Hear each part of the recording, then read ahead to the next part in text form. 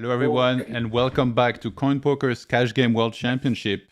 In partnership with PokerStrategy.com, I'm your host, John Merlo, and we're back with day 27. We've got some crazy leaderboard updates, actually, and some big movements up there. But first, let me introduce our guests. Our first guest for today, it's going to be from Brazil, Exploitable. How's it going, sir? Hello, I'm fine, thank you. Thanks for the invite, Jon. And happy to be here. Excited to be participating in this transmission and in the Cash Game channel.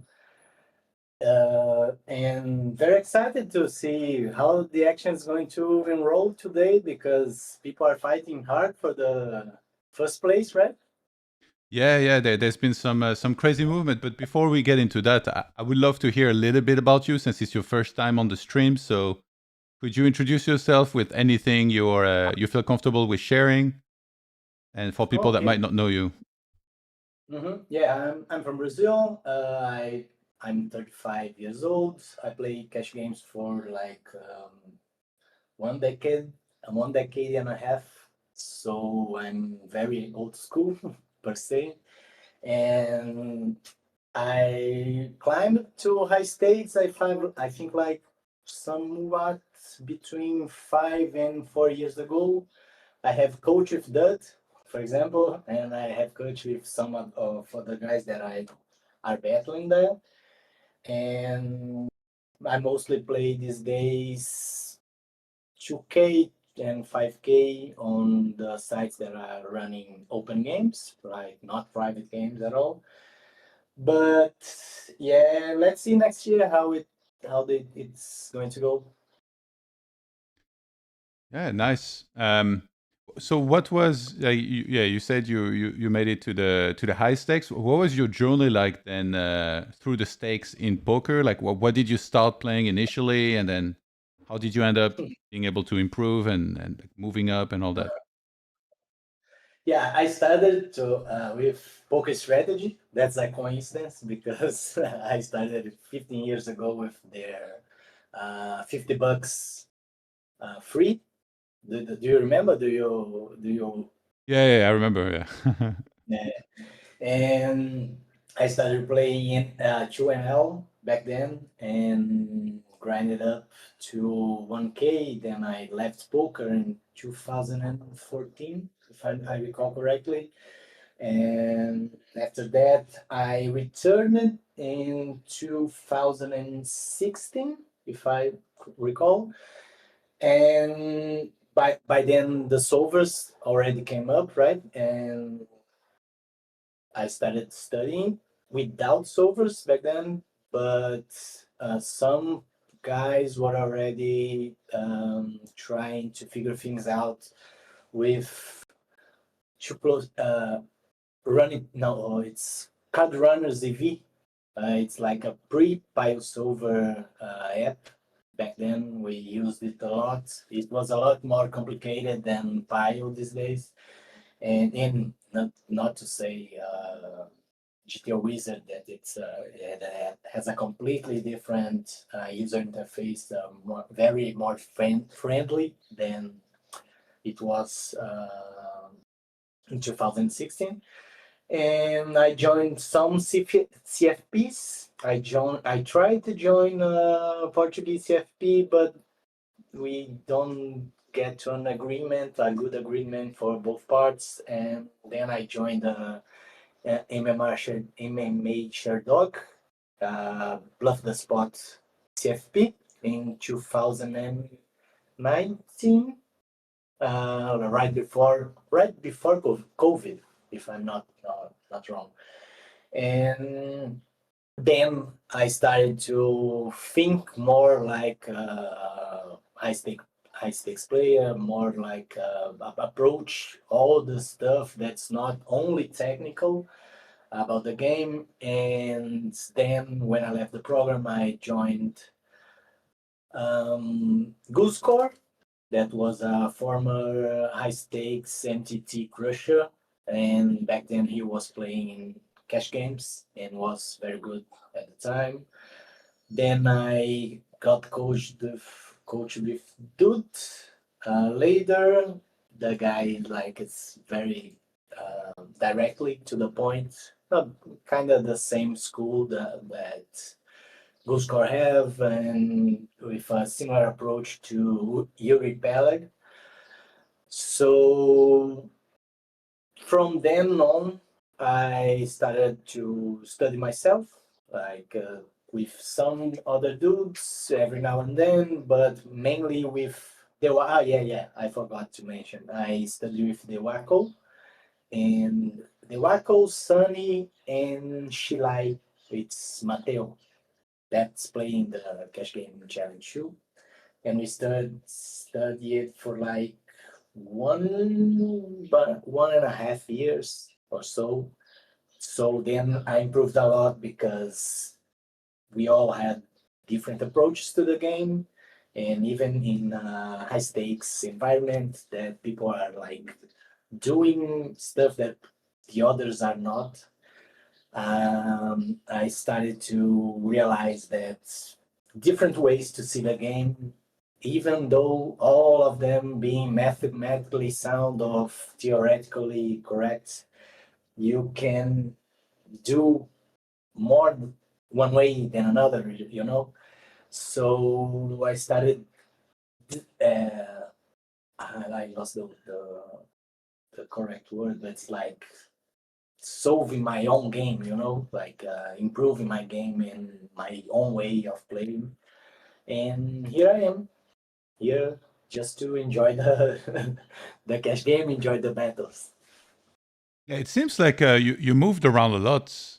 Like first of all, Yeah, like yeah. which is I wonder like how common is that, and um, yeah, you mentioned also like some groups I wouldn't necessarily have expected, right? Because these days we hear a lot more about the current stables that are still ongoing. You know, like Metagame, like Uri Peleg, maybe Mhm. Wacko, but love the spot, not necessarily. And then I didn't even know personally. Like I know Goose a little bit because I was part of Mhm. No Limit Gaming, where he was in as like a Warcraft player. But I didn't know that he had like a stable or like a coaching thing. So yeah, can you tell me about those two specifically a little bit more? With Goose was in 2022, I guess, and back then he was like mainly focusing on improving his game on cash game games. So um, I sent him a message and like, oh, I'm trying to improve. Do you wanna study together, or you are offering coach apart from some type of group program and so on? So he said to me, okay, I'm taking some students, but you have to do a interview first, and you fill up this form, and if we see if we are a good fit. And back then he thought so, and I think he was right and I was right. So we had a good fit, we had a good match, and we studied for like probably with coaches directly 6 months, I guess, and more or less. And then we continued studying by ourselves, not by ourselves, but like a free study, like study partners. We Okay. we we end up partnering up and studying for like 1 year tops after that, and mostly discussing strategies, hands, kind of GTO approaches, and simplifying things that people like human beings are not doing compared to solvers. And but I think one thing that was very specific about doing coach with Goose was his approach to competition, because he was a guy like that. The first guy I think that said to me, like he was playing high stakes back then, playing up to 10K if I recall correctly, and he said everybody is bad, like you can beat anyone. The people are not that good. Don't put them on a pedestal, Yeah. and you'll be good to go. And I think that changed my mind completely about playing those games like regularly. And I think that's it. Right. And that so on, not so on. A few months later, he had a daughter, if I recall, or a son. I'm I'm kind of bad with these things, but he had a son and kind of retired for poker. But like I think it's kind of a role model for poker professionals. He is right. Yeah, for sure. What about Bluff the Spots as well? Like, what was it MDA based? Like, I don't know much about it either. Back then, we were starting to do some MDA stuff because I think Nick Howard came up with this idea with this kind of study in 2017 or 18. I don't recall, really don't recall. And they were more focused in doing kind of GTO approach to the game, kind of somewhat of a GTO coping, Okay. but with a lot of, let me put it that way, and shared dog, it's Walter, right? Walter said, we gotta take what the solver is saying to us into consideration, right? But the main thing is simplifying things in a approach or in a way that you can do it repeatedly without losing too much or without losing any EV in the process of making what you know and doing whatever is what you know in the tables. So it's like another level of approach, another deeper understanding of performance, I guess. Okay, sounds very interesting. Okay, then let's do. Actually, no. First, before we do the leaderboard review, we've been talking a lot about the Brazilian players. Yesterday we had Zeniao on. I'm not sure if you were able to catch that, but Biluzin was leading the challenge for a while. We also had Doblu on a bunch of times. So, do you feel like there is a bunch of very strong Brazilian players that are ready to do very well in the high stakes and like make a name for themselves? Because in cash game, it's not like MTTs. We don't get that much exposure, publicity to like what's happening. Whereas like MTTs, you always kind of know like so many players that are playing in the live circuit, that are winning the bracelets, the events, how much they cashed for.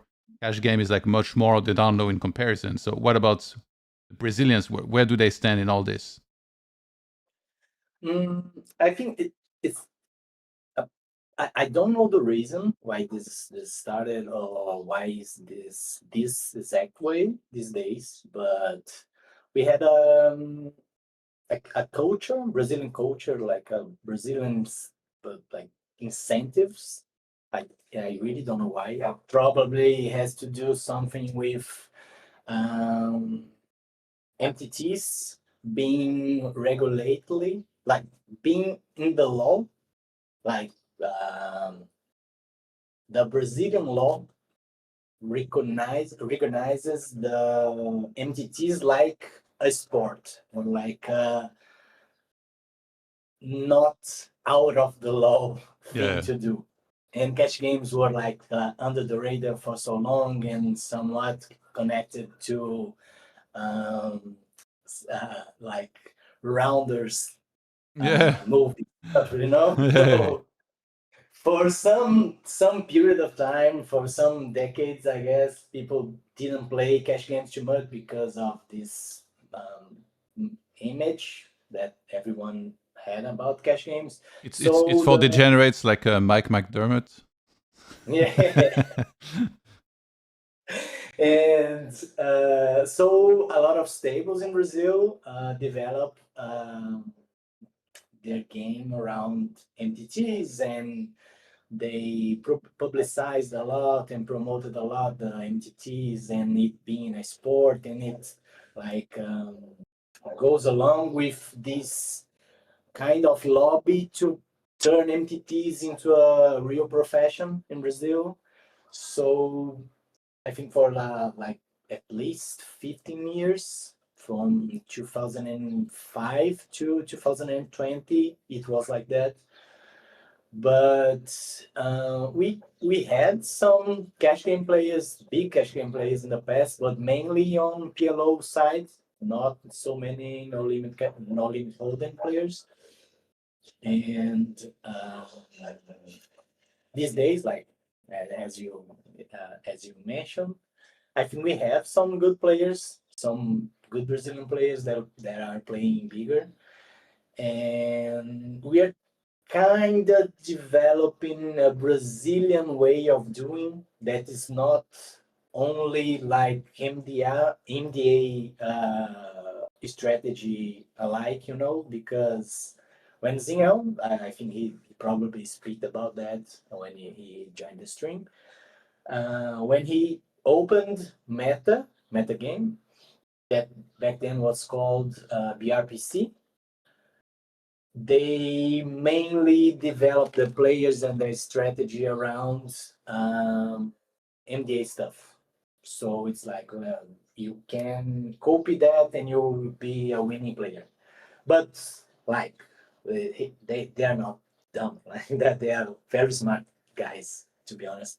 And they, alongside of this, they were developing a deeper understanding of the game theory and developing some ways to to mix this MDA approach that can give you some clarity in some aspects of the game, some nodes specifically. And now these days, I think most of the players that reach to a certain level have by them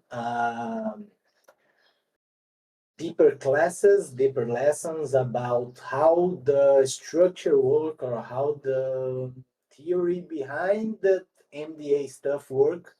So they are not like, we can't say anymore that Brazilians are like, I think people still say that, but it's good for us that they say that still today. But I don't think it's correct to say that Brazilian players are very, very aggro, because probably all Latino Americans are kind of more aggro than, especially than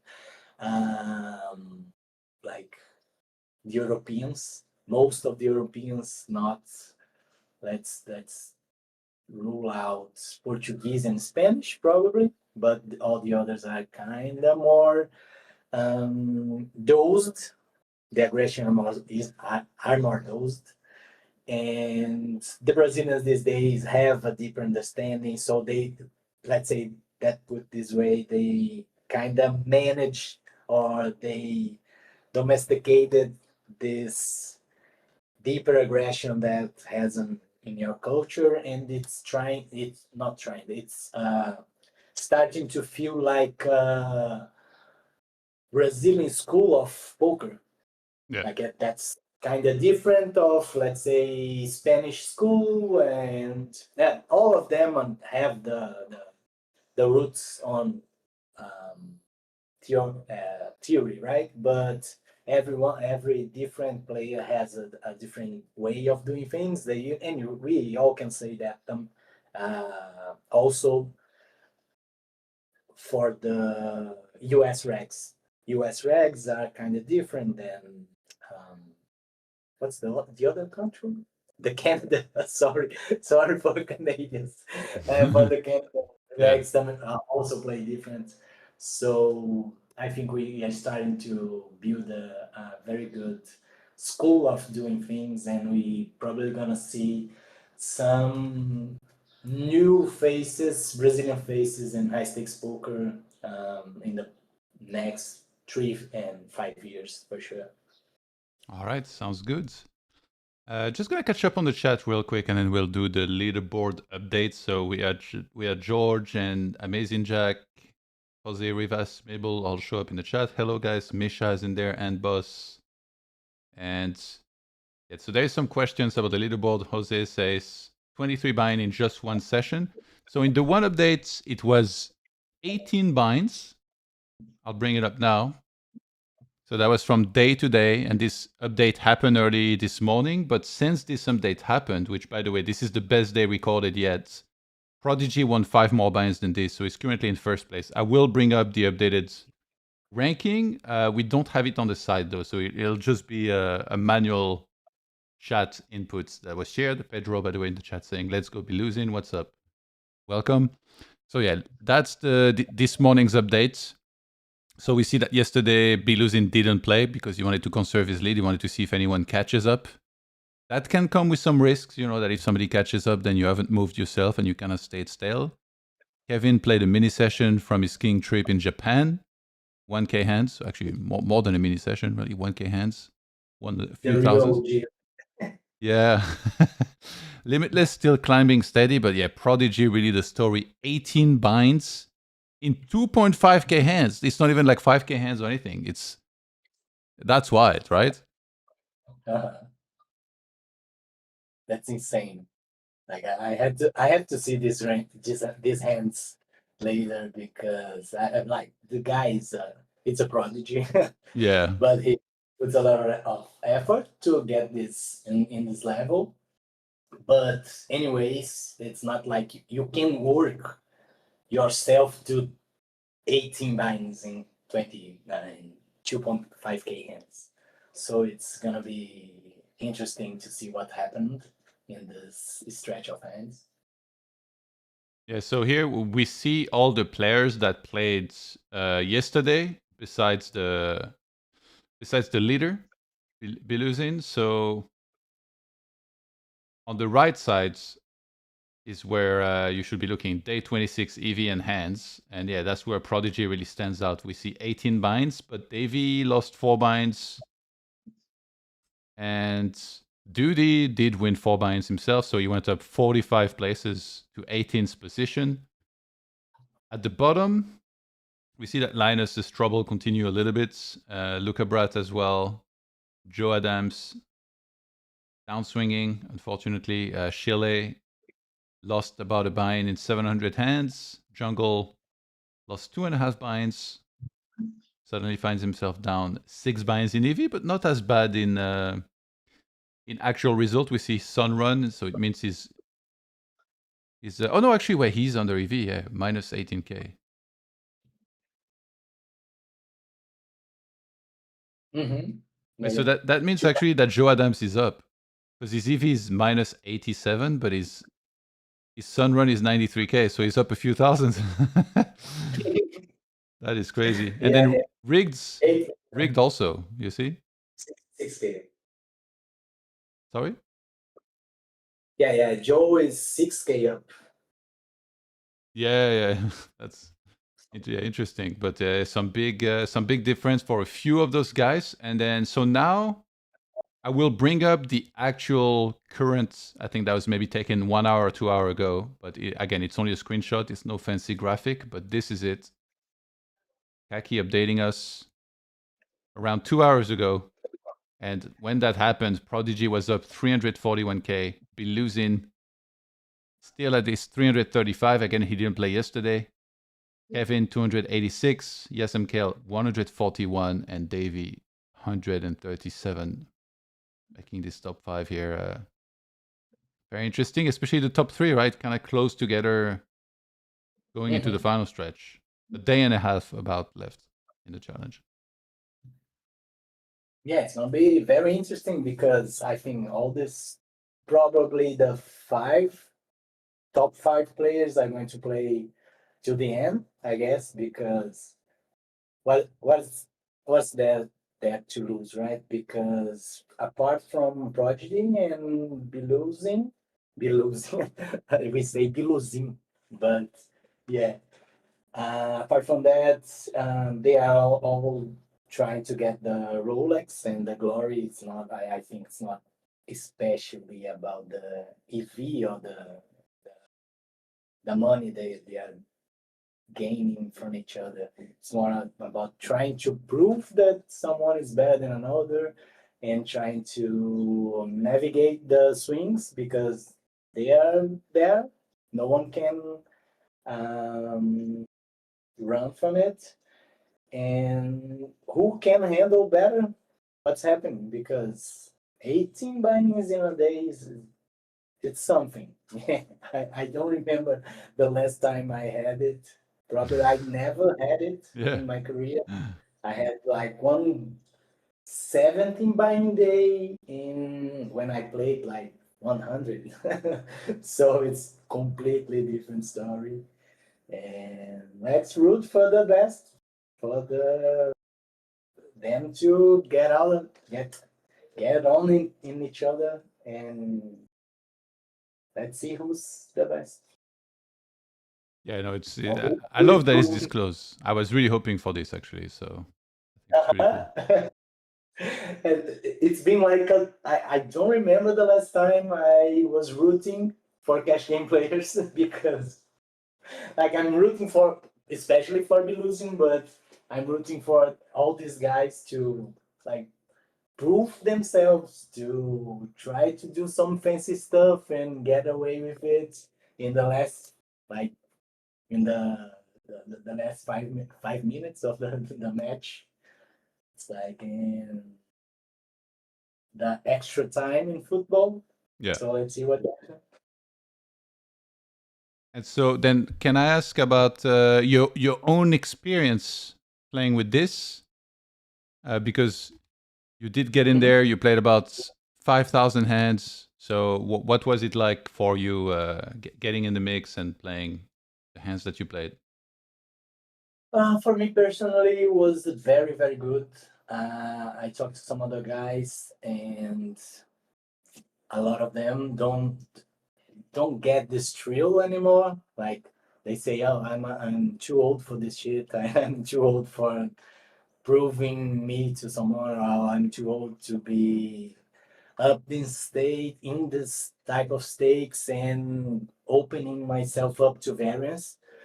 But like you can see, I think we had a record of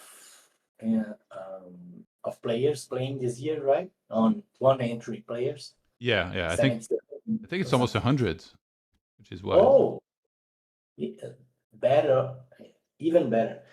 So I think it, for me, was very, very good because apart from losing that, like if you play, you're open to lose. The thing is, this competition vein is my competition vein was pumping blood again after this year because I think most of this year I was kind of bored playing 1K, 2K because high stakes games were kind of dead on GG because they were like business stuff. They they had this option to end up the 5K games, and I'm not much of this type of guy that is doing late hours and playing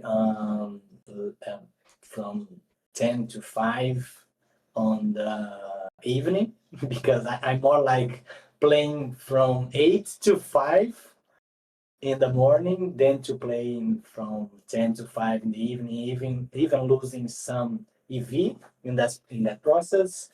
I prefer to play when I'm up, when I'm more ready, when I'm not giving up on some of poker stuff, like being with people I love, doing stuff that I like, and enjoying my sleep routine. Yeah. Because when you reach to some age, I I'm sounding kind of old, like, but when you reach some age, every night of sleep that you lose, it's kind of not worth it. So playing against these guys is good because you can reevaluate if your game is good enough, if you're putting them in difficult situations, or if you are being put in difficult situations yourself, or if you're not very sure about your strategy in some type of spots of you, or the other way around, that your strategy, not that you can in 5K or 10K or even 50K hands know that your strategy is good based on results. But when you feel good about it, when you know that it's working, kinda like you have the feeling that it's working like it should, or like you expect it to be working, is good. And in my opinion, for me, was a very good experience. I quit playing because I had some stuff, other stuff going on off poker. But probably I'm going to join again next year and try to do the best I can, and hoping that next year we have even more entries than this year. Just 1 minute, I'm gonna open the door for my cat. Okay. No worries. Vem, vem cá. Who let the cats in? Yeah, nice. All good? Okay. Mhm. All right. Okay, I wanted to talk about something today here for the first time on those streams. It's we have a power ranking, and there is a prize for it. So I will bring it up now. Let me check. Let me put it on the main page. And there it is. So it's the GTO Strategy Power Rankings. GTO Strategy, they will be launching a product very soon. I've seen, it's like a solution-based thing, and I've seen it, and it looks very cool. So I'm pretty excited for it.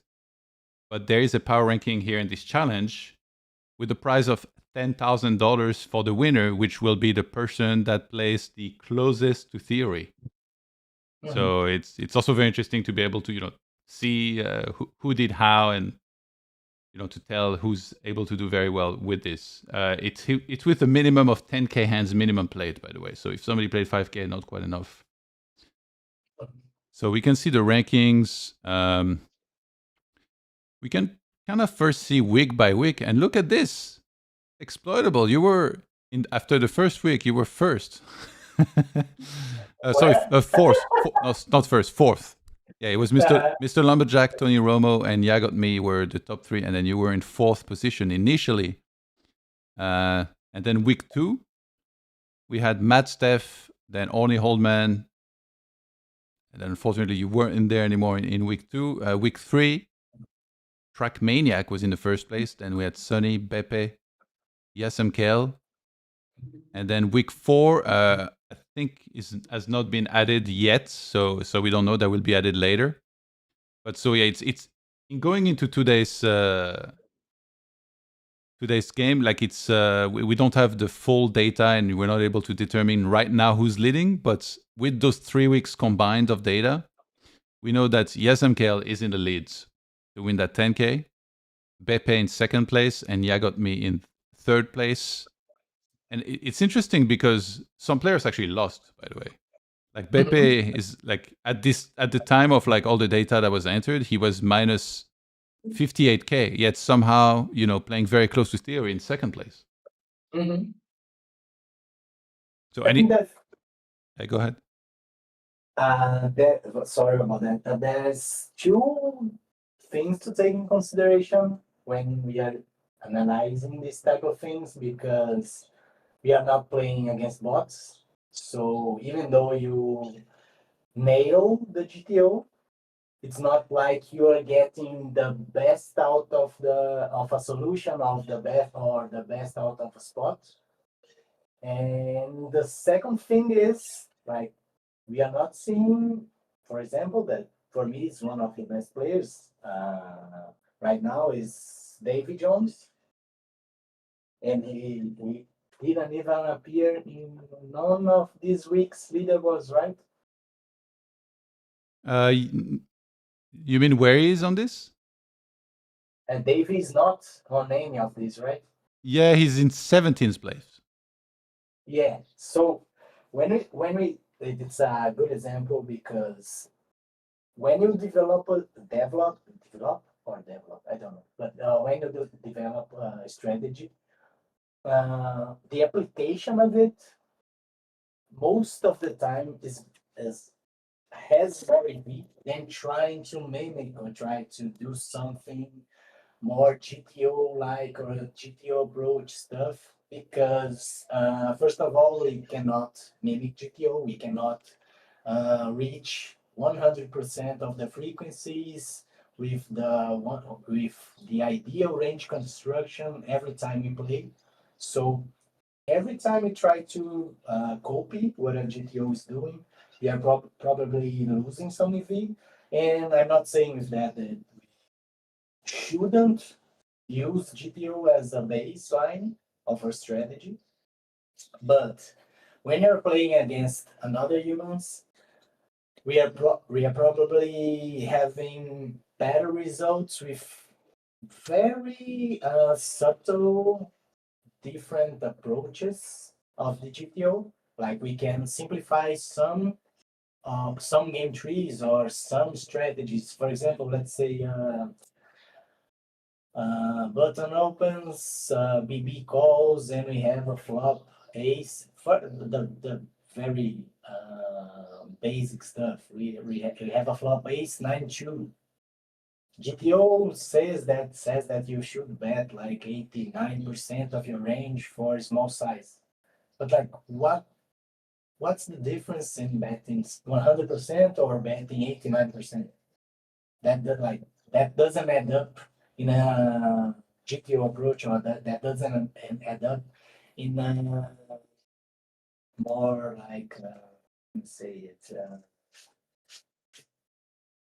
and it's like you lose, but like trying to put different, you lose some performance for some performance when you try to do GTO. But when you try to do that, like when you try to mimic 100% of that, you end up losing GTO itself. So you lose the beneficial of playing unexploitative, Yeah. but you're giving up the ability or the option to adapting games to some type of adjustment that you pick up in a specific scenario or in a specific node that you know that humans are playing very, very different from GTO. So you can have like some type of GTO approach, like Jason probably have. For me, one of the most GTO players that I played was Beppe, and I play him a lot. Beppe really plays kind of GTO, but that's not guarantee that you are going to get the maximum EV of every game tree that you play, you know? Yeah. I don't know if I was very clear, but I No, think you are, yeah, for sure. I wanted to try and find one of your hands, but I don't see any right now. Okay, let me try and search for a second. I think it'd be cool to... Oh, I found one. Okay. I wonder if you will remember it. Let's see if I can actually load it. I played so few. I think I remember almost them all. I think, yeah, maybe I cannot from the earlier weeks. Yeah, I will try and browse a little bit. See if I can find... until then, maybe we can pay attention a bit to the tables, and then we can go over some hands too in the replayer. Guys. And Biluzin is in the mix. He's back at work, man. He wants his first place back. I wonder how late Prodigy played, by the way, because it felt like he was playing a bunch yesterday, and then today I think he already played. So I don't know if he like got up this morning, but maybe he's getting some rest right now.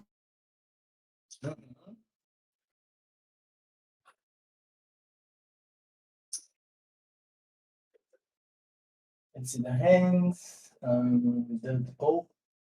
Let's see the one that's happening right now. The opens. Biluzin calls.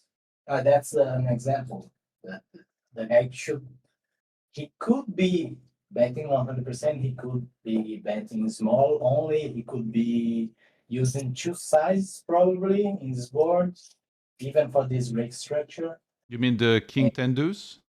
Yeah, but most of the guys are going to bet 1/3 or 25% small bets there.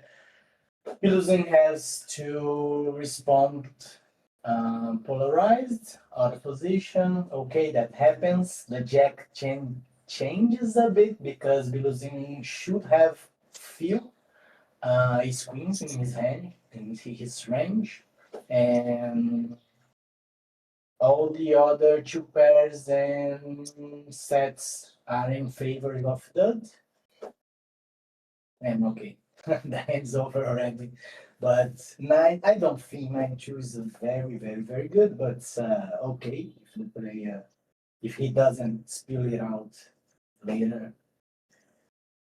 But yeah, it's not a check raising mistake. It's not a fundamental mistake. But I don't think it's good because the 9 it's not a very good out itself. So ending the hand right there, it's good, and you put yourself in a spot where you're the aggressor, so the EV will be bigger when you have had this note where the 9 hits.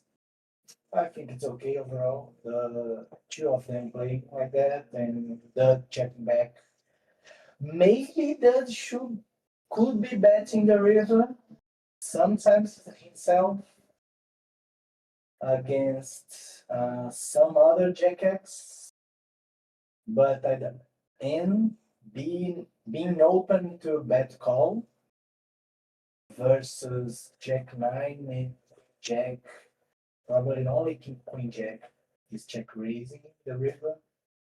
Yeah, no, but that's okay. So Is there a, kind of place. is there a thing where, like, let's say now you think that your opponent is overfolding to check raises? So obviously, king 10 deuce is a board you would expect somebody to see That, bet a lot for small. Then do you start check raising a little bit more like Biluzin just did it now?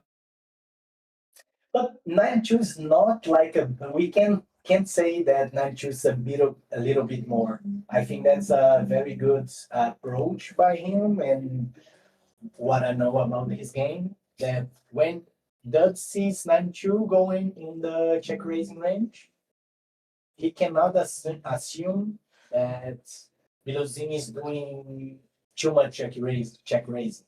Yeah. Because 9-2 probably is there sometimes when he check raises polarized.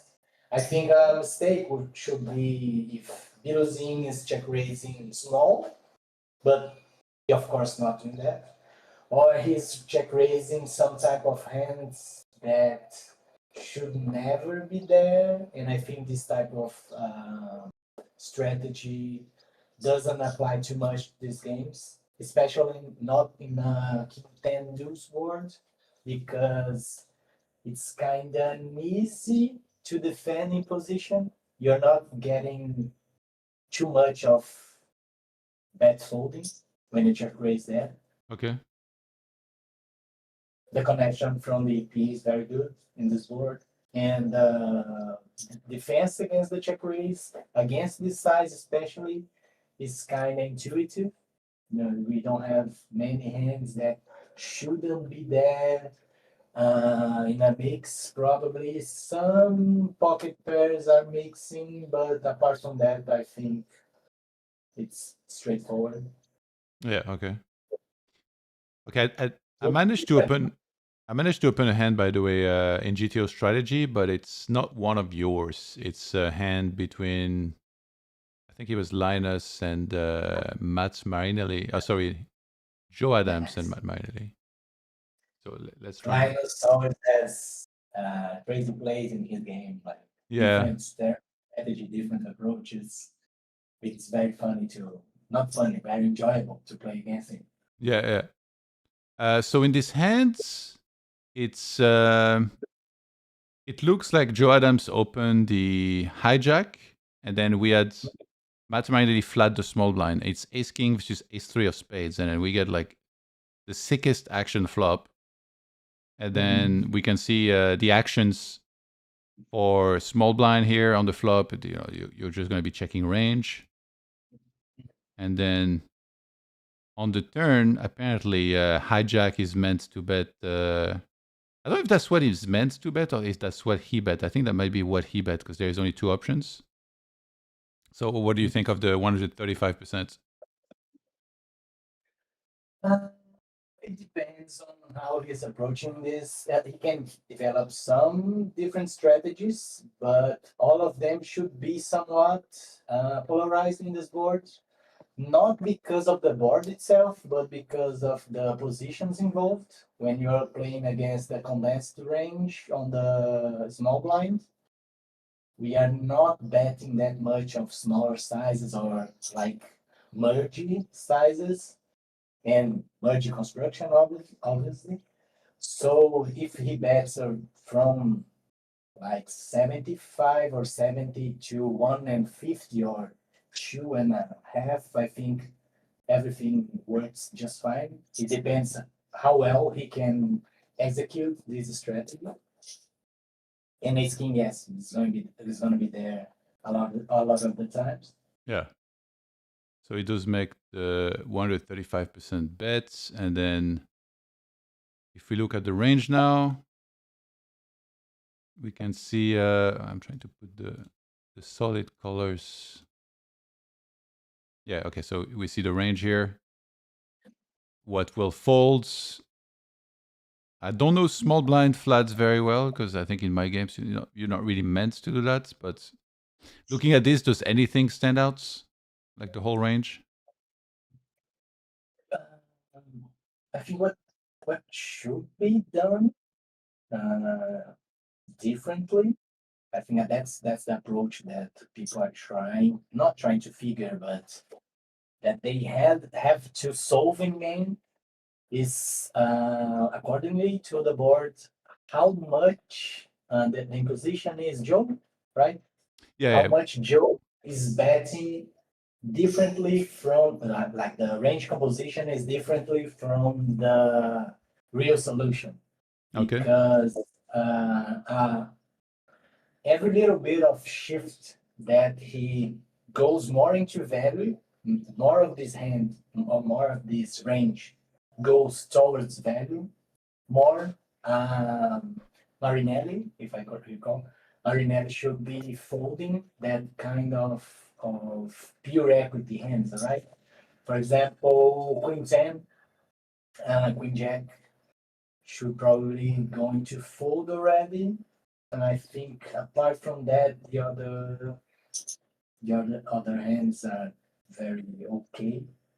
And even if he doesn't want to build a check raising range, he just getting probably 98% of his equity realization. So if that's the main difference from the GTO solution. Yeah. So yeah, we do see here a call is made, and we head to a 7 of hearts turn. And then now there's 20 big blinds in the middle. We're gonna get Marinelli checking. And then if you study this spot here, and like let's say as played, and you look at this, like how do you filter out the noise? Like what do you deduce from this? Because it's those numbers is like it doesn't seem like a board and scenario you will see often, and then you see like 41% check, 25% of 15 big blinds, aka 75%, and then 33% of the time you're overbetting. Like, so how do you simplify this, if at all? Probably when the second flush draw comes, you can bet 100 and don't lose any EV at all. Okay. So your strategy will be much more executable than if you try to reach certain frequencies with certain type of hands, with certain type of bet sizes. Probably who's trying to do that, especially in this board, is losing a bit of EV or is giving away some type of info that he shouldn't. So because every time that these players get to showdown, and we have different options on turns and rivers of bet size and etc. We can try at least to draw a conclusion from the hand played. Yeah. And from every type of hand class that it's going into some type of bet size. So I probably he would be betting 100 or over bet only in this type of board, because if you're betting polar on the flop, when you arrive in the turn that's not a flush completing turn, you can bet polar again and not being committing some type of fundamental mistake. And I think that's the main point of the game. So you, especially in this type of game, so you don't get exploited in future streets or in future hands that you play against each other.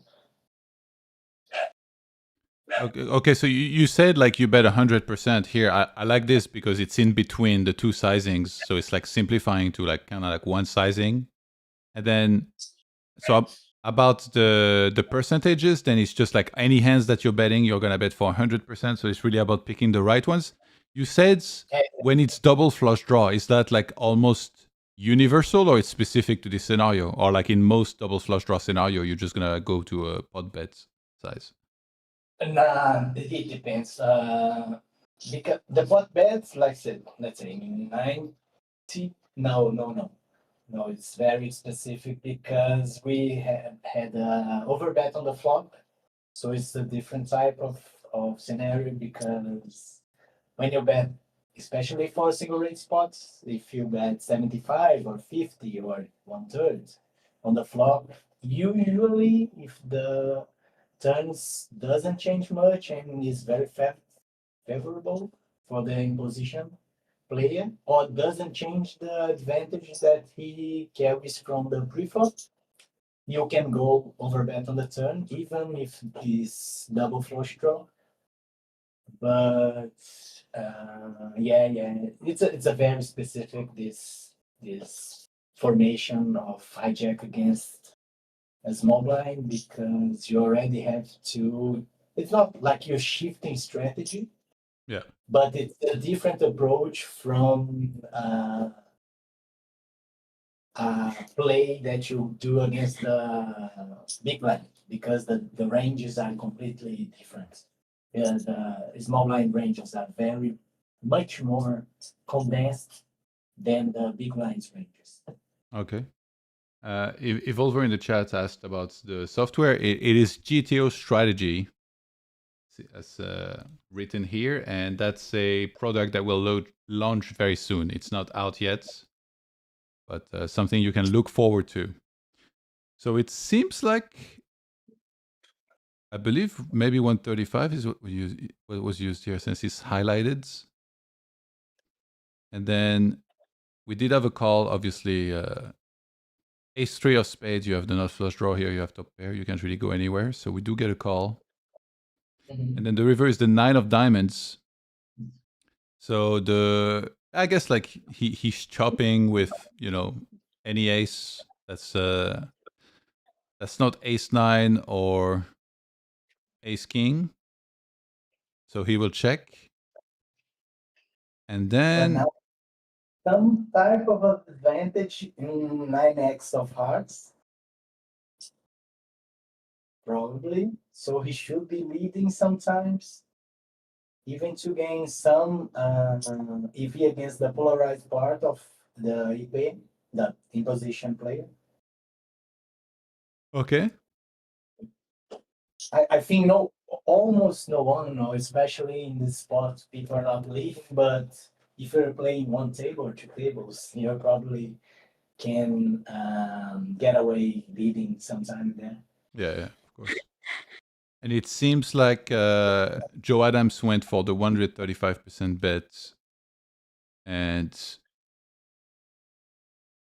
if we look at the action, seems like a lot is folding here on the river. But so ace-3 of spades specifically here is listed as a fold 82% of the time and a call 17% of the time.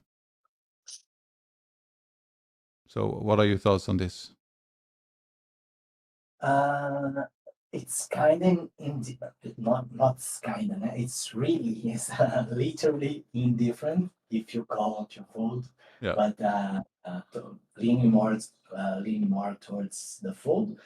But I think should get back to the flop to see what type of different range construction that the imposition could have that leads to a call or leads to a river, no, or to a fold on the river. And I think that's the main point in this scenario. Yeah, I brought it up on the flop or hijack. It's a lot of hands. Yeah, but if you look what type of river bluffs imposition should have, and we see if he's betting them on the flop, most more than not or less than more, we should get to this conclusion quite easily. Let me see.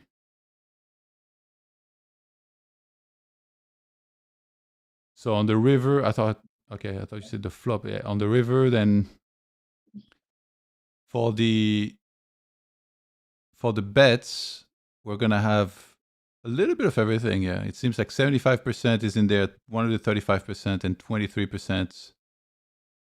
And it looks like some of the bluffs is like something involving I don't know, actually no, 9-8 is trips, but 10-8 is in there. Jack-8, so a gut shot that's missed, a backdoor gut shot, yeah. And 8-6-5. 8-6. Jack 10 is allowed to bluff. Without a problem. 8-6 okay. 5-4 it's kind of okay. It's probably goes down to how much Jack 10 in position should be and could be betting. So Marinelli can think about that when he is deciding if Joe is going for all of the Jack 10 or not, because all the other bluffs are kind of pure.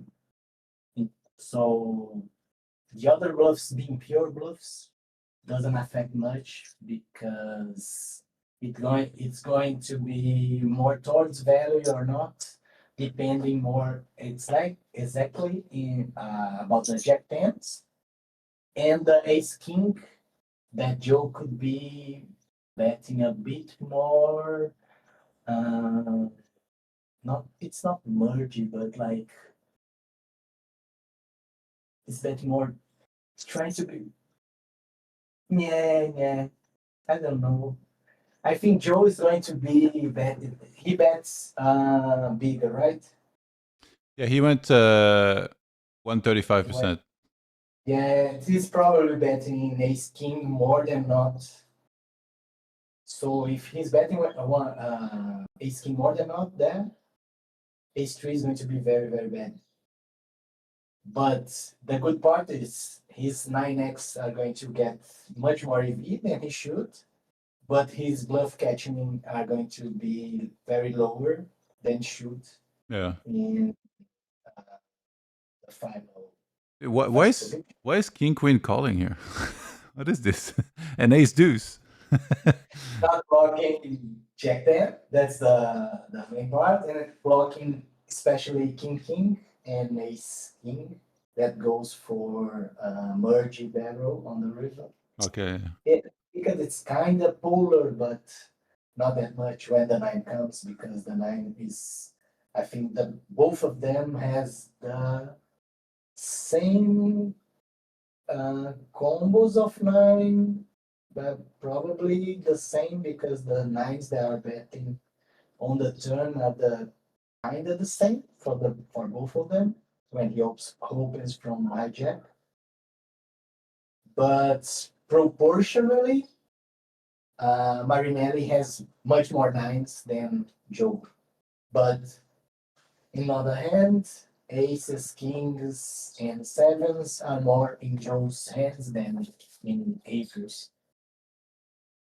Yeah, I think What about the ace deuce calling a lot more than the ace three? ace deuce doesn't block anything. Like it's probably the best unblocking on the river.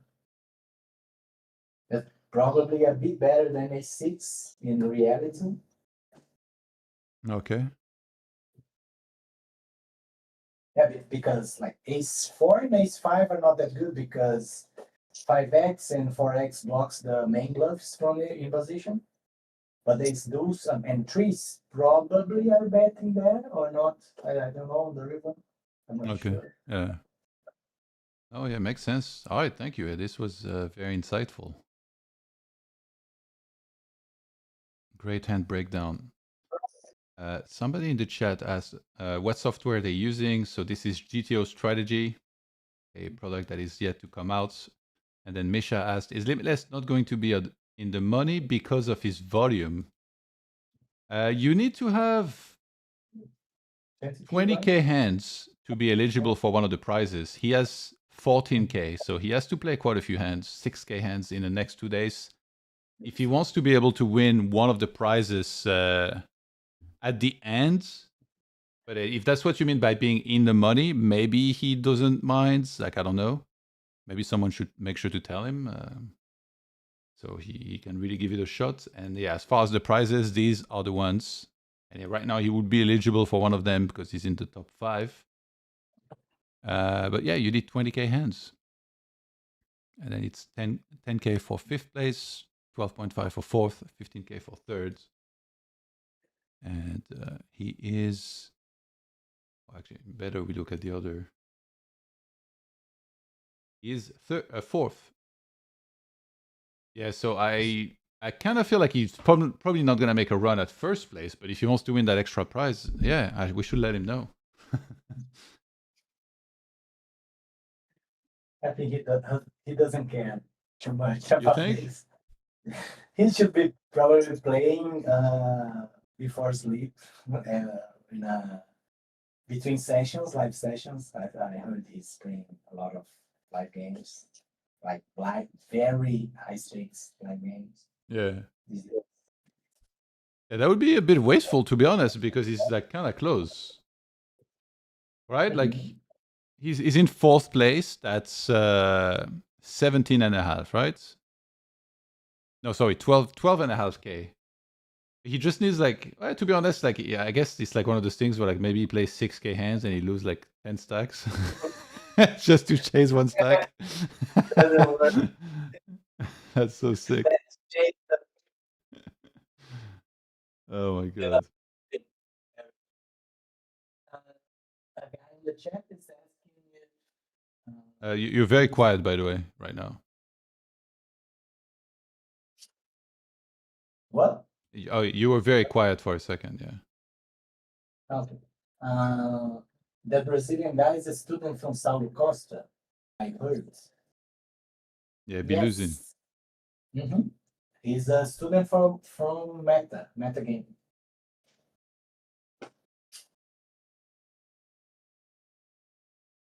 Are you friends with him? And what about Doblu? No, I know them from internet, from online. We talked a bit. Biluzin I met in real life. It's a very enjoyable guy. Very how can I say it? How can I say it?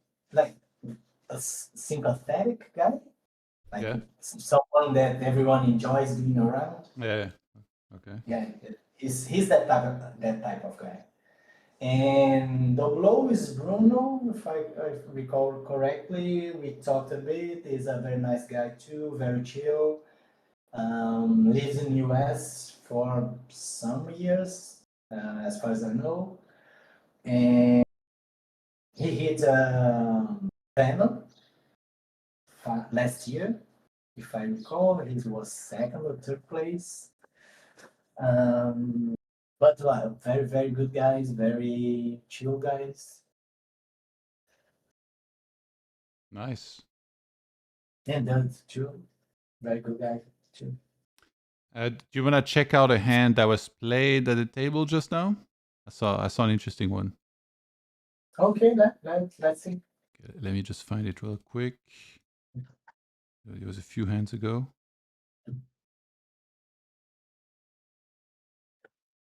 I'll try not to spoil as well. Maybe we can do one of those mystery hands. Okay, so in this hand, Duty has pocket nines, heart club. We can do the mystery hands for Biluzin. So pocket nines, heart club. 1 second. So we are 156 big blinds effective, and it's blind versus blind. Biluzin opens 3x. Duty does he goes for the 3 bets to 9 big blinds, and Biluzin does 24.5. I assume the only play here is you're calling with nines. In position, 1.5. Yeah, probably.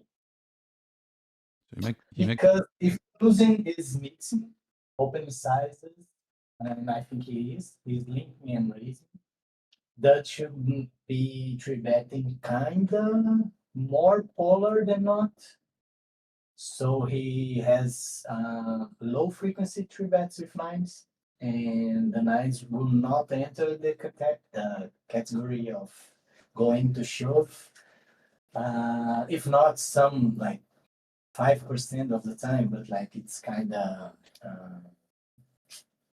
negotiable according to how they see each other. But as a standard, no shoving for 1.5, 150 big blinds deep.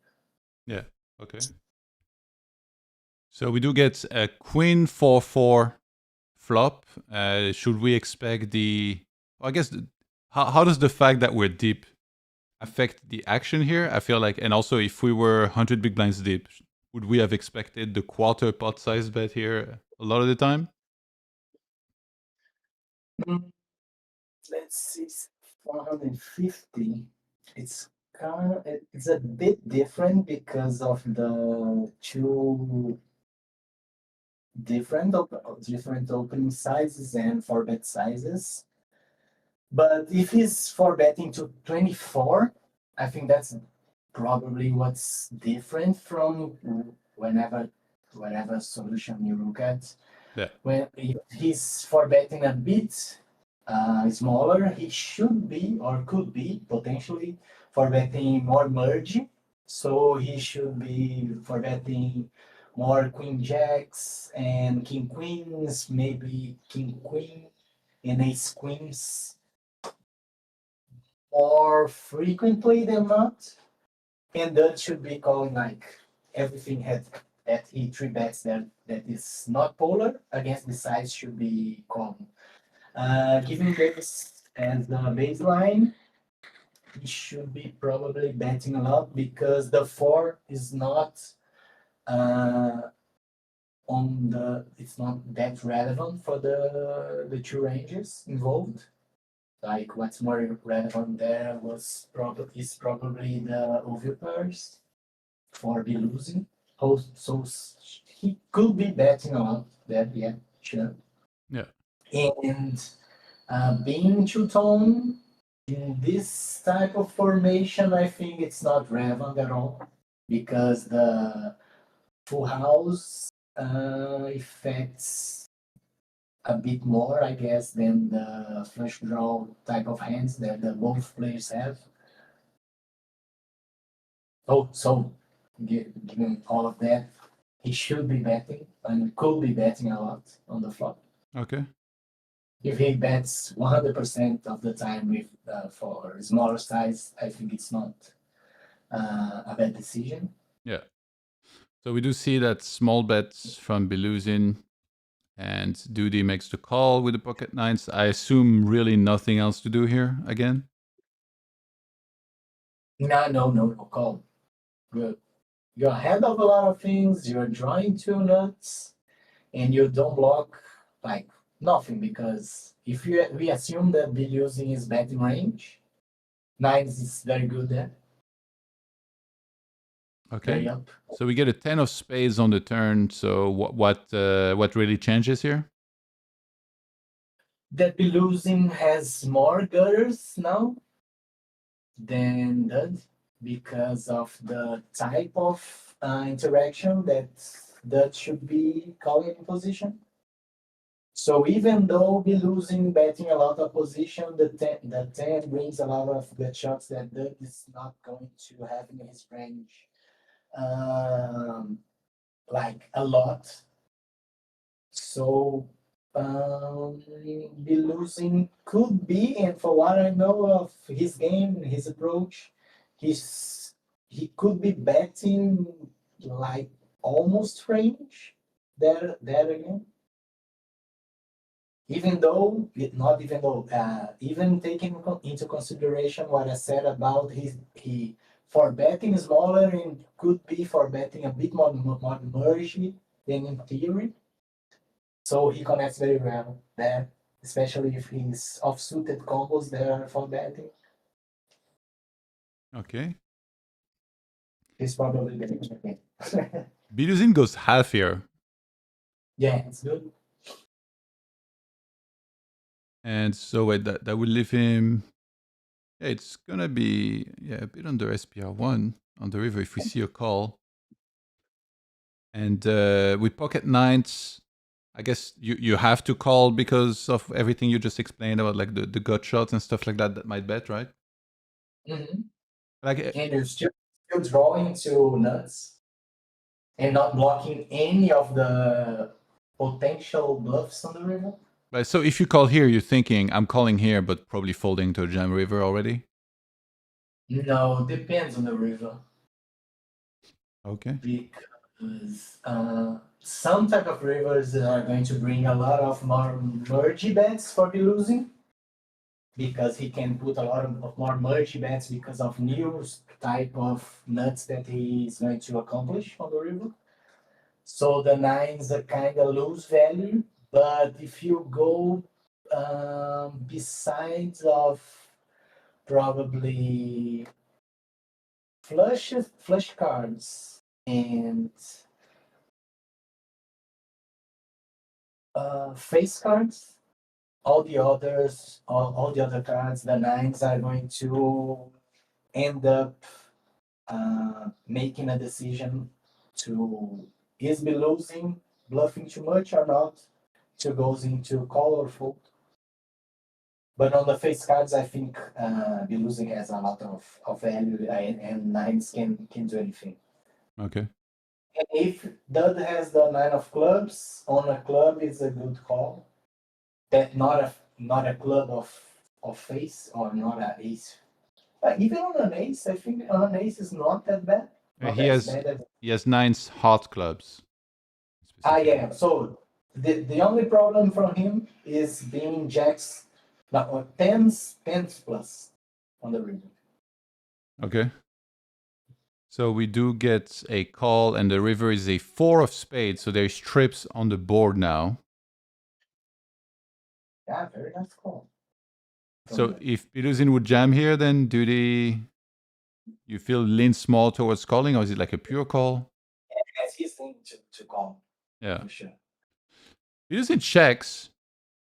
Once Biluzin checks here, are you just thinking if I have nines, like why even bet? Like, does anything worse even call, or like what's the thought process like there? No, shouldn't bet, because like it's exactly what I said before. You take to the street, to the next street, right? Yeah. If he was bluffing, he should bluff. Like for example, on a queen, on a 10, on a queen, on a king, on an ace, etc., and then lose all his value from previous streets. Yeah. But when you get to this river where Biluzin has to give up some bluffs, nines has done his job and moved to the next hand. Okay.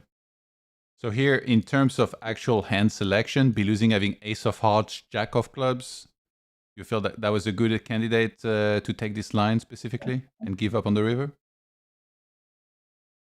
Yeah, because if he's doing what I think on the pre-flop, and like having much more offsuit connectors and hands that interact well with queen and 10, and he ends up betting all the aces, especially aces, ace queen, ace king, ace jack, etc., being good candidates to float the flop that are not directly connected to full house draws or for flush draws. He's going to be betting too much and interact, I don't know, very bad with the folding range of good. So it's a very, very good give up. I think a lot of the kings, if he has, he should have, for example, king 5, king 9, king 6 sometimes, I think should be for betting for this size. And decide to even bluff the ace type of hand that blocks some part of our floating range on the flop and continues bluffing.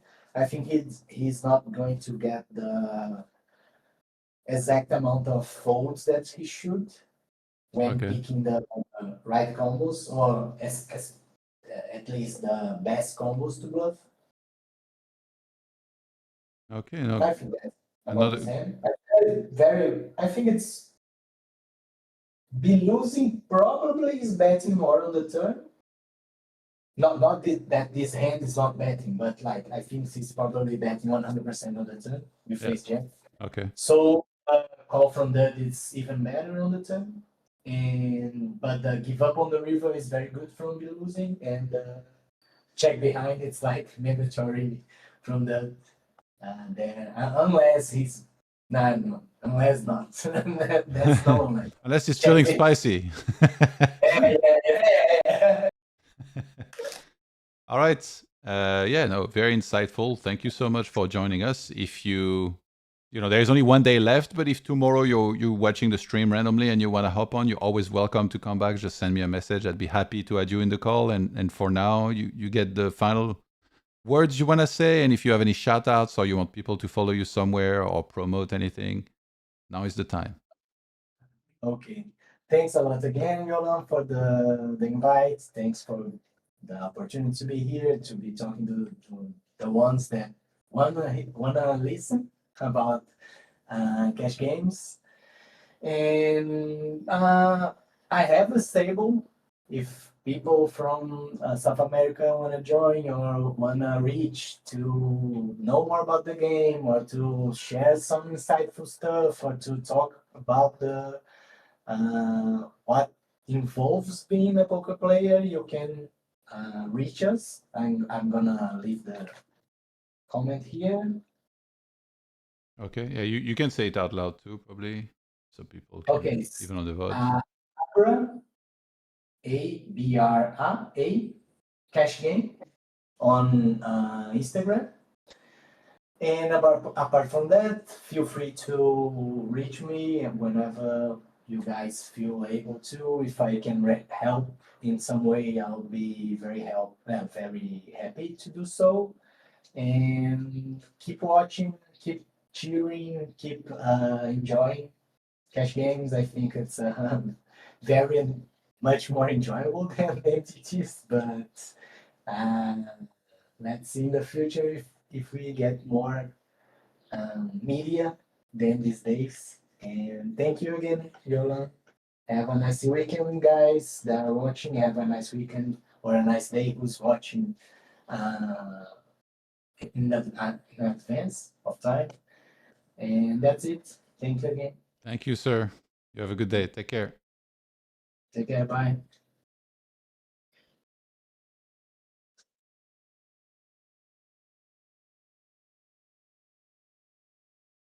All right, great, guys. That was Exploitable joining us, sharing some great insights. Big shout out to him. And yeah, hope you guys enjoy that. I do have another guest pretty much ready. I will call him in a second. I just need to go for 2 minutes. And also, we're going to have Munez join in about an hour and a half. So, you guys share live ranking in the final hours of the tournament? I did ask for more regular updates, so I think we might not have a precise graphic for it, but we'll be getting it. Like, especially if the race is very close, we'll be getting updates very regularly, hopefully, so we're able to tell exactly what's happening with it. Give me 2-3 minutes. I'll be right back, guys, and then we'll get a new guest on the line. Be right back.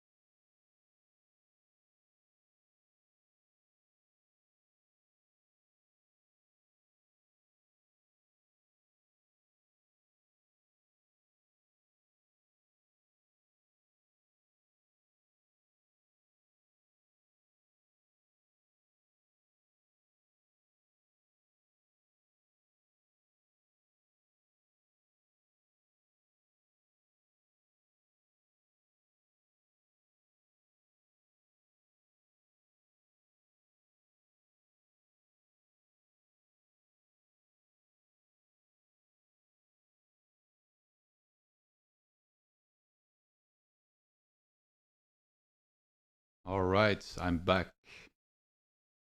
Okay, let's see.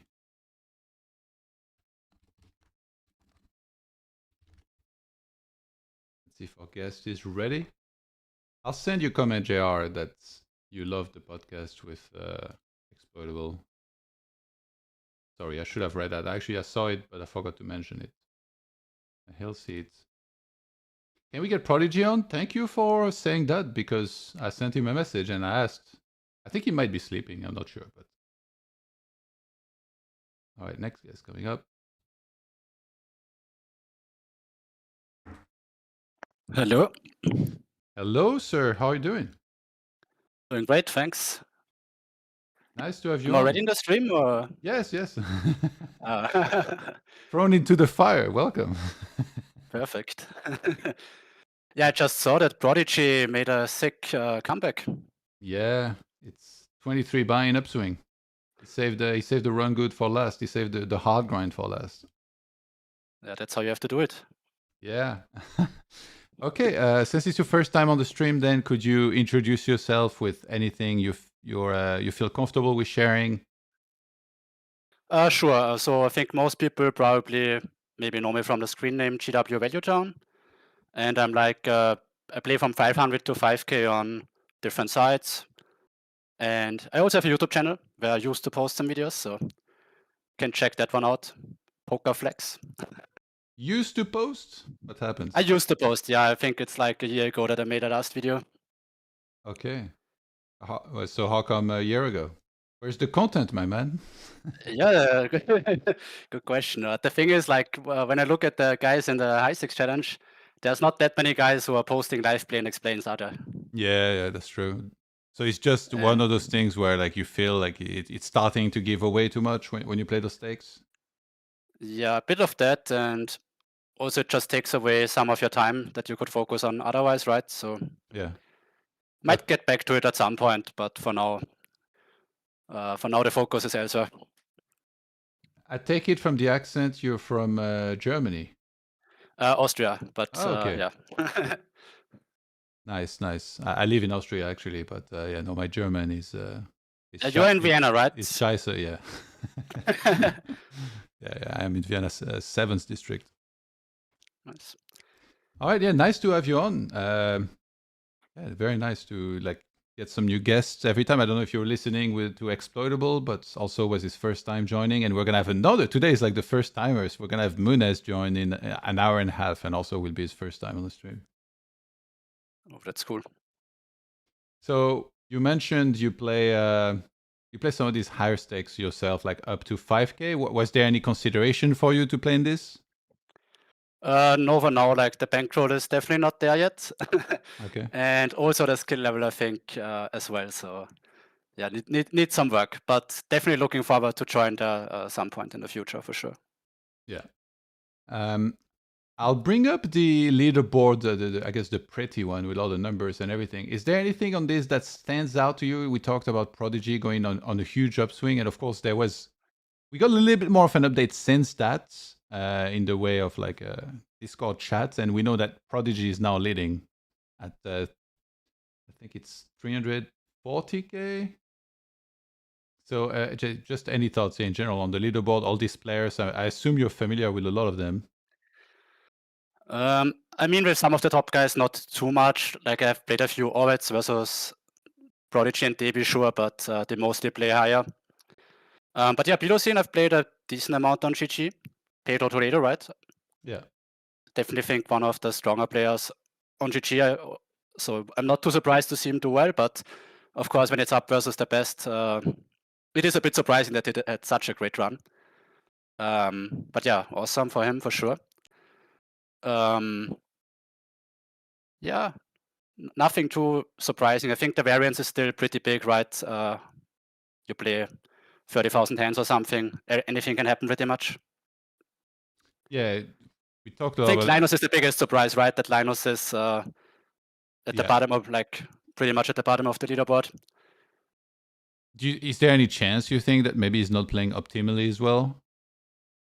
I mean, I can't really commentate on that. I don't have the skill level to say that. But no, it's probably just variance, I would imagine. Yeah, because like obviously, everyone's human. We always mention that. If somebody wasn't to be human, maybe we'd think of Linus pretty quickly. But yeah, I wonder, like, it's because everybody's human. There are still, people can get irritated. They can play, suboptimally. They can get ill. They can get, tilted maybe even at times if it's going bad enough for long enough. So of course, like, I'm not saying that's what's happening with Linus, but it's good to ask ourselves the question if maybe something went wrong here. If it's just pure variance. Yeah, for sure. I mean, when you see some of the hands, of course, sometimes they look really crazy, right? Especially from Linus. He usually is ready for some spicy action. But as long as there's a good reason for doing that, he probably will make a lot of money in the long term. Yeah. And if he has some hands, right? Like if Linus picks up some value hands, I think he would have done a lot better. Because it has to be very tough to fold versus Linus. Like every time I watch the challenge and I see Linus raising, it feels very tough to click fold when I just watch it, right? It feels like of course. you don't want to believe him. So what do you think is a meaningful sample then? Because then here right now for Linus, we have almost 40K hands. I mean, the players that are playing are all really good, right? So sure, there's gonna be like the top guys that have a decent edge still, but it's not like they are. I mean, I guess that's debatable, right? Like by how much are they really crushing the other guys? But the edges are still quite slim, so you would need even higher sample than if you compare it, for example, if we play our regular games, right, where we have recreational players who lose a lot, so our win rate should be a lot higher. So in a reg-only environment, I feel like the hands that need to be played would have to be way higher. Maybe like, I don't know, 200-300k hands. And even then, there would still be a lot of different outcomes. Yeah, I thought you were gonna say 1 million. Yeah, true. I mean, that would Ideally, be the right? best, but that's like unrealistic, right? Yeah. But yeah, like 50k hand samples there's infinite variance for sure. We make the challenge Zoom, and then they have a year to grind. Get wild. Yeah. Just fast forward it through. But then probably some players would go broke. And Linus and David would be up with all the money. Yeah, of course. Yeah, so you mentioned Biluzin. It sounds like you've played a fair amount with him. Is there anything you think that separates him from the rest? Because yesterday we actually had Xin Yao, who was, I believe he said he was one of the coaches for Biluzin initially and knew him very well. And he mentioned that he seemed to be kind of good at everything, whether it was mindset, how to, not tilt, get irritated, play solid, absorb information very well. So is that kind of like how you felt when you played against him? Yeah, probably. I mean, just like decent aggressive regular, I think on GG is more like one of the more capable aggressive regulars at the 2K limit. So that was kind of my impression, but yeah, not too much other than that, I think. Okay. And also like still being able to be like kind of aggressive while probably playing a lot of different tables. So that's also something, because a lot of multi-tablers, it's quite easy that the red line goes down, right? The 1 1 flop goes down because you just have so many tables going on and you are a bit too much in autopilot. So you're not fighting as much as possible. But I think he was always very willing to fight. So I think that has to be kind of one of the most important things anyway, if you want to play the challenge, right? Willing to fight, because if you just try to sit there and make the nuts, it's not going to go too well. You mentioned that you have stable. Is there any details you can share about it? Like what stakes is it for? No, I don't have a stable. Oh no, you mentioned oh no, sorry, it was exploitable at the end of the. Okay, no, you mentioned the YouTube. Okay. What was your YouTube? Make sure to check that out. Yeah. Poker Flex. I can write it in the chat maybe. I think links don't work, but I'll open it just to see. Poker Flex.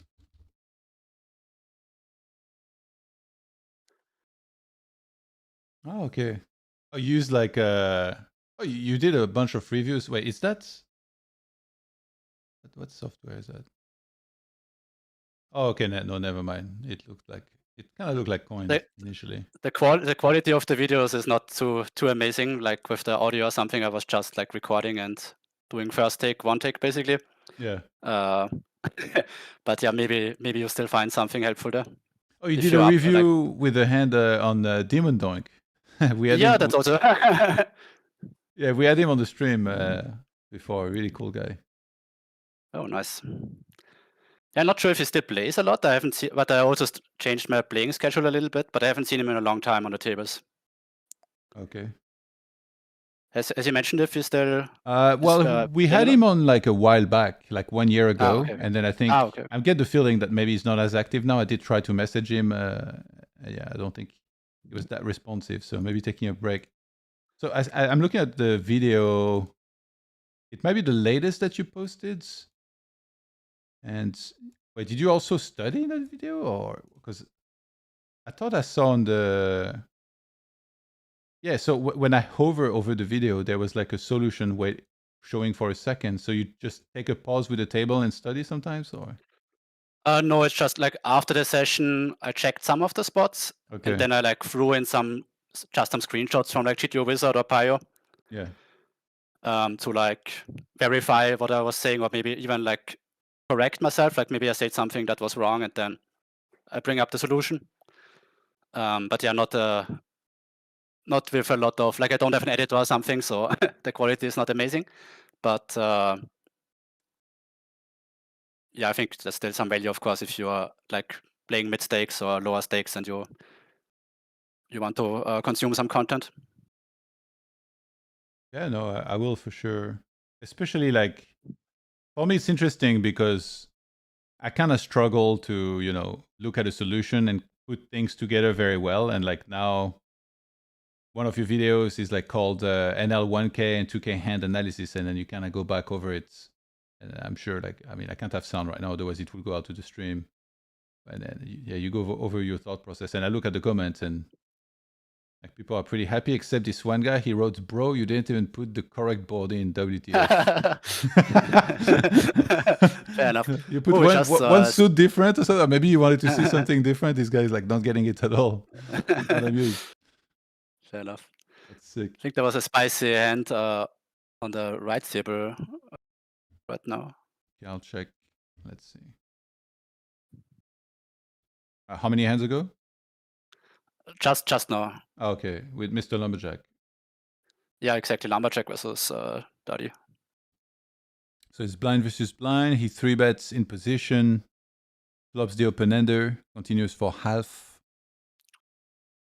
Then Duty re-raises to get a jam. Whatever happened to calling? Oh, now I see it. Oh, perfect. There's a bit of a delay or something. Oh, yeah. Yeah. 3-bet. So he goes for the half-pot c-bet. Seems standard. Yeah, I mean, definitely seems fine. I guess you can call or jam. I mean, it can't really... Like, when you have 10-8 with a spade, like, it can't really be too terrible if you rip it in, right? Like, you always have your clean straight outs. You have a lot of top payouts as well, so seems pretty fine for both options to call or go all in. So what's the pros of either? Pros and cons? I mean, if you call, you have always the advantage that you're in position, right? So, for example, let's say Dart goes for a sort of check raise that he would go for. Let's say check raise is a 9. He isn't really going to check raise fold a 9. But if you just call as Lumberjack and you get a king, an ace turn or something like that, a 9 has to slow down and you actually might gain some fold equity, right? Versus those sort of hands. Right, if you jam, those hands are always going to stack off. Also flush draws, right? Like if you raise and you get in versus a flush draw, as I said, it's not too terrible because you have your straight outs, which are always live. But it's also not amazing because you usually are behind. So those would be some things. If you look at this, sorry, go ahead. No, I was just gonna say like a big advantage of jamming is like, let's say Dart raises a hand like king in spade, check or something like that. You can just immediately fold that hand outright. Or even ace in spade 10, which is a hand that like dominates you. You can just fold that hand out by jamming.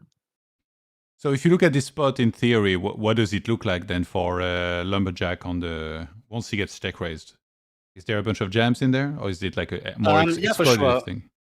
No, they have to be re-raises. If you go for a jam or a smaller raise, I think that's probably like both options are fine, I would imagine. But if he has like ace 9 plus, you are very much incentivized to fast play. And usually the way it works is the overpairs that are like a bit more vulnerable, right? Like let's say you have like your jacks and 10s. I think they're gonna pure fast play, while like the aces, 2 kings, maybe queens with a spade, they are a bit more interested in just calling. Okay. So you definitely have incentive, right? Because the ranges are really wide. Dart is not saying that he has a set here. Of course he could have, but he could just check raise a lot of single pairs. And if you have an overpair, you are ahead versus his value range. So it makes sense to go for a 3-bet, right? It's different if you're like, if the check raiser is more polarized and he's like more repping nuts or nothing. In those lines, you are not as much incentivized to 3-bet. But when the check raise is actually more dipolar, then it makes a lot of sense to go over top with that with your like overpairs. Okay, makes sense. Saber Poker in the chat says, Valuetown, really like your Mechanics of Poker podcast episodes. Thank you very much. And Frank Skura said, Valuetown, I play a lot against him. Yeah, what's your screen name? Don't be shy, bro. Frank. But it was really nice. He said, I play a lot against him, he's a fish. Was like the other thing you could say. It would be interesting if he says. We haven't had too many call-outs and beefs. We only had a few, but yeah, don't worry. I think with the Chirac episode, there were some beefs, right? Yeah, I watched the stream there. The things got a bit heated there. Are you on Bena's Discord? I am, but I'm not really checking the Discord. You know, like Shirashi initially beefed with me. Like he just out of the blue started trash talking me, and I was like, "What? Like who are? I don't even know this guy." No, I did not. know that. So he came on the stream, and I was planning on like roasting him hard, but then he was like super nice, and then he stayed a very long time as well. So then I feel like I only have good things to say about him now, you know? Yeah. You enjoy that? I mean, you have to respect Chiraki for like he's just a legend, right? He's a very unique style, and he made it work for himself. So he was on for 5 hours and a half. Like I'm pretty sure that's like by far the record of anyone. I mean that reflects his style, right? Like it's the same with the long sessions, right? That he, or at least he used to play. I'm not sure if anymore, but can see the same skill set shining through. Yeah. Super Adaptoid say, "Hey guys, what's up? You don't play such long sessions yourself?" No, not really. Like my brain is usually cooked after 4 hours, let's say. Of course, depends, right? If the games are really great, you kind of have to play, but usually I try to avoid playing for too long. Yeah. You also play like a lot of the poker players in here. Actually, I don't know if you live in Vienna, but do you play paddle and do you hang out with some of the poker guys here? Actually, not from Vienna, but from like Styria in Graz. Okay. So it's a smaller city. But yeah, we also have like a small community. Sun is also from there. Oh, nice. Yeah. I was talking to him actually about being on, but so far he hasn't been available. But yeah, we actually do also sometimes play paddle, funnily enough. So this really seems to be the kind of the poker sport for whatever reason. But I feel like every poker player is playing paddle nowadays. So yeah, not me. I play basketball. It's too cold now. You're probably gonna get peer pressured into it if you if you keep playing poker. Yeah, I mean, I'm not on the level of any of those guys anyway, so I don't think I also hang out with too many people, just like a very few. Frank says anarchy, and he said, "I hope I'm not the fish." No, the screen name rings a bell for sure. Yeah, good player. Nice, tuning in as well, looking to hang out with us. Oh yeah, we're gonna have Munez on actually in about an hour and 15 minutes. Any thoughts on that? Do you know Munez?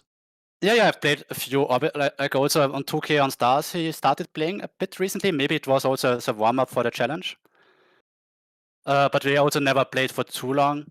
But yeah, definitely, I mostly know him just from like the content I used to consume, where he was like kind of the guest of some video, like in Chaser's video he was once. Oh, okay. I didn't know. I just knew he was on the Mechanics of Poker podcast. Yeah, that video as well.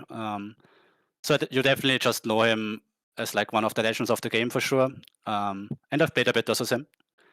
But I think it's tough to really get a good picture of someone that you just played like, I don't know, 1,000 hands with or something. So there's not going to be too much reads that are going on after such a short period usually. Yeah. Super Adaptoid asks, and also first, Poker Infobot mentioned Sunny did a video with Kaki a few days ago. Him and Deki were on CoinPoker's channel. Nice. Yeah, I saw that one. Definitely check that one out. A lot of free information for sure. And Super Adaptoid said, how do you think a guy like Phil Ivey would do in a Cash Game World Championship? Would you bet money that he finishes last in whatever EV metric they use? I mean, yeah, he would get destroyed, I would think, for sure. Okay, but last, come on. Why are we hating on the GOAT? Like, what's going on here? Yeah. No. I mean, everything can happen, right? But I think, yeah, that's just like you can't compare that right now with the new era versus the old era, right? Like, you don't think he could like somewhat hang in there? I mean, I don't know what he's up to right now, Phil Ivey, but I mean, I don't think he's playing only online anymore, right? He's like playing some live and stuff like that, or if he's even playing poker that much anymore, I'm not sure. Yeah. I mean, maybe it's not comparable, but we did have Jungle playing in the challenge. Yeah, but Jungle, I think, is still a lot more in there. But even Jungle, I mean, yeah, I'm not sure. It probably would not be. It might also be like an underdog to win the World Championship, I would say. But I think it's just tough, right? Like those are the old legends that you kind of saw in the TV. Yeah. But yeah, like the new guys they are just the best right now, right? And in 10 years that will change, and then there will be the next new guys. So the game is just constantly evolving, and like it's not really like you don't want to shit at like the older legends, but it's just if you play versus them, if they would play against each other right now, like it's just completely different. So it's not even the same game. It feels like, right? Like since the introduction of solvers and stuff. Yeah, for sure. Misha said, "What does the GW in his name stands for? I can't figure it out." It's funny. I don't think I could guess. It could be like good work, or like in Warcraft 3 with a map called Knollwoods, George Washington. Like, what is it? So it's I used to play, like, I don't know if you know this game Magic the Gathering. It's like a card game. Yeah, I know. So I used to play that, and like one of the decks I was playing was actually called like green white. Like there are some different color combinations that you can play, and green white Value Town was actually a deck that I used to play. And so like when I started poker, I just used the screen name for that, and yeah, I stuck with it ever since. So that's kind of how. Literally, the whole name is like after some magic. Yeah. But I thought like Value Town is also like a poker term as well, right? So yeah, there's like overlap. Yeah, exactly. That's why I used it. Nice. Okay. Would you be down to do some hand review if we see something interesting? Yeah, for sure.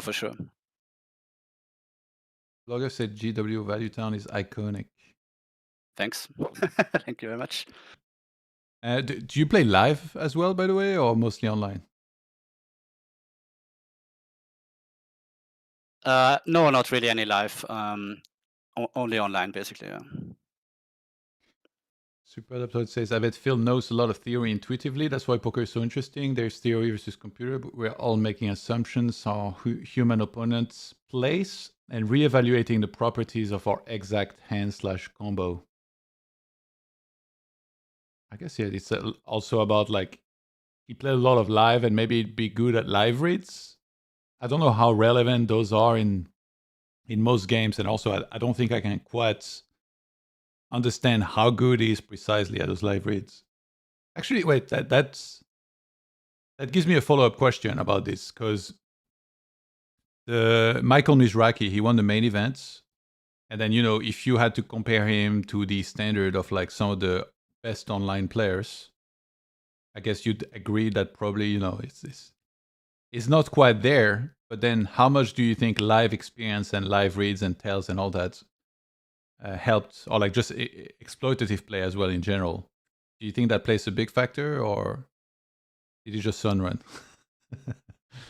But can you repeat? Sorry, I didn't quite. The player that won the main event, Michael Mizrachi. Yeah.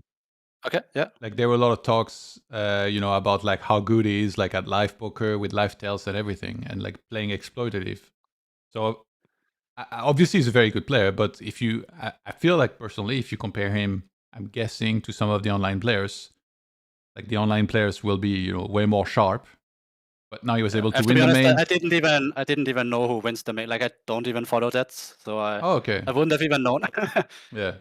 So I can't really commentate on, because I don't know, right, how good he is or not he is.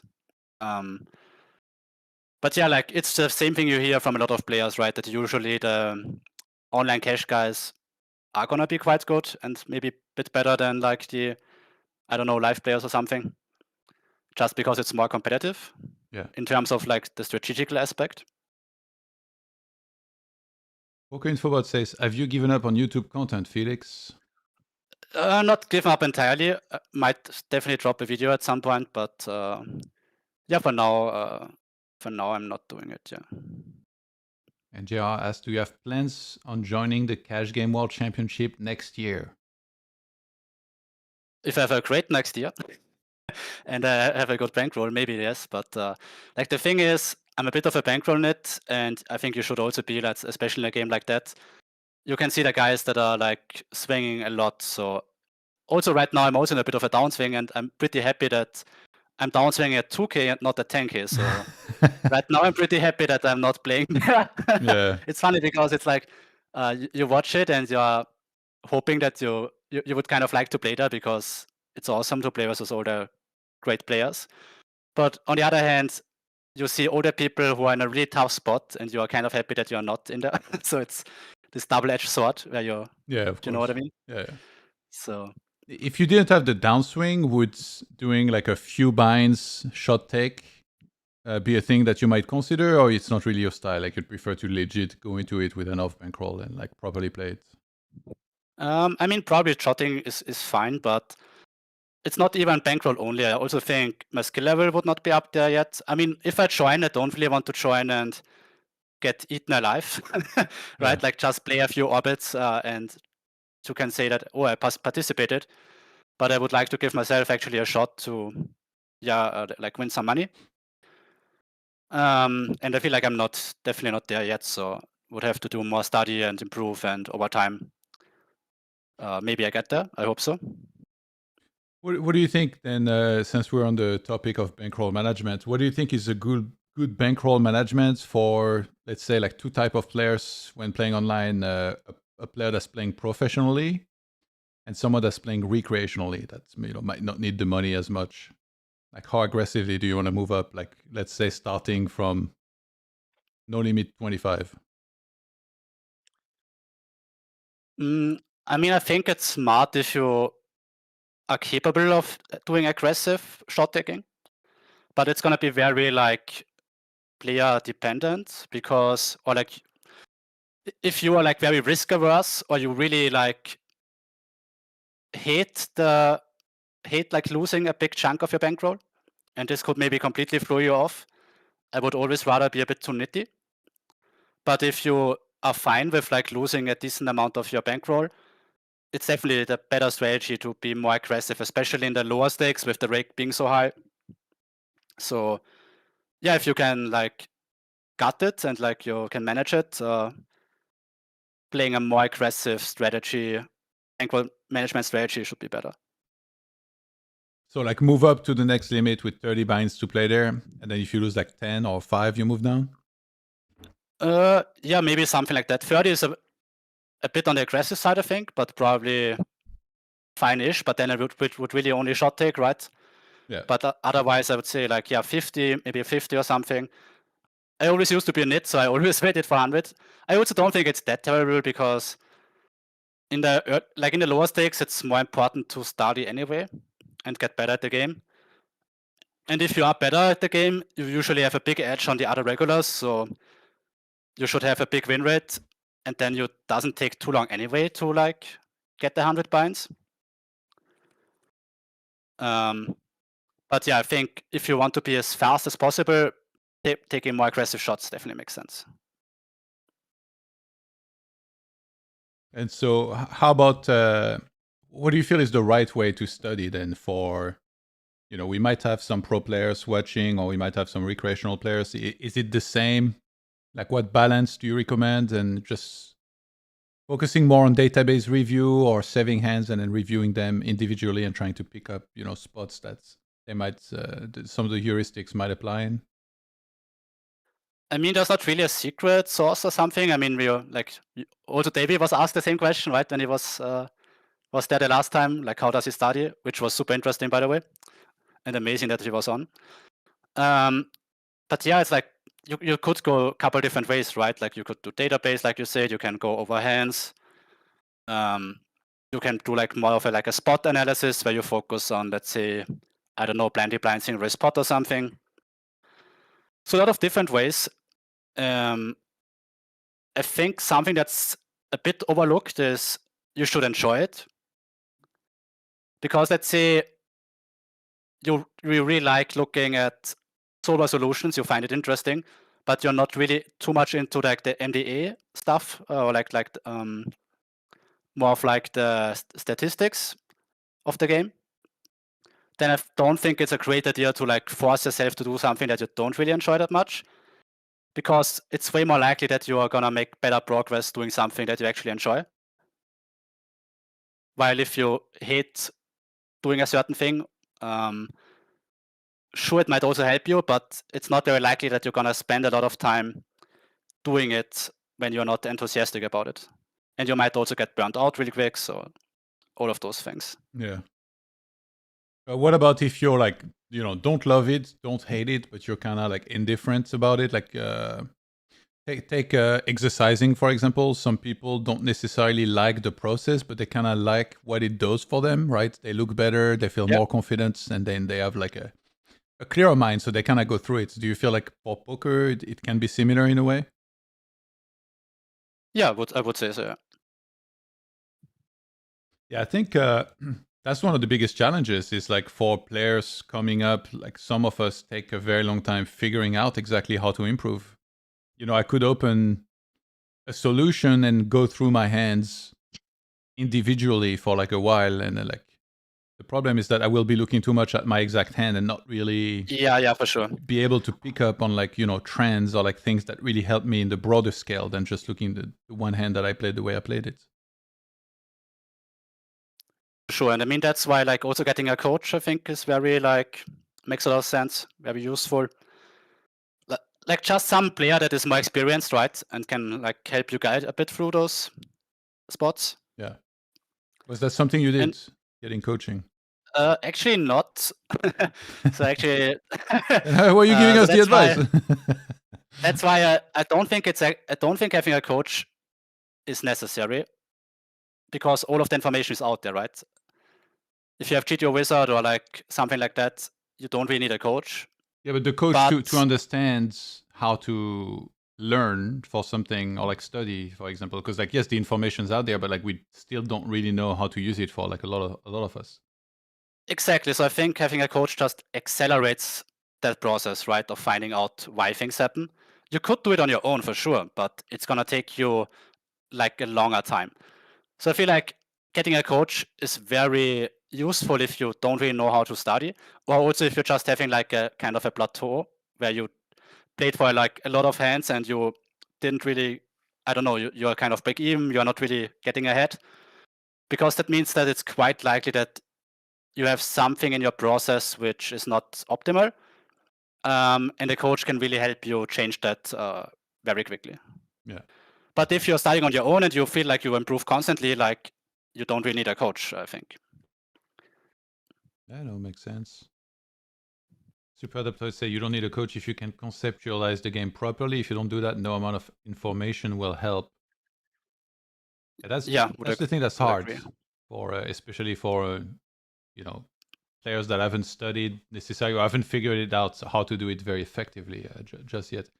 Buckfast asked, did you say David Jones did some commentary on here? He did. 2 days ago, he came on and talked to us. And it was very insightful. Actually, no, that was yesterday. Sorry. I'm a little bit lost with the days. No, it wasn't. It was 2 days ago. When did he come on? I did so many streams and I have like notes all over the place. December 5th. Trying to find it again.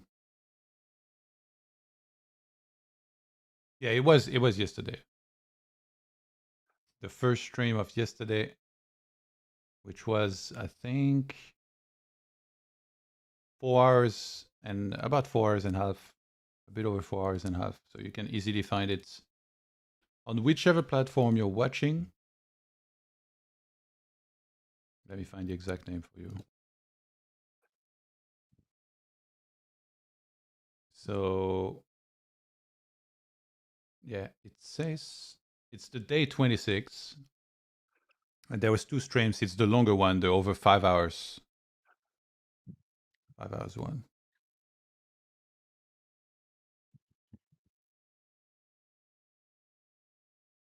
Poker info, but I did. And then how do they respond to your strategy? Are they folding or calling too often? Yeah.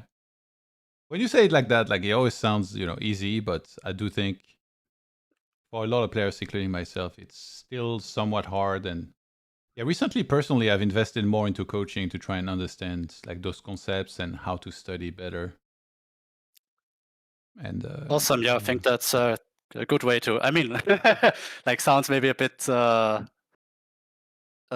What I don't know what's the word, but because I didn't didn't have the coaching, it always sounds weird when people say, "Yeah, do coaching." But I mean, if I could go back in time, I would probably also go and get coaching still, right? Because I would just move up faster, I think.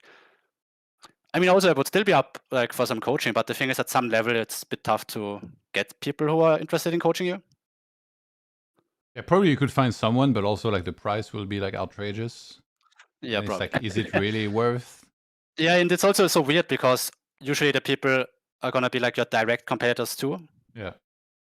So I think in MTT it makes more sense because then, you know, it's not like you choose to sit with them. Like if you play a big MTT, it's like super unlikely you'd be at the table with one of those crushers that you could get coaching from. But yeah, in cash, totally different.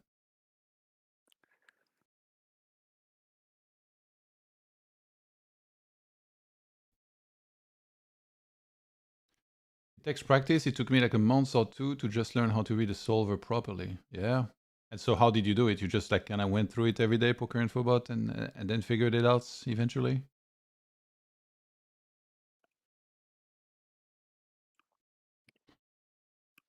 Yeah, I do plan personally. Every time I commentate one of these, it always motivates me to study more.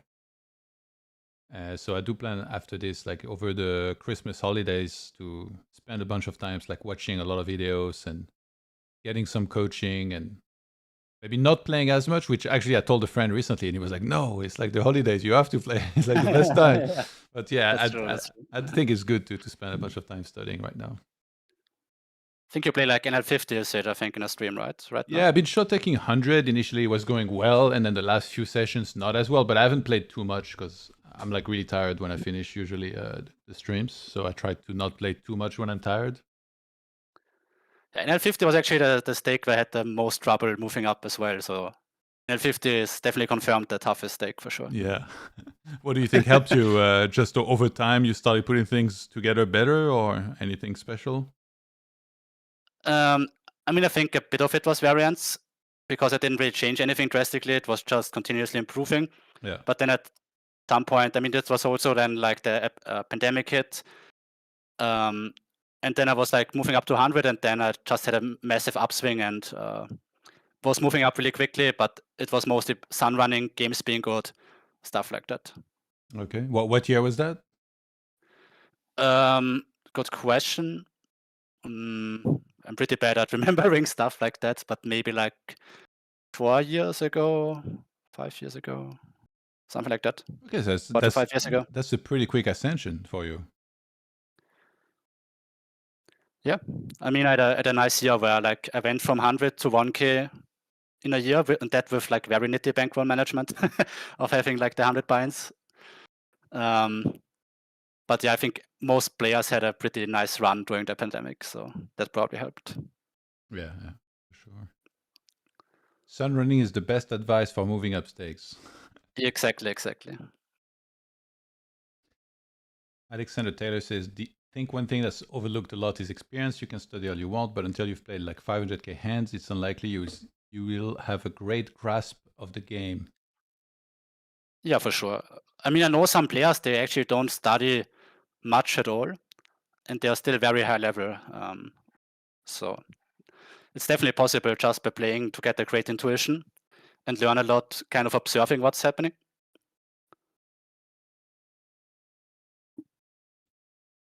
Yeah, there's a lot of content out there, and sometimes I almost feel like it can be instead of watching, you know, like one of them and kind of focusing on like what they say and working in their way, because you end up like being all over the place and watching different content creators that might say some slightly different things.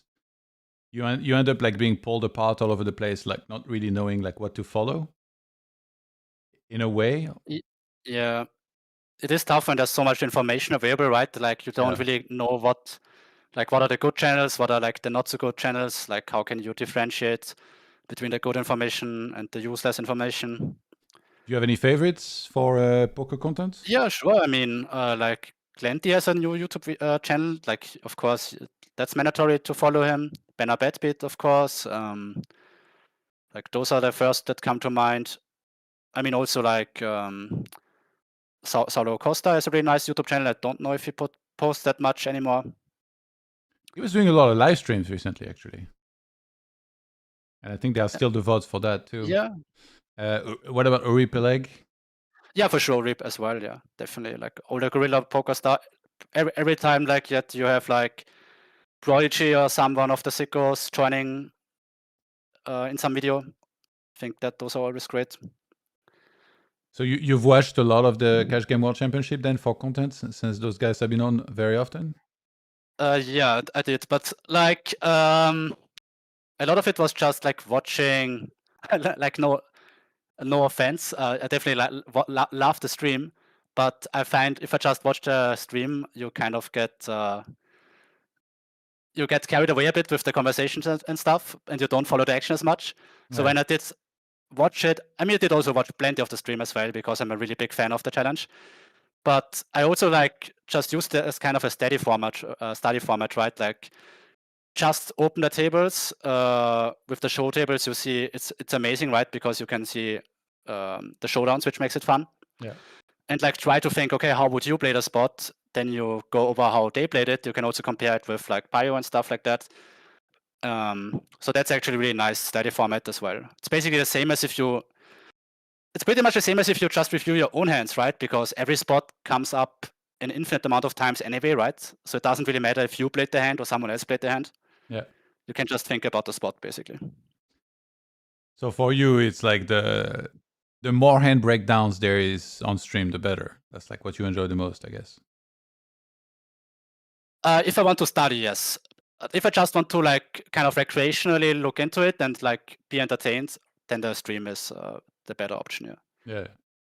Which I think we try to do a balance, but yeah, sometimes it's like more one way or the other. I do think like if we would only for like 6 hours go hard into hands and talk about theory and yeah, no, that would be way too much for sure. Yeah, speaking of, we can do a hand review. Okay. Yeah, that was interesting because I was already thinking a bit like that he bet surprisingly small on the flop, but it makes sense with top set, I guess. Which table was it? You saw something? The right table, like the show table on the right. Okay. Biluzin versus Potbet Cat, I think. Yeah. So Potbet Cat opens to 2.3x in the low jack. Biluzin goes 8 big blinds in the cutoff. We are 155 big blinds deep. And Potbet Cat calls Queen 3-3. Very small bet on the flop. Quarter. Yeah, you would imagine that usually you would want to size up on a board like that. Just because like Queen 3-3 is like about the best board that you could hit. Yeah. So you can like bet range even for a bigger sizing. So do you think maybe he went for his exact hand, or you think like if he actually had another hand here, he might have bet quarter still? It's tough to say, right? Like maybe he splits. Like if you would put it into a wizard solution, you probably would see some bigger bets, some smaller bets. But yeah, it definitely makes sense if you look at your specific hand, right? That you don't want to bet too big. But yeah, interesting for sure. So we see because if you bet too big, like you just fold out hands that are drawing dead, right? So makes sense that you size down with that hand. Yeah. Potbet Cat calls, and then 7 of hearts on the turn. He checks. What it's worth, I also think, versus this sizing, Potbet Cat probably should have like 0% raise frequency. How come? Because it's like a great, really amazing board for imposition. You're also a bit deeper as well, right? And the bet's really small, so you get a great price for calling. But if you raise, like first of all, you don't really have any value hands. And the SPI is not great. It's not like you're in a forward pot where like there's so much already in the middle and not that much left to lose. If you raise and try to get it in now with like a queen, it's not amazing if the pot isn't super big already. So you rather just call. Okay. In turn, you're still gonna have to call a lot of like a lot of under pairs are gonna have to mix call the turn, I think. So how about checking the turn here for queens? Is that an option? I don't know. I mean, could definitely make some sense, but at the same time, you also want to like just build a bigger pot, and you like can't really do that by checking back. I think you could probably go either way on the turn, but I definitely see the merit for barreling as well. Like if pot bet cat has like any under pair, he has at least a hand that could think about calling again. And yeah, then you just make the pot bigger versus those hands. So when you see a fold here by pot bet cat, you think he just had like what, a low pocket or like two high broadways that just Yeah, for sure. You nothing? could also just have like a king check suited or something like that. So okay.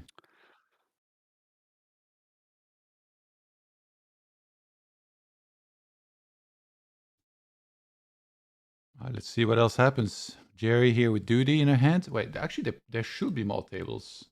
Yeah, oh my god, there's like way more tables than I have. I just realized. I will open everything and pay attention. Because when we went live, there was initially, I think it was one table running, then finally a second one. And then once you start seeing full tables here, usually they open a whole bunch more. So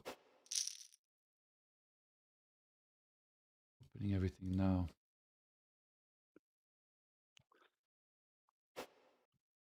Are you friends with anyone playing in the challenge?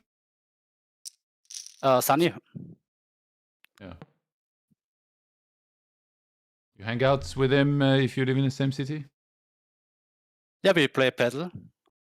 Okay, nice.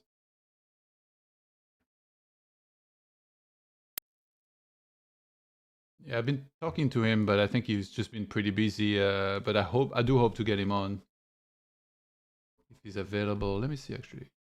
I think he's traveling to the Bahamas, if I'm not mistaken. Yeah.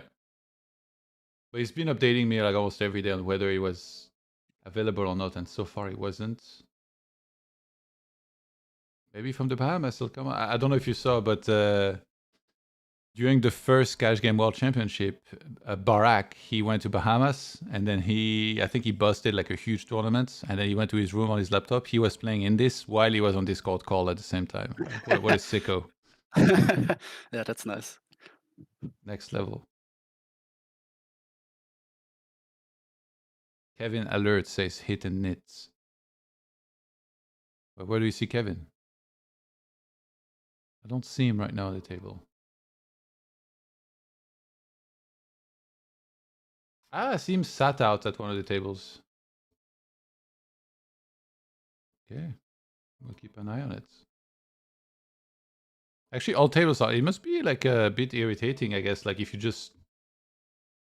Oh yeah, he's open seating a couple tables. Yeah, so I think he might have just gotten there, but then all tables are full. So all he can do is just open seat some tables and get on waiting lists, and then wait for somebody to join until then. But if nobody leaves the current tables, and nobody joins him, yeah, he's just kind of sat on his own.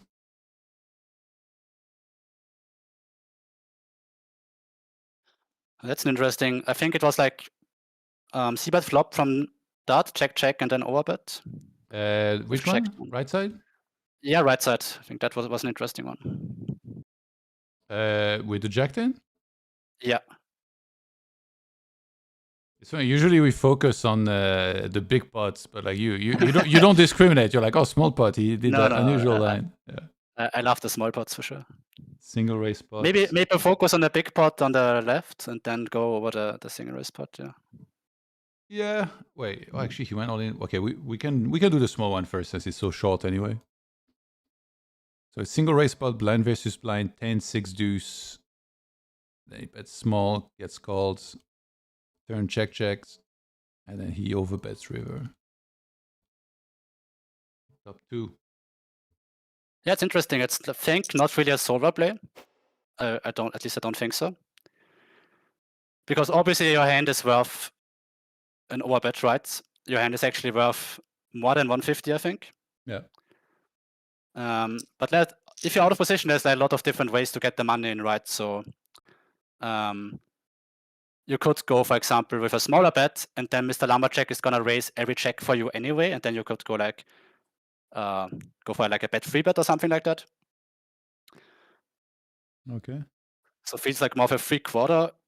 I mean, that's like you know, that's me just analyzing, thinking, what would I do and what would they do? So I don't know. I definitely, and there's a lot of reads that I don't know, right? So it's just curious because it was a bit surprising to me, because I would think the main overbet candidates are just like a bit weaker than Jack 10.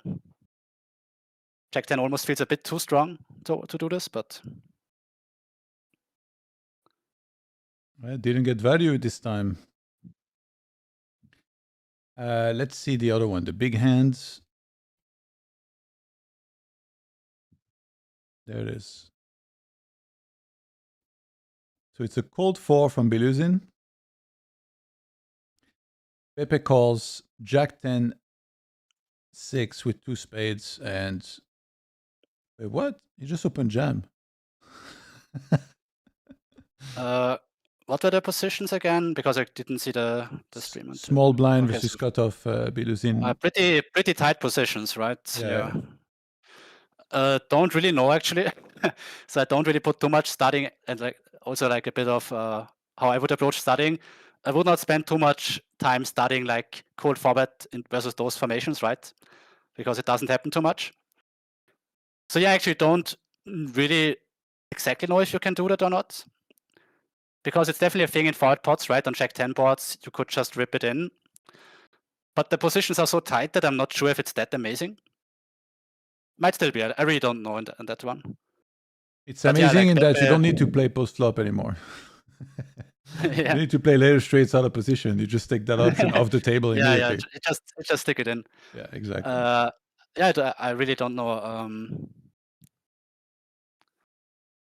But yeah, how bad can it be? I guess pretty bad if he has tens, but otherwise, it's Yeah, I But guess like Pepe's range is quite tight, right? Like he has jacks and tens a bunch. He's gonna have aces. So yeah. what does he have here that might fold? Like, actually, it was a kind of a small cold 4. I guess 9s are in there.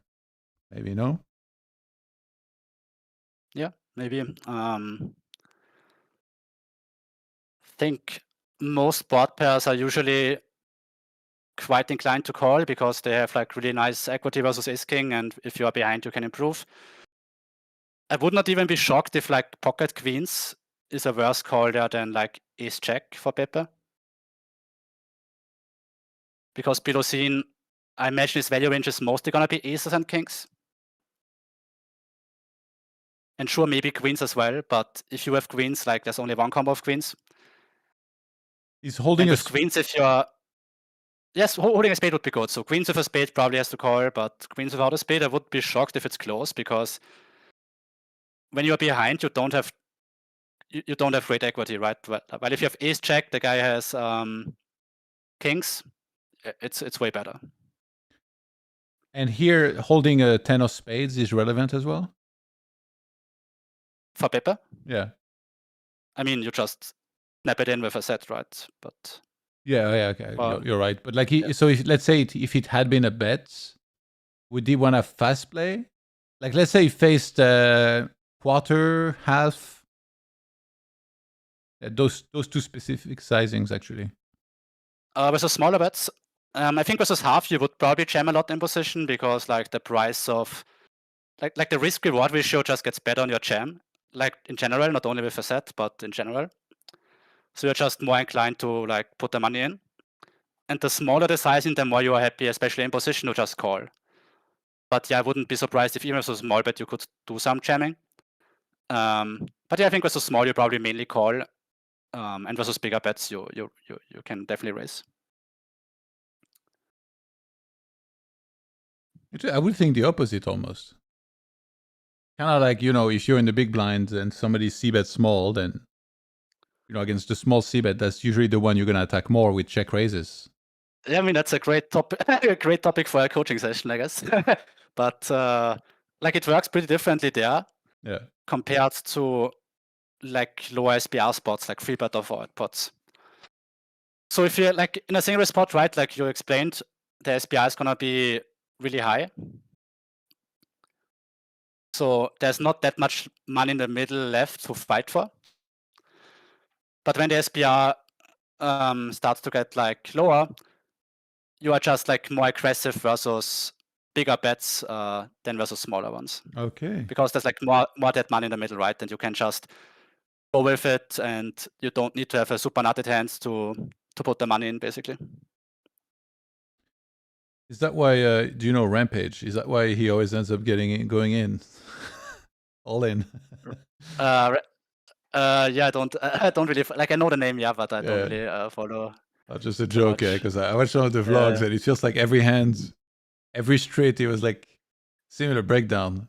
He's like, oh, I have a pair here and a backdoor draw, I call. It's like, oh no, I still have a pair and a backdoor draw, I call. And it's like, oh, there's this much money in the pot and I have a pair, I call. It's like, dude, you can fold at some point, right? And I remember some of the comments say that, actually. I was like, oh my god, this is too good.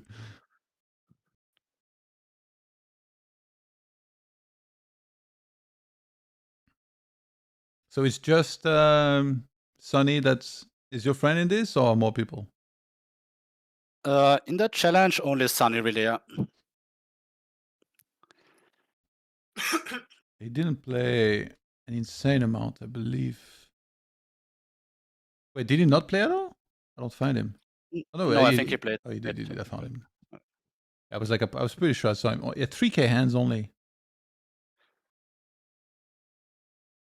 Then one about a buy-in. Actually, he's on the EV result-wise, so he's down. Unlucky. Yeah. He stacks me always when I'm playing him, so you should have some money from me at least. The sponsor. Staking. Yeah. What about other Austrian players? Like, are you acquainted with them, like Mario or Matthias? Not really, actually. Okay. Because you say you don't play much live, right? No, not at all. Misha says, wonder if Owen is going to start playing since Kevin is. I got a feeling Prodigy is sleeping right now. Bit of a wide sleep schedule, to be honest. But yeah, I think he's probably sleeping, getting a long night rest, and then he's going to return. And I'm guessing play for the last stretch if anybody is closing in, especially Kevin. Now we see he's open sitting a couple tables like a demon. I feel like if you want to join Gorilla Poker Stable, you should do it right now, because I have the feeling if Prodigy wins back to back, the prices like the price to enter might go up. Yeah. It's pretty crazy. He was down quite a bit too at some point, and then just got this insane recovery. Finally records the best day that's been had in a challenge with 8 binds. Sorry, 8.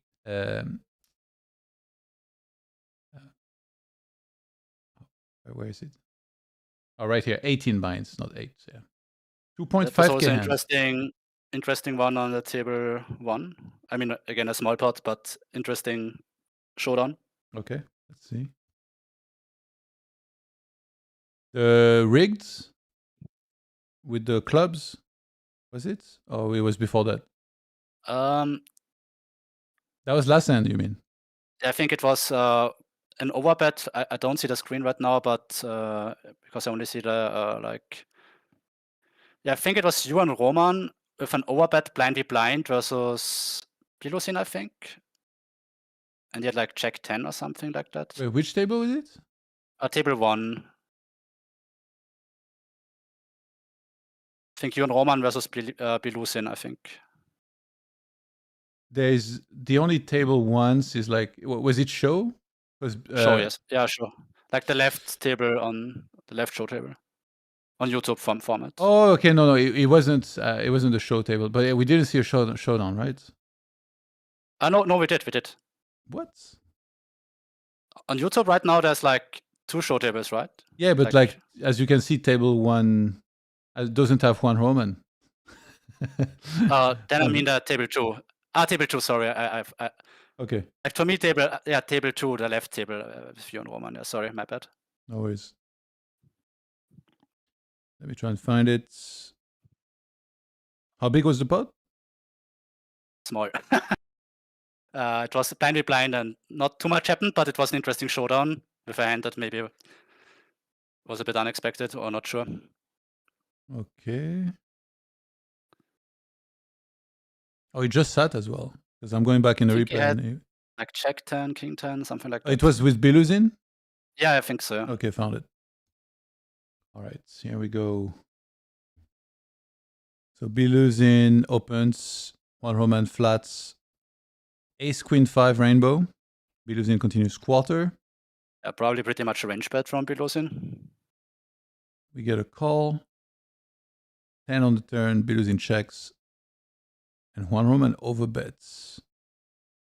Yeah, definitely interesting hand. Well, the standard bets here would be something big or something small, but like not overbet. I think you definitely want to go big. Like it kind of depends how you expect out of position to play, but if Biluzin also plays it more polar, then you also want to polarize more in position. If Biluzin plays like more of a block bet or like a more of a depolar strategy on a turn, you usually also size down a bit in position.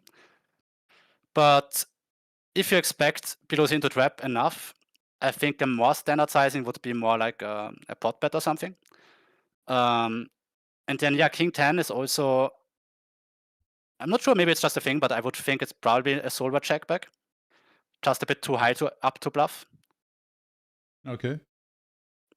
I would have to imagine, like you just beat Biluzin range bets the flop, right? So he has like, at least I imagine that he does, but he has like 9s, 8s, 7s, all those sort of hands. He has 5x, he has weaker 10x. So you have infinite showdown there with the king 10. But of course, you also have like premium blocker effects for the nuts. So maybe he just thought Biluzin doesn't protect his like checking range enough in that line, or he had like a timing read and he went for it. I feel like that would be my thinking what was going on, but Okay. because I think standard play would just be to check back there, I imagine. Yeah. And like, let's say you have like check 5 or king 5. I think those hands you could definitely think about it, because then you benefit from folding out a lot of stronger hands, right? Like the 6s, 7s and stuff like that. But yeah, I think king 10 looks like an adjustment to me. Got to fold through. Got it through, yeah. Doing some image building, you know? Aggro. I mean, it definitely can be the right play, right? It just depends on the read that you got on your opponent, or even just the specific hand, right? Perhaps you just got the timing read where Biluzin maybe checked bits too quick or something like that, and he thought, okay, it never has a strong hand. Do you think players sometimes try to play mind games with those? I know I have sometimes. I mean, lately not as much, especially like the snap check raise. For a while, it was working really well in my low stakes. People like never believed you, and now they always believe you.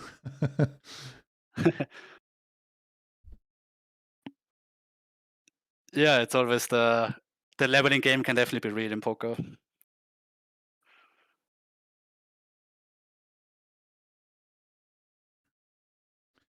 From what I can see, there is like 4 tables running now.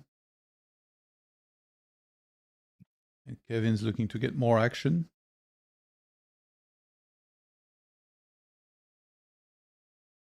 I have to say, from watching the challenge, it feels like playing versus Kevin has to be a nightmare because it's just always all in. Yeah. Like you heard when he came on the call, I told him like your line is like every hand is the same. It's just bet jam. He has a super simplified strategy. That's it. One line. But that's part of why I assume, right? Like he got initially he had the 3 best days that anybody has had. Like he plays this, I don't even know what to call it. Is it higher variance style? Would you say? I mean, for sure, yeah. I would say it's like, if you are putting in more money on average, there's going to be more variance. So yeah, I would say it's fair to say it's a higher variance style, yeah.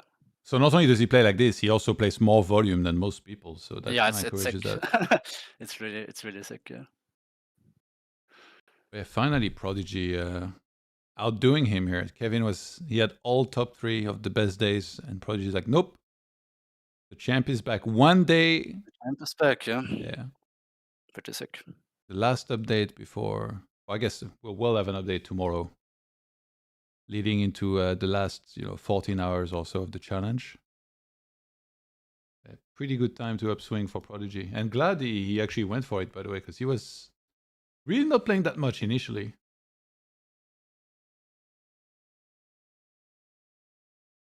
Yeah, it was a bit surprising, right? Like you just heard him say that he was really excited for it.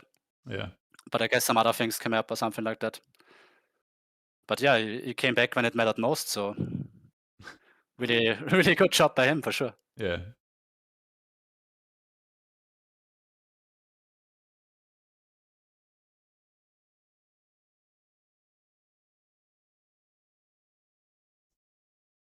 So where was it? Biluzin had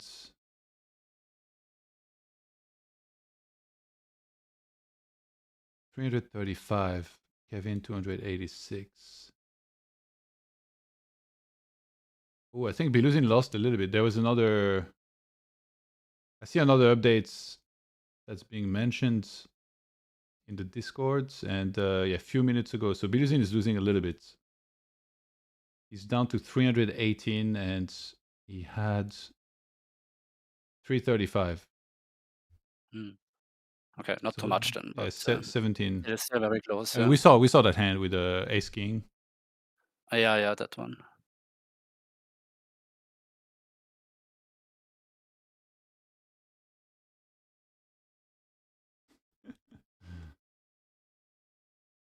Look at the chat. I don't know if I can mention this, but I thought it's funny.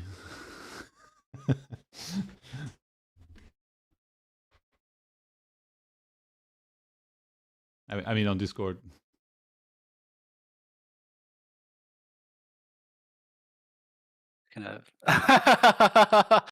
That's a good one, yeah. Oh my god. Kind of reminds me of like Limitless back in the day. Yeah. I feel like Limitless must be like such a character as well. Like I don't think I've heard much from him, but just seeing him wear a Gucci Yeah. There was this one video. Dolce Gabbana tracksuit every time he appears anywhere. Yeah. Amazing. Like I think that's really awesome for poker because like there's just myself included, right? A bunch of like computer nerds or something like that that are like not.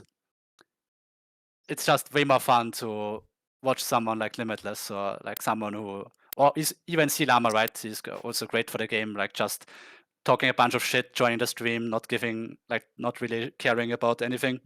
Yeah, sure. So that definitely makes for a lot of entertainment value. So can't deny that.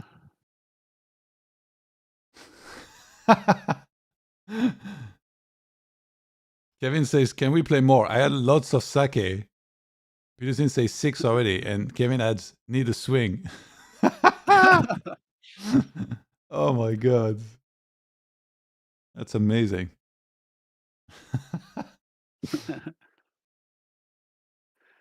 One of the sickest hand was when Lama was calling down Kevin with the King Queen. No, you remember that hand? Like Kevin went for like 8x spot jam or something, and Lama called with like a range call or something like that with like. But he had a on pair, a monoboard without right? anything. Yeah, he had a pair, but like definitely wouldn't need to call it that wide. Yeah.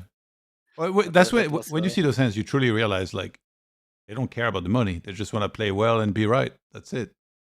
Yeah.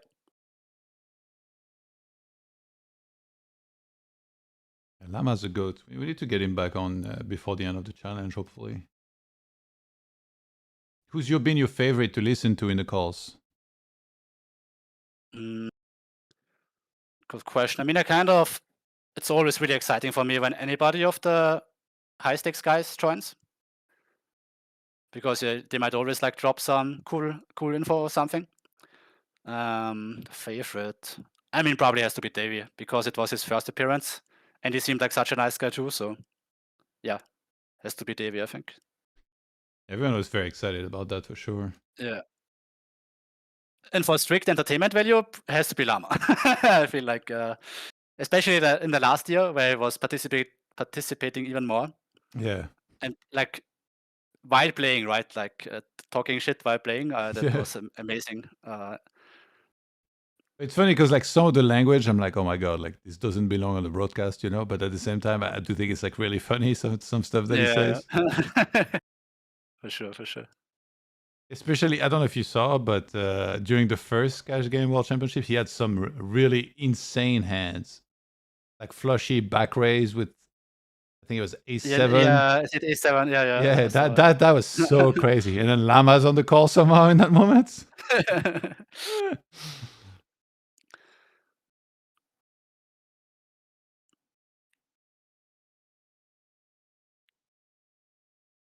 Dude, not thinking too long, making a call with sevens. Wow. On these boards. Oh, it didn't. Oh, I guess I'm gonna see it in a few seconds. So single raise spots. Another gun against big blind, small c bet and call. Turn goes check, and then on the river. Okay, this makes more sense. Still number jack I mean, blocks. you beat the bluffs, right? So yeah. Seems like quite a decent one. I just saw like ace king 8-8-9, and I was like, wait, sevens? Yeah. I think Dude is one of the guys, or Dudy is one of the guys who still enjoys like the small c bet on the flop a lot. And yeah, 7 seems like a nice call on the river because like you beat all the bluffs and you don't really block any of the bluffs, right? So, and it's a small sizing, so you don't need to be right that often. Kind of has a lot of things going for it. Yeah. So you would rather call 7s there than like pocket checks, right? Because like Mr. Lumberjack is not beating a hand that is weaker than pocket checks for value. And a lot of his bluffs are going to contain a check, right? So having 7s is strictly better.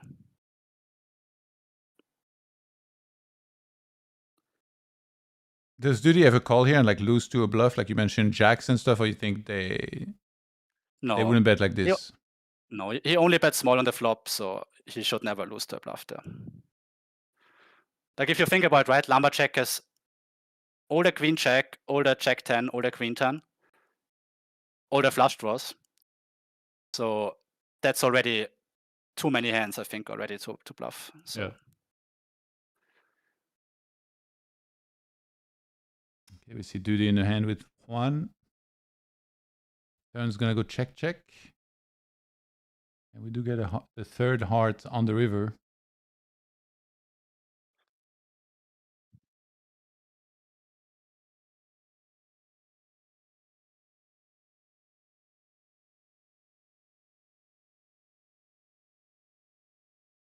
What are you up to, Juan?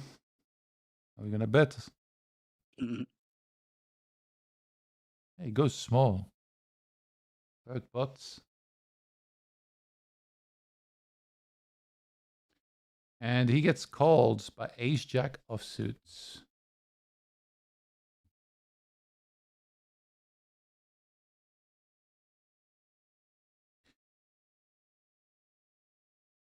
So this was a 3-bet pots.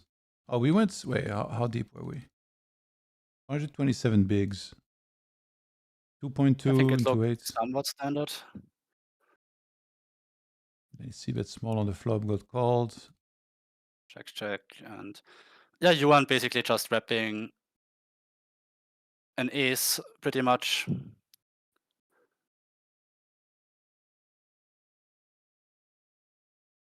If you have king 10 suited here, like let's say you check all flop, turn goes check, and then you don't bet river, would that be interpreted as like you're just not bluffing enough in those spots?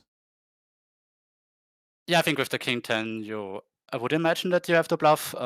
Like you could also just check raise flop, right? It's not like you even arrive all the time in that line. Yeah. And on the flop, you already get to fold a lot of hands. So let's say you have like an underpair, even with a heart, you have to be quite nitty there. Sure, you might have the best hand, a decent amount if you have like, I don't know, pocket 9s or something, but you're not gonna realize your equity very well as out of position. So on that flop, you're just gonna fold a lot already. So your continuing range is quite strong. So on the river, yeah, it's basically king 10 and jack 10 only suited. The flush draw got there, right? So yeah, I think definitely bluffing makes a lot of sense. And as far as sizing goes, could see really an argument for a lot of different sizing. Because it's here with a queen, it feels like a queen is probably worth bits more than a small sizing, but can't go too big either. So probably around like 50 to 3/4-ish.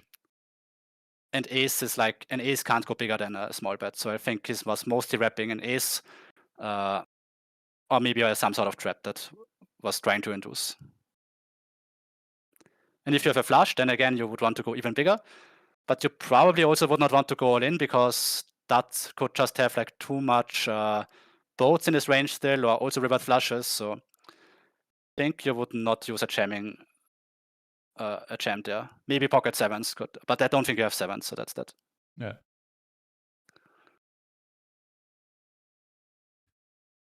Saber Poker asks if you ask Wako to take down your Mechanics of Poker episodes.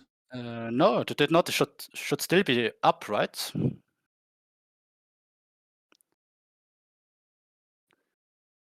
Let's look for it. It was in the title. It was your nickname or real name? Do you know? Real name, I think. So Felix Meyerhofer.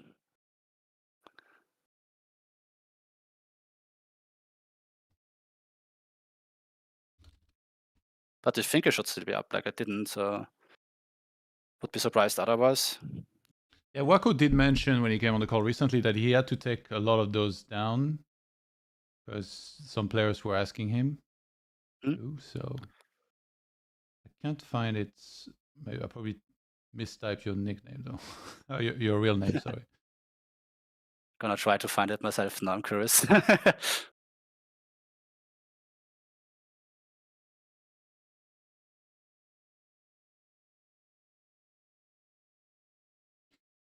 And then Worthy says, seems like Prodigy has a great attitude, pure love for the game. How can you not root for the guy to double beat it?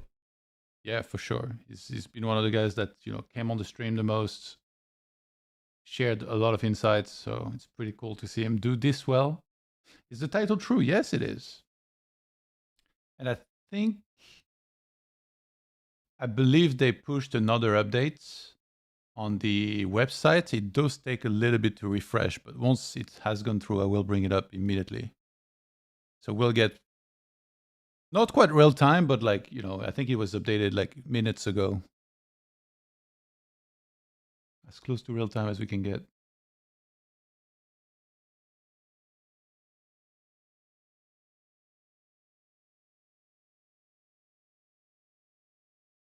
I'm curious to see how Sake Kevin does in today's grinds.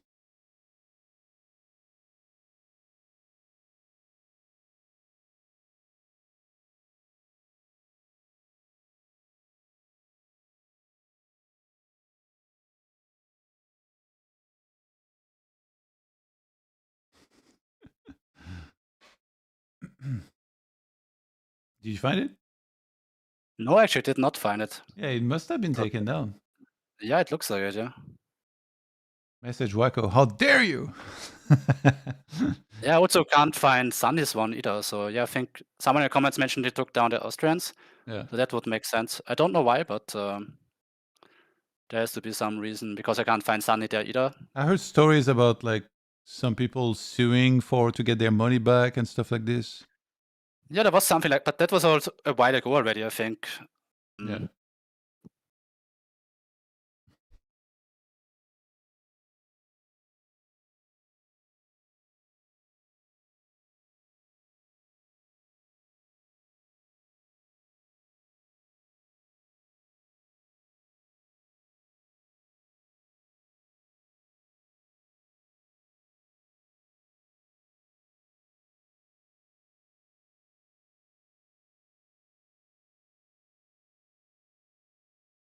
I'm waiting for this update to go through.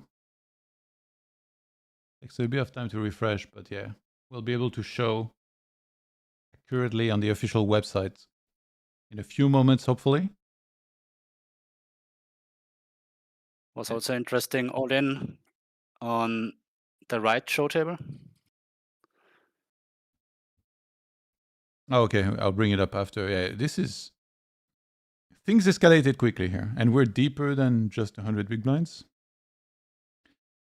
148 effective, in fact. Biluzin makes the jam. If you have ace-king offsuit here, it's just a mandatory call for Jerry Wu, or?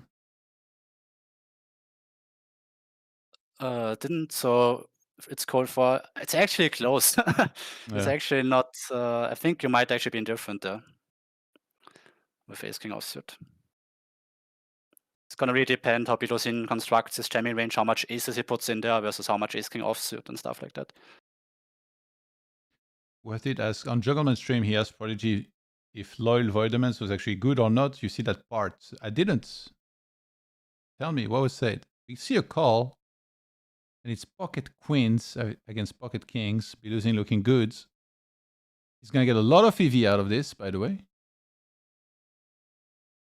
And he's going to lose the second run out. So unfortunately, they chop it up, but EV-wise, that's pretty good for him. Yeah, I probably would rather have it this way than the other one, I imagine. Being still able to maybe make a comeback for first place, right? Yeah. I think I would take the EV there. So he wins 20, I guess a part of 24K EV, no, 12, right? Profit EV, 12K, I think. Isn't it? Yeah, like 80% of the time he wins, right? So 80% of the pot, whatever that was. It was 30K. So yeah, 30. I'm not that good with like yeah, the pot was 30K, but then... so it's like 24K, I think, right? It's 80%. Yeah, but do you deduce his own money, right? That he invested? Because that's not the profit. Yeah, for sure. Yeah, so it's 12K. That makes sense. Did Prodigy join a call in Jungle Stream? Yeah, I saw that they played heads up and he joined for a little bit. They were chatting casually, but I think then somebody joined the table as well, so then it was three-handed. I do have the other hand that you were talking about. I can bring it up. Yeah. You saw the showdowns or not? No, I didn't. I think I'm a bit behind on YouTube. But you want to do a mystery hand? Yeah, you can just do everything you like. Okay. It's your stream, brother. All right, let's do... We'll go through the hands from rigged deck's point of view. He has ace of spades, 10 of hearts. So it's a spades, 10 of hearts. Cutoff open from potbet cats. 100 big blinds deep, since that's what the stack of rigged deck. And he 3-bets to 8.5. A little bit on the bigger end. No? Yeah, no, it's still fine. Like, there's a lot of different, like you could go 7.5, 8 or 8.5, but it's like more theoretical, I think, to go bigger, because on the button you're gonna be even more polarized than in the other. Like usually you play like 3-bet or fold in the other positions. With the zero rake environment, you could also play flats in the other positions. But on the button you're gonna definitely play flats, right? So when you play 3-bets, you're just gonna be more polar, and it makes sense to size up, therefore. Some people, by the way, were saying, I don't know, what platform are you watching on right now?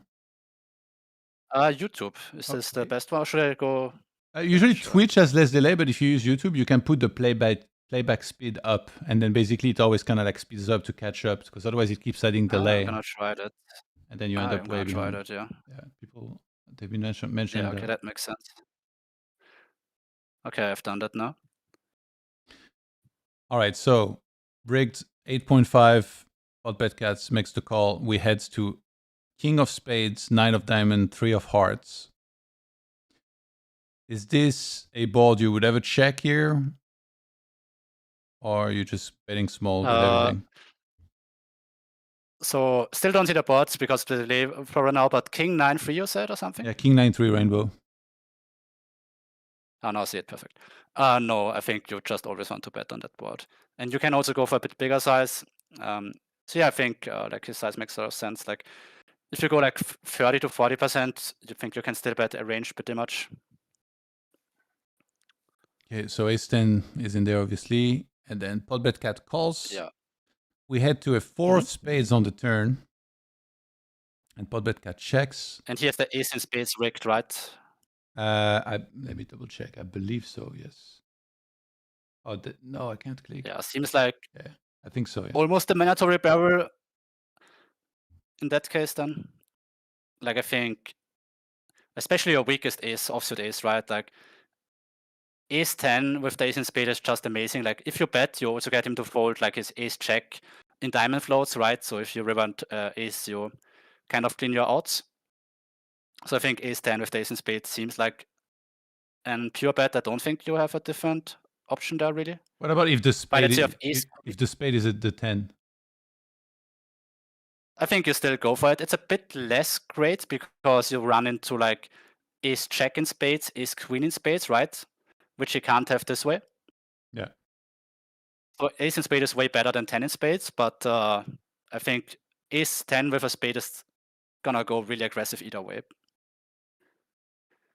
But if you imagine if you have ace queen with the ace in spade, I mean the 10 is still gonna be very aggressive, but you could also check back and then maybe he improves with like an ace check in diamonds, right? So if you run ace, you actually get a bit more money out of the situation.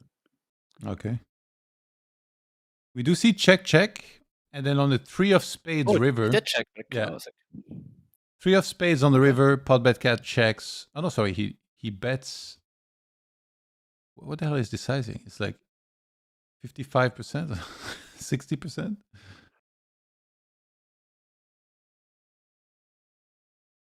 He bets 1750 into 2960. Yeah, so some sort of medium sizing. Seeing he has a king, I guess.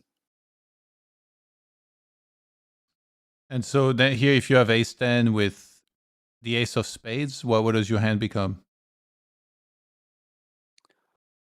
I mean, it definitely feels like a hand that you could bluff now with, right? Like it's probably pretty rare that you get with the ace in spades to this run out just because you're gonna bet it so much on a turn. So you could definitely see that rigged thought along those lines where it is not that easy actually to have a nice blocker there because you barrel them a lot on a turn. So yeah, it feels like definitely a sort of hand that could go for it. Oh, yeah, we do see the The jam. 10 is also like you want to, when you bluff, you always want to think about two things, right? You want to block the value hands and unblock like the bet folds. And you could think, okay, what are like the bet folds? And they're gonna be like the king X hands, right? Or at least those are the hands that are gonna at least mix folds, right? While if he has like a flush or better, he's gonna snap you off. So ideally you would not block the king, right? So I wouldn't be shocked if you would actually rather maybe bluff like a pocket fives with a spade or something, which has better unblocking properties, because the 10 blocks some bluffs like queen 10, jack 10, and it also blocks like the king 10 suited, which could bet fold. So yeah, the 10 is really bad, or like not great. You mostly blocks folds. The ace in spade is amazing, so yeah, not sure how what's the greatest combo to do it with. If you rather use like ace 10, ace in spade, or like a pocket pair that doesn't interact with the bet folds. I think like those are like the two sort of hand classes that you could use there. Probably ace in spade 10 is still pretty good though, because yeah, the ace in spade is just such a nice card to have there. And as I said, it's not that easy actually to have it in that line. Yeah, the king queen of clubs, you know, like it's interesting how high stakes poker is played, because I feel like even in my stakes, I would just be like, all right, I'm just cooked here. People don't bluff enough. But in theory, is it a mandatory call? No, definitely not mandatory. Like you are bluff catching, right? So you're always indifferent in those situations, in theory. So it would be like some sort of frequency call for sure. But you don't have that many strong hands on that run out, right? Like you are a little bit yeah, it's not a great spot for you if you face a jam there with, unless you have some sort of trap that you had, right? Like let's say you had a pocket nines or something like that. But you don't have that many flushes, and the free is also like you don't make any new sets or something, right? Like let's say the river is like a 10 or something. Now you have some queen check, you have some sets, so you have like way more like strong hands. But on that run out, like king queen is just too far up that you can always like bet fold that hand. But it doesn't matter too much if you have like king 10 or king check or king queen, because all of those hands like lose to the value region and win versus the bluff. So you just try to figure out, do you think the spot is overbluffed, underbluffed? And you also look at your side card, in this case like the queen in clubs, and you think how many bluffs you block with that hand. Okay. With that card, I mean. Yeah.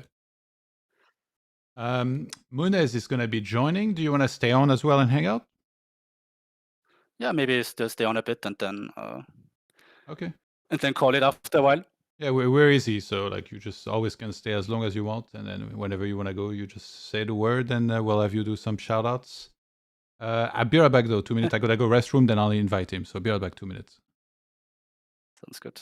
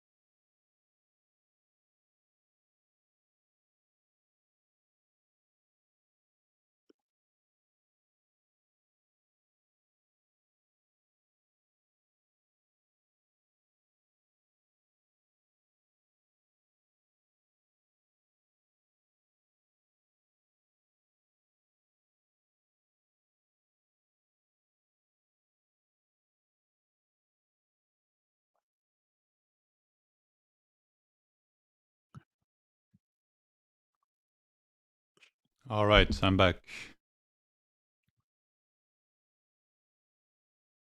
Okay, I will invite Munez. Let me link him the stream.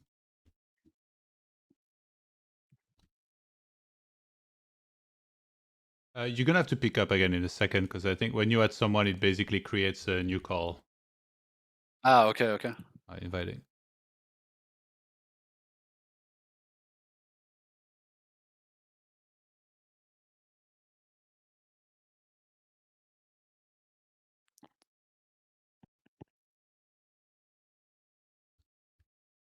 Hello. Hello. Welcome back. Hello.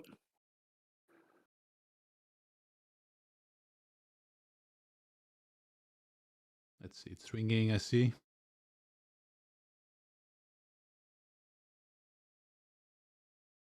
When did Davy Jones come on stream? Yolan, can you please change the titles of the days when Pro came? I don't think I can, no. But if you open the videos on, it was yesterday.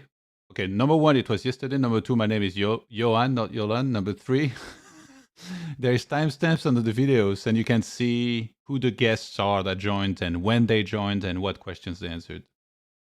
There you go. I'm surprised how many times I've been called Yolan.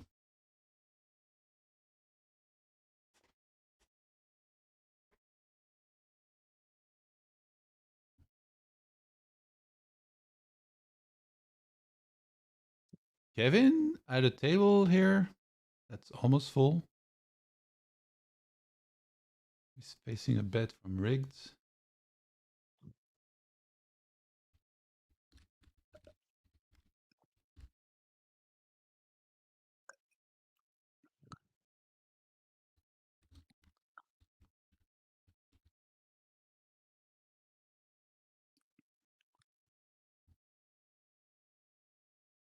Seems like we had a combo draw in that hands. Oh no, he did get there. Oh no, never mind. That was the rabbit hunt.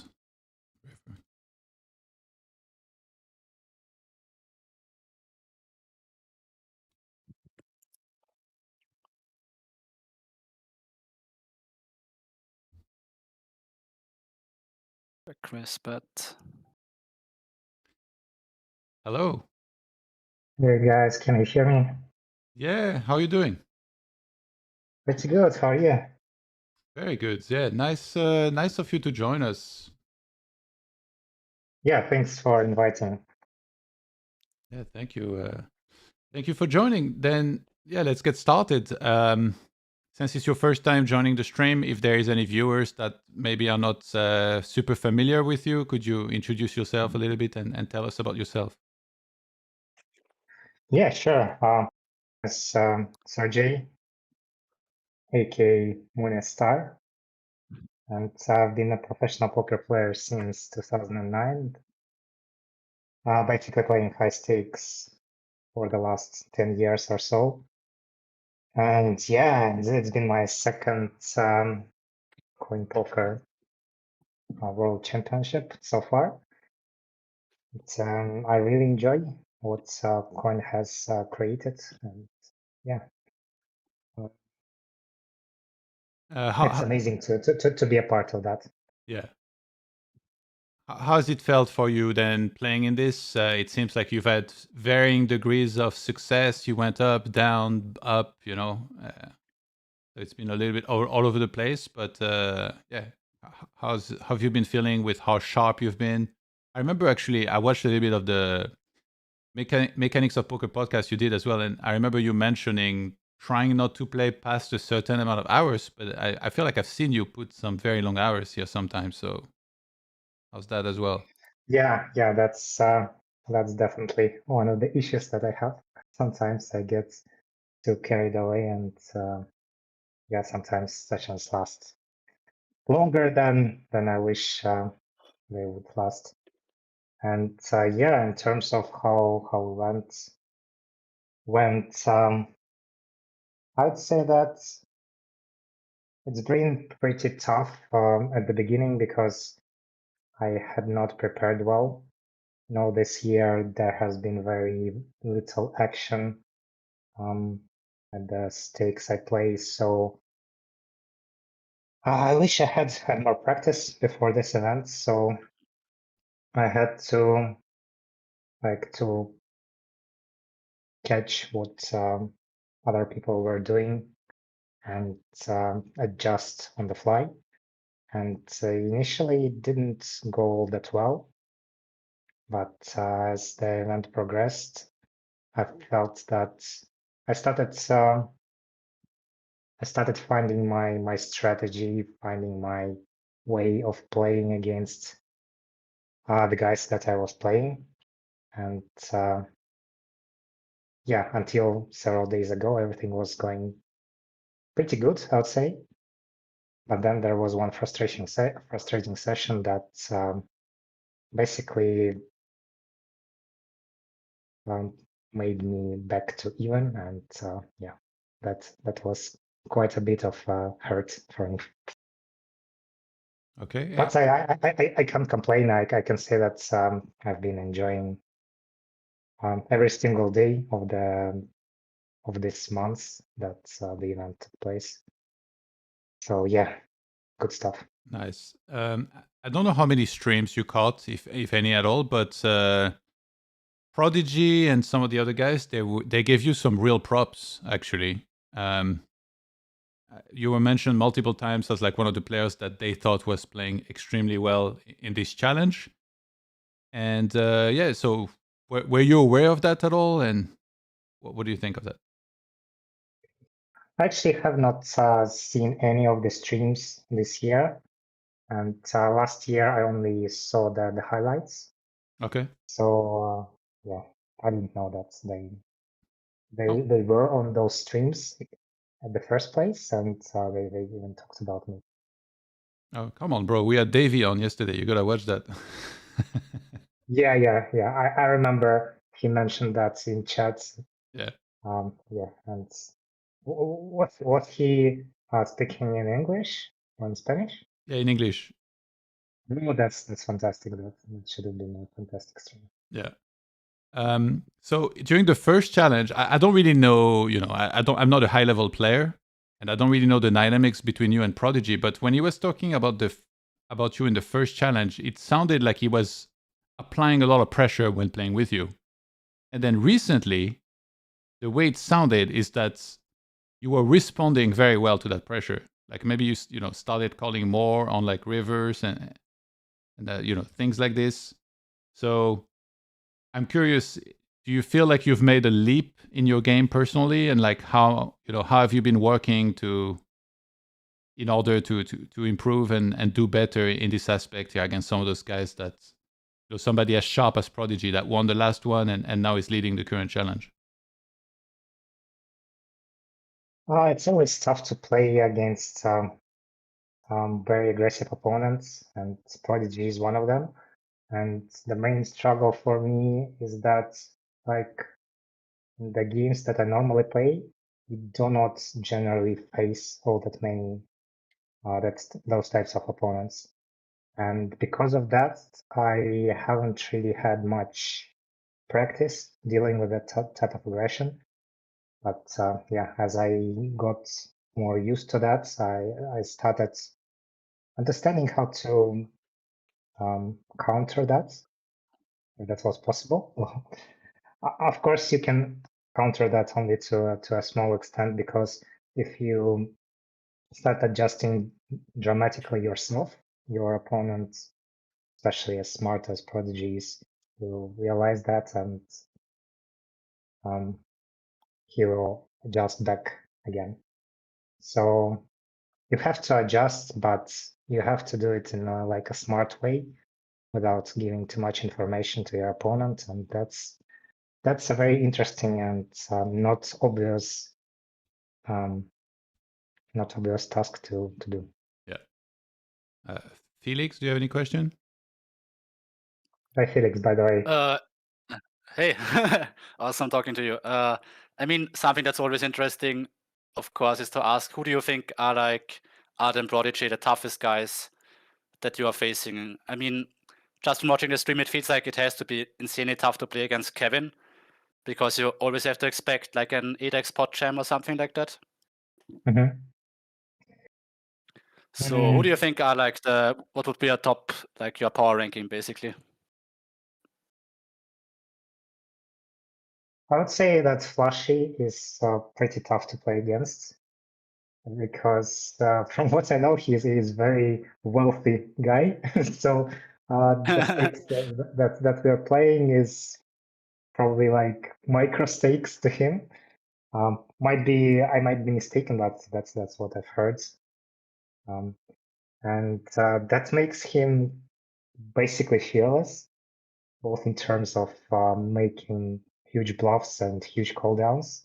And when you play against such type of opponents, you can't get away with too much, basically, in your own strategy. A lot of players are very, very, very good. Yeah, Davey, Kevin, of course. Victor is surprisingly in a very good shape from what I've played against him recently. He has not been active much in the online arena. I would imagine he played mostly offline, maybe like private games, who knows?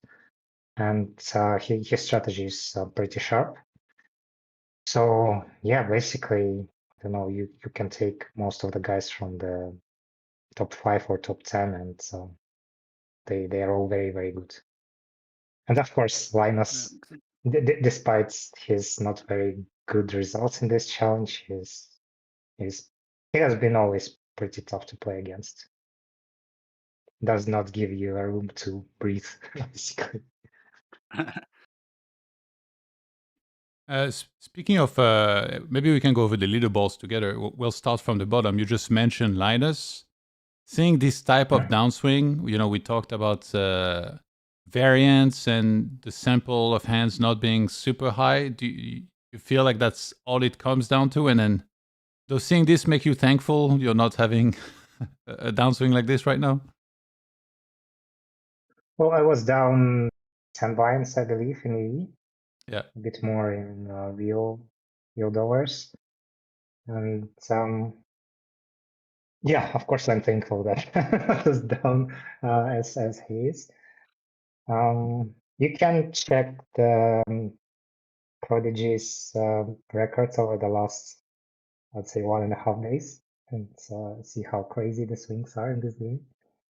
So it just refreshed, by the way, the leaderboard like about 30 minutes ago, and we see he won 52K since last updates this morning. So it's like in 1 day and a half, he won 23 binds pretty much to take first place. Yeah, exactly. And it's not only about the time frame. It's about the number of hands he played. So if I'm not mistaken, at the we can see that previous actually. day, It was so on the initial update here, it was 2.5. Yeah, so he's 18 binds. Oh, no, sorry, I'm reading wrong. Where was it? 30K hands. I would assume it was not more than 3,000 or 4,000 hands. Yeah, so it was, yes, sorry, it's on the right side. Yeah, it's 2.5K hands, and he won 18 binds in that span. And then after that, like if we look at now, it's 1.5. So total is 4,000 hands for 23 binds. Yeah. Gain in EV. Crazy. Yeah, that's a lot.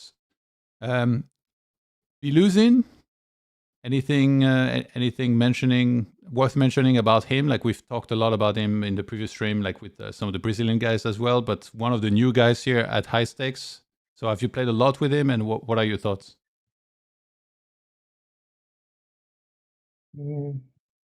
I had not played with him before too much. I remember his screen name, but I'm not even sure that's the same person. Maybe it is, maybe it's not.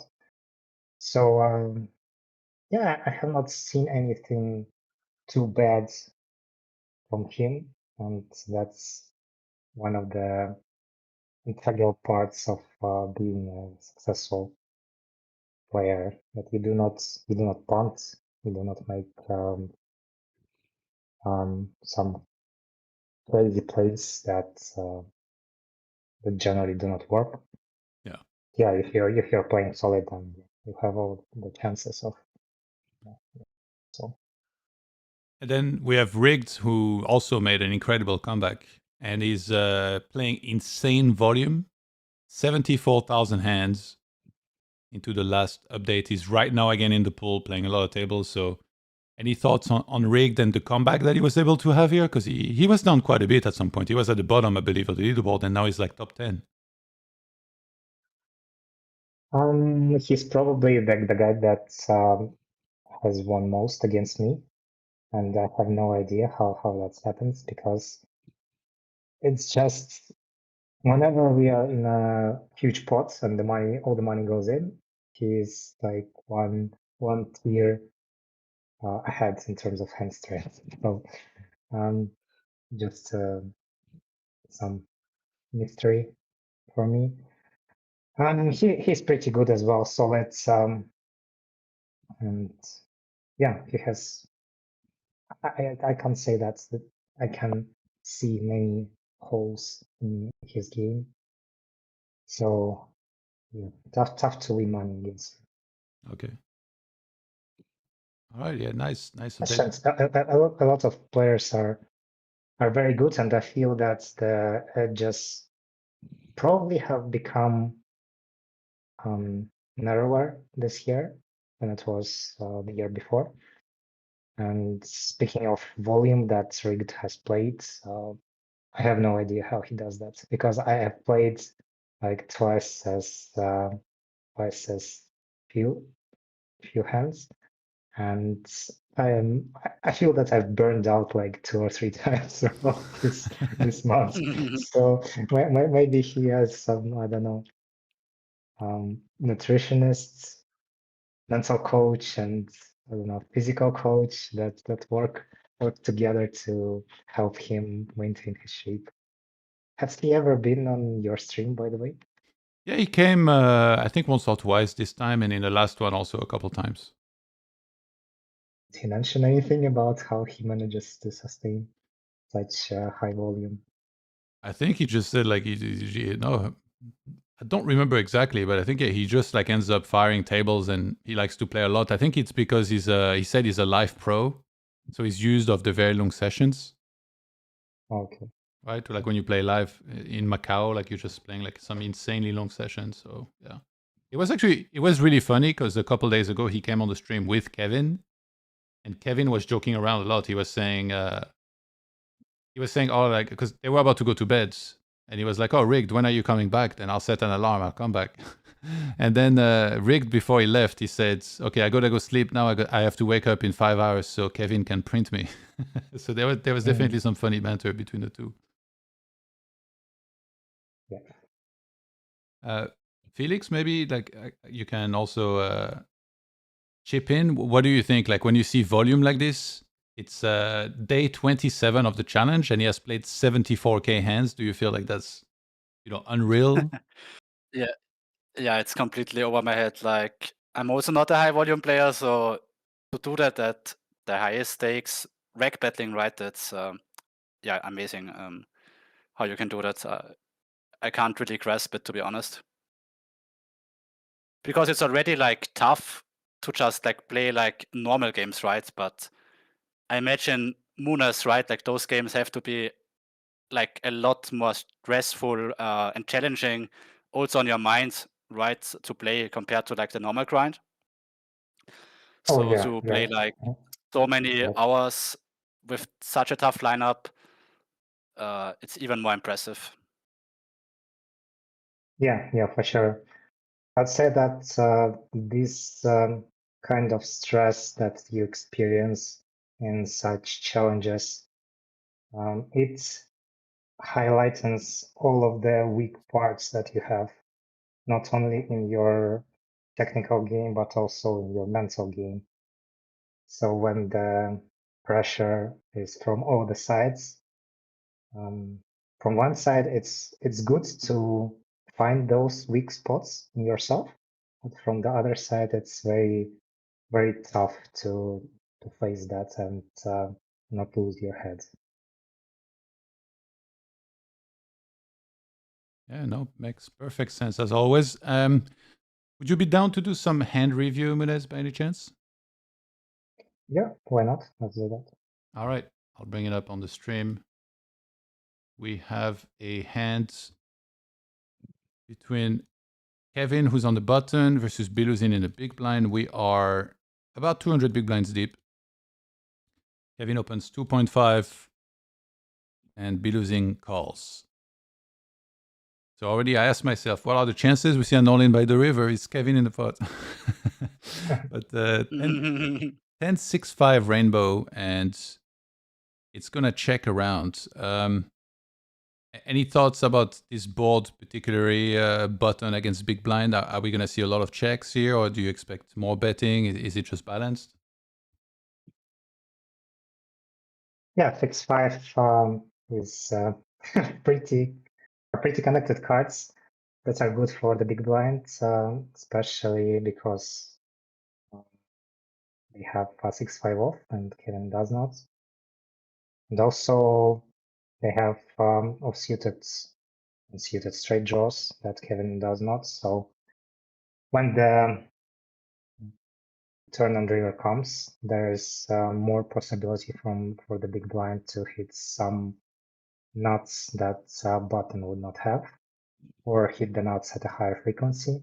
Let's say that's button see bets, big blind check raises, and button calls, and the turn comes in 9 or a 4, and big blind could have a lot of straights in those cards, and button improves sometimes to a straight, but not nearly as often. That's why I feel that this board should be played rather carefully in big blinds. Oh, sorry, in button's shoes, not c-bet too much. And yeah, I expect quite a few checks here. What do you think, Felix? Yeah, I would agree. I think probably you could still play like different strategies, right? Like you could go for pretty much any sizing on this flop, I would still imagine. Like, yeah, if you go like small and higher frequency and like protection bet some thin hands, or you go bigger and like go more towards like the strong top pair region, I think pretty much every strategy can make some sense as long as you know how to play like the turn and like the all the different runouts basically. Yeah, agree. From what I know about Kevin, I would expect him to play, I don't know, maybe half pot or check. I would not expect him to use very small bets, like quarter or third. Maybe he could play either a half pot or 3/4. Let's check of it as well, of course. So we do see check on the flop, and then 9 of clubs on the turn. And Biluzin is going to lead out into Kevin. So We have one of the straights completing turns that Munas talked about, right? Yeah. 8-7 gets there. So Munez, what's your thoughts? Now that Kevin is facing this, then what is he looking to continue? Like what becomes trickier? Like what is an autofold here? I think any 5-outer continues all of the gut shots with the nuts out continue. Maybe like king 7 folds. I saw some calls here from ace jack through ace king.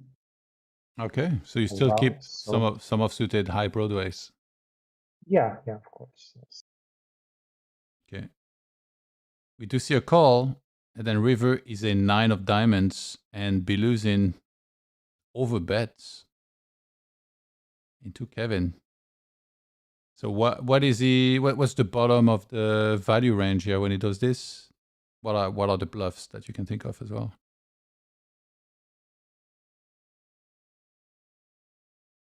I mean, I would think a 9, right? Like, don't think you can do this with anything that's worse than a 9 for value, would be my guess.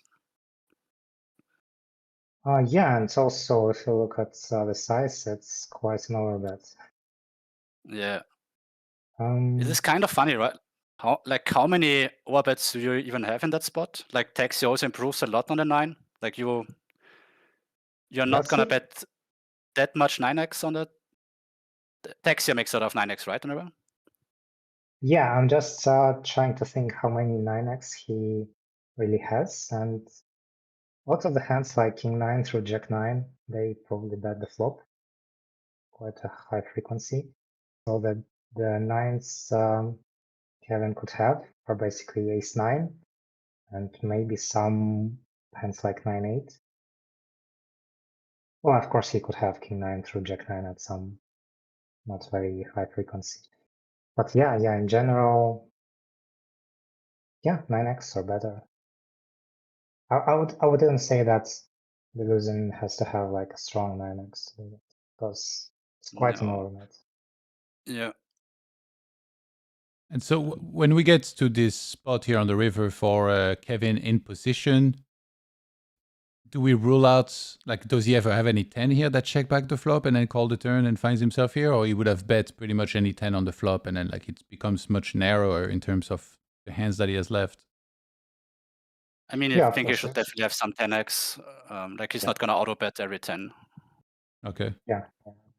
And so like a 10 here is, are there some that are foldable, or you expect him to call any 10? Like what's going to be the bottom of his calling range against this massive bet? I think maybe a 10 is not a necessary card to have for you to call down. Maybe a hand like ace-6 or ace-5 might be a better one, because blocking ace-9 is actually a huge deal. Yeah. And so if you have a hand like, I don't know, 10-8, maybe your 8 does not do all that much for you. I personally would not expect Biluzin to have 9-8 here in this size.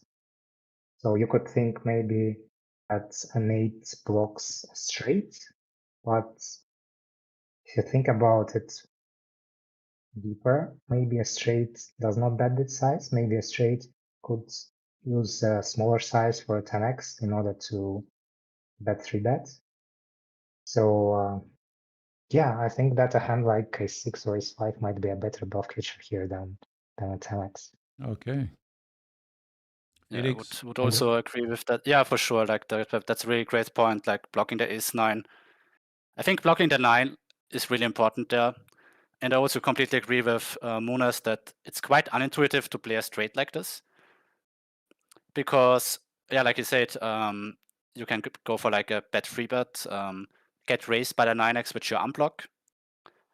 And because with a straight, your hand is worth more money than this, right? So you would like to get in more money, and kind of tough to get in more money if you do this yourself. You have to hope TaxHere raises like ace-9 himself, I guess. Do you think he would raise ace-9 versus this? I personally don't think it is. I think that might be the thing.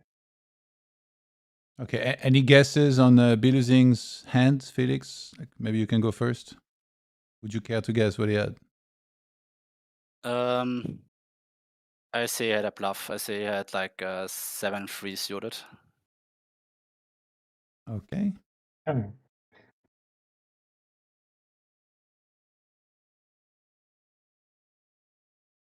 Yeah, so if he is bluffing, it has to be some like low card bluff that does not block broadways.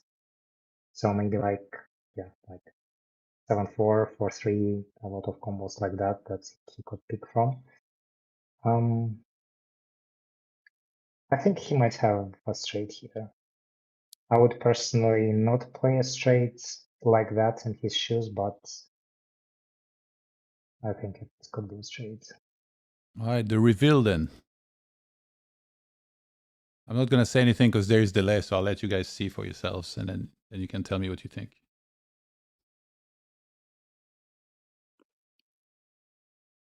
Okay. Okay, I did have the 9. Yeah. So it makes Yeah, I mean, sense. Like he blocks the makes sense, straights yeah. and he has trips. It makes sense, but I feel that might be a little bit too greedy to play bet 9 for that size. Maybe it's okay. Okay. Yeah, that was interesting. Yeah, let's see if we can spot some more hands. Maybe I see there's 6 full tables now running, so lots of hands being played. And Yeah, I'm actually quite amazed how much action there was this year. Yeah. Because I remember last year, at some point, people just stopped playing.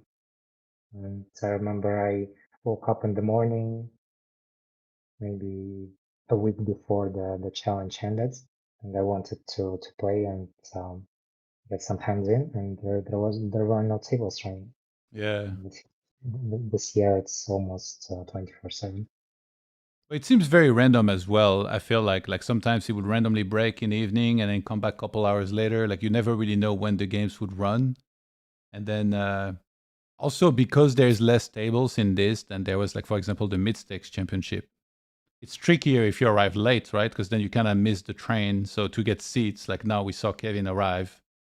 Obviously, he saw that he's not rank 1 or 2 anymore. He's 3. So he was like, all right, I want to play some. And he shows up and all the tables are full.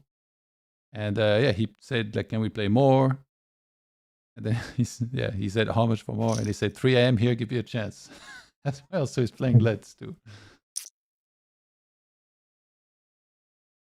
Yeah, I had the similar issue. I generally woke up at 6 a.m. and a couple of times I turned on my laptop in order to jump into the action. And all of the tables were full, and I joined the waiting list, and I was roughly fourth on the waiting list. So a lot of guys were willing to play, and I managed to get to at the tables only roughly 1 hour later. Oh wow, that's a very long time. That's not a big deal. Yeah. Still way better to have such a problem than not have any action at all. Yeah, for sure. You see rigged going all in here versus spot bet cats. Mm. Do you have any ideas who the spot bet cat is? He's a Japanese player that plays live in Macau. He has like he has a Twitter which links to a YouTube where he talks about some of his big sessions that he had with some VIPs for like heads up. Mm-hmm. In one of them, he apparently won a lot. Like I translated it, and it said like he won I don't know however many millions, but basically, if he was talking about Japanese yuan, which since he's talking Japanese in it, it would be basically 600K that he won in against someone. So maybe playing some big games. And we do see him pick up that pot here versus rigged. I will replay that. And he wins it. So he opens 2.3x in the cutoff. Rigged goes 8.5 on the button. And then we have 26 from pot bet cats. So how deep? 134 big blinds deep. So 26 call 10-6-3 rainbow. He continues for 1500. Is he just trying to really inflate? Like I always think, my Omega simplified strategy is quarter in 4-bet pots, but here obviously we're deeper. So is he trying to inflate the pot a little more? It's not that big a difference between like what he did, which is like what, 30%? Yeah, not the biggest difference. I mean, it's still a great board for him, right? So he's still going to be very aggressive. I feel like you might want to size up in theory a little bit more, but then like you have to play a checking range as well. I think with this, I wouldn't be surprised if you could still range bet for that sizing and play a bit of a simplified approach. What do you think, Munas? I feel that in the spots I always like to think what parts of range am I targeting, and if you use like very small sizes, like a quarter pot, what hands does Rigged Yeah, there are not a lot of folds, right? That's fall to this bet or have troubles facing this bet. So and when that happens, that usually means that the sizing is suboptimal. So on this exact board, I would prefer a larger size, maybe even more than the pot that Cat used, maybe like a 40%. I'm not sure that you can play range bet for 40%. And if you do not do that, then of course you have to develop some sort of checking range, put some worst hands into your check folding range, and add some check raises and check most. This size, yeah, it's okay. It's not that bad, but I would imagine that Rigged deck only folds maybe ace-4 of clubs to this size. I can't imagine many other hands that fold. Maybe like king-queen, of course, he folds as well. So Rigged makes the call, and then we head to 8 of hearts turn. And it's going to go check. If you turn a draw here in Rigged's shoe, don't you have more incentive to bet? Like, let's say you somehow turn let's say like he has like queen jack, suited, maybe even of hearts. Do you have more incentive to check or bet? I always struggle to figure that out. Alex, what are your thoughts?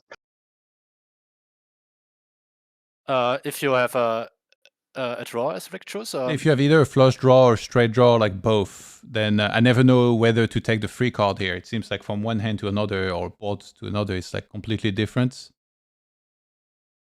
So when to take the usually free you are card? a bit careful. Usually a bit careful with stabbing like the higher equity draws when you can't bet call them. But I feel like it's a heuristic that maybe is easy to like overdo it actually, because sometimes you see solver still like bet folding some flush draws. But yeah, like the main way you go about it is that you are more like stabbing the lower equity hands, and if you have like a hand that has decent equity, you just check it back like more often.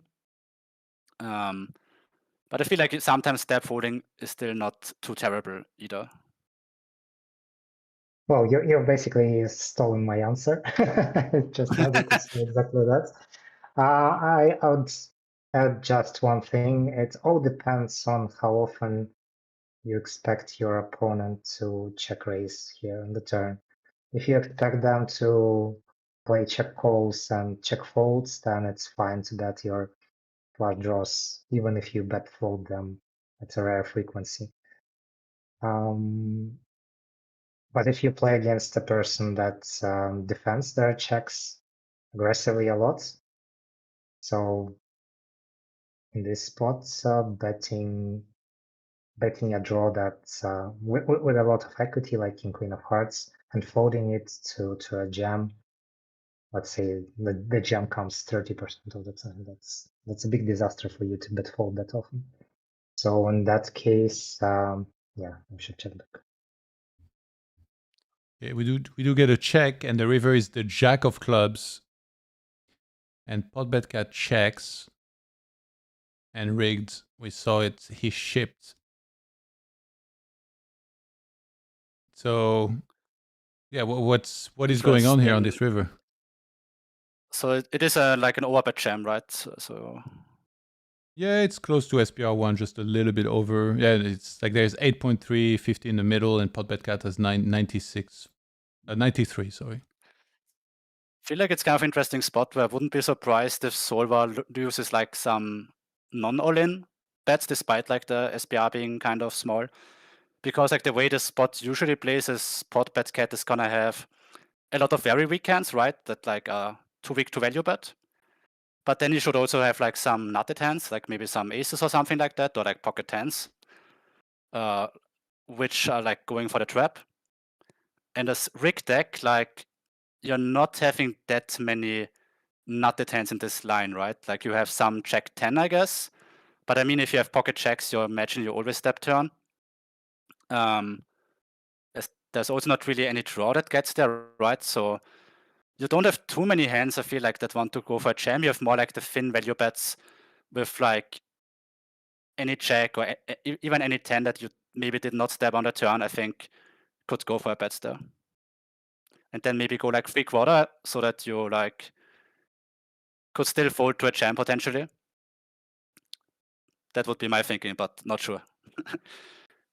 What do you think, Munas? Or you think it's just a very straightforward jam or check situation? I see the reasoning behind your thoughts, and maybe in the solver world that could be the case. However, in practice, yeah, again, it all depends on the strategy that potbet cat plays. For example, if he never has a slow play here, then you can just jam. Well, obviously you can jam any jack and maybe even some 10x for thin value. And to be honest, I don't remember the last time that I saw a trap here on the river, in the cutoff shoes.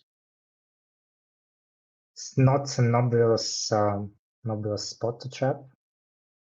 So yeah, I would expect cutoff to have like more 10x that didn't want to jam the turn. Some maybe hands like ace-8, hands like ace-3, something like that. Some people for bets suited connectors like 8-7 or 6-7. So on total Should 10 not hands, even check the river as potbet cat? Like if you have like king 10, is it better to check or is it better to go for like another block bet? yeah, I feel that he can block. Of course. Yeah. Makes sense. And yeah, speaking of the good deck plays, obviously when you get to the river with king jam.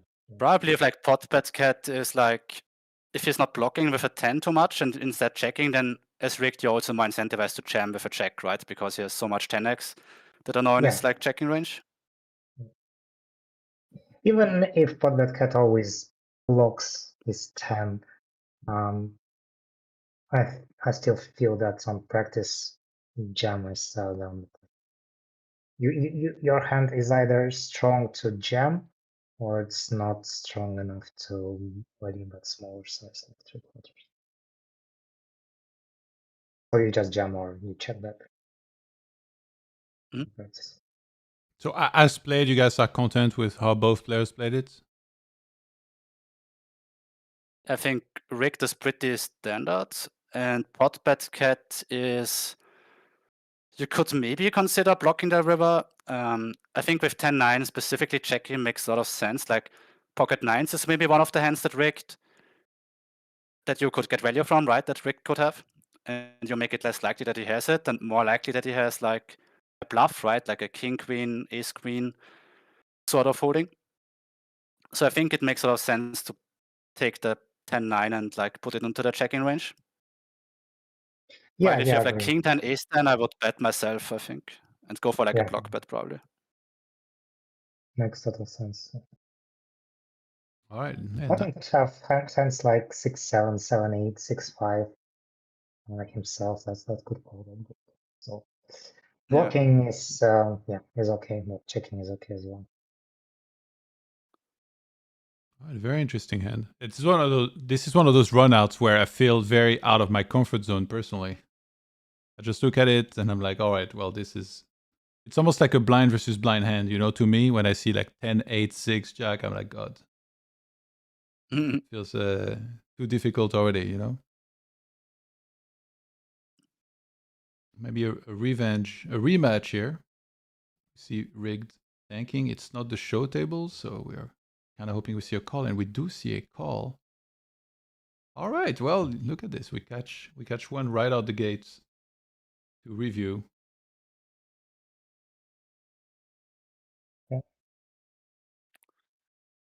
And so, this time rigged gets to win the pot. Yeah, they're exchanging chips. Rigged, it is 126 big blinds effective, and he opens button, pot bet cat defense big blind, queen 10-8,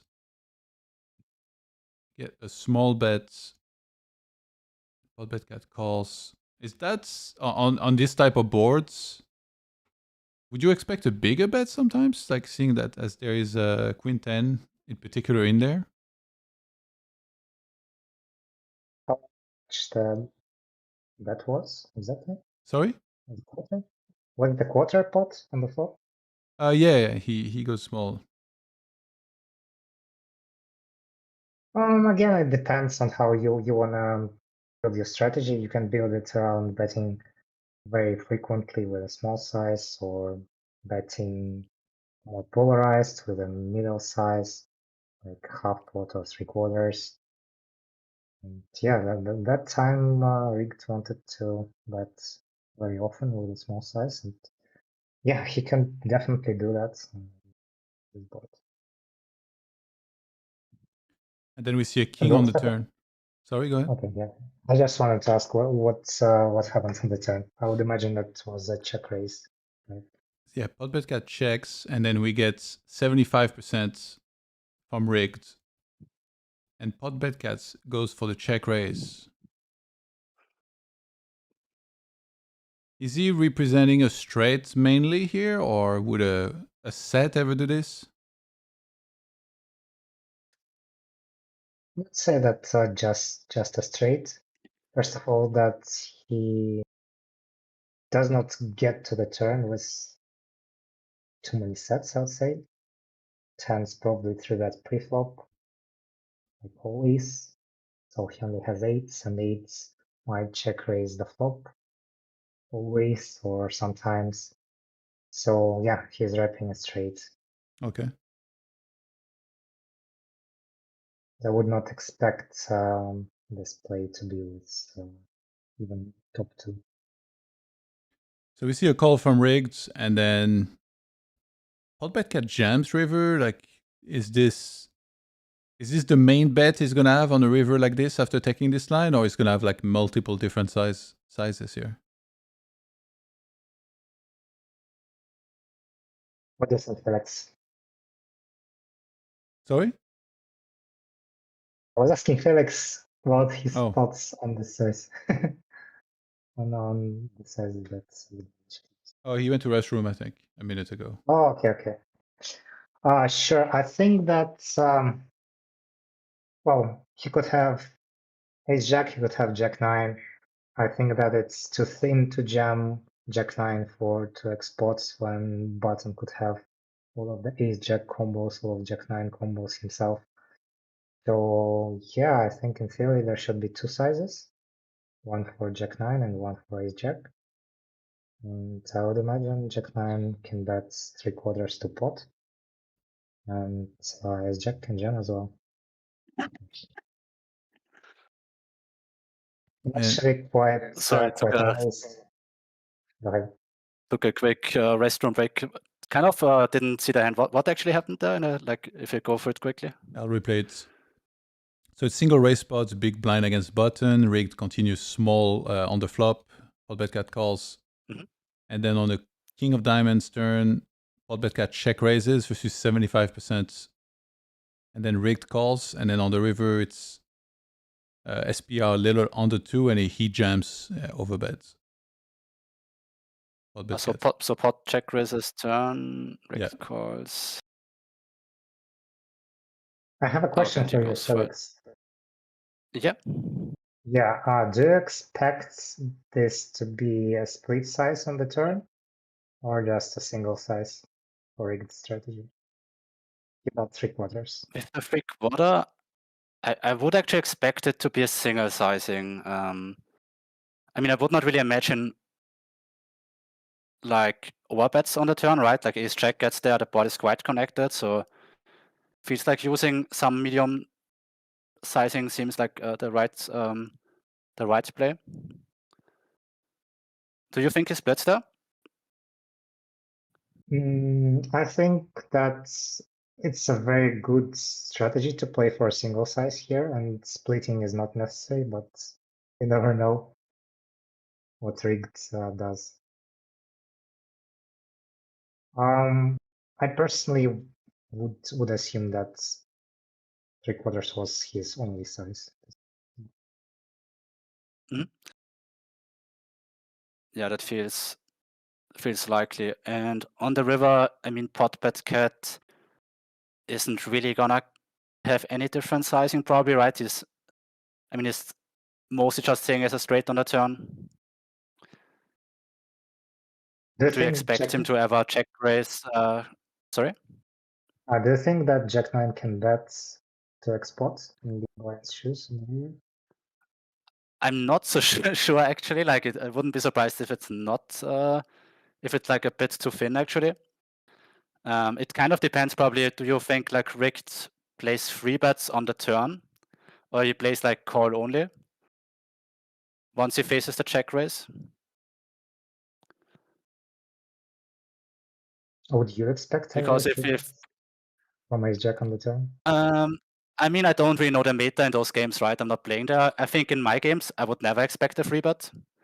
And the main reason for that is people, like, it's easy to find the 3-bet with ace check, right? But like, it's tough to find the 3-bet with a bluff.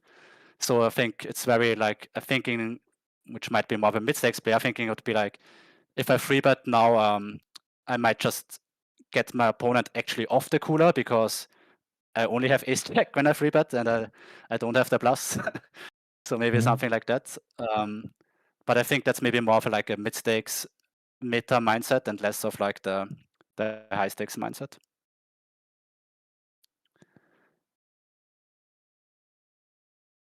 But yeah, I would not really expect 3-bets. What do you think?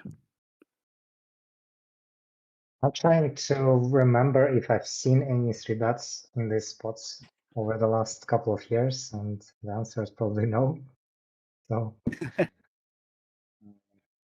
expect a 3-bet. Yeah, because I wouldn't be surprised if like in Silverland maybe you have some I mean, you probably don't even have that many because pot bet cat is already so polarized. But if you have ace check, you probably still don't mind free betting because you can either like get value or deny equity from like high equity draws, and you could still have check 9. That check called flop check raises turn, and then you cool out that hand. And then you would have like probably maybe a non all-in free bet even, and you could like do some sort of thing with like a king check that you could raise. Like there could be some weird sort of things happening, but I would think in practice probably Rick has all of the ace check on the turn still when he just calls.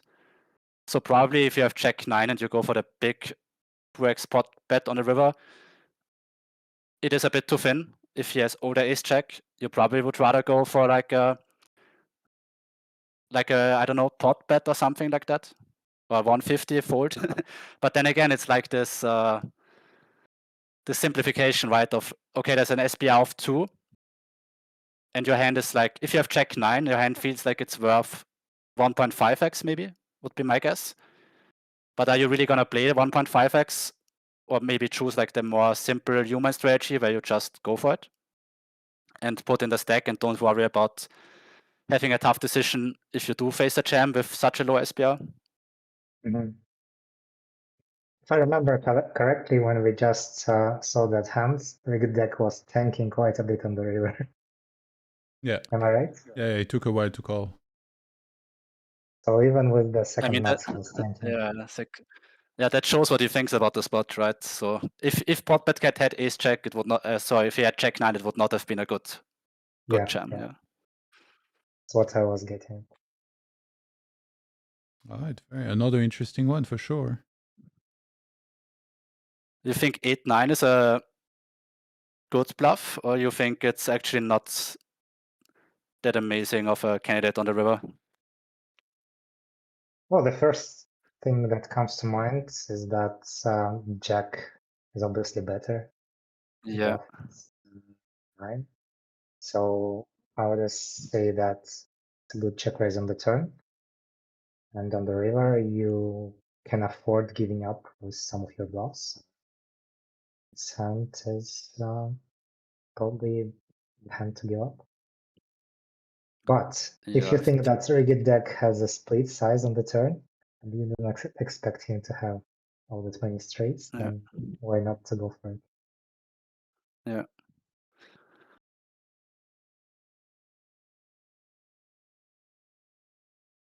But probably having an 8 is like even quite bad, right? Like some of rigged hands that gonna bet turn fold river are gonna be hands that have an 8 in them, right? Like if he has a set, it's not a, like if he has pocket 8s, for example, versus the jam, it seems a terrible hand to call with, right? Like you have 0 good blocker effects. So would you imagine rigged if he had 8s, he would always fold river, unless he perceives the spot to be just too overbluffed? Yeah, I agree. I think that a hand like Jack Deuce, even diamonds, is a better thing than Yeah, I think so too. Yeah.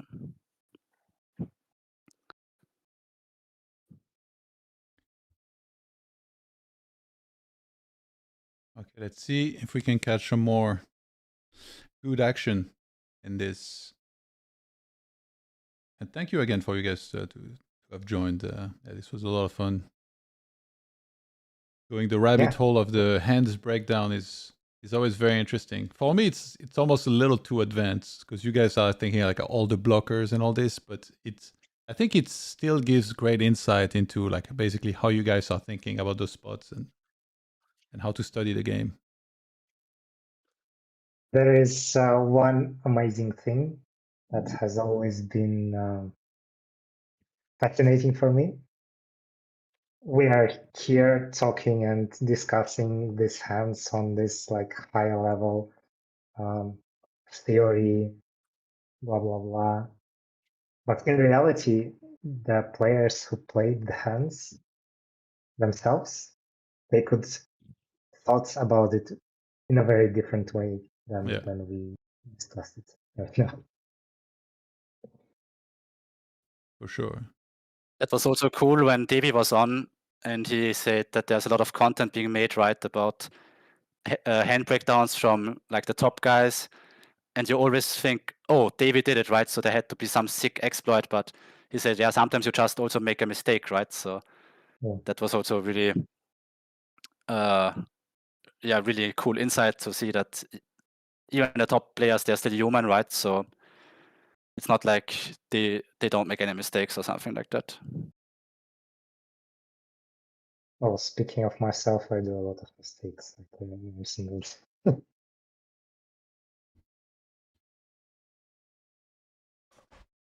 So you happy with the volume that you played, Munez, in the challenge, or is it too much? You think maybe you pushed yourself to play too much?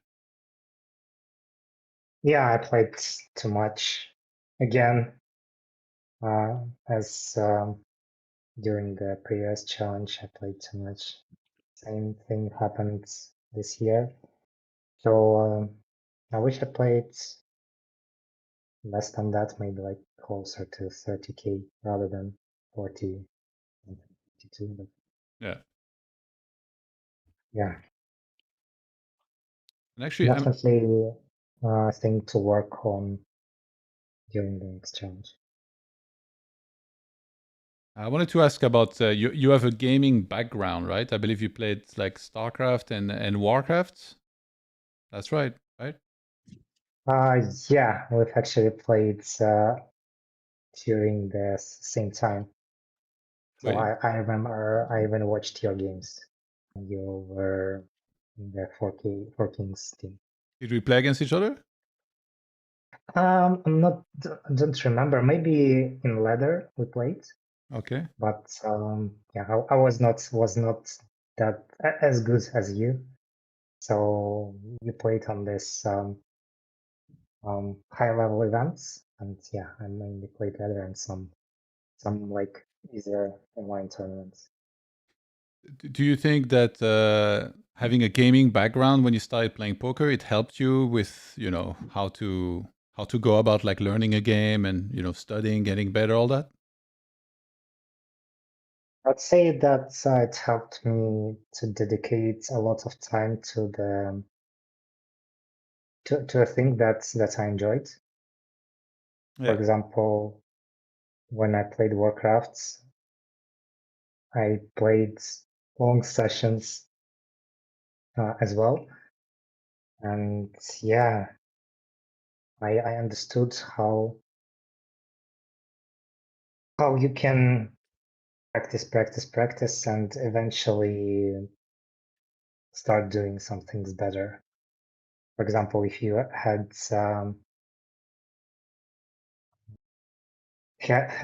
issues in a matchup undead against human, then you could find a partner and practice with him for the entire day or the entire week, Yeah. and eventually you'll get better at it. And from that aspect, poker is quite similar because you can break down the entire game into multiple scenarios that you can practice one by one, and eventually you can get good at all of them. And when that happens, your overall strategy gets better. Interesting. I never thought of it that way. But in video games, you have a ladder, so you can search for a game, and then you just like kind of like play a lot by default. And then Yeah. I guess you'll review the replays individually of like when you have questions of like what you did wrong. Do you feel like there is a comparison to be made in poker where like, you play and maybe you save some hands and then you review them? Because I feel like in poker, it's still, if you do that, it gives you like only a very specific view of a really unique scenario. Whereas like in a video game, that scenario, there will not be that many scenario, I think. Of course, every game is different, but like, you have the maps and then the points of attack and the timings, but they will not differ that insanely much from one another. Whereas like in poker, you have like what feels like infinite, boards and runouts and race sizings and all that. That's true. Poker offers a lot more variability. But there are some, how to say, you can draw some analogies from the video games. Still, let's say your goal is to prepare for a major tournament, and you know that in that tournament you'll have opponents like Grubby, Insomnia, Moon, and you have some tasks to do that, and you can pick you can do the tasks one by one, and eventually you'll be prepared. And in poker, I would say that it's quite similar because despite the huge variability in the scenarios that could happen, you have just single raise pots, 3-bet pots, 4-bet pots, and you can either be the aggressor or the caller. So you can pick the same idea and apply it to poker. So just study one by one. Okay, yeah, no, it makes sense for sure. Yeah. I think there was an interesting hand also on the right table. Okay. How many hands ago? I don't know if you like 2 hands or something. Oh yeah, okay, I see it. I'll bring it up now. So this is a 3x open from Mr. Lumberjack on the button. We're, I think, pretty deep at this table, except for Rigged, who has 100 big blinds. And he's the one that flats. Sorry, the 3-bets. So 12 big blinds. And Mr. Lumberjack calls. So 8-5-3 rainbow. And Rigged continues for half.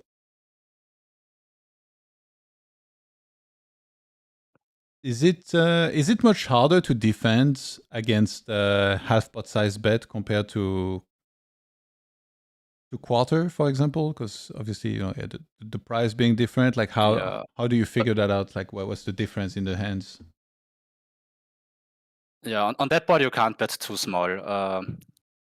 I mean, like Mona said, similar in the foil pot, but it's even more extreme, I think. Like if you bet too small, you just would not really generate any fold equity. And yeah, I feel like you have to go half pot kind of as your smaller sizing. So it's like half pot or bigger. Actually, I remember Rigged used even larger sizes in 3-bet pots against me, like 2/3 or 3/4. So I'm a bit surprised that he used only half pot here. But yeah, I completely agree with Felix. If you make it too small, basically there are very few hands in the button shoes that fold. And so yeah, you want to generate some fold equity. And I mean, if you want to talk about it in very, very technical terms, I guess the more polarized you are in those games you play, you probably play small blind flats, right? Oh, I guess Lumberjack went 3x, right? So probably versus 3x, would you still play small blind flats? Probably not that many anymore, right? No. So maybe then it's actually maybe Rigged caught onto that and he was like, okay, plays 3-bet or fold. So he's gonna have more like medium pockets there, right? Like more of the 6s, 7s that otherwise would maybe flat a lot. And those hands like kind of like a bit more of a smaller sizing instead of like a 3/4. So perhaps he played half pot here and he would go for a bigger sizing if Lumberjack went for like a 2x open. We'll never know. Yeah. All right, so we see a call and then 6 of hearts on the turn. Rigged checks this time. And Mr. Lumberjack bets 30% in position. So again, it's Rigged at 7.5k behind. So if he calls, he would have 6k on the river into what would be 8k. I would imagine it's actually really sharp sizing from lumberjack. I think a lot of players at mid-stakes standard default to like step 25. But the thing is, if you have a pocket pair, it's actually worth decent amount of money there. But it's not like if you bet 25, you can't really reopen river again. Let's say you have like, I don't know, even deuces there or like a pocket 7 sort of hand. So then you didn't really get enough money out of your hand. But if you go third and you have deuces, you kind of get the like right amount and you can just check back river. Or if you have like, I don't know, an ace-5 suited sort of holding.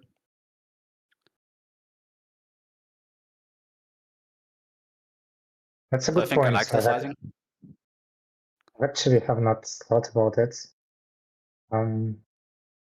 Because I usually, well, basically, when I use solver in this spot, there is usually a preference towards a smaller size for your betting range. But yeah, for specific hands, I see why making it larger makes more sense. So you basically value bet now and then check back always river, and you can value bet for a larger size. So what happened on the river or So on the turn? we see a call Will there from any check-ins? we see a call from rigged, and we head to a 4 of clubs on the river, and Rig checks, and Mr. Lumberjack checked back. He went for the give up, and these are the showdowns.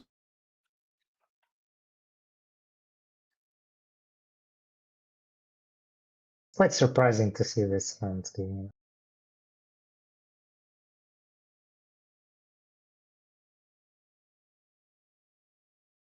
What would you expect to be the bottom of the value betting range in this spot?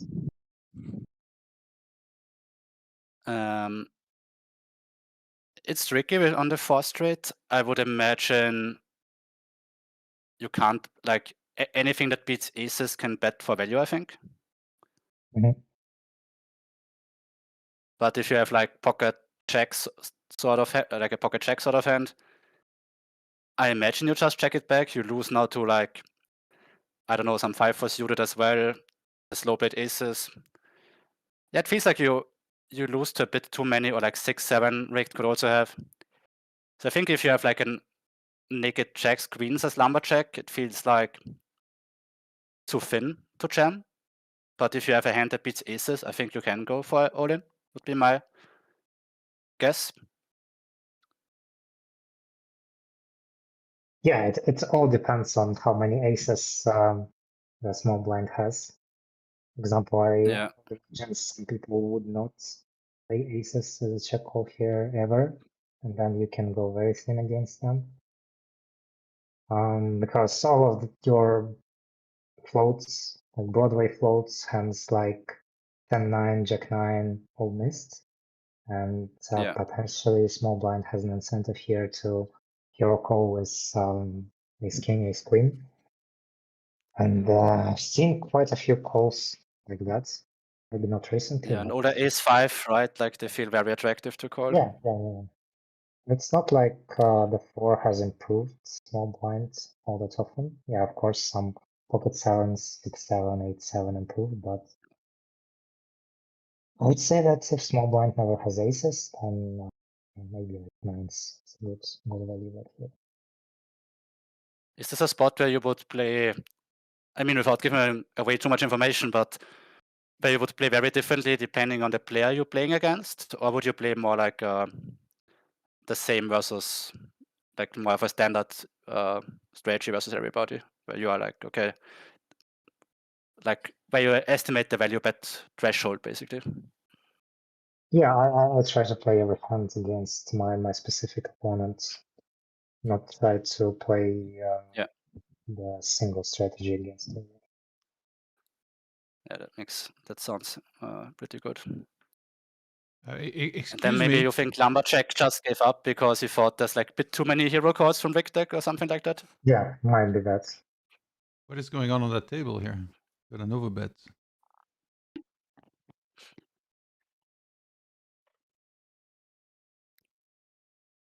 Right, we see a call by Mr. Lumberjack. One of the great discoveries, by the way, I feel of this challenge has been Mr. Lumberjack, a player who used to live a little all over the place in Malta, moved to Hawaii for a bit, and then now he has some farms in Tennessee, and he lives on the farm. And he was saying, yeah, he enjoys it. Plays on only 10K and then grabs some fresh milk from the farm. Yeah, amazing. I watched that stream. That was really fun. Yeah. Do you guys know that MTT player who Giraffe. lives on a farm as well? Yeah, Giraffe, yes. yeah, he's a sicko. He's very funny. Yeah. It was funny when he talked or he made an interview and he was like, yeah, shout out There's a to massive pot. Yeah. He said, shout out to my girlfriend. She takes care of all the animals on the farm, and that includes me.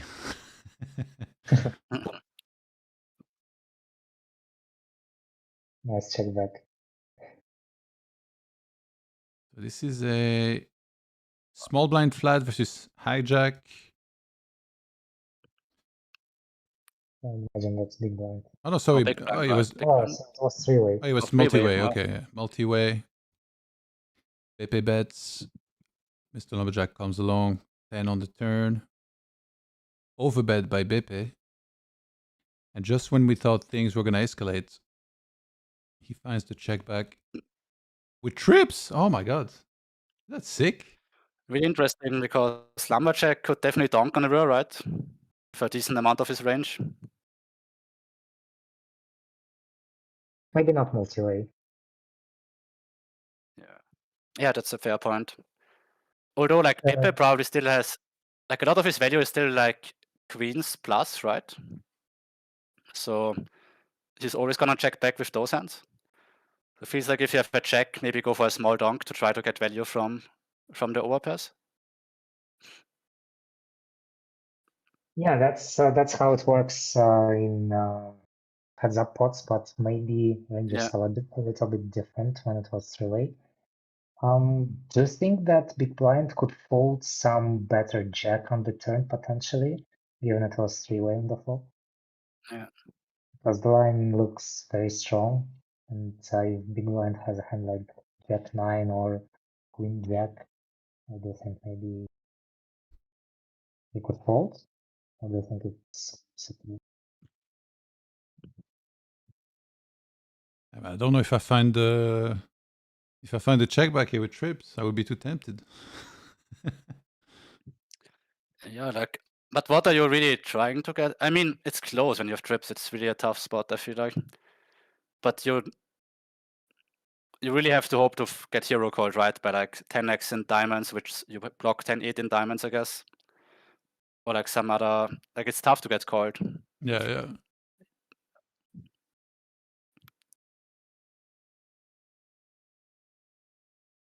So Felix, what do you think about the turn?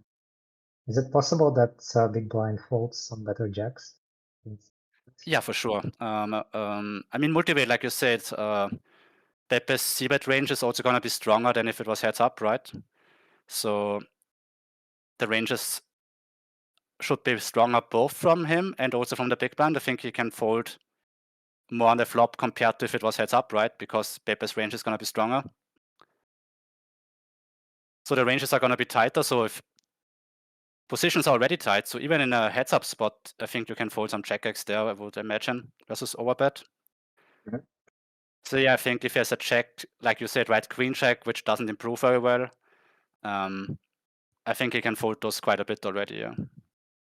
Or maybe king jack with a king of diamonds.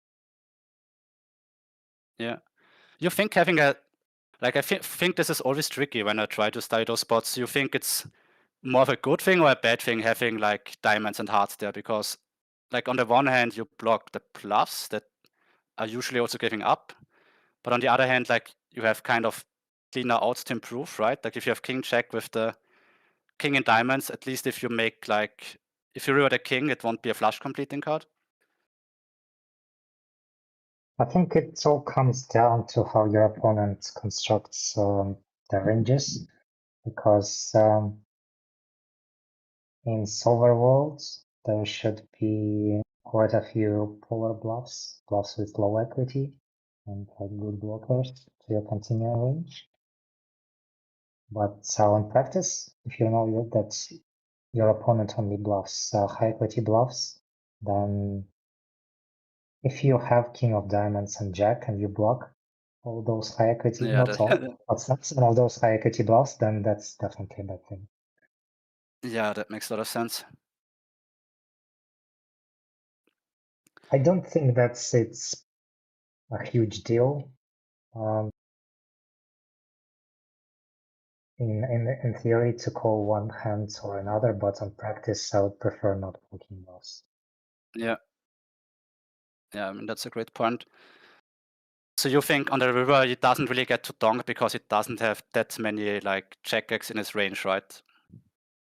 Because he might fold already some on the turn. Yeah, I might be wrong on that because I haven't really studied three-way pots all that deep. Yeah. But to me, it looks like some jacks fold the turn, and that turn calling range has more 10x of diamonds, deuce x of hearts, 5x of hearts. Nice. Oh, sorry, not diamonds, not hearts, like ace 3, ace 4. So maybe in three-way there should not be nonks, but I might be wrong on that. I really like turn bets as shoes. Makes a lot of sense. Yeah, for sure. That seems amazing, right? He folds out better check X, gets called by the dominated draws.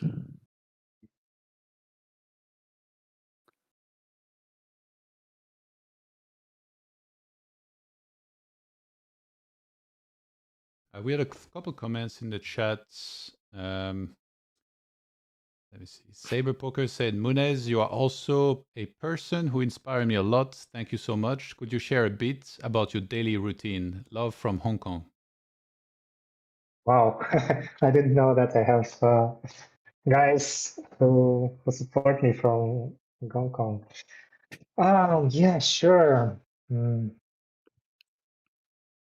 I actually added some stuff to my daily routine that helped me feel better throughout the day. Firstly, I would recommend everyone taking cold showers in the morning. This is just an amazing thing.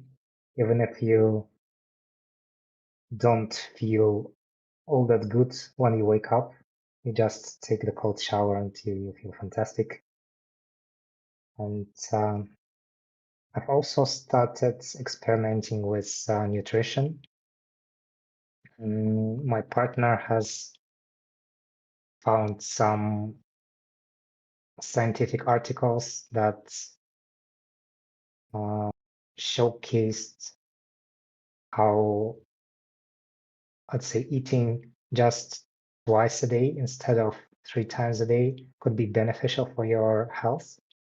You eat larger portions, but you do it over the two meals instead of 3, and that also helped because I noticed back in the days when let's say I had a meal and then I started playing a session, I felt that some of my energy was dedicated to digesting food that I had just eaten. And if you eat just in the morning and so let's say have dinner in the evening, then throughout your workday, throughout the productive hours that you have, you do not digest food, and yeah, that helps preserving energy and dividing it to the areas that you would like to have more energy in. So these are 2 things, and yeah, one more thing I would recommend for poker players to do, not only poker players, just every single person, is just to move more. Instead of playing a 5-hour session in front of your PC, take breaks. Take just 5-minute breaks every hour, and move a little bit, exercise a little bit. That improves your blood flow, and that makes it easier for you to be productive throughout those hours and to feel good.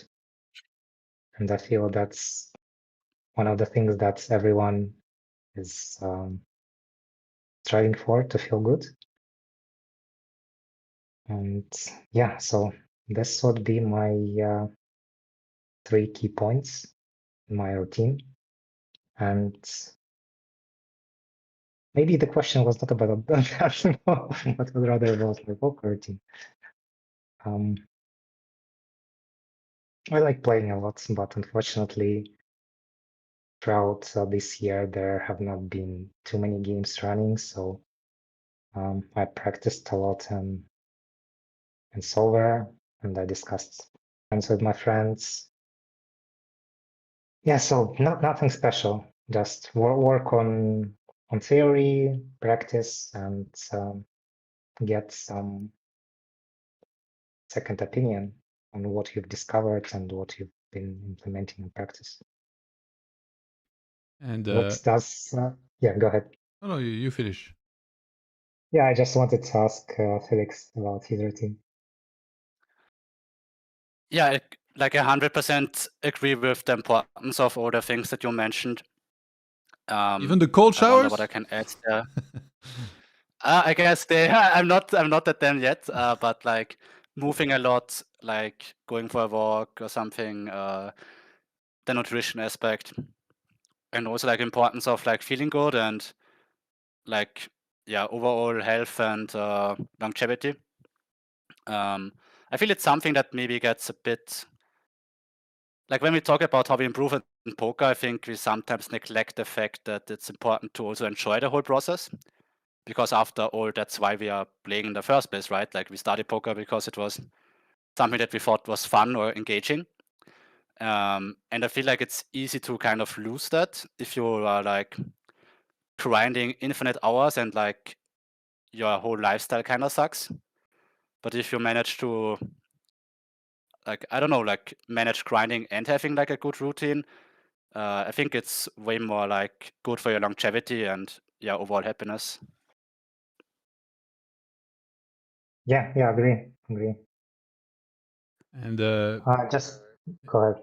Sorry. Bigfoot Bird followed up saying, Munez legend, your mechanics podcast was brilliant. Be cool to hear you review some hands later. That was a while back. He said that. Yeah, sure. So you were gonna say? You were asking about cold showers. Do you do them yourself? Me or Johan? I'm asking you.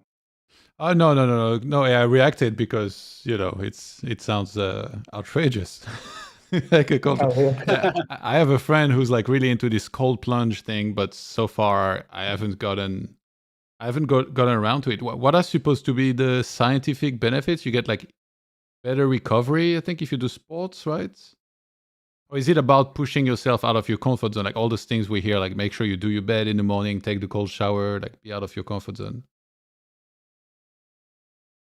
I feel that it has to do with your dopamine levels. Yeah. So basically, there is this baseline dopamine level that every person has, and it is better for you to have a higher baseline dopamine level than a lower one. So taking cold showers on a constant basis improves your base dopamine level. So and you have when you have this steady and relatively high dopamine level, you just feel better. Okay, yeah. And that thing that amazes me about taking cold showers the most is that you can never get used to them. So every single time it's such a stress for yourself. Yeah. So how cold are we talking? Like a little bit cold or like freezing cold? I don't know. It's just I go to. I'm not talking about the cold plunges. I just go to my bathroom and I turn the water to the coldest available. And during like autumn and winter times, it's colder than in summer. Yeah. So that's what I get. I don't know what's the temperature. Okay. Yeah. So just 1 minute in the morning is enough to make a difference. Like a huge difference for Wait, me. 1 It's minute? really- You don't take the full shower? No, just 1 minute. Oh, okay. As you wake up. Yeah, just wake up, go to the bathroom. So basically, Well, I like generally, tomorrow morning, I'm Right. gonna be cursing your name when when I try this. yeah, feel free to do that. I think it's a good thing to do like some light warm up, Yeah.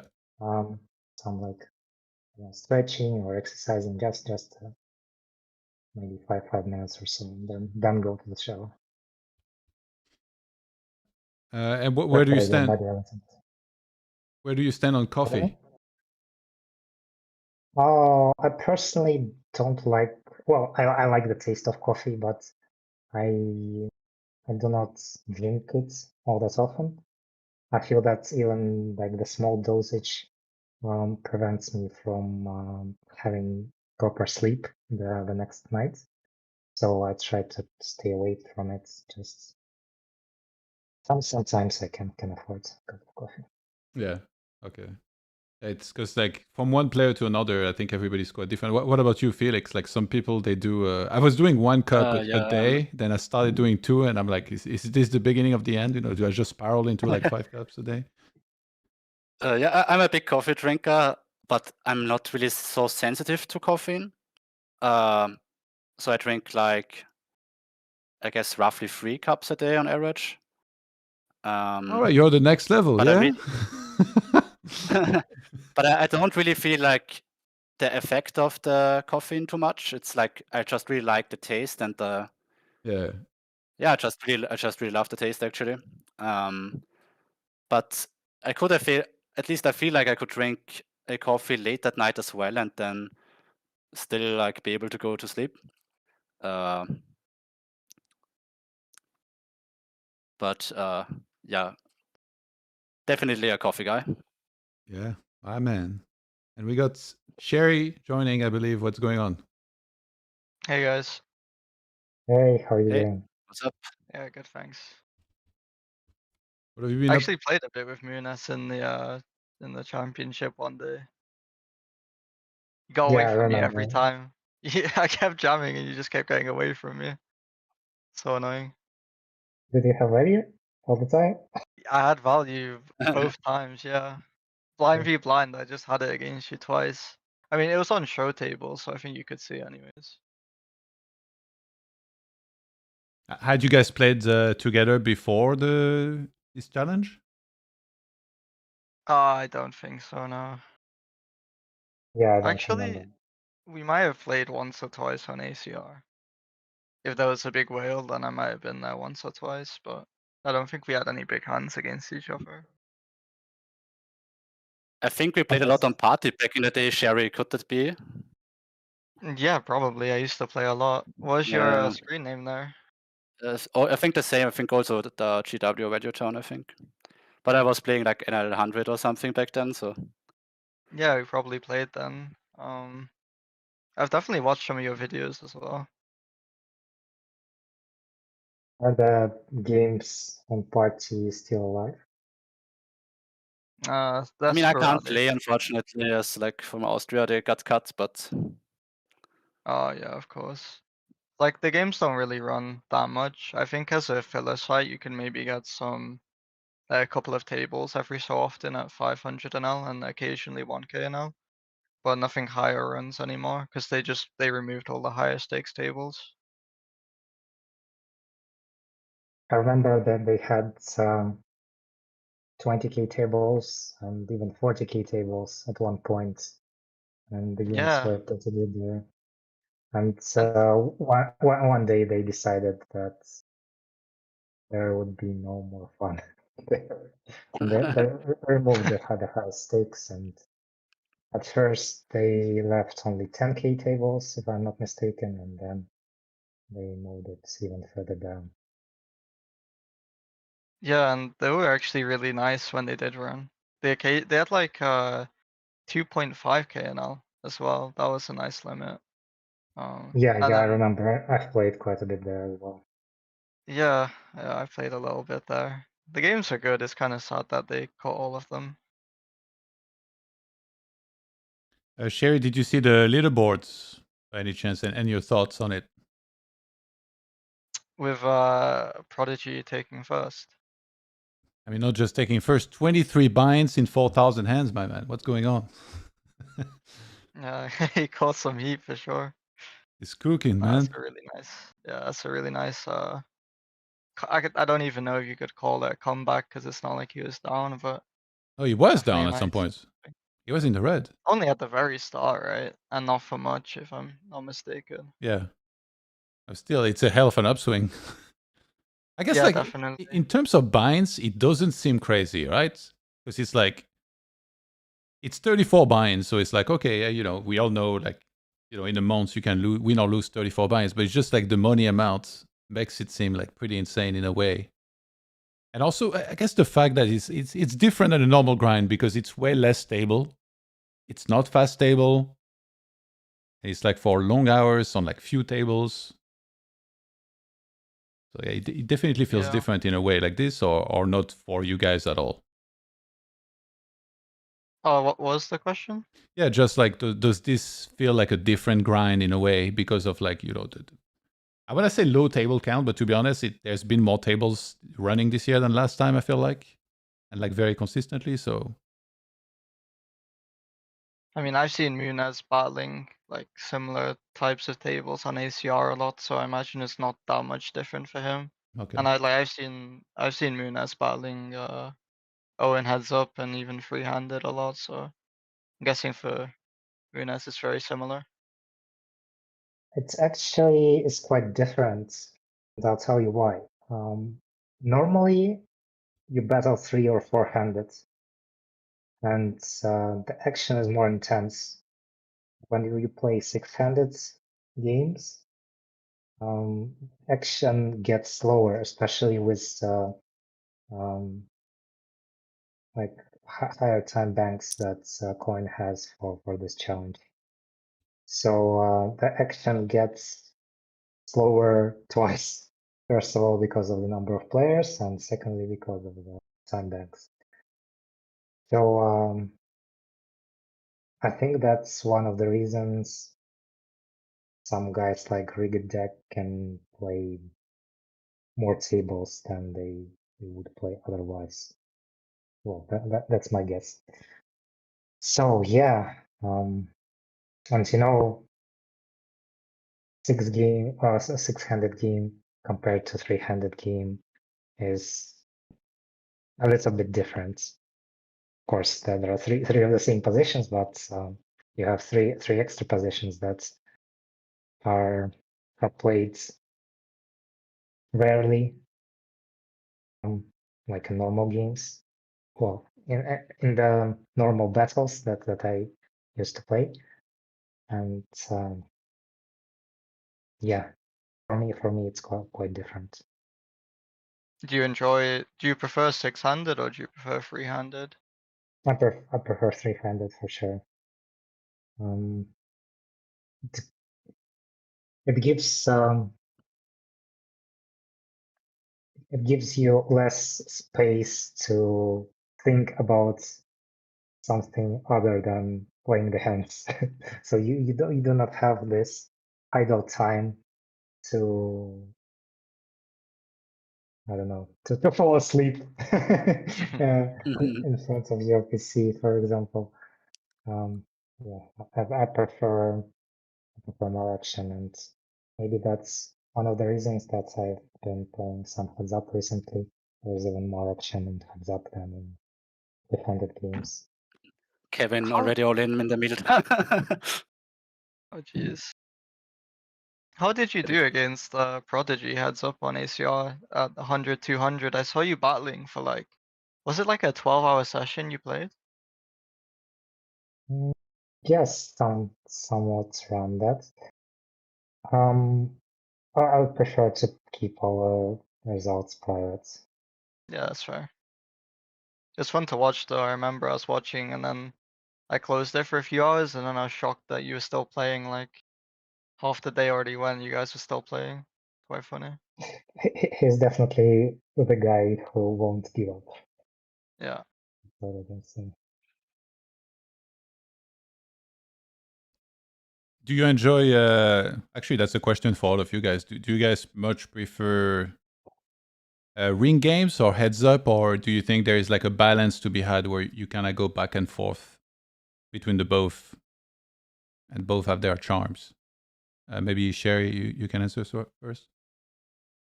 I mean, I've played very little heads up, so for me it's just, I only really like ringed games because it's what I'm comfortable with. Okay. Yeah, Felix? pretty similar. I mean, I could definitely see maybe starting heads up at some point, because it seems really interesting.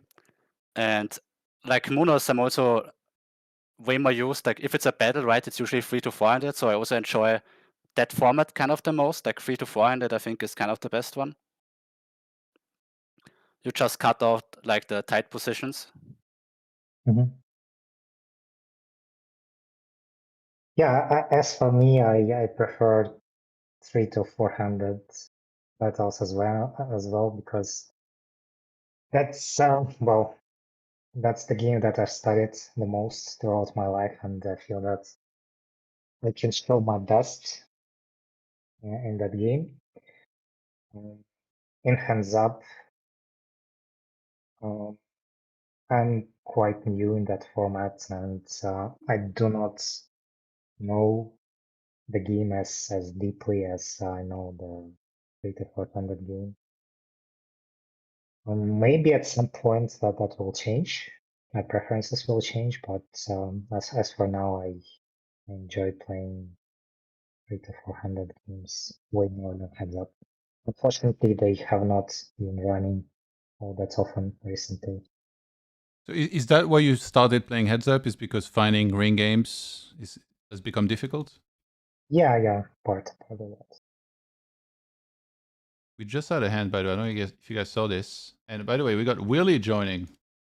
The animal Hey, himself. What's up? Hello, guys. What's up? I'm good. Okay, he's already smiling. Yeah, always. This naughty guy. All right. It's a good life.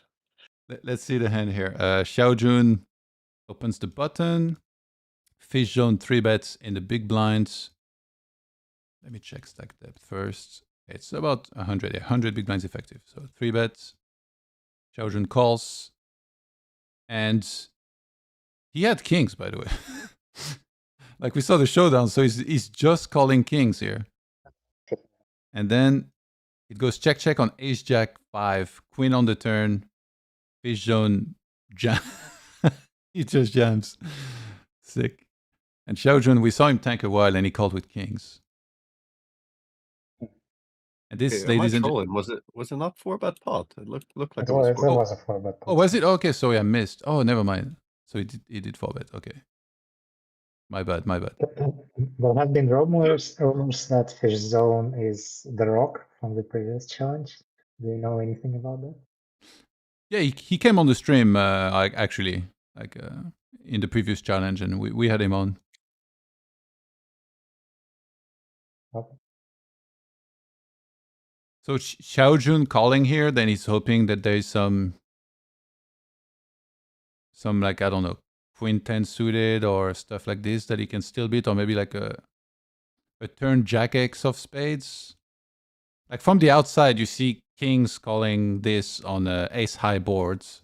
You know, you always think, oh wow, this is like outrageous. But I guess the more we go into it, like, does anyone want to take this on like why exactly? Like he feels like he might have needed to call kings here.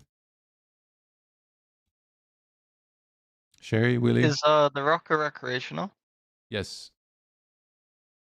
Yeah, I mean, then I guess he just thinks that when checked, two fish can just decide to turn anything into a bluff and can probably just call down. I think it's as simple as that. Something creative like tens or whatever. I mean, certain fish will, certain recreationals will just turn like a suited connector into a bluff because they don't really care about, or they don't really perceive what your range looks like. Yeah. Or maybe they just think, oh, I can fold them off tens or something. I'm not. Okay.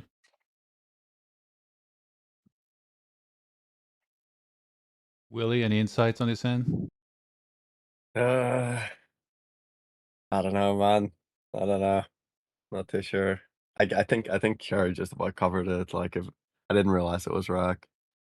Even then, Do you like Yeah. checking back on the flop is normal, or like would you wanna bet sometimes? Like, cause you 4-bet, it's ace high, you know, it's ace jack 5. So would you ever bet like, I don't know, 10% here or 25%, or you feel like checking is the superior?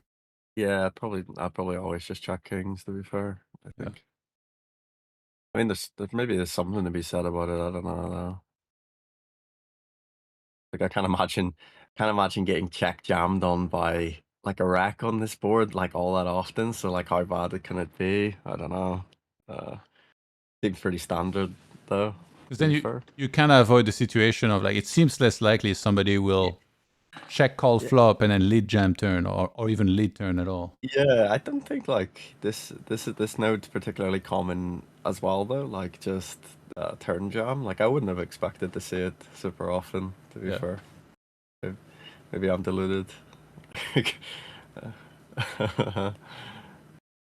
But yeah, you do just see like random weird merges from racks here. Like, sometimes I don't know. Like, is kings like a comfortable call? I don't like it. Not for me, it isn't. I don't know. But is it a fold? I don't know. To be honest, someone that knows the MDA on the spot would have a better insight than I would. But I don't imagine many people do know it. So it could just be something specific to this specific rack. So as well, I'm not too sure. Felix, you call this in the spot? I think so. I mean, depends on reads you have on the guy, right? But I mean, it's not like you're drawing dead when you call there with kings, right? You have like decent equity as well. In this hand, it was, but in this one time. Yeah, yes. in this end, it was not as great, but in general, right? Like you can still. It's not like you're on dead when you call there. So you still have decent equity. So yeah, I think you have to call most likely. Like if he's somewhat capable of finding a crazy bluff, which he probably is. So Okay. I would also flick it in. Yeah. Would you say most fish you would fold this against? Most fish, or most fish you would call this against? I would call it against. Would be my standard play. Yeah, I would call it. Yeah. Okay. I mean, I feel like another cool play could also be like bet tiny flop, bet tiny turn, like try to check back river. Mhm. Doesn't work versus ace check, but maybe you lose the minimum versus like an ace 8 or something. But yeah. Yeah, definitely has merit. To be fair, it's something I would do way more in 3-bet pots than 4-bet pots, but I definitely think it makes a lot of sense. To be fair, now that you mention it. What Plus do you do against a raise on the flop if you bet small? I mean, if I bet tiny and he just jams flop, I think I fold. If he goes for a small raise, it's a bit tricky. Then I basically would have to make, this is a recreational kind of the decision already on the flop where I either fold already or like plan to call him down because I don't expect him to give up with bluffs. So that I would make very player profile dependent, I would say. But I'm not sure if you face that many. Like, how often are recreational raising there with like an ace that's not a strong ace? If you bet small, I mean, maybe they are, but I feel like quite often they just like calling as well. Yeah, I don't think like checkers happens like a whole bunch. I feel like recreationals, like, they're not like big planners, you know, they're just sort of reactors. They just do things, you know, like it just it comes across and then it happens. It's not like, oh, they had some like, oh, I'm gonna check raise this flop, you know, like I don't know. I feel like I'd be more tempted to fold to check raise against fish than reg, to be actually honest. Like I don't know, it sounds a bit grim, but I think like the data on them out of position, they're like relatively. They're raising like pretty similar amounts to regs, like at least in 3-bet pots. I'm not sure if that's transferable. I would go on that assumption when I have nothing else to go on. To be fair, so I'm not too sure. But yeah, I don't think it happens super commonly. To be fair, as well. I remember a hand that I played this year, pretty similar spots, with similar boards. I bet small, and I was jammed on the flop by 6-7 of hearts. So since that hand, I'm very careful with c-betting pocket kings here. Yeah, fair. Get put in the blender. So your bet folded and he showed, or what happened? No, Or your I bets called? haven't. Okay. Do you guys think like that are the hands that can like kind of poison your mind? Because you see someone do a complete random thing or spaz, and it's like, how much does that change? Like how much you need to play differently in the spots? Like I have this, like it corrupts my mind. I'm like, I need to call these fools every time, you know, from there. But then it's like everybody else is different. And then against the other guys, they won't have this. Although it does seem that they have kind of a similar wild profile to the guy that did it, you know? I feel like there's a lot of recreationals that are predictably unpredictable in these types of ways. Like you can expect to see it from them, in my opinion. I feel like there's always just like a spaz probability factor, right? You never know who spaz is. Like if you don't have reads on the recreational, you don't really know how much he spazzes, but on average, he's gonna spaz a bit, right? So I see it in terms of spaz equity, where if you go back and you see, okay, like what potters do you need? Then you are like, okay, like kings, I could hit a straight, I could hit a set. How much equity do I need left? And then you have like decent amount of him spazzing with like a 0% equity hand, where I'm just completely 100% to win the hand. If there's a chance of that, I feel like you have to call in that spot, but.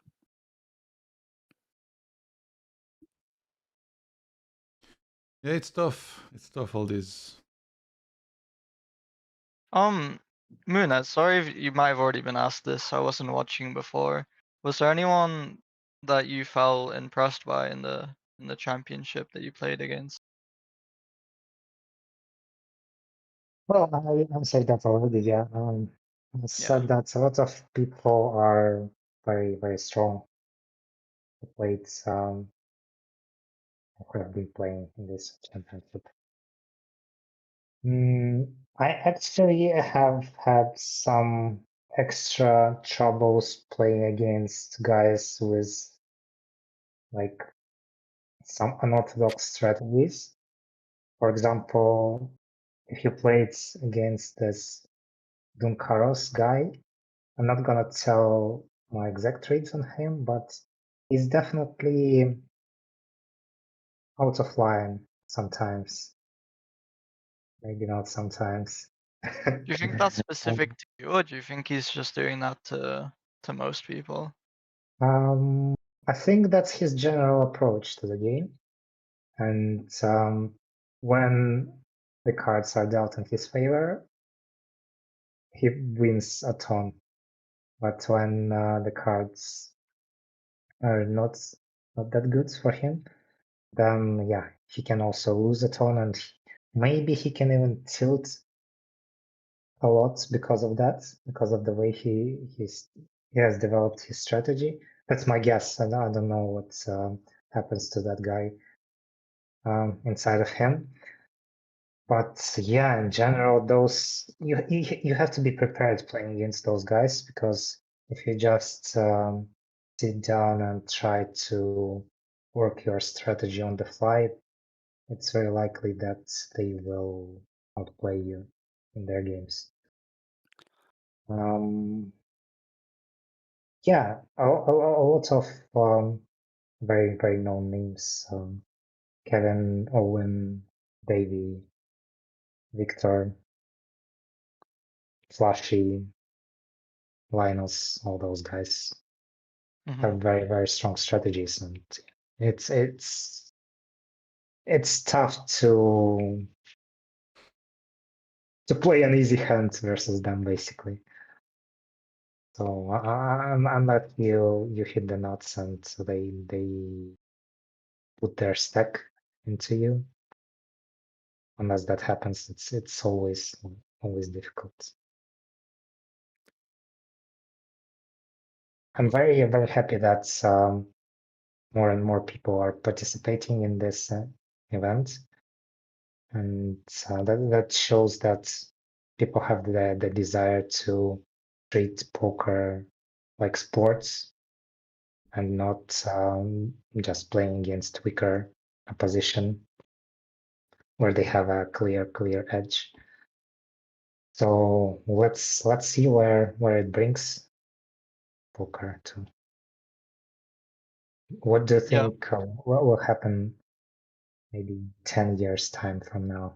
Do you think that these types of competitions will still be alive and people will be interested in participating in them? It's difficult to say, right? I feel like it's very difficult to anticipate where poker is gonna go in the medium future. I'd say 10 years is kind of medium future. For me, like, I'm kind of interested to see if new strategies will develop with like assistance of AI over time. Could be interesting. I know there's a solver now that some people use. It's called like, is it called Ruse maybe?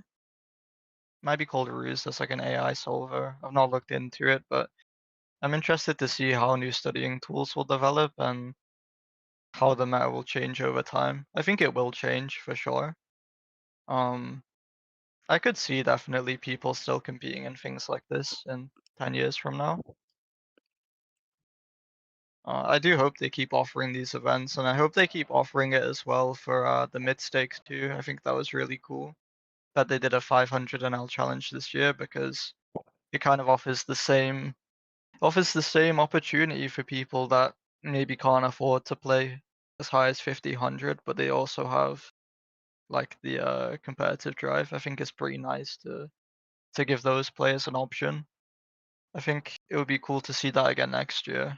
I'll definitely be playing in that one as well. If I got things right, that mid-stakes event was very good for CoinPoker. They did not expect so many players participating, and yeah, I would imagine that created a lot of content to promote their sites. And yeah, from a person who just observed that event from the outside, that was well,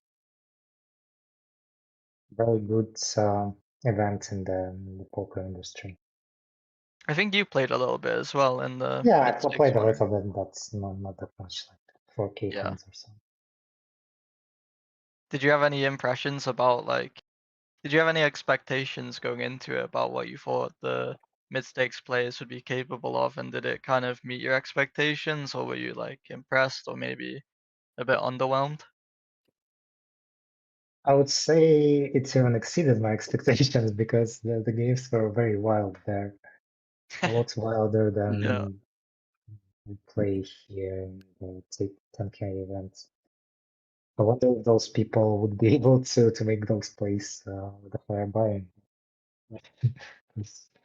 Losing $500 in a hand is quite different than losing a game. Yeah, definitely. Definitely. What about like just the general playing ability? Do you think like it looked better than you expected or worse than you expected? Or I mean, I know you only played a few hands, but you probably got some impression, right? I feel that there was a lot of madness going on, Mhm. and I'm pretty sure that those strategies should not work in the long term. So at the same time, there were people who adjusted by calming down, play more solid, and those were the ultimate winners. For example, I have one friend who I discussed strategy with, who played in that event, and yeah, initially he was playing crazy himself, trying to adjust against those counter-adjust against those mad strategies. But what he found was that you need to play calmer in order to beat them. Because if you start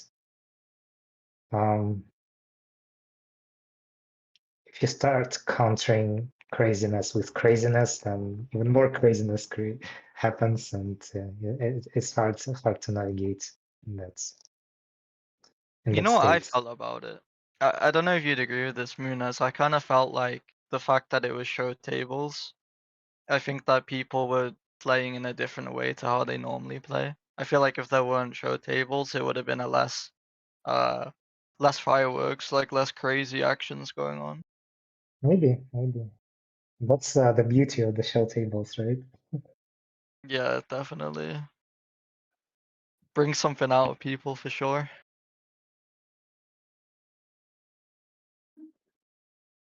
It's actually an interesting phenomena how those show tables influence your decision-making process. It influences the state you're playing in. Because let's say that you're in a hunt against an opponent and you're faced with a tough decision on the river. Let's say you have a bluff catcher and you have to call or fold. And you perceive this spot to be a very underbluffed in theory, or not in theory, in practice. And you follow your reads and you fold, and the guy shows you a bluff. And you not feel great after that hand. And then another hand happens. You're in a similar spot, maybe against a different opponent. Maybe not in a similar spot, but with the similar problem that you perceive the spot to be underbluffed and you fold, and your opponent shows you a bluff again. What I'm getting at is that after a certain number of hands, you have some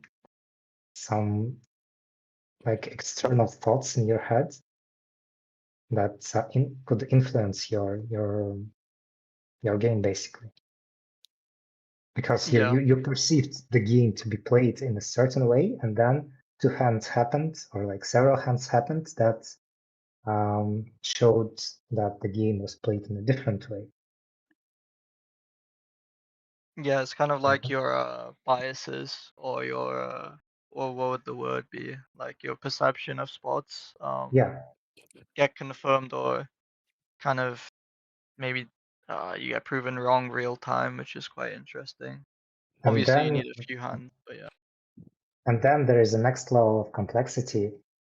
Did the guy you played that hand against did that play on purpose on a show table to show you that he bluffs in that spot, or was it his normal strategy? So a lot of things going on, and it's not an easy thing to do with that extra piece of information that show tables offer you. I think that the thing I'd say is there are some players that I felt like were definitely doing that, where they'd create a perception of how they're playing, like they'd run a Mhm. bluff and want you to see it. But I feel like the people that were doing it were sometimes doing it in very obvious ways. There were a couple of guys like that I've seen do it, and I've actually seen on ACR when I played as well. I've seen some people do it before, where they'll make a very crazy bluff raise against me on river, and then they'll show the bluff against me. Like they'll use the feature where they can show their cards that they would mark after winning the Mhm. hand, and I think they're just intentionally doing it to get me to think this guy is crazy or whatever. pay him Yeah, too that's much. that's quite obvious because when they show it on purpose, they want you to see it. But on these show Exactly. tables, you don't know if they're doing that on purpose or not, because they that's a would good. have to show the hands anyway. But then sometimes you might see like a 5-bet jam by 10-9 suited blind v blind, and then it's like, okay, does this guy clearly wants me to see that he's done this with 10-9? Whereas if it's like a ace queen or ace 5, then it's somewhat less clear. Wasn't the meta in the Mistakes Championship?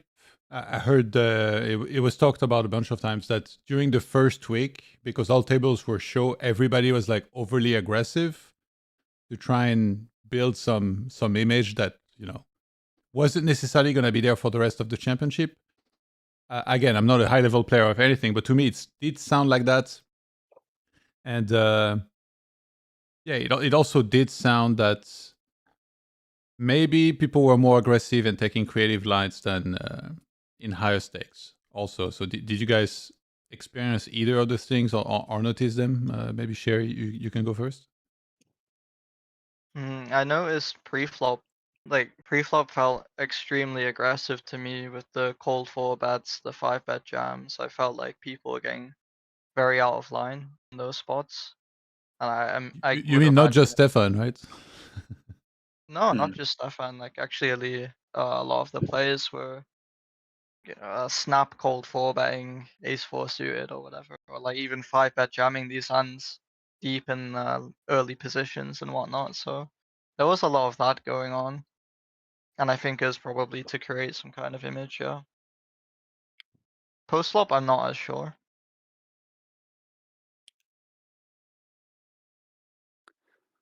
I played a bit as well, and I can also say like people played quite crazy. So really unusual high level of aggression, right, compared to like your normal games. Yeah. You had a different nickname? Yeah, different nickname. I was also only playing like on the side basically. Okay. But yeah, it was definitely fun. I remember it being a little bit tilting though, like when you have the show tables and you think you made a good fold and then you see a stupid bluff. Yes, exactly.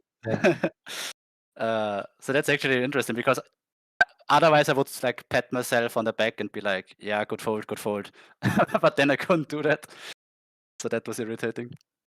I think the one thing you have to like give yourself, or you have to remember is I think some people were trying to secure the hand of the week. Yeah, for sure. Where they get the prize. That was certainly a thing going on. Well, some people were trying to secure highest VPIP when there was a recreational playing 100% of hand. A friend of mine, Smelly Maze, he tried to get that, and I think he lost quite a bit.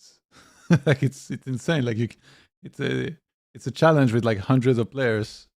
Of course, there's gonna be like some DGen playing 100% of hands. So that one didn't pay off.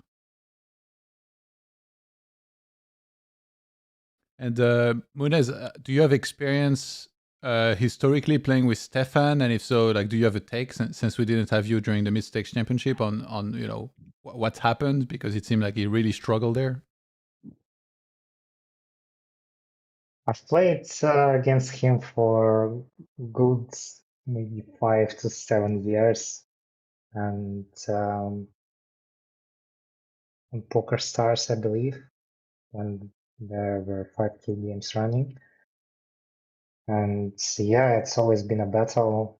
And I have to admit that he was one step ahead of me most of the time.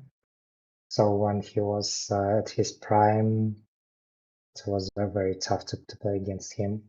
I remember I had some very good winning sessions against him.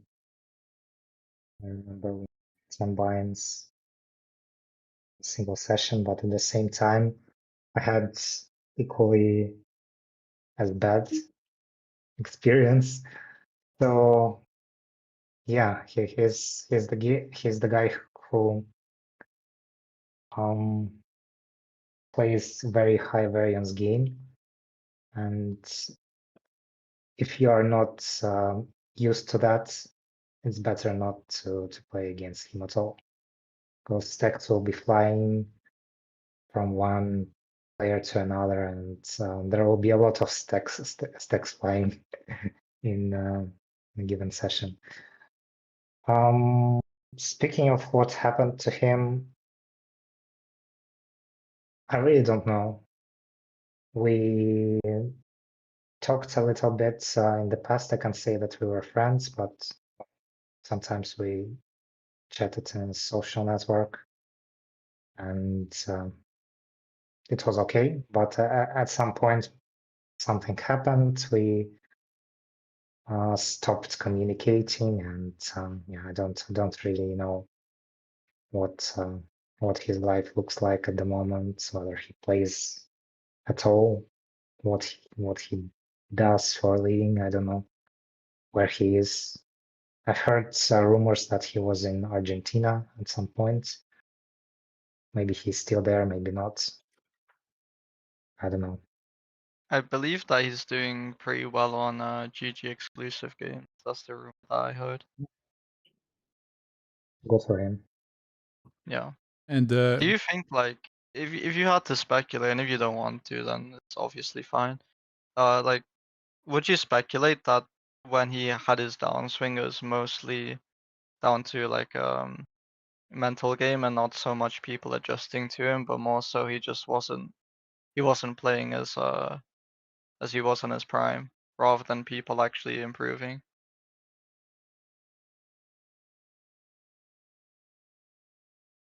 I would guess that his toughest challenge was himself, not the people he played against. He had to deal with his basically, I don't know, maybe ideas that he has in his head regarding poker and regarding regarding not poker, and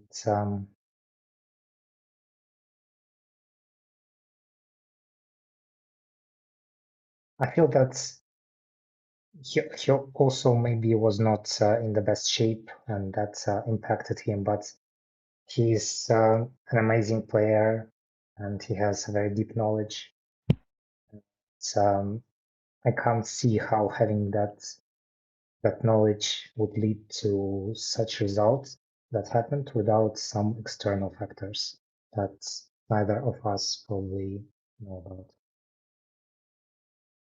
Yeah. I've seen some crazy plays by him from the challenge. And, I would say that when I played against him, he did not afford playing those making those plays. So maybe something external impacted his strategy, his knowledge. Maybe his state that he was in during the championship.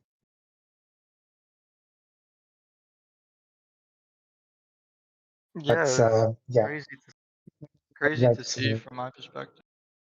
I'd like to say that again. I have no idea what he has been through and what happened. That's just not my speculation. but surely you guys can not relate, but like theorize, right? Anybody that was playing high stakes that suddenly has to play something like No Limit 500, it must be incredibly hard mentally to be able to play your best. Like we have another example of like kind of the opposites with one win Softflop 45 who just he locked in, he played amazing the whole challenge, but that's the exact opposite of, in my opinion, what happened with Stefan. But again, I'm also it's just theorizing here. I'm no expert on the matter, but it does feel like maybe the fact that it was such lower stakes compared to what he used to play, it's just really hard to lock in and play very well. Or okay, do you guys agree, or what do you think about this? I would say that there, for every person, there is a stake that matters to them, And when you play even one stake lower, that impacts your game naturally. You can't do anything without with that. So I'm not sure what stake that is for Stefan. But I feel that it was like a combination of factors that resulted in his performance, not only the stake that. Yeah. What do you think it is for you? What stake? From what stake would you struggle to be able to take the game seriously? I've recently had quite little success playing 1K. Okay. Maybe that's the stake that is on the is one tier below that is substantial to me. Okay. That's just according to the results. It's been well, basically break even for the last 50k hands there. What about you, Felix? I mean, I guess like the stakes that wouldn't really matter to me, I don't really play right now. Like 200 would probably be like the cutoff point. 500, sometimes it's like a bit tempting to spew it off a bit too much. But so I feel nice. but I don't know, I feel like it is interesting because I wonder how much subconscious things are going on there, but at least I would like to believe that I play similarly across the stakes, but maybe not. Like, definitely interesting. It's hard to be objective sometimes, for sure. I mean, I definitely like, you have to force yourself more on the stakes that are like the highest stakes, right? Like, if I'm super deep on 2K or I have like a spot at 5K, I definitely have to force myself more to take an aggressive line. And it's easier to be like, okay, let's just take the more passive, less variance line. But at the same time, you can still try to force yourself to do what you think is like the highest TV line. Yeah. Willie, what about you? What do you say? You and I, no limit 50. I have 10 Oh, 8, no, I 10 8 mean- 6. I feel like I might have the opposite, where I find it like the higher I go, the more difficult I find it to play well, and like the lower I play, the better I can play. Well, not to an extent. Like, I Well, mean, how do you mean? If it's tiny stakes, like, of course I'm like it's hard to take it serious, but like I would say like for me, like, I'm not always like super comfortable playing like at the 5K games I've played. I'm like very uncomfortable. I'll be real. Like, just I'm not sugarcoated. I feel quite uncomfortable playing them. It definitely affects like how well I play, and I would say like I could go play 100 an hour and take it quite like reasonably serious. Like, I might do the odd punt and be like, who cares, you know? Yeah. But yeah, I would say I have more of an issue going up than going down, if I'm honest. What about no limit 25? Do you reckon you No, give a proper... no, I would just spam stacks in and just it's impossible. Like, I feel like you need some sort of challenge aspect. I Like, think you have even to be then, having- honestly, like if you're playing higher, it's like, it's very hard, in my opinion, to take seriously. Yeah, even if I didn't have like a graph at like 100 or 200, I think I couldn't take those serious either. Yeah. Like, I feel like I'm trying for the graph, you know? Sounds ridiculous, but it's not so much the money. It's like, oh, I don't want to fuck my win rate and look like a shitter, you know? I don't know. It's just me being honest. That's more so how I think about it, you know? Like, I don't even play high, but the idea of playing no limit 2 kind of puts me... It's not even about the money as much as it's like just the player pool is just going to do the most random BS, and I know I'm going to lose some stacks here and there. It's just going to be irritating, you know? Yeah, fair.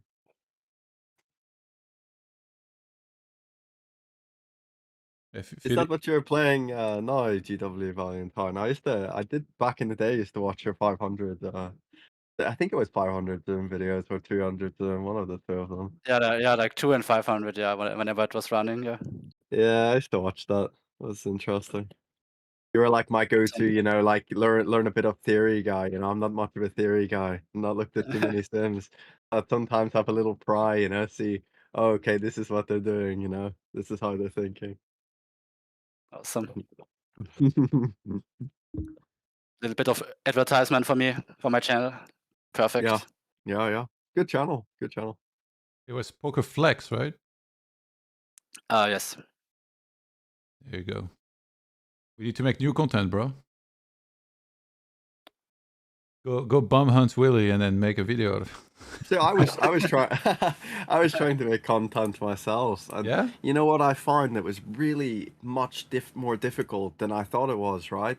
Because I'm like trying to do a live play and explain, and I have a lot of shit to say about one node, and it's just not possible in the time frame to like get it out, and then it feels rushed, and then it feels like, so like, you know, I don't know, man. I respect the guys that can do play and explains well. Like, I don't know. I can't do it as good as they can. I did try. Like, I made like 10 attempts, and I was really happy with the quality of what I done, and like the hands I played.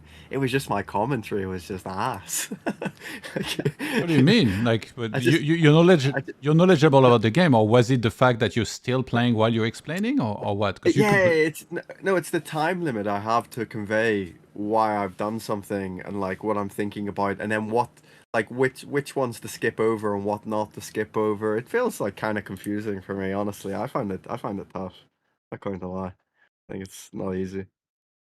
It kind of sounds like you just need to kind of stick through it and find like your process. I sincerely doubt like it would come out like bad. I don't think you would go on a ramble like, you know, for 30 minutes and then it'd be like, what is going on? I do think like you can like kind of refine the process. It's like, you know, the first time you edit a video or something, of course it's going to be like super raw and bad, but then as you go, you start doing a lot better. I kind of feel like it's like that too for content. Yeah, maybe. Yeah, it's just like I feel like if I don't fully explain something, like it almost wasn't worth, you know, explaining at all. And then I don't know, it's weird. I'll give it another attempt, but it's just, Yeah. you know, it tilts me when I can't get it exactly how I want it. Did you have anyone review like what you recorded before?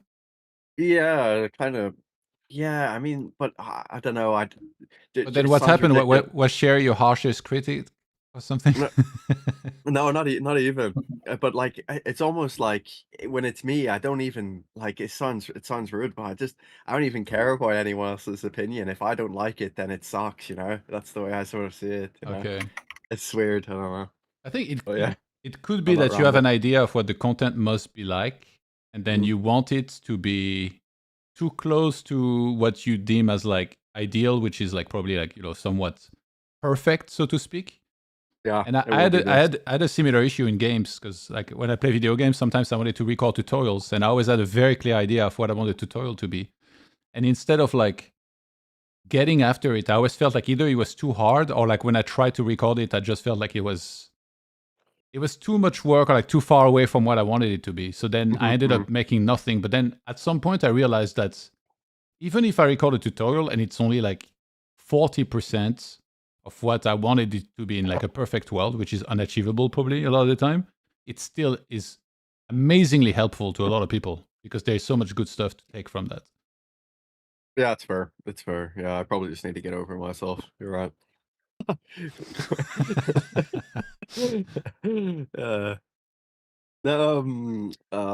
Value time. Did you ever have that? Did you ever like watch your shit back and you're like, I don't fucking like that, and then upload it? Bro, he made thumbnails from MS Paint. Yeah, Have you seen his YouTube? He doesn't have that for sure. He doesn't give a damn. Yeah, pretty much that. Yeah, I mean, like usually when I did it, it was mostly first take. Maybe if I had like some sort of video where I talked a bit too much bullshit, I didn't upload it. But for the most part, yeah, I just took what I like. I didn't want to use like a lot of time. Like, you know, there's like some content creators that only post like videos where they're winning a bunch. But yeah, like I just wanted to be like a bit transparent there, and just like show like the good, the bad, and the ugly. Yeah, fair. So yeah. Valuetown, the thing I liked about your videos, and maybe I'm wrong in this, I think you were the first person to really start like you do the video and then you'd add the solver sims after for the spot. Am I mistaken in saying that was like your idea to start doing that? Yeah, I'm not sure if I was the first, but yeah, I feel like it did happen a bit more often afterwards. Yeah, I would think so. Yeah, no, that was a really cool touch that you added to your videos. Yeah, and that it was nice because it was really not much effort, right? It was just I reviewed some hands that I wanted to look at anyway, and then it's like just throw them in. The main thing that surprised me is you're still using Pio and you're not using GTO Wizard. Yeah, I mean I use both, but it's like I had a really nice library on Pio with like my own setup, so kind of still using that a bit. But yeah, if I would start new, I would just use Wizard only probably. Yeah. Sorry, Yeah. just to interject quickly. I believe Munez has to go. But yeah, thank you for being on. And if you have any parting words or shout outs, then the floor is yours. Yeah, thanks guys for having me. It's been a pleasure talking to you over this almost 2.5 Yeah, it was hours. awesome. Yeah, thank you for all the viewers that we have. And yeah, wish you all the best. And let's hope to meet the same channel in 1 year. All right. Thank you. And Sounds that's good. CoinPoker. Yeah. Have a Nice good to care, speak to you. guys. Have a good day. Take care. That's nice. Bye. Have a good day. Yeah. I'm also not gonna stay too much longer, but Okay. Yeah, maybe just like say whatever. 10-15 more minutes or something. Okay. Just say whenever you want to go, and then you can shout out your YouTube as a Yeah, already professional have content creator. Yeah, already have like 10 more subscribers, so thanks, Jon. Easy, man. Easy. Well, no, you need to make more content though. You can't just be like, oh, I have 10 more subscribers and then do nothing. What do you mean? Like you're like celebrating or get back to work, my guy. Get back to work. No way. Crazy. Not that easy, you know. When are we gonna see the fantastic duo of Wheelie and Sherry do a collab and record a video together? Pardon? Bro, we were meant to. We Yeah? were meant to. You asked when we're gonna record a video together. for a Oh collab. yeah, this has been in the works, man. It's just you know, things get There's left in something the wrong works. with me and Willie, man. We get so lazy with this shit. Yeah, pretty So bad. good.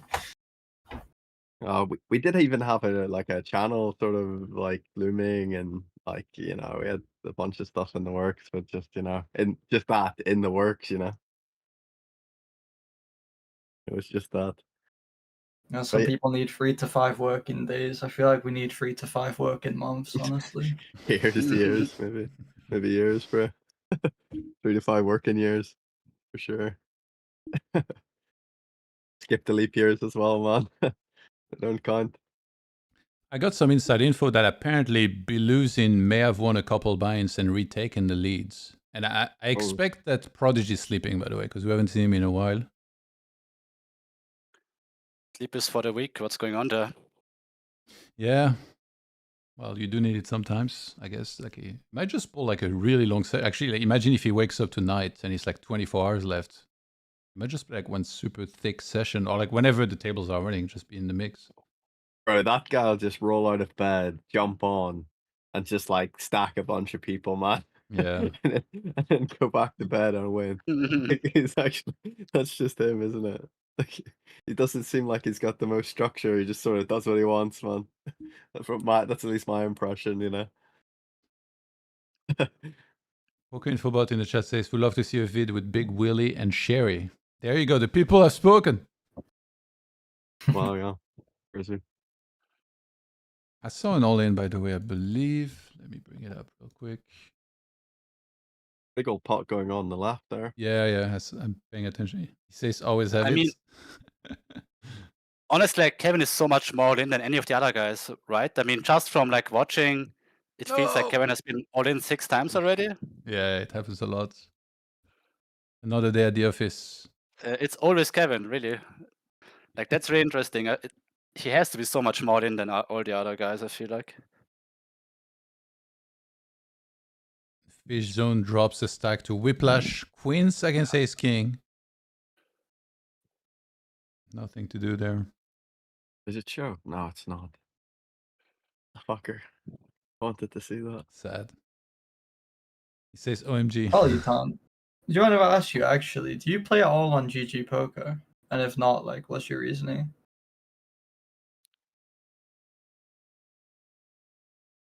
Felix? If I play on GG, or Yeah, if you play on GG Poker. I do, but it's only like one of the sites I'm playing, and I'm like more like trying to not play the like leaderboard games because it's not. I feel like playing too much is not really for me. But I know a lot of other guys who play exclusively on GG and also play like the anti format. And also going for leaderboard and stuff like that, and they are doing really well as well. So, Are you talking about the final boss Shirashi right now? yeah, I would not consider him. Like, I'm not close to him, or like I don't really know him too much. But yeah, it would be one of them for sure. Yeah. But I'm talking about the legend Philipp Hasenburger, for example. I don't know cheeseburger, but yeah. I think he was Donnie Darko like for a long time on GG. Now he has the real name. Yeah, fair enough. I feel like GG does kind of pigeonhole you into playing more volume than you might want to. It's too easy to get caught up with. Do you play there, Sherry, or? Well, I have. I've played there. I was really trying to play. So last year I was playing 200 Russian cash for a while, and then I started trying to play the high stakes games when they were still public. I think that was last year, right? Yeah. And then when they cut the high stakes, I kind of moved my volume over to some other sites like ACR. And then this year I played a little bit. I tried playing some 2K now towards the middle of this year, and I downswung like 50K in 2 days. And then I spent another 2 weeks grinding back like, yeah, I think by the end of the month I was only down like 13K and like 20K under EV, so it wasn't even that bad, but I just didn't enjoy it. Like, I was playing so many tables and I was completely burnt out. And I ended up taking like a month and a half, 2 months off playing there afterwards. And since then, like, I play it a little bit occasionally, but I'm not really playing volume there because for me, it's always been a really swingy site, and whenever I play anywhere else, because I'm very selective of the tables that I will play as well, and the rake is a lot lower, it's like I don't really experience variance, to be honest, on other sites than GG. It's just GG where all my swings are. Yeah. I know I definitely can relate to that. Like GG, I don't know, it feels, with the high rake, it just feels tough to generate like decent win rate pre-rake back, and yeah, then the swings always tough on that side. Yeah. And it also feels bad, the amount of rake back you get for the rake you pay. It just never really sat right with me, honestly. Yeah.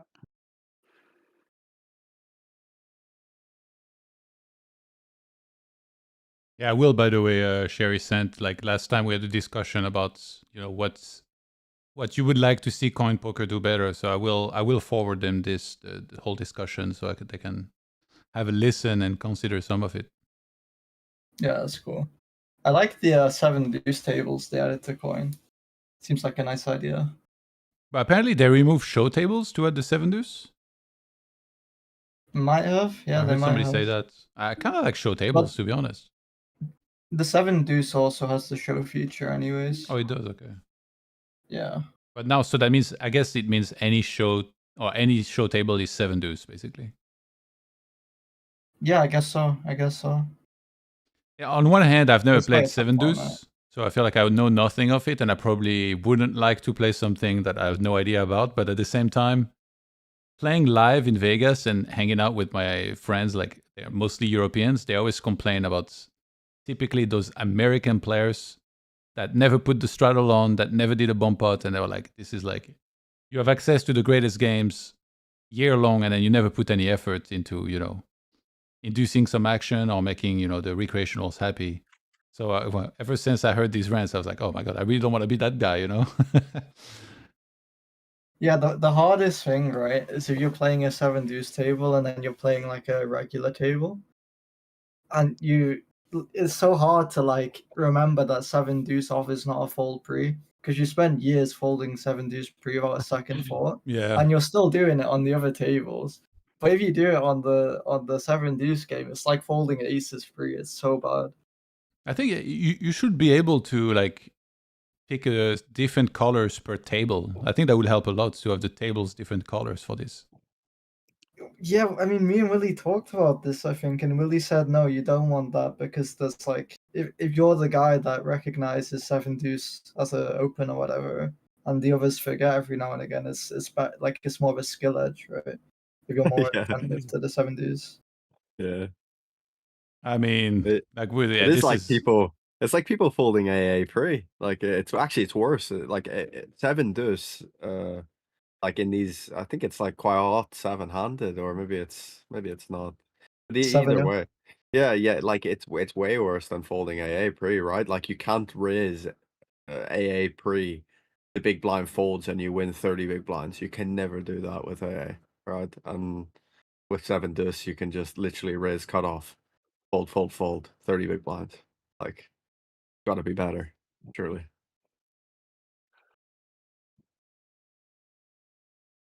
So you got a bunch of interesting. You got like a bunch of people folding a better hand than aces pre-flop by accident. Like that's fucking sick, No color coding, man. Pay attention or lose. Yeah, that's an interesting point. But then you could say like, oh, maybe we should get rid of HUDs then, because like you also need to pay attention to that, and you can start seeing the I'm not a frequencies. fan of HUDs. HUDs either. Oh, you're not? No, I don't think it. I'm not a fan. Is it because of the trauma of seeing my 10, No, 8, 6? It's just some idiot can just go buy my hands, stick them in his HUD, and then just realize I'm doing some weird shit, man, and I don't even know that he knows that. It's just annoying. Like I just would rather it would. I don't know, man. Like I grew up playing party, where there's no HUD, everyone's just raw dogging it. It's just more in this. It's just more in the spirit of the game, in my opinion. I completely agree. Actually, I don't like HUDs either. Like I think it's not very recreational friendly. So I don't understand why. Like why sometimes they're allowed, right? Like you would think poker's not very recreational friendly. Bro. Well, it should be, right? It can't be. It's impossible. Oh man, I think it's impossible. Like you sat there minus 30, man. You're gonna get milked. It's that simple. Oh, sorry, man. That was good. But I don't know. More so for like staples and stuff. Like having like all these hands on people. Like I don't know, man. It just gets a bit weird. Like. Value time. What do you reckon of HUDs? Are you a HUDdy guy? Yeah, no, kind of on your side. Not really a HUDs guy, to be honest. Yeah. And also like played part in the beginning, so I get it. Like I also was used to not having it. I'm more of like the individual notes guy, like having tons of notes. I think Felix, like he was using Pure Solver instead of something else. He's making his thumbnails with MS Paint. He's for sure using like an old Nokia that's like unbreakable. Like for sure, this guy doesn't want to hurt. Yeah. I mean, I'm a complete whale actually when it gets to like all sort of PC things and stuff like that. Oh, bro, can I relate to you? Don't worry, man. Me fucking too, man. Like I was getting roasted by Cherry the other day for using the snipping tool on like the actual manual snipping tool on PC. Not the best at it, man. I can't lie. Anyway, guys, I also gotta go. It's been a long time for me on the stream today, but it was really fun.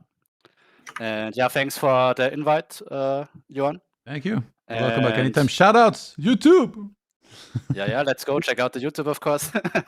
Mention what it is. Sorry. What's the YouTube? PokerFlex. There we go.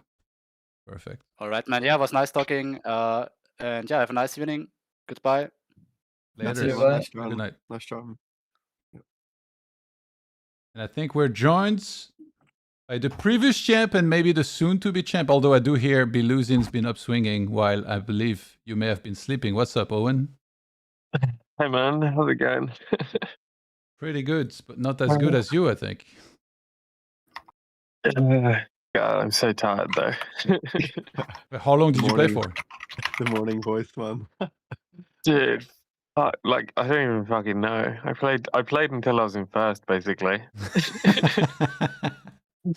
I just like, I was like, I'm not stopping until I'm in first, and it worked. do you Usually know that ends in disaster. Do you know the numbers of hands like that you played and how many binds you won specifically? A lot of buy-ins Yeah, and hands. It's like one day or 1 date and a half, right? Because they did another updates to really like get on top of it. It's 4,000 Yeah. hands and 23 binds in EV. Yeah. There was briefly there was a sleep in the middle. Yeah, jeez, my brain is so fried. I fell asleep today at like midday. And was just like, I was just like, please, when I wake up, just let me be like far in the lead, and I don't have to play tomorrow because my brain is cooked. How many days do you have left? Tomorrow's last day. Oh shit. So there's 27 hours and 20 minutes left, I believe. Yeah. Oh, I we had believe a you might hand be in that the I lead don't now. understand all. Hmm? We had a hand that I'm so curious what your thought process was on it, but I don't know if you want to share. I mean, you can take a hand and I'll tell you if I can, but we'll see. Okay, so it was I opened early position. I think it was 6-handed. You called a big blind. The flop came, I want to say ace 10-7 rainbow, and I like B75. You call. Turn is a flush drawer, so it was. Actually, let me see if I can find hand exactly because I don't want to butcher it. Oh, is this where I like check jam ace deuce with a bluff draw? No, that one I understand. And then you did like a similar thing but a smaller raise, and you had Jack 10 off with a diamond spade. If you find a screenshot, send it to me. Then I can show it on stream. Yeah. Yeah, I can probably find it. It'll take me like 2 minutes. But yeah, you found like a merge raise on ace high. Actually, I think it might have been like 10-7 deuce ace, I want to say. Oh, You wait. check call Jack 10. Yeah. Check raise It was Jack 10. 10-7 4 ace, and I like check call check raise Jack 10. Yes, yeah. Yeah. I thought you'd fold, man. You did. Easy. Yeah, the ace deuce made a lot of sense to me, and then I saw this one and I couldn't really like. I didn't really understand it actually. This stuff is a bit under lock and key. Yeah, it makes sense. So, yeah. No way. Can't even throw a dog a bone, man. Sorry. Not on stream, at least. Yeah. Throw a dog a bone, man. Like, Nah. These ones are proprietary information. Fair enough, man. I give away too much for free these days. It's working. Like I saw the guys are excited about the podcast on the Discord. All the podcasts. 100 years. Oh my god! Yeah, 100 more years of podcasts. Yeah, woo! It's gonna be great. I thought your answer was really funny, by the way, because you said, what did you say? You said like, if you insist. Yeah. I mean, I give the people what they want. Oh my god. Yeah. They love it, really. I reckon Yassam falls asleep to the sound of my soothing voice. So what's your plan then for the final 27 hours? Are you going to play some, sleep, then play some? Or are we just going to play? I think it's play, sleep, play. Staying awake the whole time would be rough. Yeah. Yeah, I don't know. I don't know. Also, my sleep is just so fucked, which is what happens when you play marathon sessions 2 days in a row. So I'm just kind of fucking exhausted right now. So I don't really want to play right now. Even though I think I'm probably like a few big blinds behind at the moment, I would guess, given that Biluzin's quit tables, right? Yeah, he's not. Actually, I got a message from someone that's like monitoring it closely, and apparently he may have passed you, but like just barely, and then stopped, I think. By the way, yeah. Right. He's like a few big blinds ahead. We're doing the full like ICM bullshit run this year. Like last year we were like, okay, we'll just play it out. This year it's going to be fully like take the lead and sit out. I mean, he started that trend by going AFK 4 days ago or something. I mean, like, fair enough though. To be honest, like, I think it. Like, I don't mean to sound as salty as I am, but it's just like the way it's going to be. To be honest, when we're neck and neck, it's not so bad for both of us to play at the same time. But it makes a really big difference if one of us is like, if one of us is ahead by. Like if one of us is ahead by a buy and it's really bad for us to play at the same time, or 2 buy-ins, because then you can catch up and overtake in one hand. Yeah, for sure. Yeah, makes sense. Makes sense. It's exciting, man. Being this close. By the way, Oh Hi Mark just messaged me. He's like, "Am I sat out or just posting my blinds? I'm on an airplane and Wi-Fi keeps going out." And I see him sat out at the table. What a guy. That's incredible. You want to see the pretty graphic, Owen? Sure. I'm on phone day. Can you share screen? I can't have the stream up and the call at the same time. Actually, well, I can, but yeah, this one is not up to date. Well, actually, the leaderboard got updated on the website. So if you open this, you'll see. That's what I'll show now on the stream as well. Actually, wait, no, I'll just get the stream up on my PC. I've got my PC open. Yeah, that's from a few hours ago when they actually manually went for an extra. I think because the race is so close, also they are likely to do more regular updates throughout the day tomorrow, hopefully. And you said that Biluzin overtook now, so he won a couple buy-ins, right? Yeah. I mean, yesterday was like so stressful for me because I wanted to go to sleep, but I didn't know if I was ahead, so I was waiting. Like I was waiting for like an hour or two. But then, yeah, I did finally find out. Like, it was funny. I felt like the second I got the update and found out I was ahead. Oh, gotta see. Go. All right. Okay, well, I mean, this could be it.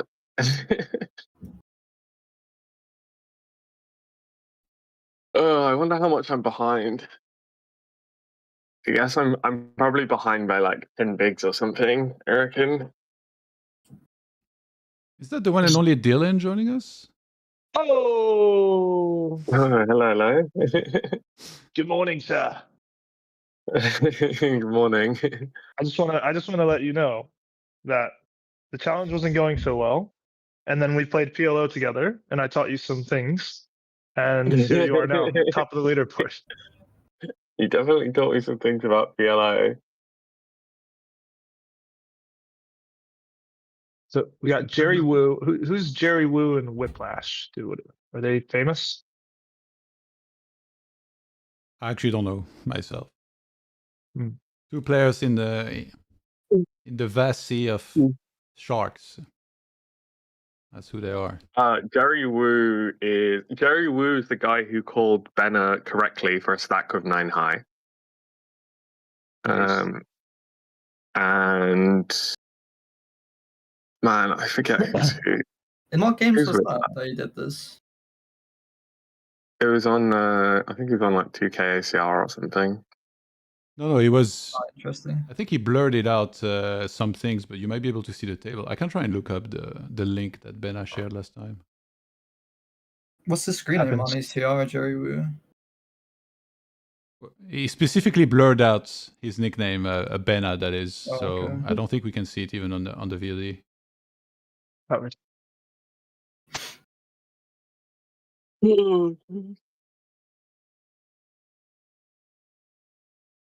this is such a weird.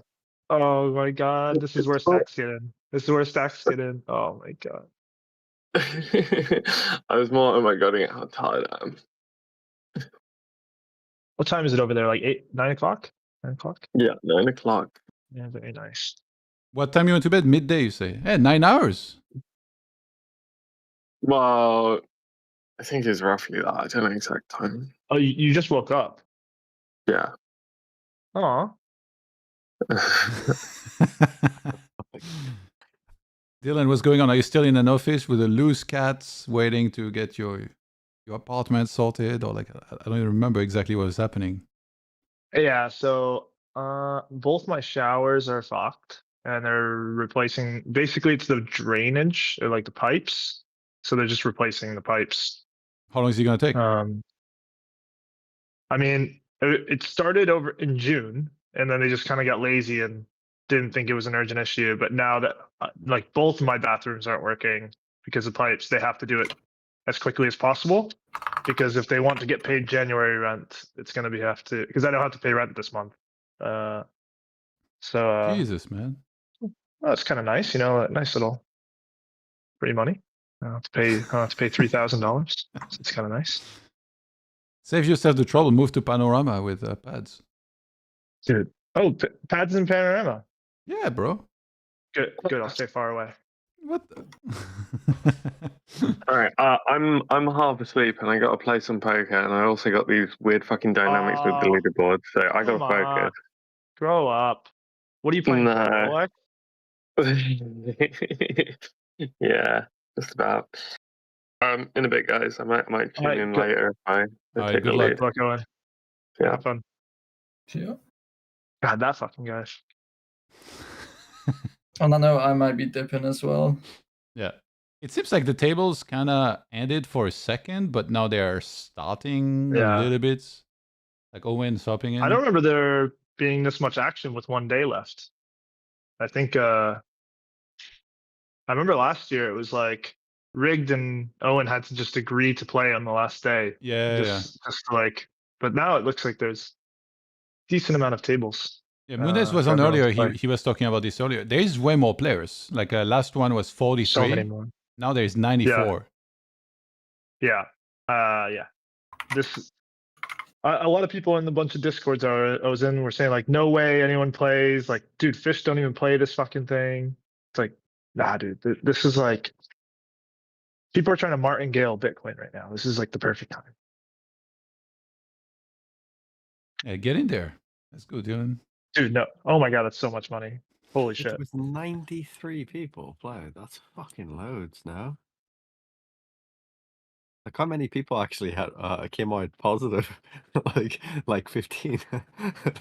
Well, I think it's a pretty fun time for anyone who's not Kevin, Owen, or Biluzin, because like you can just play with these guys, or like specifically if you play with Kevin, right? He might be trying to up the variance on the last day, trying to like just crawl close to the top of the leaderboard, because he was like what 4 Buyins behind or something, right? Yeah, I don't remember exactly, but yeah. I mean, and it's rake free. I mean, there's a fish playing on his phone. Hey, he's up there, to be fair. Just looked. I think, what's his name? Oh, hi, Mark. He was playing on his phone as well. He said, because like now he was on the flight and he was playing, and I think he dropped out for a second. It showed him as sat out, so he asked me if he was sat out, and then he said, "I tried to come bum hunt Owen, but he's lucky this year I can get my phone to work." Yeah, he's off to a tropical island, I believe. Vacation. Must be nice. Must be nice. Memphis asked in the chat, is it done? Did it again? No, there's 27 hours left, just about. So there's still some time. Went by so quick. Bro, you could see like a little Kevin Park sun run now and just like snatch, or no? Is it too far off? Well, I think he just sat out, and he's in Very Japan. close. Sorry, Just saying it's very close. I could see it. but like you know, he's on a skiing trip in Japan, right? I think skiing can wait a day, honestly. For Yeah, Kevin. he needs to play. Yeah. Fucking skiing, man. I mean, he could just go skiing for like 4 or 5 hours, have a couple beers in him, and then just come back. I think sake was more the drink that I was Sake, consuming. yes, yeah, sorry. In Japan, of course. My apologies. So have you been playing then, Dylan? What's up with you? Well, I'm gonna go play live for the first time today in a while. It's been a while. Just been kind of hanging out, jerking off. Usually you can't say much, but can we know the what blinds are we talking about here? It's gonna be 100-100 with a 100 ante. There you go, same stakes as this, except an ante. Yeah, but I play with farmers, and these guys play for a living. Oh my god. No way. I want to play farmers for 10k. Fuck. Are you Europeans, American? Europeans are not allowed. Not allowed, man. I can put the accent on. Can there. you go do it? If Do it. needed, man. Let's do an audition. I mean, you No, just wear a bunch of stream, like, just wear like the ugliest designer clothing, like Balenciaga or Gucci or something, and then just make it so over the top, like no one would be that stupid wearing. Yo, No one this- could be smart like wearing that much stupid shit. This guy's just Like, reading out my wardrobe, man. Crazy. Unbelievable.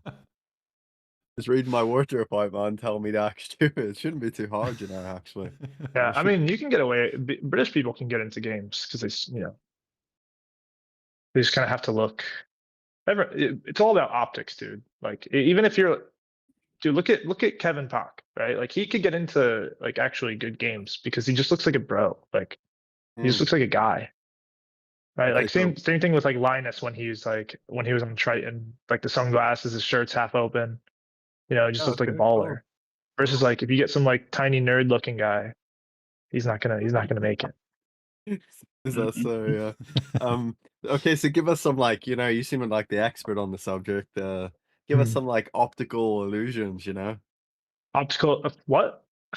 You know, you What were is- saying like optics and that. Give us some optical illusions. Just fashion advice more than just Balenciaga. I mean, just look as dumb as possible. Oh, Cowboy colored hat. hair, face that. No, cowboy hats is like you're trying to look stupid, you know? Fuck, so there's a Really? fine line. There's a fine Yeah, I line. think you got to be old with a cowboy hat because then it's like part of who you are. What about like a big Because ginger people who wear mustache? cowboy hats, the thing about cowboy hats is people who wear them are religious, and religious people don't gamble. Okay. Maybe like an ice Yeah. hockey jersey or something. I don't know. Yeah, Happy Gilmore outfit for Oh. sure. Sounds decent.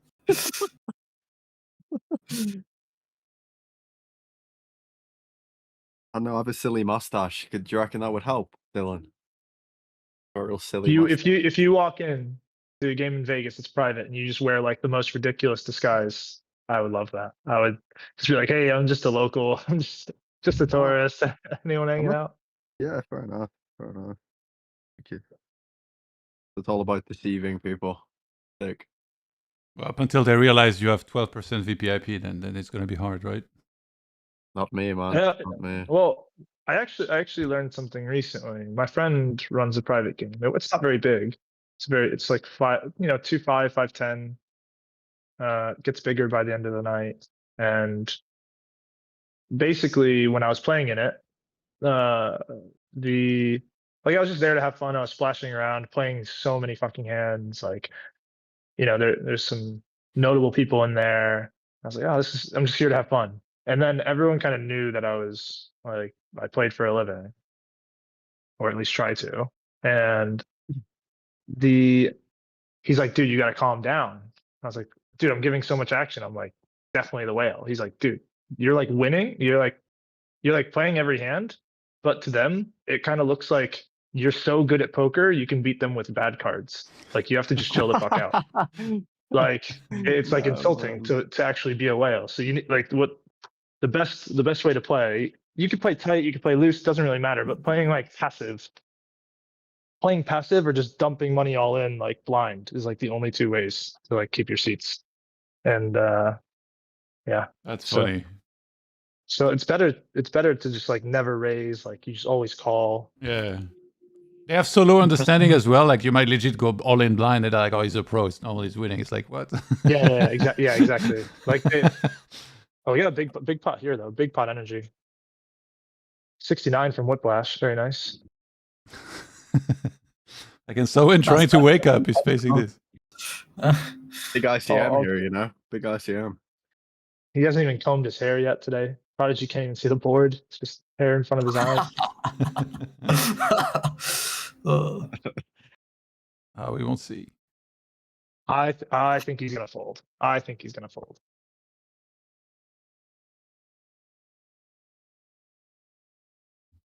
You know, Is into this show what? table? No, it's not. Do it. That's the last table running right now. It's not show, unfortunately. I mean, I feel like That's why- if he leans close, he probably will fold, right? Like, yeah, I don't know. Maybe. Why they pay me the big bucks? By the way, did you guys see yesterday Jungle? He was playing and streaming, and he played a little bit, like briefly on the table, heads up with Owen, who came on the call with him, and they were talking like I was watching earlier, and I don't really know how it came up, but they were talking about like people that try to intentionally like do harm or thing. It was like a little bit almost like philosophical, you know. They were going very deep into the topic, both of them. Intentionally do harm. Yeah. Context. Yeah, no, I don't remember exactly because I kind of like I was browsing through and then I caught this part of the conversation. I was like, "What? Like, what is this about?" I was like, "Ah, it's like too early in the day for me to like go into this too much." So. Like, your name was Dylan, right? Yeah. I guess you play a lot of private. It sounds like. Not a wait. lot, but Not just a like more than Doubles. some people. Just like some, it can be like 10 hours a week or something. But that's still fair. like. So like someone like Jungle, right? Jungle's clearly had a very successful poker career, and like it's kind of weird for me when I look at a player like Jungle because if I was that successful from poker, I think that I wouldn't want to like try and maybe restrict access to good games for players. But I saw him and it's the guy who ran not Mobius, Poker Detox. They're working together. Nick Howard. Yeah, they're creating games around fish where it's like the fish come to them and you get a seat if you go in through them and you buy like they buy your action or they determine who gets a seat and who doesn't. Like when I see something like that kind of seems like sacrificing EV from public games by getting fish into these games and then giving it for themselves. Like that seems like kind of I wouldn't say toxic, but it's definitely like an interesting thing to do when you've already had such a successful career. I'm curious, like, do you think that's a fair take, or do you think it's just like there's nothing wrong with it? I mean, I think the goal in poker is like you kind of have to, like, it sucks, but you kind of have to worry about yourself and your family and everything. And like if you don't like do what's necessary to make the money in the game, then someone else is going to. As long as you're not like, you know, actively cheating in the game. I think that's kind of what you're asking, right? Is like, do you think what they're doing is ethical? I mean, obviously from the outside, I don't like it. Like no one ever likes it. Like you just want it to be, you want the games to be kind of public as much as they can. Like if you ever talk to Davey about these things, like Davey Jones, we were talking maybe like 3 years ago, and this is like when he was considered still like top 3 in the world. And he just goes, we were talking to this other guy named Raul, and someone said, well, the game really isn't like measured in how well you know theory. You know, some people view the game as how many dollars you can make in a year. And so, you know, so whether you view this as like a strategy game or you view it as like a social game is kind of up to you. So some people might see this as like a social marketing game, and some people view it as a, you know, strategy game. So if you view it as like a social game and you constantly like can network and you know, get all the clients like a firm or like a law firm or any of these things, then yeah, then you kind of like, why wouldn't you? Why wouldn't you just like try to steal all the fish for yourself? Why wouldn't you just try to grab all the market share? Like if you look at any other business, like they're always going to try and fuck over everyone else. So do I like it from the outside? Not really, but like, you know, maybe they're doing it in a more ethical way than someone who's like very unethical would do it. So you kind of view it like the water just flows into the cracks, like it's always gonna happen, right? It's always gonna happen. Like, yeah, I mean, dude, that's why there's so many. Like, you just need the operators. The most important thing is making sure the operators who control the games and control the poker rooms don't get too corrupt, because then if you can pay them off, right, then you can start like creating the rules. And if you could start creating the rules, and imagine like you can start creating like what's fair for the games, or like imagine you can like, hey, like you can be like, hey, I'm gonna pay you, and then we're gonna cheat the deck mate, or we're gonna cheat the shufflers. Hey, we're gonna pay you, and then we're gonna like have our own dealers come in, right? So like you kind of have to be very careful about how much you can let the players decide on what is right for the game. Yeah, it's a difficult one, to be fair. It's definitely difficult to... Yeah, I see the argument. I do see it. There's just certain things that I've seen since I started playing that I didn't really like the look of from an outside perspective. I know a big one for me was when like D-Nex signed with GG, and it's like they do all these insidious changes, and he's just on board with it because he's getting paid a big bag. I mean, if someone paid me $20 million, I might do much worse things than Daniel Negreanu would. To be fair, I think everyone would do the same thing. I don't think. I think if someone throws an amount of money at you that changes your life and, you know, helps the people around you, I don't think you should. As long as you're not really like directly hurting someone else, right? But like Daniel Negreanu is not hurting anyone else. I thought that's exactly what you were talking about for a second. Yeah, but he's not in control of what I'm talking about, like how much the players have in control of like what happens inside of a poker room, right? Like you don't want people like imagine if I just start saying bad things about GG. I shouldn't be banned, right? But imagine like, you know, GG just starts banning people because they want to. Like they should be fair, but you know, I think everyone can kind of do what they want to get paid. Yeah, I mean that's like one thing I do like about Coin, because I feel like I don't feel like it's a marketing ploy. It might be like maybe you take some of the pros at Coin and your GG offered them a huge contract. Maybe they would just take it, but I do feel like Coin is trying to do things in a pretty ethical way for the players. It might just be like a way to try and get more market share, but I do really like the direction they're taking it in. Yeah, more than GG. I think Coin is doing a good job. I mean, they have so many championships so far. Like the PLO one, oh my fucking god. The high stakes one is getting bigger.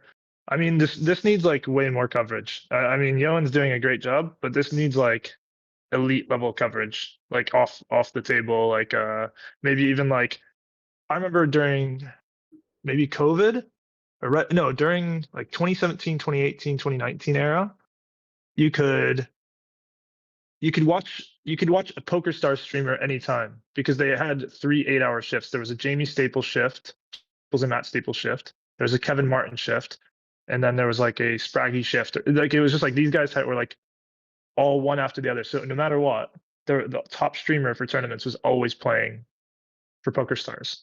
So imagine if like Yoan did like 8 hours and then the next guy did 8 hours, and it was like a continuous stream, and they built it up more, and then like they constantly had like post-player interviews and stuff like that, and they kind of made it like a bit more mandatory for the players to get involved because it's we're like, hey, we're rake free, we're giving you prizes. Like the least the players could do is like come on, say a little bit about themselves. You know, just like some more coverage for this would be huge. Like the fact that this only has 100 people watching and you get to watch the best players in the world play is ridiculous when like 500 people are watching Spraggy play the big 22 bounty. That doesn't make any fucking sense to me. Do you ever think... What a guy. Do you ever think MTTs are just meant to be more popular than cash? Like, do we even know online? Like, what exactly is the share of players that I mean, play cash tournaments. versus entity? I think more people play cash. It's just easy. It's just Really? easier to log on and yeah. I don't even think it's close. But then, so that I would think, mean that would mean that even that other big sites that we keep talking about, they're not doing anything to like really do streams around cash necessarily, right? They just have like I mean, one tournament stream every like Tuesday for their final table of their 10K, but then that's it. And even that doesn't get that insane numbers compared to like all the live final tables that are streamed from a location. That's like the more popular format that gets the most viewers. yeah, but in tournaments, like people need like an ending for a winner, right? Like in cash games, it's just like a hand is played, right? Yeah. But versus like a tournament, like it's sevens versus sixes all in with like 9 left. Even though that's not like the winning moment, like that's a big moment. Like every moment's a big moment at a final table. And if you've ever been at a final table, I don't know if you have, it like even if you're not in a hand, like every fucking like even like looking down at your cards, it's like really intense moment. Yeah. Like it's you're like your dopamine's in like if you watch the same thing in a movie, you kind of forget everything around watching like a final table. You're invested with them. I used to watch a few tournament streamers when I first started playing online, and like I didn't even play tournaments. I didn't even like tournaments, but it was just like fun to watch this guy like react, and not even like react, but like genuinely enjoy playing. Kind of like what he's like, oh, like that's it. I need the eighth, just like need the eighth. Versus like, I get it. I play like a 3-bet pot, and I'm like, yeah, turns a 5 of clubs. Well, 3/4. Just like it's just like cash is just a bit less viewer friendly. Yeah. But if you had like the players come in like constantly, like while they're playing, or like just like during a break or something, and just kind of explain what's going on, like kind of be like, hey, I think like this guy like is definitely a bit like he tilts a bit. But the problem is like cash players are very, very secretive with their reads and what they think about players.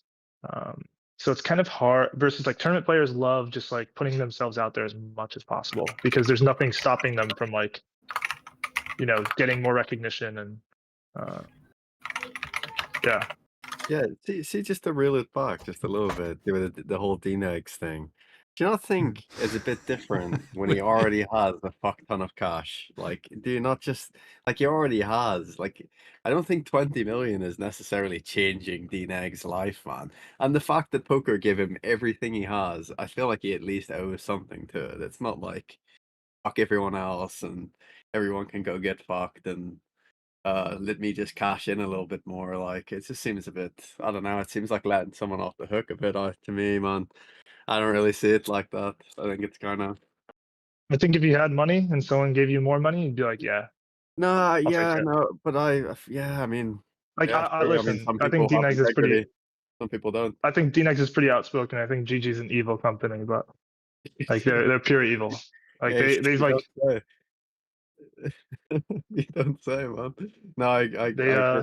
I I mean, agree, I don't but even like, know if you know about the old days when like they banned duty, or like when they blackmail. Do you know who Invoker is? Do you remember Invoker? Yeah. no, yeah. can you elaborate? When they blackmailed Invoker, do you remember this? No, can you give a brief rundown of that? So basically, Invoker was basically the highest volume player at 1KNL on GG when it like 4 or 5 years ago, before GG like really took off. And what happened was they just banned him for bum hunting. And he's like, what the fuck? I'm open sitting every day. I'm literally the only person open. I'm the only one who's not bum hunting. And he's just like some Russian reg, and they sent him an email, and they're like, okay, we'll unban you, but we'll make you a deal. We'll unban you and give you all your money back, but you have to stream for us like 10 hours a week or something. And he just did it. Pause 1 second. Did he got funds confiscated for bum hunting? Yeah. That's insane, man. But they just did it so they could like blackmail him into streaming, and then he streamed, and then right when he got all his money out, he just like made a huge post about this. It was like the most Yeah. evil thing I've ever read in poker. Yeah, it's insane. Yeah, I don't brutal. know. Oh, you are, man. The devil offers the next a 20 million contract. You'd think twice about it, I reckon. Can't say for sure he'd take it, but I don't think he. Well, I don't think he even knows like how like I think he's just too far removed from online poker or poker in general. Like he just shows up and plays like Poker Go Tour events with his camera and walks around screaming about, you know, Berkey or something. Yeah, I mean, I don't know if say GG kept with projective growth and whatnot. I think cash poker will die, like for sure, it will die. Like it's That's just the end goal. No. Cash is getting bigger. Like it's getting getting more privatized. But the thing is, like, it's getting into a point where, like, I think maybe where you're playing might be dying, but there's just so many, like, dude, Give Jungle Man half Arabs. your profits and he'll get you in a private game. Yeah, it's sickening, man. It's just sickening. No, like I mean, you say it's getting bigger. Like most sites are losing market share, and GG's just sat scamming everyone, and the average reg is just making McDonald's money, man. Like I don't know. It's not exactly a fucking. There's so many there's so many places where poker is just thriving. Like in Asia, like poker is massive right now. Like the thing is just like, dude, if you're a fish, like everyone's just so good now. Like why would I want to play with people? Like if you're like a 1000 elo chess player and you're just constantly playing against fucking like 2200s. Like some of these fish aren't even that bad at poker, like relatively to like the game. Yeah, but most fish don't they're know just that also. They don't understand the skill gap between them and pros. They I think think they can they just know. run it. No, they know. They definitely know. Yeah, they know. I think 100% not in low stakes. I legit think all those guys think they have a shot. Stakes. Yeah, anything below 200 and 0, like I think because everyone plays pretty bad below 200 and 0. So like everyone kind of looks the same. Like, you know, you're a bad play, but then like they see a bad play and like, that's fucking bad. I ran it through solver. Like, you know, they just run like someone else ran through solver, so they think they can win because they saw a bad play. But once you get to like 200 and 0 and above, like the fish aren't even that bad for the most part. But they're just like constantly getting murdered. Dude, if you're like losing at 10 bigs per 100, you're just never gonna have a winning week, like ever. It's if you put in like decent volume, it's gonna be tough. So like they're just constantly getting mashed, and then they just go, and then someone goes, hey, let's go play with like people who aren't, you know, incredible at poker, and now they're realizing that like they can actually win, and then so they start creating these games where, you know, the pros aren't playing. So the pros are getting fucked, but like, dude, I'm seeing more fish at mid to high stakes than ever, like literally ever. I feel like it doesn't remove the problem though, because then you're basically creating like a pyramid scheme where there's always going to be one whale at the bottom who's just not beating any of the other semi-fish, right? There's always going to be a whale in the game. But he loses less. That's the thing. Like he does lose less. Yeah, I don't know. Maybe because if five regs just continuously torch the same reg day in and day out, like if you play blackjack every day, you would just get torched every year, right? Like why would you, then it's just like, why would you play blackjack? Plus poker's not even that fun for like people who lose every day. Like it's like they'd rather just go play roulette or play baccarat or play blackjack or something. I mean, do fish play poker to win? I feel like not really. I mean, no, I don't think anyone plays to lose. People play these games because they like winning. Yeah, you know, like. So I think everyone's idea of what's good for the game is kind of warped. Like everyone's like, oh, you got to be like more eccentric and put on a better face and like be happy. I think everyone just kind of wants to just, you know, chill out, you know, maybe give a little action here and there, play some fun hands, you know. But some people have anxiety and some people have these, you know, like problems where they can't really talk to people, and that kind of makes it hard. So online's a bit better. Making different formats like Squid, Big Ante, definitely makes for a better future of online poker. I mean, it was just undoubtedly better 5 years ago, though. Like, yeah, yeah. I mean, I played on Ignition, where like win rates were double digits for every reg, and now it's dead because of bots and easy cheating with anonymous. But like, I remember how good those games were. What do you guys think about poker maybe not being that spectator friendly? Like on one hand, it does seem kind of true. Like either you're like pretty hardcore about it, or I guess like if you're casual, then I can see the appeal for MTT and especially live tournaments or people like reacting to all in and losing their minds even in the $22 weekend one. But yeah, in cash, like you were talking about this already. So like, yeah, what about that aspect? Like, say for example, yeah, that's other sites that we're referring to a bunch. They got huge player base for cash. Imagine they try to do a championship like this and try to put on the stream. Do you think that could succeed and have high numbers, or is cash just kind of doomed to always be the less respected, less watched? I think when that site offers rake free, pigs will fly. I feel like from a content creation perspective, I feel like the closest thing to poker is probably chess, right? And I feel like if you look at chess content creation, I don't even play chess, but sometimes I'll watch a Levi video. I just feel like chess content creators are able to like be more creative with the type of videos they make, and they kind of appeal to a wider audience. A lot might not even know more than the basic rules of chess, and they still watch and enjoy it, right? I think poker players are kind of handicapped because it is a game of gambling, and there's restrictions that come with that in terms of what they can even put out there. So I think it's harder.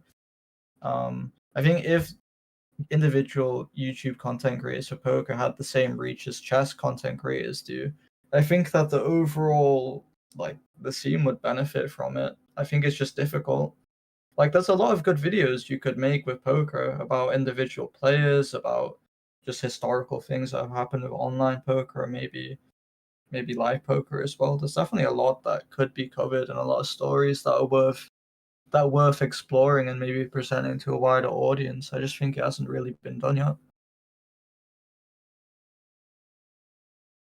So then, what do you guys think is the ideal things to do, like all around? Like you mentioned specifically this challenge earlier, Dylan. I feel like the challenge is really good. Maybe on the side of like advertising it more. I think more could be done, but also you have to factor in that coin is like the newest room. It doesn't have the biggest player base yet, so factor in that in, and then the people that they advertise to is like really not that big, right? So if the room was much bigger, it'd be interesting to see like what the numbers are with all that. Yeah, that's a good point. So what do you think should be done then to, maybe make cash more appealing and somehow more mainstream, kind of like for MTTs? Or do you think it's just always going to be like this? Like MTTs, or like you want to make cash as popular as MTTs, and you're asking me how? Yeah. Just like what ideas do you have? What do you think would be important to try and do? Well, the first two problems with cash are that each hand is super individual, and people just would need to see it in the background. I don't think anyone wants to hear about blind versus blind single raise pot strategies all day. And the second thing is like anyone who plays cash, it doesn't really benefit them to become public. It's like definitely better to be anonymous as much as you can. So I mean, we can get pictures of Yasin, Gale, Owen, Davy Jones, Linus, Silama, all these like top players in the world. But for everyone else, maybe a lot of people want to stay anonymous, and I think more battling higher, like we would need higher stakes. We need like stakes that are so big that people just like couldn't look away. And I don't think that's really possible versus like, if someone buys in for 10K in a tournament, like they can every time they're playing for $1 million. So it kind of, I think maybe it's just too tough. It's just too tough to make. It's not tough to make cash as I think like maybe the best thing to do is have a whole stream like this, like kind of like a championship, and then like take like after every 24 hours, you get like 3 guys on the stream, and they like debate some of the play, like they come together and like kind of like a post game round panel. I mean that's really all you can do. It's just Live around the clock, you mean? Yeah, like you just have like 3 commentators 8 hours a day for like the whole month would be like the best thing ever. But it's because like if I'm a casual and say my sleep schedule, I don't know when this stream ends, like what, an hour or Yeah. two, right? Like if the stream ends in like an hour or two, right? Then I have to go back and I have to like kind of watch what happened. Nothing's really live. Well, And then I also don't know what the leaderboard is. It feels like imagine if after every hand like a live leaderboard was updated, like that would be that I think is maybe the most important thing. I feel like you need people to like. in terms of technology, that's definitely not feasible. I mean, I don't know the technology behind it, but from what I've observed, I doubt that's It's too possible. tough. But there could be Yeah. more regular leaderboard updates, I would say. As far as doing a stream around the clock, that's like physically not possible because Yeah. the games don't always run. It's like very, very random as well. So now like me, like I basically made my whole month available and I'm ready to go at pretty much any time. You know, I sleep 7 hours a day and then whenever I'm not sleeping, I'm ready to go live. If there are guests, good guests plus table. And also what make this stream so special is the guest. And then it really depends on them when they're available, when they can schedule. So I think having 3 commentators, even if it's like some influencer guys, I don't know. I don't think it particularly changed anything. To be honest with you, like the most successful video I've seen with poker lately was like, do you remember that one guy? I forget what they called him, like Gambledorf or something. He won a Gambledorf, trade, yeah. and then That's some the guy made a video on it, and it got like 3 million views. I think it got something crazy amount of views.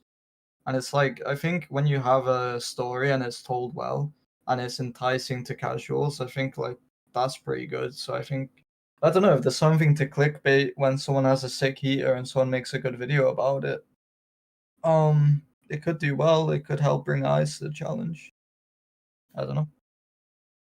Actually, I have a question for you guys. What do you guys think is the percentage of people that tune into this here that want to be entertained versus that want to be taught or like, you know, watch the stream in an educative way? I think when I'm watching this stream a lot, I definitely am listening to the conversations a bit too much compared to when I'm watching the gameplay. So I think definitely entertainment more than strategy. I feel like it's nice when you have like Munez on and you're like, so kind of break down this hand. I think more of that would be really good.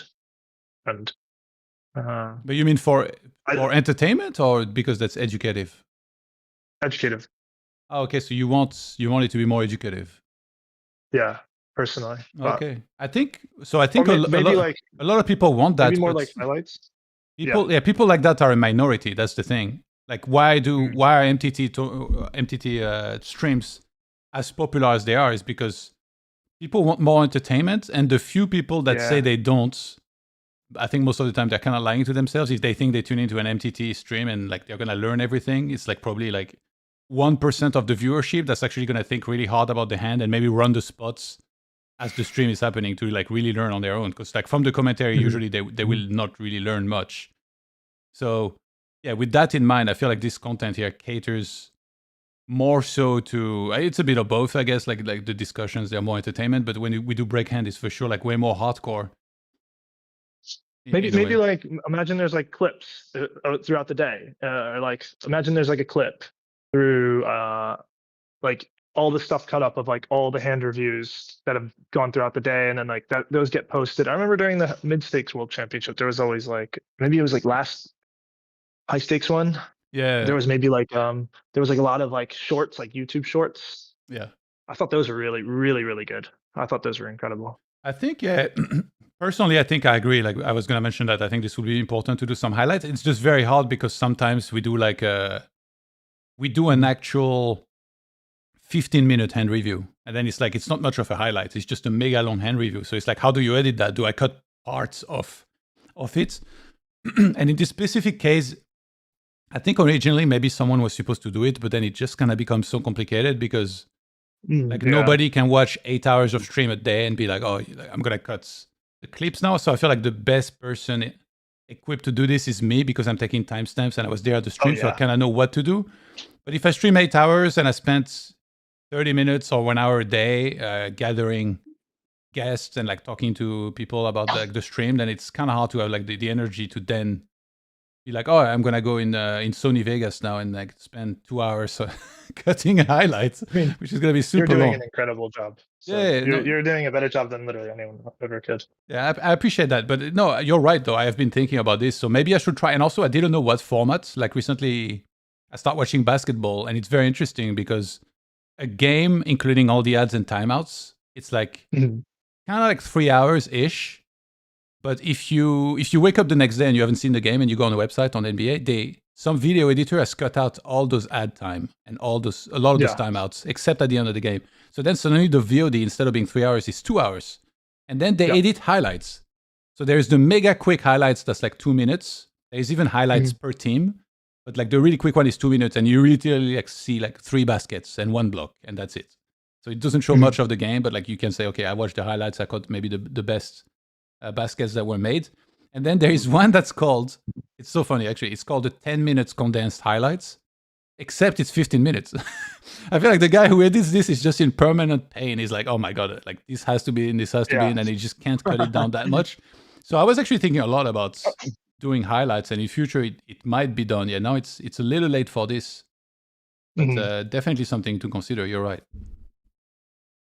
Well, I mean, in the next one, I'd love to help as well. Be like that, but I this time I was just very busy.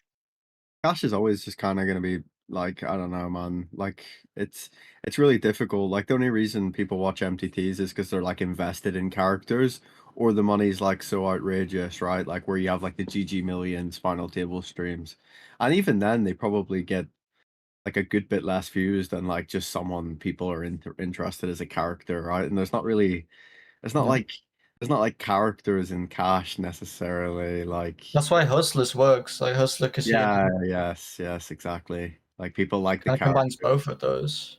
Yeah, exactly. And I think without that, like that's what people are entertained by, and without that, you're just cooked. To be honest, just getting mogged by MTTs that have that. At the end of the day, though, it's never like just one thing. It's kind of like a poker hand. You need to factor everything in, right? You start with the ranges, position, bet sizes, profile, and then you kind of like build an idea from there. And then like, let's say you're playing live, you also want to factor in like, is the person tired? Are they on tilt? Blah, blah, blah, like all these details. I think it's the same here with the stream. You need to factor in the fact that, for example, last time we were on a channel, now we're on another one. Maybe more call to action should be made to build up those channels first. Like imagine if Coin's channel had like 50K or 100K subscribers. These guys get the notification that we're live. Suddenly we're looking at like a much higher number of viewers than now. Now we changed channel from last time to one that didn't have too many subscribers. So then we have to also advertise on social media, which, you know, maybe more of that could have been done, including on my part, you know, like, so it's just like all of this needs to be done flawlessly to have the best result possible, I guess. Yeah, it's not easy. It's not easy. Yeah. I don't think. You have to be very logistically smart about it, I think. Head out. Good talking to you guys. All right, See you guys later. later. Have a good day. All right. Thanks, bye. Cool. There he goes. Off into the wind, man, to play farmers for 10K while I sit there and grind my balls off stacking left, man. You should have heard him talk about it last time when he came on. He's like, me, I'm just there. That's it. I'm just there. I'm not doing anything. It's really funny. Oh man.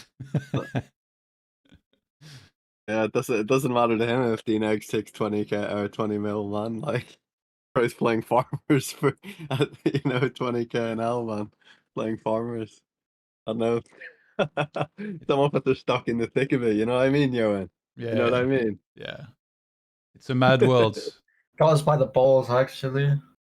Actually got us by the balls, man. Sickening. Brutal.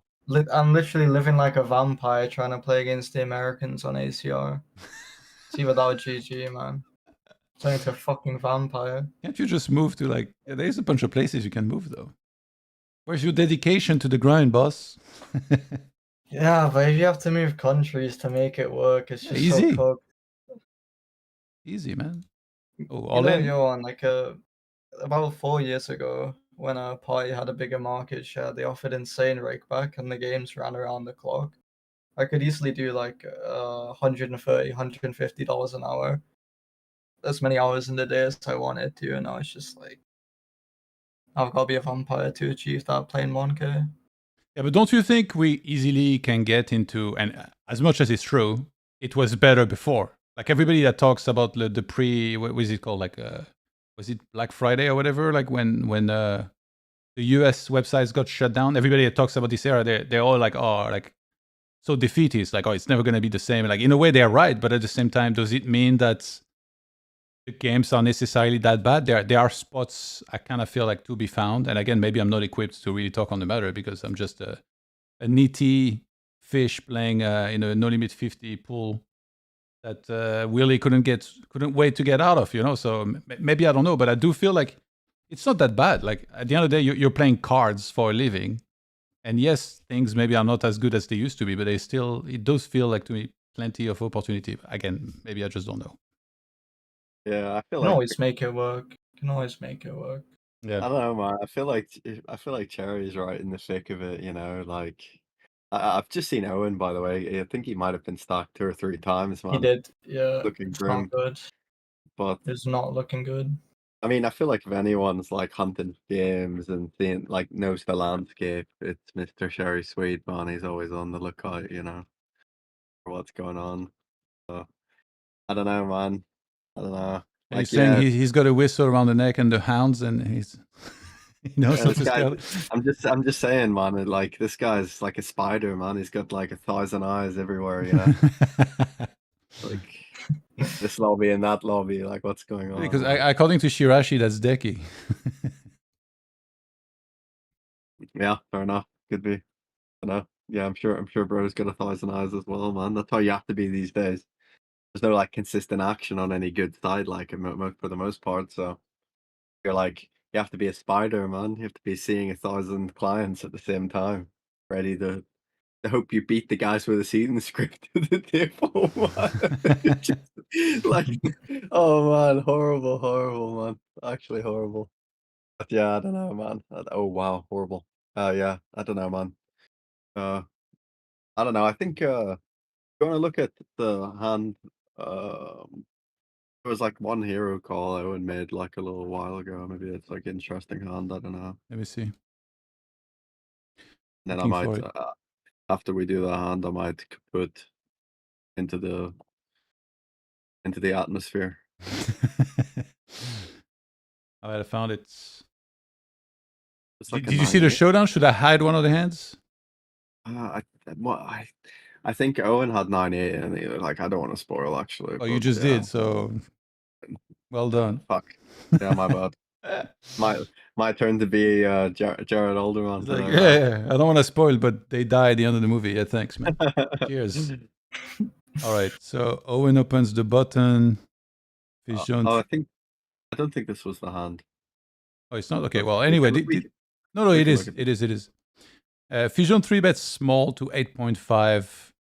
100 big blinds deep. No, this was just relatively standard. Like there was another one where it was like a different spot. I see. Well, it. the Like, money it was, went in though. Like let's just. Yeah, it did. But that was just like a cooler. Like Owen just does like a standard jam. Pro Rivers 2 pair has a better hand. Oh, he didn't river 2 pair. It's a hero, bro. What you talking about? Oh, come on, man. You see 2 pair for Owen? TaxHere has been suspended for 5 minutes because of improper language, man. Get him out of there. Get him out of there. Yeah, so this hand is standard? You say? The ace queen hand's like fully standard. Yeah, I mean, what else does either player do? I don't see an alternative way the hand goes. There was a different hand. I don't want to say the hands because you'll accuse me of ruining it, but it was like it's got to be like 15 minutes ago at this point. To be fair. Yeah, I'll look. You've been doing a lot of yapping. Yeah, fuck it. We've got 3 prime yappers in the call, man. 4 when Dylan was here. That like I speak a lot, man, but that guy's got me pipped. You know, I might be ace It's like queen, but a I might nightmare be ace. blood rotation. Me, Willie, Dylan, Shirachi. Oh man, Nightmare blunder. not getting a rotation word for in sure. edgeways. Like Holy. I'm like ace queen of yapping, yeah. Dylan's like ace king, man. Shirachi is like Shirachi is Oh, suited. Shirachi, man. He's It might ace. be aces. Yeah.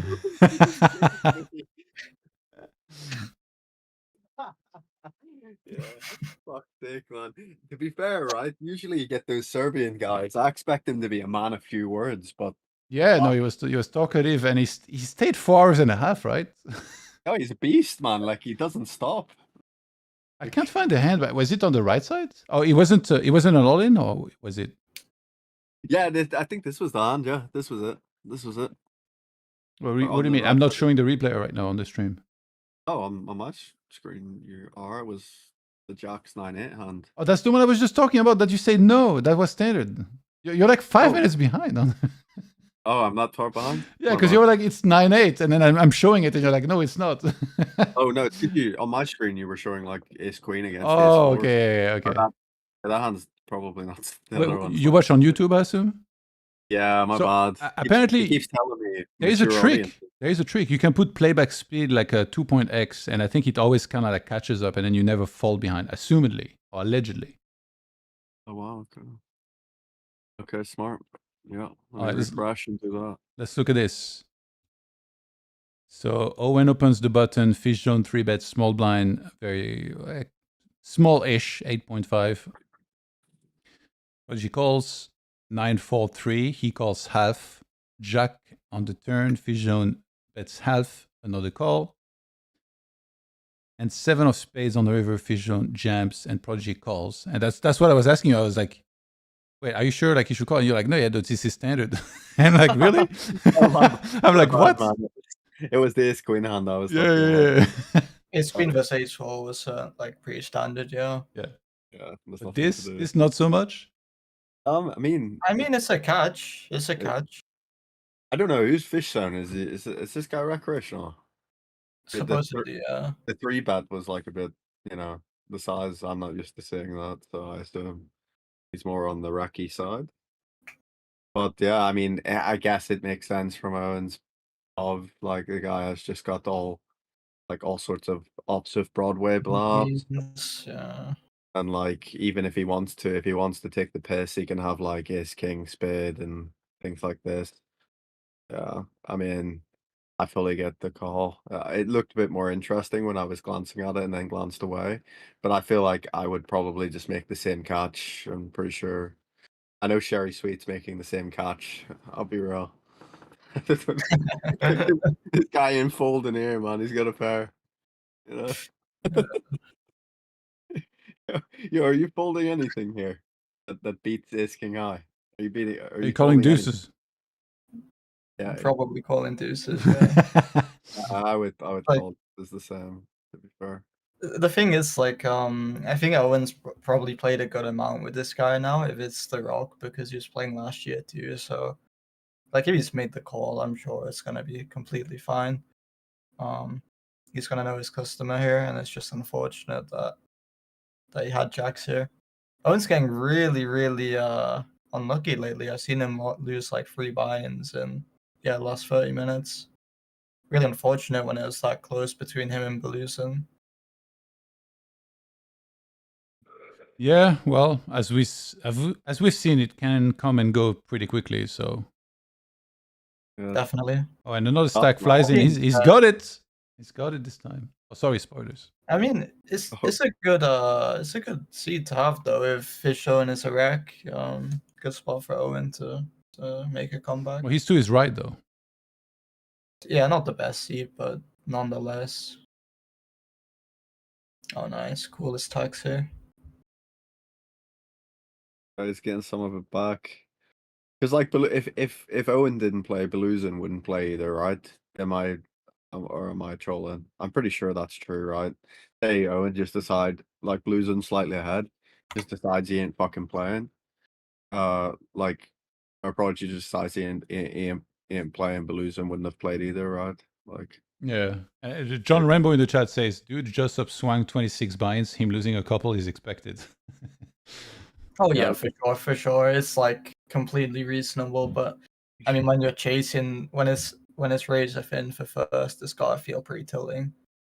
When you really, But what- really just want to secure first. what's the prizes again, Johan? For first? It's a 35k bucks rolly.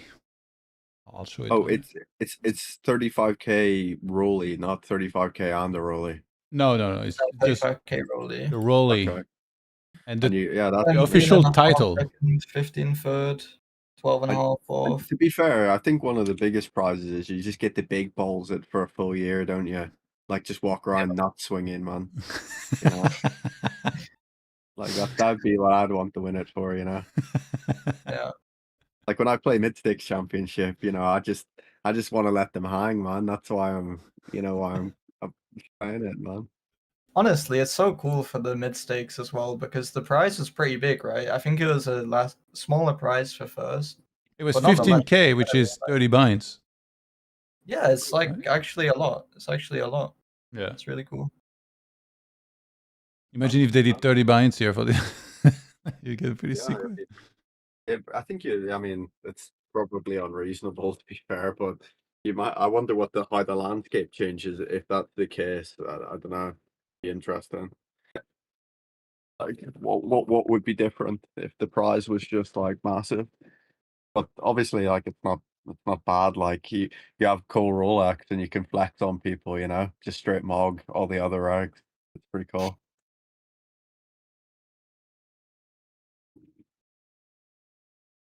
I see there's a third table, by the way, with Just Rigged, Prodigy, and Kevin. So those three are on two tables. Another stack went in. Oh my God. Prodigy loses this one. They're just trading stacks back and forth. Gosh. I'll put those tables. Rough. Was this a single raise pot or free bet pot with the ace turn? I'll replay it. Thank you. Wow, it's a single raised, it looks like. So bet, raise, free bet. And then I didn't see what happened after He min clicked again. Call bet, call. Yeah, and then king on the turn and Owen jammed. Oh, and he still gets it in. Wow. Wow, okay. He's hoping to see like a jack 8 there, I guess, maybe. Not sure. Yeah, Jack 8, not just ping it in the flop though. Am I an idiot? I don't know. But then you're against Queen Jack and you just That's brutal actually. Yeah, you just get pure mogged by Queen Jack. That's not it. Yeah, I don't know, man. That's interesting. Maybe does Jack 8 just I can't full flop, right? I don't know, maybe it can. Before that, I don't know. Maybe I'm an idiot. I don't know. This is uncharted territory for me, man. Not really playing too many 4-bet flop pots.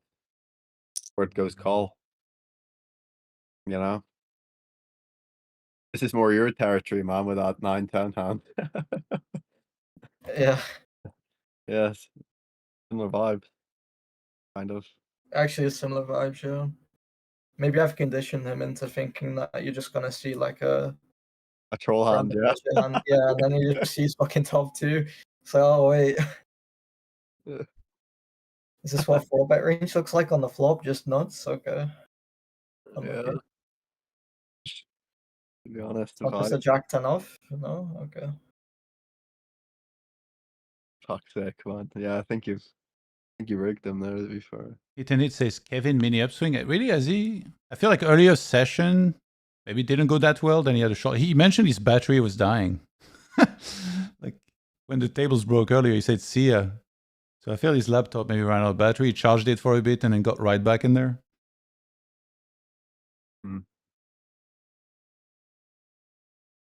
You seen any of the high stakes pros sat on their phone yet?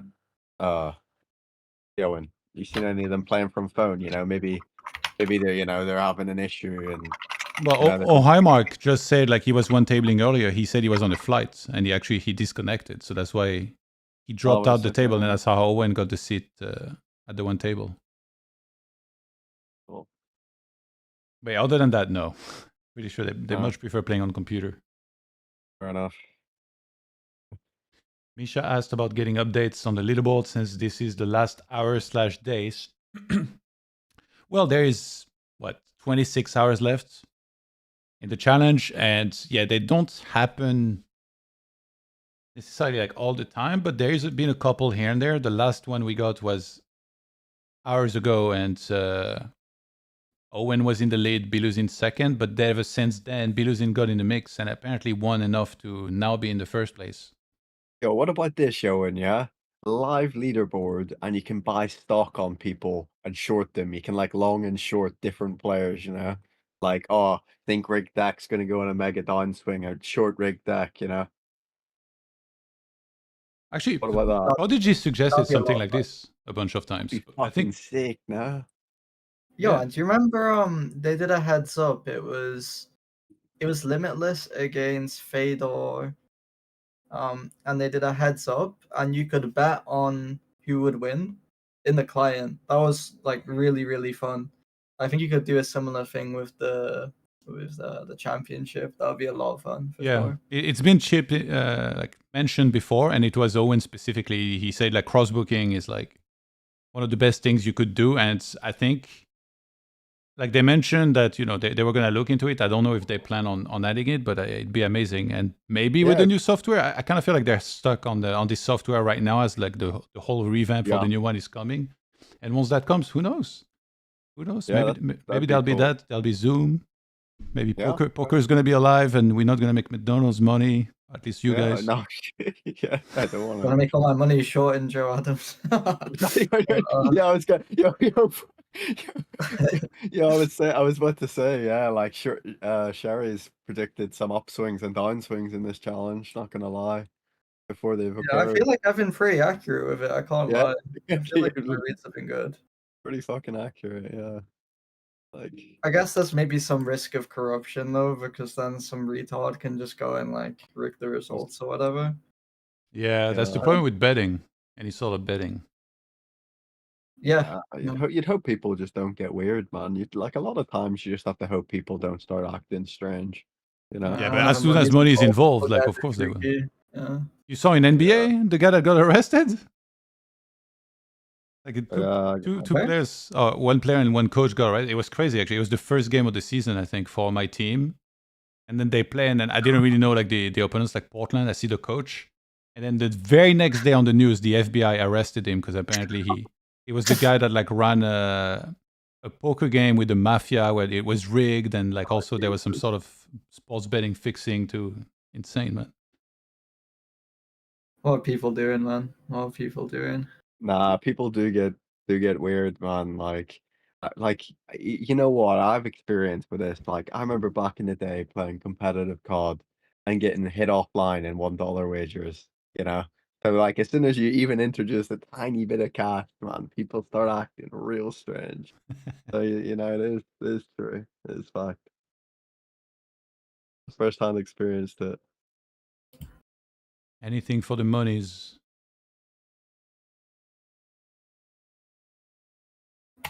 Anything for the cash, man. Anything. It's interesting, by the way, how in poker, like technically people are competing against one another for money, yet there is some sort of camaraderie, even from people that play in the same pools. Yeah. Mutual respect type shit. I feel like, well, sometimes it's on the surface only, right? Yeah, you get in a private call, man, start slaughtering people. I've done it before. I'll tell you that. Like this guy, fuck this guy. He's awful. Have you seen what he did on the turn here? Like, what is this idiot doing? Blah, blah. You know? You probably get the same shit in high stakes, man. Maybe that's the content we need for cash game content to just blow up. Yeah. Yeah, just shit talking, man. I said it the other day. Bring back shit talking, man. I did say it. You know what's funny is that like Jungle Man was streaming, right? And he had like 200-300 viewers, so more than the stream here. And he's just like, he has the most scuffed aspect ratio on his tables. It literally makes no sense. Like, yeah, that's what I mean about characters, though, isn't it? Yeah. Like people following characters. Like it's not so much the challenge, it's like the character, you know. For sure. All right, we need to be characters. All right, Yeah, I mean, it's screw not you, even. really. It's, Let's fight when we meet. nah, like you can't really do much. Like Jungle's just like so known and like so like he's got that likable autism, you know. It's really Oh tough my man, to God. compete with. No, I'm sure he would say the Jesus. same. He would say the same thing. I'm not saying anything that Bloody would be hell. offensive. He wouldn't find this offensive. I know. He's He looking wouldn't. for a He's likable boxing guy. match. Be careful. Oh man, I couldn't beat an old man off like that. That's crazy, man. You know. I feel like you have to get like skill-based matchmaking there, you know, like Jungle Man versus like who's like a good matchup for Jungle Man. I reckon Charlie Corral versus Jungle Man. Jesus. Yeah, but they're friends. They're friends as well, right? So, Okay, like, That's what makes it even better. I saw someone in the chat was trying to set up a boxing match between me and Rick Deck when I was playing last. yeah, I could see that, man. I could see it. Well, we don't know about What the do you- builds, the weights. Like, What? Yeah, have you seen Rick Deck? Like maybe he's like maybe he sat there like what do you call him? I reckon he's fucking yeah. Might be a scary guy to be honest, man. I don't know. Like there is some players online are talking like they are 10 men, you know, like they're well, Aspinall. Rigged is Bulgarian. My experience with Bulgarians. shit, yeah, you yeah. probably should not mess Yeah, with. that's not good. Yeah. Yeah, not looking. Things are not. I think you're drawing that.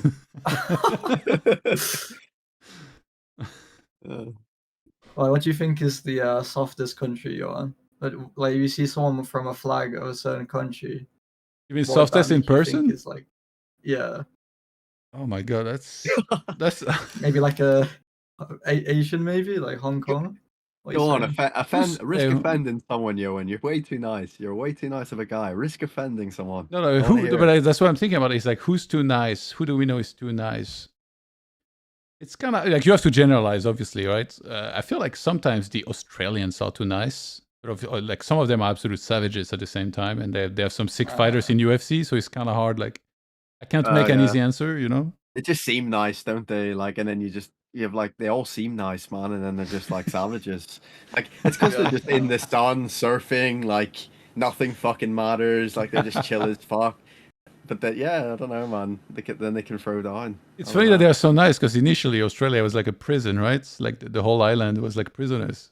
I know. I see. Like if I was for the chess, or a poker boxing match, I could choose any flag. It's France, man. Bring me France.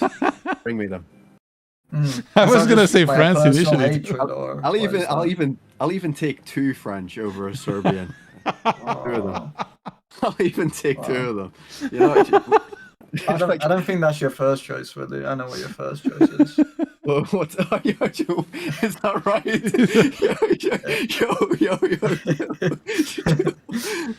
Oh my God. Oh, bro. The league, man. Crazy. What's the first choice? Has that ever been done actually? Like a poker boxing match? I feel like Northern Ireland versus South of Ireland's like a classic, right? Like I gotta that's go gonna with end that. up with gunshots going off, man. Yeah, it's a bit. We're talking unarmed combat, right? It's a bit, unarmed combat, yeah. Bit of like poker boxing, you know. You Okay, actually, so unarmed combat, maybe some Americans, no? Because like if you're talking armed combat, definitely the last you would pick. Yeah. No, it's strictly punt. You know, I think, you know, like a power slap game mode, you know, like where you play a hand against each other, yeah, and then the winner of the hand gets to slap the other one. And it's like there's like some variance to it. You're starting to get pissed off, like your 7 hands getting sucked out, and you know you're about to take another slap to the face. You're thinking, fuck, can I take another one of these to the chin, man? Well, so you're saying when you lose the hand, you have to take a slap? Yeah, you just get open. Oh, imagine you're on card dead, man. It's just card dead as fuck. You die. It's like Squid Game, dude. Just card dead as anything, just getting uppercutted, man. Left, right, and central, you know. Let's get Dana White on this business venture. Could be something to it. Oh, bro, hit him up, man. Misha in the chat says, I'm a 100 no limit reg and I would love to box jungle, lol. With a name like Misha, this guy's for sure from Russia. He's about to cook jungle.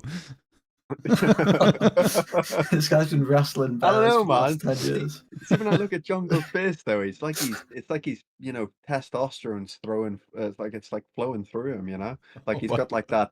He's got that like the on the eyebrows where it's kind of like forward. He's got that forward growth, you know, like a bit of a mogger. He's a bit of a mogger. Neanderthal.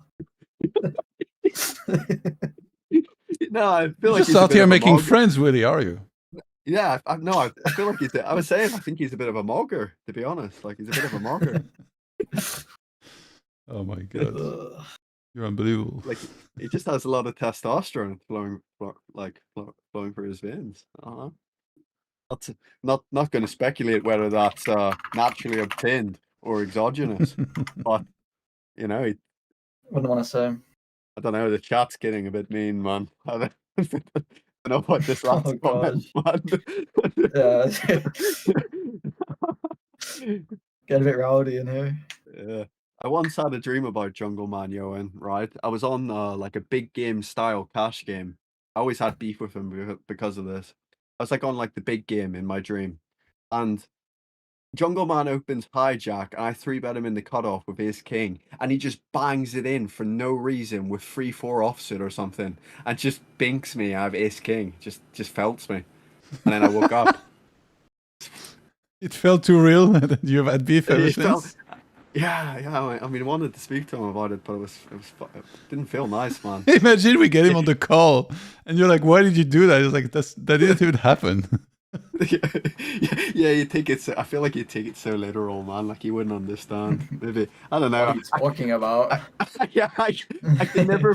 You know what's funny about Jungle Man? I can never like some people. I can predict their reactions pretty accurately to certain things. I feel like with Jungle Man, I'm not really sure how he's going to react to something. You know? Yeah. Like I'd have to gauge it pretty carefully, man.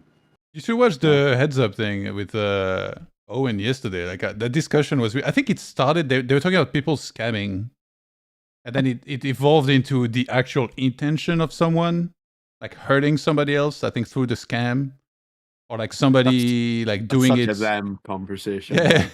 Yes, that's what I thought too. They were like really going at it, like just trying to like, like outsmart the other, like make the smart comments. Yeah. I can see it, man. Yeah. I mean, at the end of they did a podcast together, and I think at the end of that they started getting into some like metaphysical things, but I don't entirely remember what it was they were talking about. You seen that? Either of you? Should watch it. Wish I even remembered what it was about now. What is this chat? Misha says Jungle doesn't even know his own reactions. Pala says Jungle versus Man versus Wild.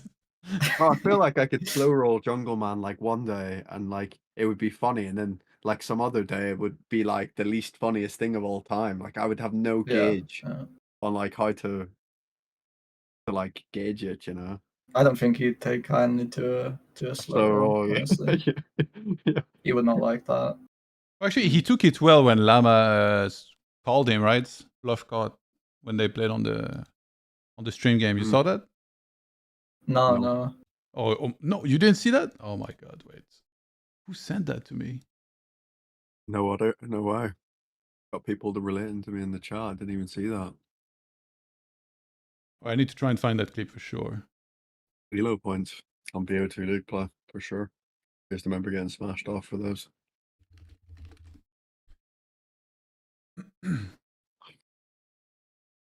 Okay, I found it.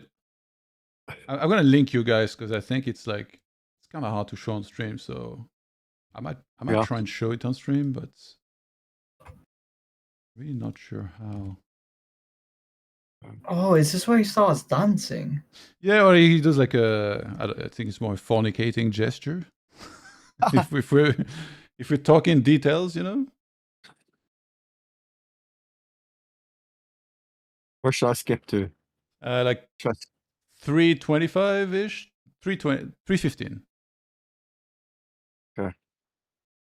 Wow, look at Jungle Man with a slick back. He looks like he's from a Quentin. He looks like in Reservoir Dogs, you know, or something like that. Yeah, I see it.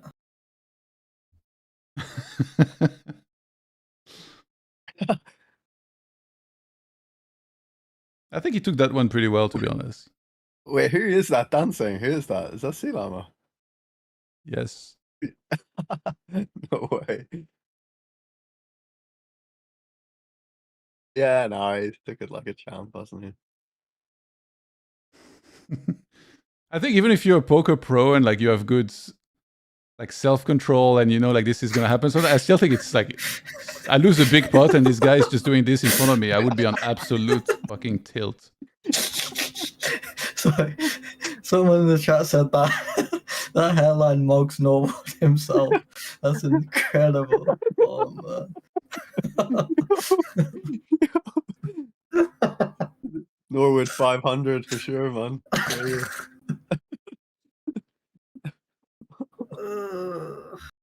Fucking hell, man. That was a bit of a, you know, it was an interesting reaction. Yeah, that was. Well, would you guys would you guys be level-headed if this happens to you? Nah, I'd have been fucking vexed, man. I'd been like, I'd have been a bit shocked, honestly. It's not what you expect. Like, I feel like in Northern Ireland, that's like grounds that, like, right, you out the front, man, me and you, you know? I don't know. I don't think, like, in my culture, I don't know if people take that as a joke, man. Yeah. I'm not What too would you- sure.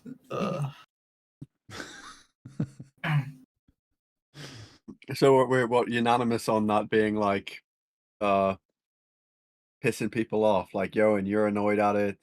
You know, if it happens to you, you're fuming. You're like, what's this guy doing? Gary, you're the same. What, with that llama dance? Yeah, You mean? I don't know. I could see you going two ways. You might actually just find it fucking funny, but you also just might be like, so uninterested in it. Yeah, probably uninterested, I reckon. Actually, like a few days ago, I don't know if you saw, but Jungle was playing and he was kind of like, I want to say abusing, but maybe that's too strong a word. Like Flushy in the chat, he kept saying like, sit back down, stop running away. Like, I think Flushy was just literally like, I don't know, going to toilet or grabbing food, whatever. So he was gone for a bit. And he literally wasn't answering. And then we talked about it and we're like, somebody said, I think he just doesn't have chat open. And I was like, nah, he just probably sees it, but like he doesn't care. He's just letting him speak. And Flushy didn't talk for like the rest of the time that he came back and played. But the next day, for some reason, all hell kicked loose, especially when you started the chat with Rigged. Like that's when everybody kind of like started talking. And I think that was another table. And Flushy, out of the blue, wrote to Jungle like, Jungle, why are you so bad? It's literally like been years. Like, Yeah. and I was like, whoa, my God. Like that's like not what I pictured at all. Just completely like went right after Been a him. full moon or something. Yeah. The chat was a bit crazy. I've seen. Can we see the real quick? Can we see the 4-bet pot against Kevin and Owen? I think we missed it. Was it left side or right side? Right side, I want to say. Yeah. Oh, I Pretty see. sure. I found it. Bring it up now. So, raise button from Owen, 3 bets in the big blind from Kevin, 4 bets, and a jam. He's got the jig it is.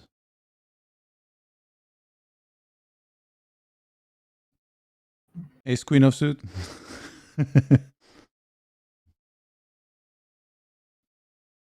What hands can you He get? just rams it pre. Okay. Yeah. What do you guys think button has here?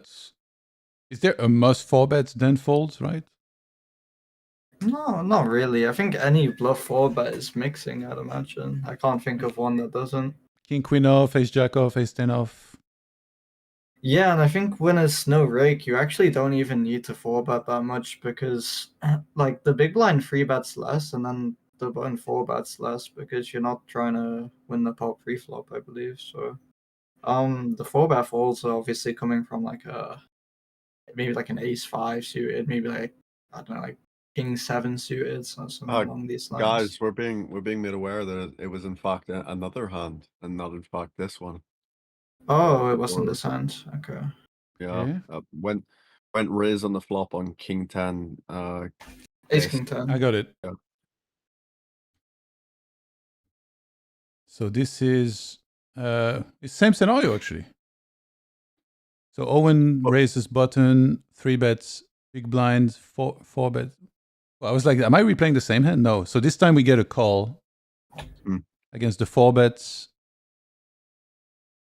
And we head to ace king 10 check, and Prodigy bets 10%. In a 4-bet pot, he check raises.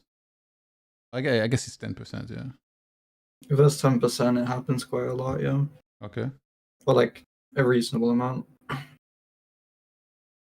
Unless it's at like 200 Russian cash, then it happens an unreasonable amount, right? Yeah, and the raise size is just all in. Yeah. And it's nuts versus second nuts. It's either king jack of diamonds or just ace 10 or ace king, yeah.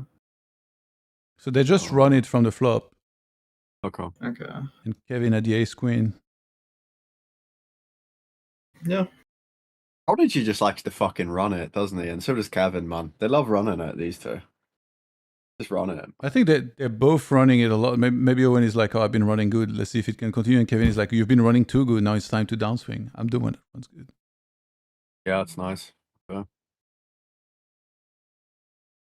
Bro, it's so interesting when it's Kevin and Prodigy on same table with like it really does change the standings so much if one of them stacks the other. Yeah. Like if TaxHere just wins 4-5 buy-ins of Prodigy, it's in really, really close contention for first. And Prodigy is actually quite far down. Yeah, definitely the way these two play it definitely can happen pretty quickly as well. It can happen in like 20 minutes, man, if it wanted. Yeah. You know. And I do think it's going to be a bit of a hit and run as well if like one of them just wins like 4 or 5 buy-ins. Snap call. Oh.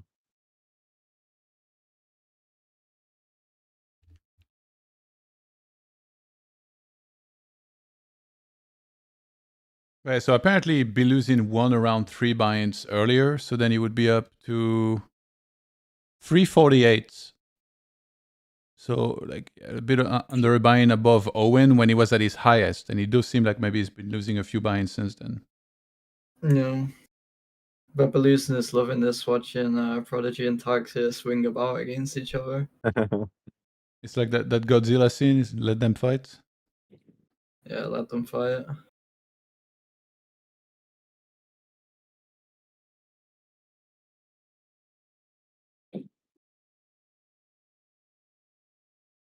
Isn't there something kind of stressing about being sat out? It's like if you play a tournament or something and like the result is in a way out of your hands.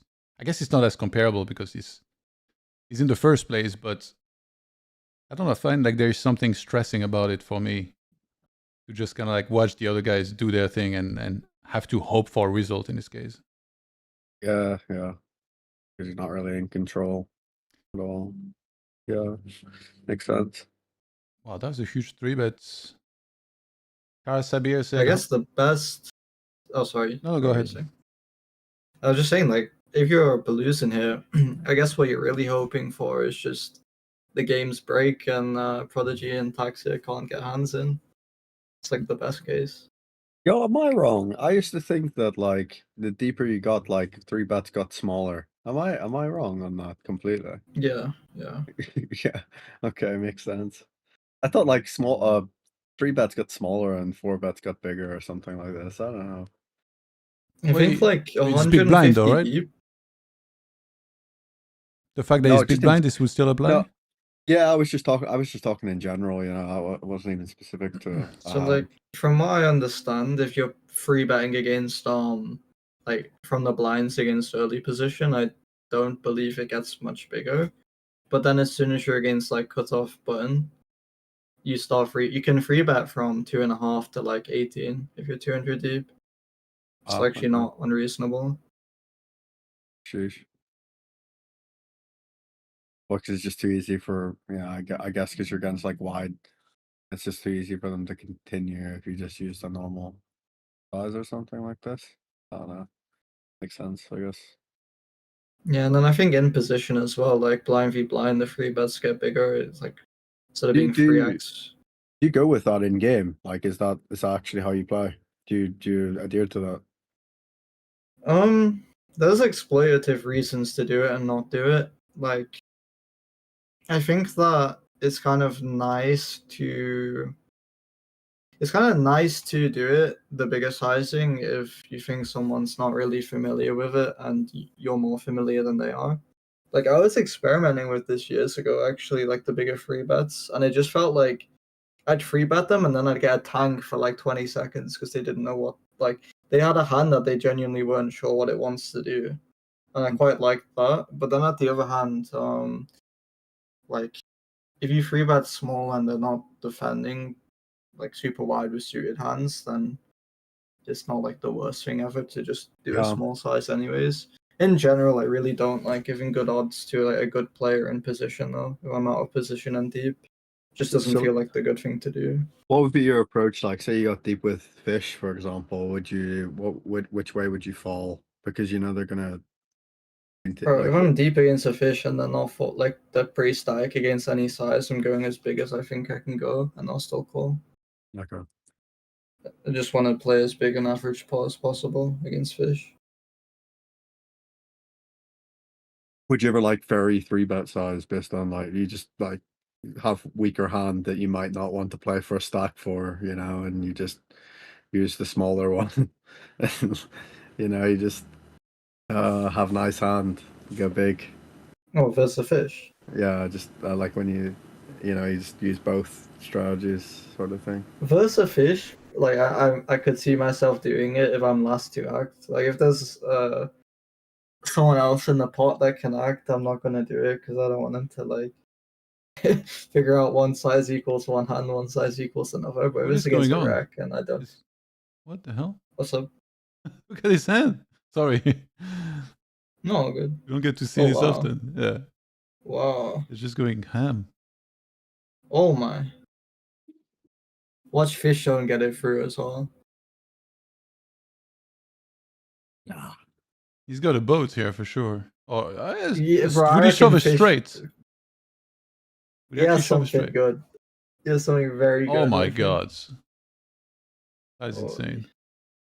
Holy moly. What are we looking at? That's mad.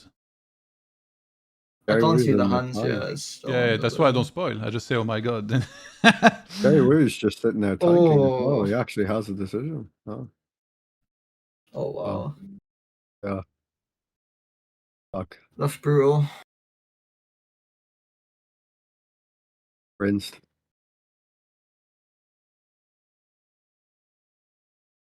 one sec, I'll replay it. Actually, let's see this hand real quick. There's so like stacks keep flying in, especially the three-handed tables with Kevin, Owen, and Riggs. It's like every hand. It must be so Yeah, it intense. for feels those like guys. there's been a lot of all-ins for sure. Okay, he just snap called him. What is this? He just like snapped it off. I think it was like bet, raise, call. Like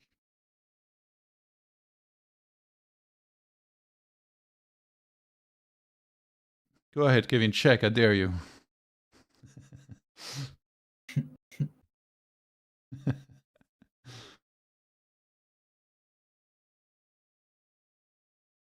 Boom. Unpredictable. Unexpected. Oh my god. Actually. Oh, this is too good. This is such a nice spot for the big blind as well. Okay, I'll replay the big multi-way. Also, Fish Zone Yep. call a 3-bet in the big blinds. And then Whiplash, who was the original raiser, called as well. And Jerry was the 3-better. Queen, 9, it checks around. Oh my god, the 9s. That is so sick. Bet, raise, call, jam. And then Jerry is like, I just made the best check on the flop I've ever made. Oh my god. Oh, no, sorry, that's Whiplash. Yeah, sorry, Whiplash. What an unreal spot. I mean, to be honest, it could have been better. It could have been 3-way. All in. Still sick. Yeah, it's tough for Jerry to want to get it in with anything, man. That's good. Good chance Jerry gets away from a Jack 10 there, honestly. Yeah, for sure. I think he probably should get away from a Jack 10. I feel like Jack 10 is pure torching. How about Jack 10 of Yeah. diamonds? Now we're talking. feel like you have to. On GG Poker, I might for the bad B jackpot. I think you still have to just muck it, man. Like, Yeah, honestly, it's a muck. It's a muck.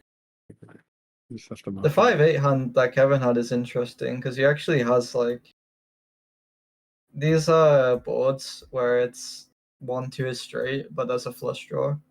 I've seen oftentimes what you can do is you just play check all in, because like if they can't have a higher straight than you, then you basically force their stack in whilst you free roll them, or yeah, or you fold them off the same hand and you just steal the pot. But Kevin actually had the 5-8, so he had the high straight and also the flush draw. So I guess he probably didn't want to just jam it in with that strong of a hand. Maybe it's too strong to just pile in. I'm trying to find it. Because you don't actually want them to fold. Yeah, it was like you don't it want was, them to fold a straight though. it was only like a few hands ago, to be honest. Yeah. Oh, but it was a fold. Oh yeah, okay. Yeah. Okay, 1 second. Let's watch these hands here. Probably the other combos have more of a use case for that, and the hearts doesn't. I would guess. Because the other guy can't call off like 5x of hearts or whatever. Oh, he turned it for free too. But then if so like let's say in that spot you knew Prodigy can't have the 5-8, let's say, in range. Then if you just have the 5 of hearts, you can literally just check jam. Because Prodigy is either chopping or getting free rolls.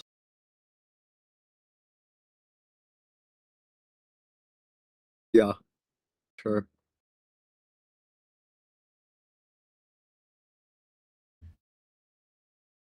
So he bet small on the turn, got raised. Why not just call here? Like, how do you decide to re-raise? Like, out of position, you're just more inclined to try and get the money in, or? With 5-8, you absolutely have to re-raise here.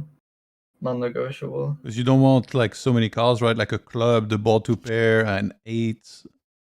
Well, the hand is just the nuts. Like, you need all the money in now. Like, for example, let's say you don't play raises here with 5-8 out of position. Then Prodigy can just, like, click back with 9-8 of clubs, or just any clubs, or whatever he has, and then check back rivers if he doesn't improve. Just realize equity. But yeah, 5-8, like, you're trying to get max value from a 5, so it definitely makes sense to raise. And like, even if I had King 5 hearts here, I'm also raising for value, because I guess on this board it's not as appealing, because like both players could have straight plus flush draw on double flush draw. But yeah, 5-8 definitely good enough to re-raise. Oh my god, on the left side, another sick hand too. Do you think jamming the river here is a little greedy, considering it's 115 big blinds effective and there is 70 in the middle? Nah. No, I don't think it's greedy. Nah, you got. I think you have to. By the way, I think you like literally have to. Yeah, for sure. Because it's just like this. You see this all the time in like theory spots when one guy can have. Actually, both of them can have 5-8, right? Like they can both just have 5-8. You think so? I don't. Is 5-8 would be like threshold. I don't know if he has it or not. Bro, how are we seeing an all in every 2 hands? By the Dude, way, it's crazy. Maybe this is how it always is, and we're just too busy yapping to even pay attention. Yeah. Scary. Still, we've gotten a lot more productive since Dylan left.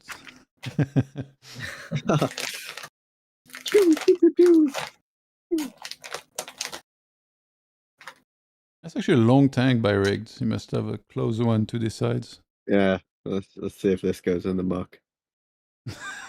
Here we are again. No, I just don't think Can you stop hating for 1 second? I'll prop bet he doesn't fold. Like, if anyone wants. Like, I've just never seen it. Like, maybe I'll see it at some point. Like, I'll be. You know what? I've jinxed it. He's gonna fold. No, Feast your eyes. He's a changed man. Oh wow! Can we see this King 7 hand actually? Yeah. It's blind versus blinds. And 3-bet pots. Queen, Jack, Deuce. Owen check calls. Wow. I love watching this type of hand where I'm folding pre and then I'm folding the flop and somehow it makes it to a turn. Ace of spades. So he has the nut flush draw. And he rips it. versus big bets. So nice for Prodigy here, by the way. If Rigged Deck has a single hand, he's tanking that long to fold. It's like the jam is performing really well with exactly this hand. Yeah. Yeah, it's pretty thick as well, considering like you got like some stuff that could be raised off on flop that's just gone from Prodigy's range, so it just looks a lot more scary. I don't know. You know, like it could flop raise like 9-8 of spades or something. It's just like could be not in, you know, it's not in their full frequency probably, and then you got like maybe even 9-10 spades and like maybe even king 9 spades, like just like some of them are sometimes raising flop, right? So then you get the turn and you get jammed on and pretty rough. I mean, one thing I'll say in playing with Prodigy is he's really sharp with finding unintuitive. I wouldn't say this one is that unintuitive because I think it's like very reasonable, but he's found some really creative turn raises against me, and I think it's definitely like a big part of his game, and it does give you a lot of difficulty trying to navigate against.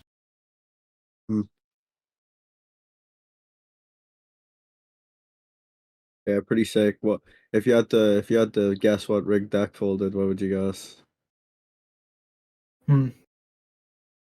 Because it was a fat tank and it was a fat bet on the turn from him as well. I almost want to say he folded a queen, like king queen. Okay. What do you think? I mean, it bets turn. It bets turn like this. It does. I think it's reasonable, right? Yeah, I mean, yeah. How much ace-x does Prodigy float flop? Yeah, I mean, I guess. Is he floating like an ace-7 of hearts?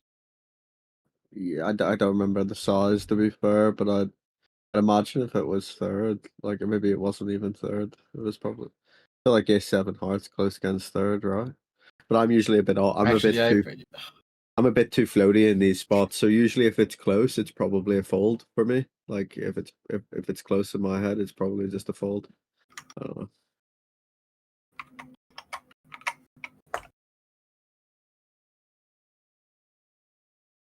I mean, I would imagine like the ace-7. Yeah. I mean, but you could even say king 7 can fold flop. Honestly, it's not unreasonable. Yeah, it's tough. I mean, I don't think I'd. Yeah, I think I'd probably fold some of these for sure.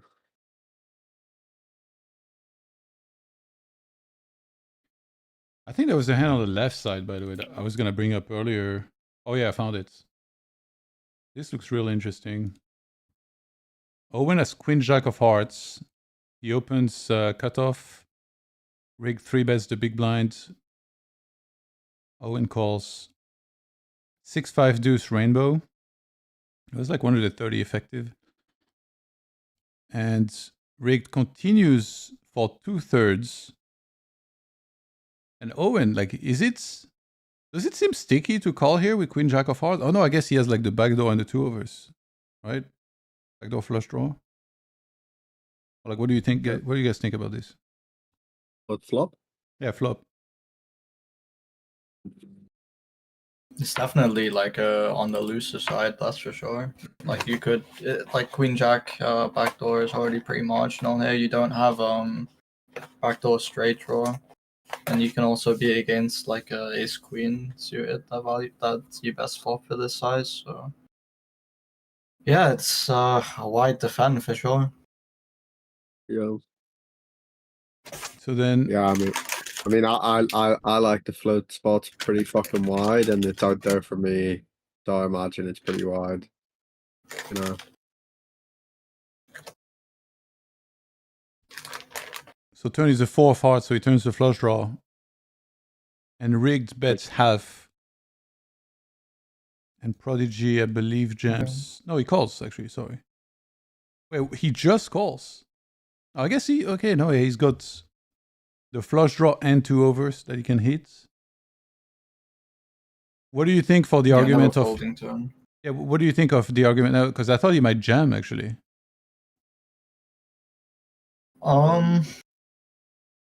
It's like a question of how, like, I think a lot of it will come down to assumptions about villain's back call range. So, like, it's actually pretty reasonable. Although it's aggressive, it's not impossible that Rick deck could just bet twice ace king in this way. Because if he thinks Prodigy's floating these hands flop, and then he just has all these flush draws dominated turn, he can bet again. And then for the same reason, he could even call off a jam because he has a good shot against pairs, and then he's dominating flush draws. So if Owen's like conscious of that, maybe he just doesn't think it's worth jamming if this is like a lot of rig deck strategy. Okay. So he calls and bricks the river. It's a 7 of diamonds. And Rick checks. And Prodigy a little under 7K. Wait, who is this? Which one of you was that? Back of the class. So he ships a bit under 7K into 13K. And Rick falls. Is this a... Bro. Sherry! Oh, sorry. Can you hear me eating? No, it's like, I don't know what packages this is, but it's... Oh, yeah, my bad. Yeah. So he jams here. Willie, this is a must bluff. Must bluff. Yeah. Yeah, I think. I mean, it's pretty fucking hard to get here with a worse hand, to be fair. But then, yeah. I feel like this is just a good bluff. Yeah, I feel like it's completely fine. Like he just gets it, like plays calls with a lot of. Yeah. I mean, you could even jam like. Yeah, it just makes perfect sense. Like, what else are we bluffing? You know, like what other hands? You talked do we yourself bluff? into it, didn't you? Oh yeah, it's just like what other hands are we bluffing? You know, you could bluff like you end up having quite a lot by the river, like when you call 3/4 or like 2/3 flop or 3/4, whatever it was, and then call turn. Like it's pretty hard to get here with like bullshit. Like it'd be pretty difficult to overbluff this spot if you tried from Prodigy, to be honest. You'd have to really go out your fucking way to overbluff, right? Because I'm sure like I'm sure even like set and like maybe even like 6-7 and things can like just jam against check and whatnot. So like you're really struggling to like have enough bluffs on the river to even really, you know, even come up with to even be like getting close to over bluffing at all. So yeah, definitely this is a mandatory jam in my opinion. Like it's always Yeah, in for sure.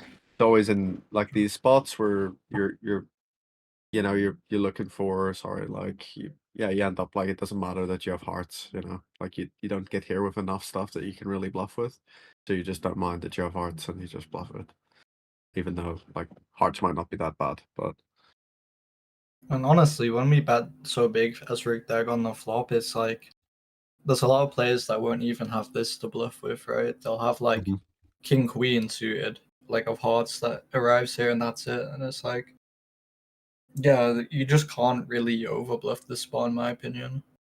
Just can't. And then like your only bluffs are gonna be missed hearts, so it's what it is.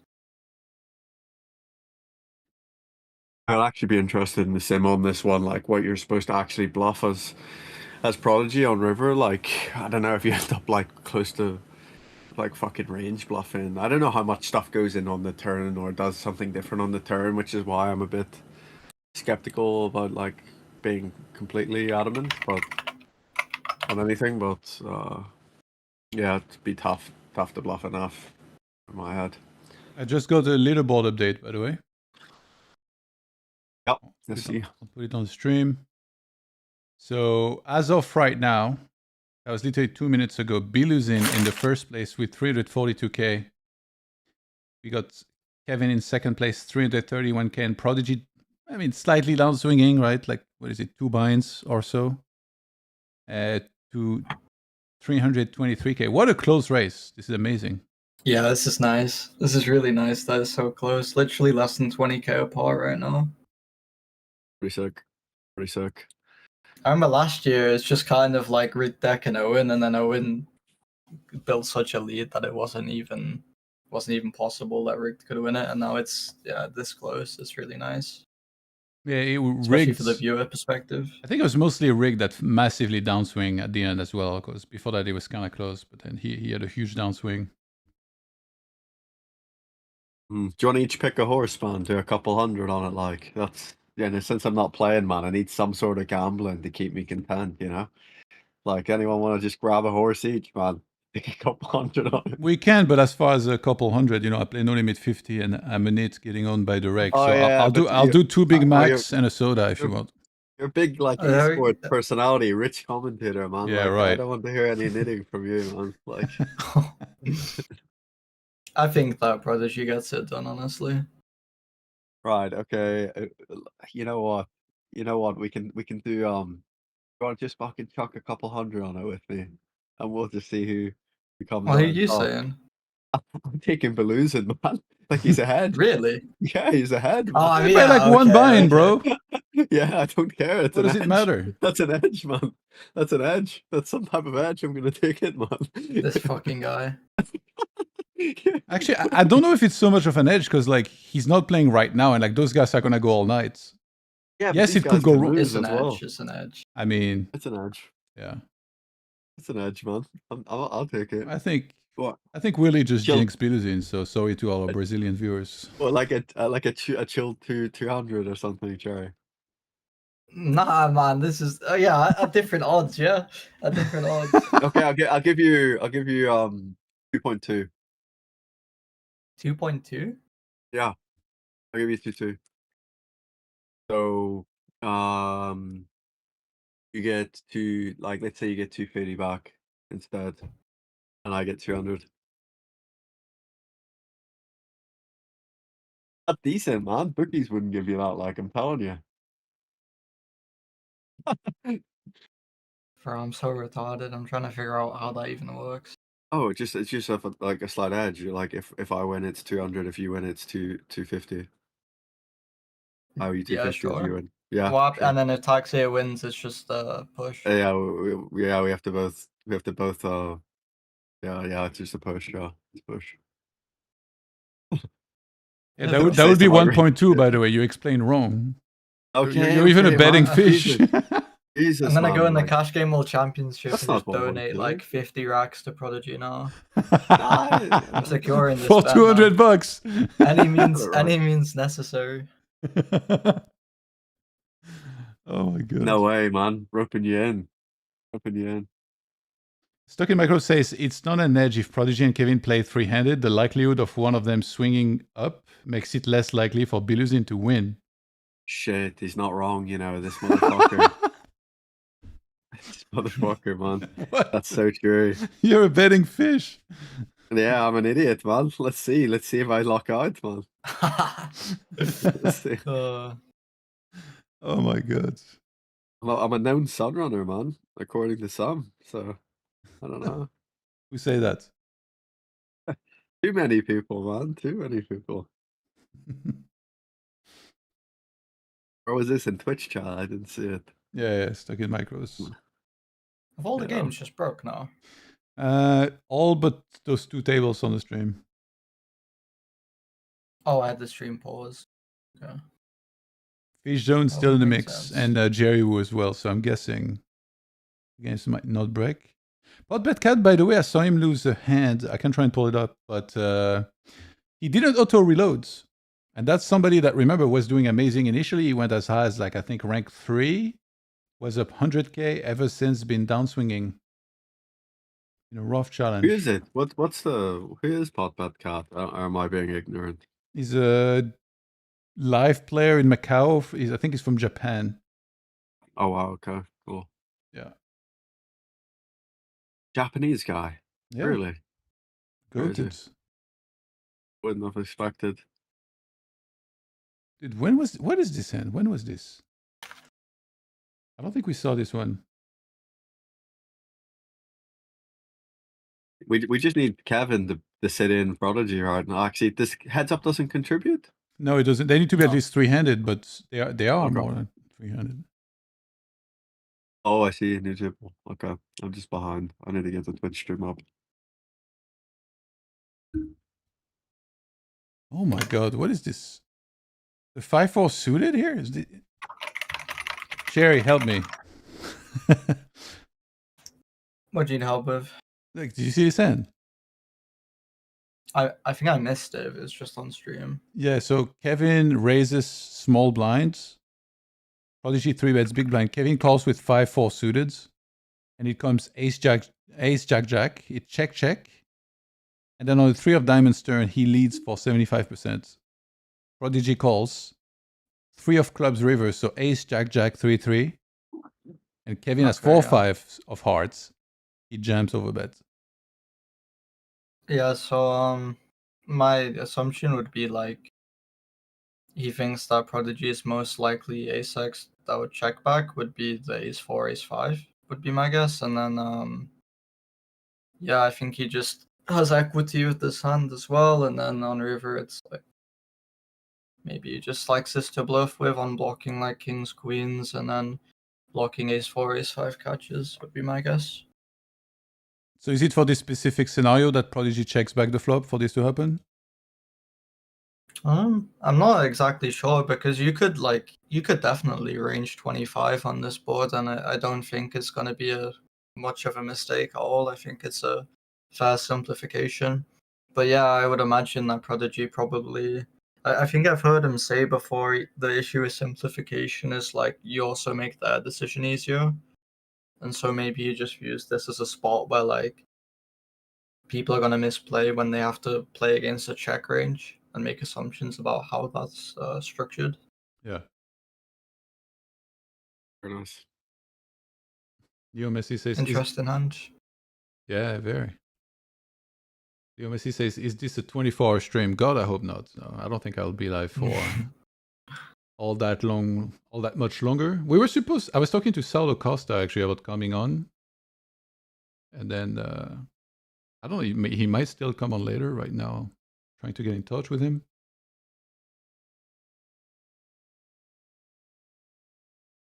Prodigy all in again against Fish Zone.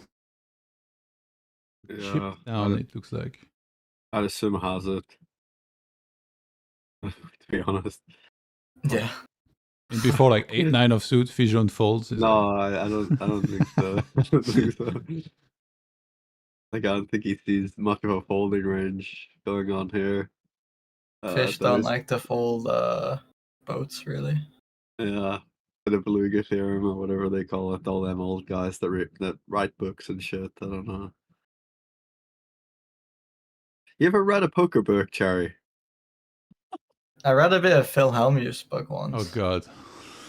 No, Was it it good? was Doyle Brunson. Oh, yeah. I read a bit of his book. He was talking about like sometimes poker's about folding for 3 hours. Sometimes you gotta fold for 5 hours. That's just how it is. That's facts though, low key, right? That is facts, yeah. Big facts from Doyle. No. But no, I didn't really read too much. I think I read like a little bit when I was in a library once.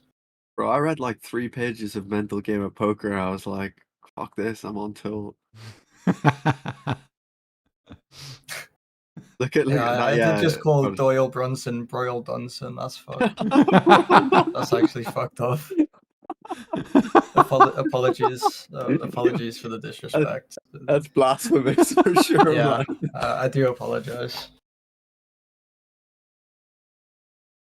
And he gets called by the ace queen. Wow. Yeah, shock. Do you think fish are good at calling high cards on rivers like that? Do you think they have like good perception of like what it even is? You know, it's on their screen. Not really. Yeah, I feel like some recreationals like just think you can't call with high cards. Like they don't think it's allowed or something. You know, it's against the rules. Maybe I don't know. What was this one book, the Modern Poker Theory book? I think this one is like, if I'm not mistaken, is this one actually reasonable? Yeah, Like I've this heard, one was actually pretty decent. yeah, I've heard people saying this before. Yeah, but that this is a Michael Yeah. Acevedo or something, right? yeah, some Michael guy. Yeah, for sure. I've heard like a bunch of people reference this book as like being good. God knows if it is. It might be. There's probably a few bits in there that are interesting. I mean, like the thing that I found interesting is like you can find a lot of theoretical concepts that are more like applicable to dynamic situations than you can just by studying from solver outputs. So it's actually useful sometimes to just build up that kind of ability. And I think that's why you see a lot of the old school guys still do really well. Is just because like they have this mindset that's kind of dynamic, and then when they study solves now, they're just they're just decent. Like they can understand it maybe better than people coming into the game nowadays. Do you guys know about the book of Gus Hansen, where he played like this tournament in Australia that he won, and he basically lists every hand from start to finish, and like kind of go back over them. Gus Hansen. No, Yeah, that's really old. It's a really old book. yeah, no, I don't know, man. I'm not much of a book reader, to be fair. I really wish I was, man. It's just, like, I don't know, man. It feels it's much harder to watch to do books than YouTube Shorts or something. You know, it's real difficult. Yeah, I think Like, we you have all to have that actually, the low attention span for sure. It's hard to do something for a yeah, longer it's time. fucking tough, man. Like sometimes I'll like quit watching YouTube Shorts, and I'll like convince myself like, oh, I should be watching like long form YouTube content, as if that's like 10 times better. Like, oh, like I'm doing some, the bar for what's good these days is getting low. Yeah. Like, YouTube videos these days, they're just slop. Like even if they're long form, it's just it's like a video that really talks about nothing most of the time. I feel like I'll sit and watch a 30-minute video and then just feel like an idiot for even doing it, because it's like it was just slop. Like it didn't enrich me in any way possible. I don't know. It's lacking in substance, a lot of it, in my opinion. I mean, if you want everything to be, there's more quantity than there is quality already. So sometimes it's hard. Like, let's say you've watched some really good content from someone, then nothing will ever match that. So then it's really weird because you have to settle for like less if you want to watch yeah, videos relating. But Well, it's weird as well. Like, do you guys find that modern YouTube videos they're better at like grabbing your attention and making you watch longer, but they're not better at making you feel like it was actually an enjoyable yeah. watch or a good video? It's It just feels more like people. efficient at grabbing you. Yeah, that's like the strategy these days, man. They just produce like pure goy slop, man. It's like they're just trying to like reel you in, and it's like it's just like reeling you in, like trying to like nice thumbnail, oh, look at the pretty thumbnail, and then it's like mostly it has no substance. Yeah, for sure. Back in the day, people used to actually make some quality YouTube videos now, Yes, yeah. like proper. And it's all lost to the algorithm now. You can't even find it. It's just like covered in dust. You can't find the classic videos really. Yeah, they're just like hidden in the algorithm. Anything that's remotely decent, yeah, it feels like that. Yeah, Mr. Beast really did pave the way for this like goy slop meta that you see. Like now with just I don't know, it's like I don't know how to put it. It's very refined, but it's not as good as it used to be. It does grab my attention though, and I probably spend way too much time watching videos. Yeah, have you ever checked that shit on your phone? Like how many hours you do what? I think they used to yeah, make like, yeah. weren't those things coming up automatically, and then now everybody has like, either they disabled it because people complained. It's kind of scary. Like, I always thought I'm not that addicted to social media, and then ever since I started following basketball, and then I wake up, if I don't know the result of my team, I'm like, oh, I should stay off social media. Within 5 seconds, I have checked Instagram, and because the algorithm knows me so much, like literally the first post every time is the score. And I'm like, what the fuck? Like, I was gonna watch the game, not knowing what happened. Yeah, shit, never good. I'm not You gonna watch it? lie, that does kind of scare me. It's like I feel like these models are able to predict like the best way, the best series of things to feed you to keep you there the longest. It's so catered to you just to get your attention.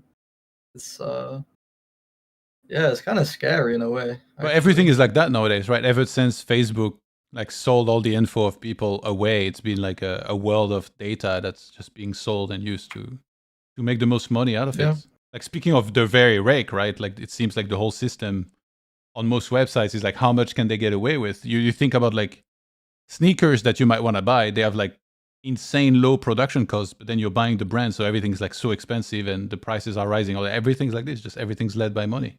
And we're making freaking McDonald's money over there. I'm just kidding. I'm not. I'm actually killing it. Sat with 0.1 PPI at 200 RNC, just like getting handed scraps, man. Just getting handed scraps, man. It does feel like that, honestly. You play on GG, it feels like you just tossed a bone, like a fish bone, and you're trying to scrape off the fish off it. Yeah, I was gonna say that you just cannot catch. Like they never give a dog a bone these days, man. Like you've got Prodigy gatekeeping you, you've got PVI, man. Like fucking brutal, man. It's brutal out there. Yeah. Like you want to know why Owen shoved the turn, and he's he's got the lock and key, as he did say. It's brutal. It's brutal out here, man. The dog eat dog world, some would say. For sure. I mean, yeah, go ahead. I feel like even Russian cash, like or Zoom formats, they almost feel like the equivalent of watching YouTube Shorts, right? If playing poker is watching a YouTube video, then Russian cash is like you just start watching Shorts. Yeah, it's true. Peaceful Johnny in chat says, real talk, if you're trying to get away from social media, I recommend reading Carl Newport's book / watching his podcast. If you know how many books I have at home that I bought, I was like, I'm going to read it. And then I start reading it and I open Instagram and I go right back to it. And I never open the book again. You know what the worst thing is, Johan? Like sometimes I'll be like, right, I'm not going to go on Instagram, right? And I'm no shit, right? I spawn in real life again, like 40 minutes later, and somehow I was on Rails the whole time. I have no clue how I got there. You're where? Sorry? No, yeah, I'll just like, I don't know, man. Like, I'll be like, I'm not going on Instagram Reels. And then like, I'll just blank out. Yeah. I'll just like black out. And like 40 minutes later, I'm there, like just on Reels. And I've got like weird sharks in Italian, like Italian brain rot videos. Like it's talking about some tralalelo tralala. Yeah, like some chimpanzini bananzini, like just in my head, man. Fuck. That's good, man. Wait, can you guys go to toilet without your phone? That's the real question there, because that's the beginning of the end. When you can't go to toilet anymore without your phone, it's over. I can't even go to the toilet without my vape, man. You know, like I'm bringing my vape and phone. I'm not gonna lie, half the time I don't even know where my phone is. I spend like 20 minutes a day looking for it. You're so blessed. A lot of the time. You're blessed. Yeah, it's actually a good way to avoid using phone. Just lose it. Been like debating trying to get like one of them old school Nokias and just giving everyone my number and like, oh yeah, text me if you need something, man. I'll end up just playing like Snake. End up playing like Snake on my phone for watching. Oh, brutal. I think like even on a flight, like if I ever take a flight and like I guess I wouldn't buy the Wi-Fi because it's like I think it's a scam. So like on the principle, I could afford it, but I just think they overprice that stuff. Yeah. So I don't get it. I feel like it's so hard not to have internet for like a whole 7 hours or something. I'm like like sweating, like having cold sweats, like just feeling terrible over there. Nah, like, Johan. Some people are like raw dogging it over there, Bro, what you're saying about having to pay for Wi-Fi, the worst is having to pay to use a toilet. That's like that. I don't agree with that at all. Man. I'm from France, so I'm used to that bullshit. Oh, you're from France? Yeah. I was roasting your section earlier. That's crazy, man. I didn't even know. No, but I told you I was gonna say France initially, to be honest. So it's fine. Oh, okay. It's just the winning play, Yeah, fair. You betting on the UFC tonight, Mr. Yoan? Nah, I stopped following entirely. It's so weird. I was super hardcore about it at some points. I lost interest. Just gamble. Yeah, I don't like sport betting that much. Like usually only on the stuff that I follow, and right now that's only basketball. Yeah. Actually, a friend of mine just Just messaged kind me. of realized that watching a half-naked grown man sweaty dick to dick for 25 minutes is a little bit. Dude, you That'll joke, be but gay. it's a pretty sick sport. In my opinion, it's like by far the purest it's form of great. combat there is, like, for a sport. Jesus. Yeah. I've been watching a lot this year. Actually, less this year than last year. I feel like this year was a little bit worse, but there's been some good Yeah. cards here and there. It's Marab tonight, right? Yeah. Yeah, Yeah, Marab, should man. be good. Should be good. I saw a couple quotes and clips from the press conference about like the jacuzzi and everything. I don't know if you saw that. Yeah, I saw something about that. Am I like demented wanting to bet on Cejudo to win? Like, is he just that Yeah, past that's it? not Like, it. That's not it. He broke my heart way too many times. Screw that. Like, I'm never betting on but- Henry. But I don't know, man. Like, Peyton Talbot got fraud checked recently, man. And like, it's Let me guess who your favorite but- MMA content creator is. The MMA guru. yeah. I mean, he's a good guy, man. He's a good guy. I feel like I don't know, man. Yeah, have to. It's such a thing though. Like once they hit 35, they definitely lack in performance from what I've seen. I saw some guy did a video review on it where it's like he took the average age of all fighters, and as soon as they hit 35, their win rate just plummets. Yeah, I mean, it makes And sense. how old is he now, Henry? He's like 38, so it's gonna Is be he tough for him. I 38? feel like Can't be 38, man. Is he? He made a sick bluff. Man. He tried to say he retires to get a better contract, and then I was like, all right. He's 38. Whoa. Fuck yeah, I'm not betting on him. That's cooked. Misha says, Misha says, just don't listen to Sherry if it comes to MMA. What happened? Did you get hurt, Misha? I don't think I've given out any UFC betting calls. To be fair, Willie's usually my guy that I go to for UFC bets. He's more tapped in with it than I am. Really? Willie, what's your picks for today then? Oh man, like I'm literally staring at it, wanting to like fire everything. Wondering where I'm punting, man. Because like sometimes I'll look at a card and I'll just like you just know, you know. And like I'm looking at this card, I'm just like I could be fucking wrong here, you know. Yeah. Let me do some odds checking, and I'll, you know, everyone in the chat can go broke with me. Actually, I used to know UFC really well, but now it's like Brandon Moreno is like he's fighting some Japanese guy who's 17-1, but I don't know anything about this guy.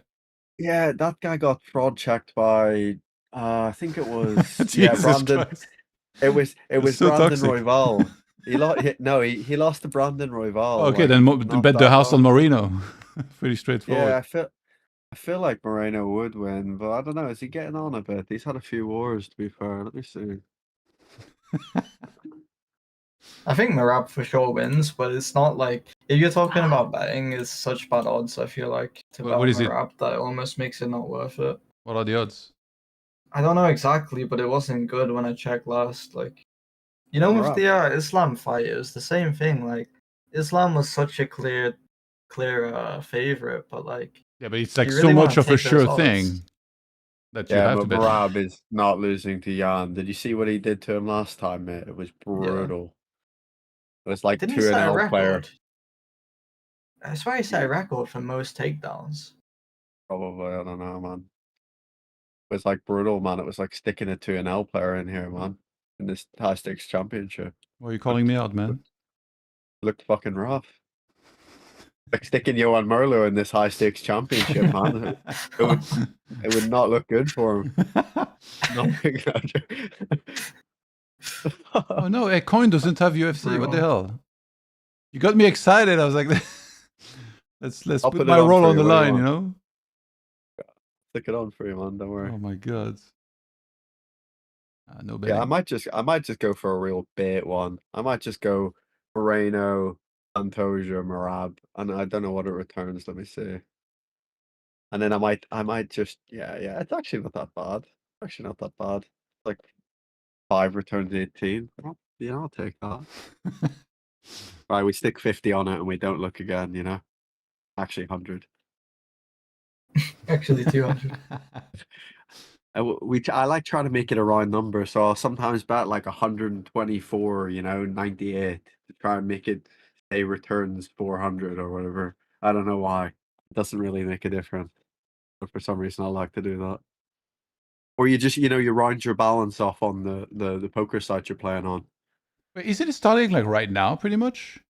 The fights? Yeah, prelims. There's some good fights, by the way, on the early prelims and prelims. I mean, maybe I shouldn't tell you because you're going to put your whole roll on the line, but Edson Barbosa, Jalin Turner, that's a banger. Marvin Vettori somehow is on the early prelims. Well, Barbosa's washed, but he had actually not. I had like a massive bet on Barbosa to lose the last time, and he put like a decent performance in it. Yeah. Myself. But yeah, I had a lot of money on that. I think I had 1.5K on that or something. Like that's big for me. I don't bet like big amounts, I'm usually like a lot of guys, medium amount type thing. But yeah, Jalin Turner I thought was supposed to be retired. Yeah, no, he came back now. Yeah. Yeah, he's trash though, to be fair. So I'm not too sure. You're so toxic. Oh, I know. I'm just being real, man. I wouldn't touch it. I thought Jalin was going to be like a really big fighter actually in this division at some point. Joe could be a cool one. Terrence McKinney, Chris Duncan, not to go the distance. To like further to be a stoppage in that fight just by itself. Who's a favorite? I would bet the house on McKinney on this one. It's just like pretty split odds. Yeah. On the side I'm looking at. And also Macy Barber, I wouldn't bet on the fight, but I love the Wayne video that they posted. Yeah, I don't bet on women anymore, man. I don't bet on women. I don't. They just they ruin it for me every time, man. Like it's so tough. It's really tough. Like it's so unreliable, man. I feel like I'll be trying to. I'll try betting a woman's fight, and it looks like her for sure fucking thing, man. And then I don't know, they just troll. I heard that you might know about this show, and since you're into basketball, I heard there's a app that tracks female basketball players' period cycles, and they use it to make a betting algorithm. Yeah, they use it to make a betting algorithm, and apparently, when some athletes are at a certain point in their menstrual cycle, they just fucking suck. But like when they're not, they're sick. So like they'll be like tracking it through that. I don't know. Have you heard about that? No. Thankfully. Yeah, doesn't say it.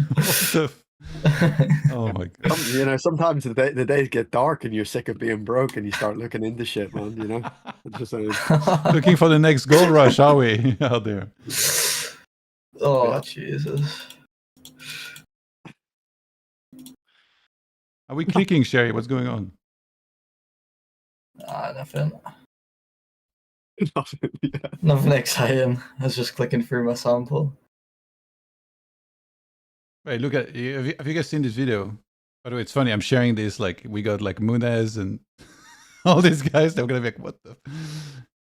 Check out this video. Let's see. No, that's the content I don't like. That I don't mind pops up on my feed. Yeah, not bad, man. Not bad. If the wife's watching this, I didn't say that.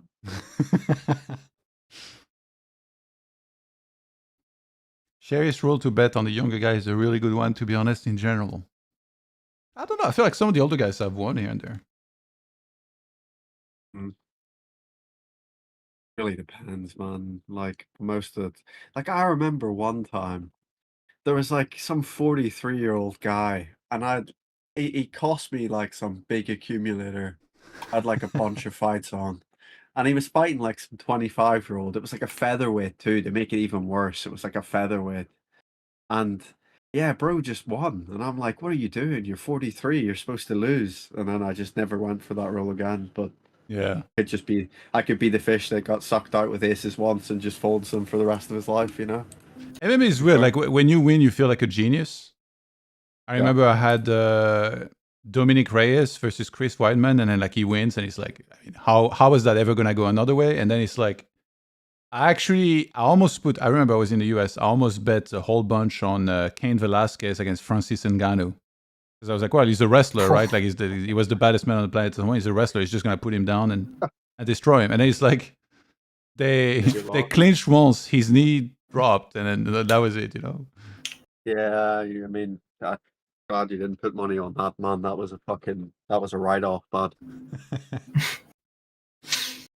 Yeah, stick to commentating, brother. That's all I can say on that one. Stick to Let's see your commentating. results, you fool. I got another all in. Oh my god, that's pretty sick. Fish zone. Not running too hot.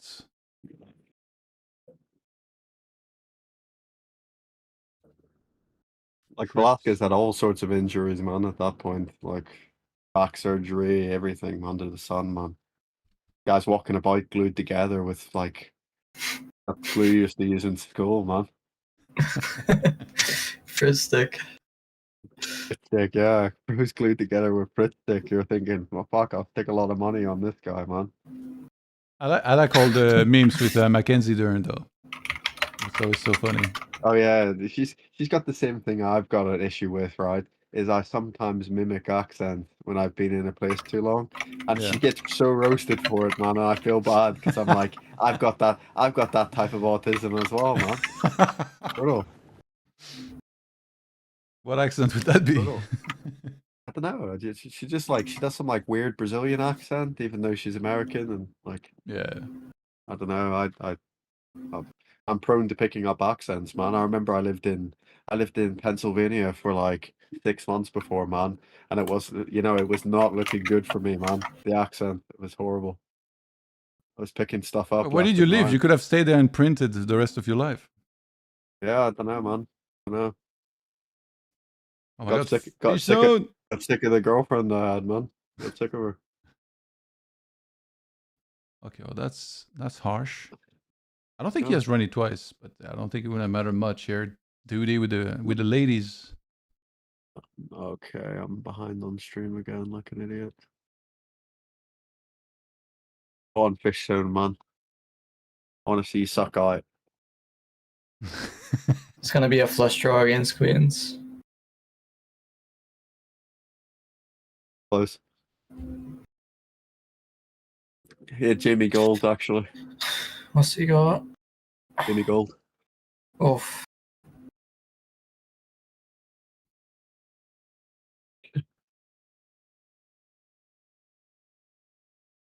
But then, so one question, Willie, why don't you go to the US like a couple Oh, months man, in the I've year and grind there? I would love to, man. I've just got a wife, don't I, man? It just ruins everything.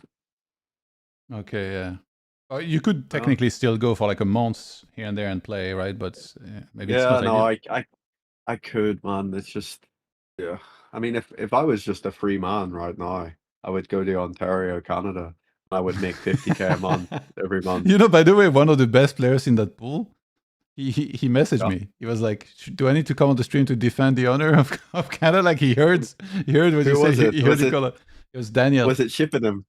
Who was it? You know Daniel? I don't know. Daniel Delario. He didn't say his nickname, like just. Oh, I think I've seen the name before, actually. Yeah. Man, he can come on and defend whatever he wants, bro. I've seen the win rates, and I've seen what.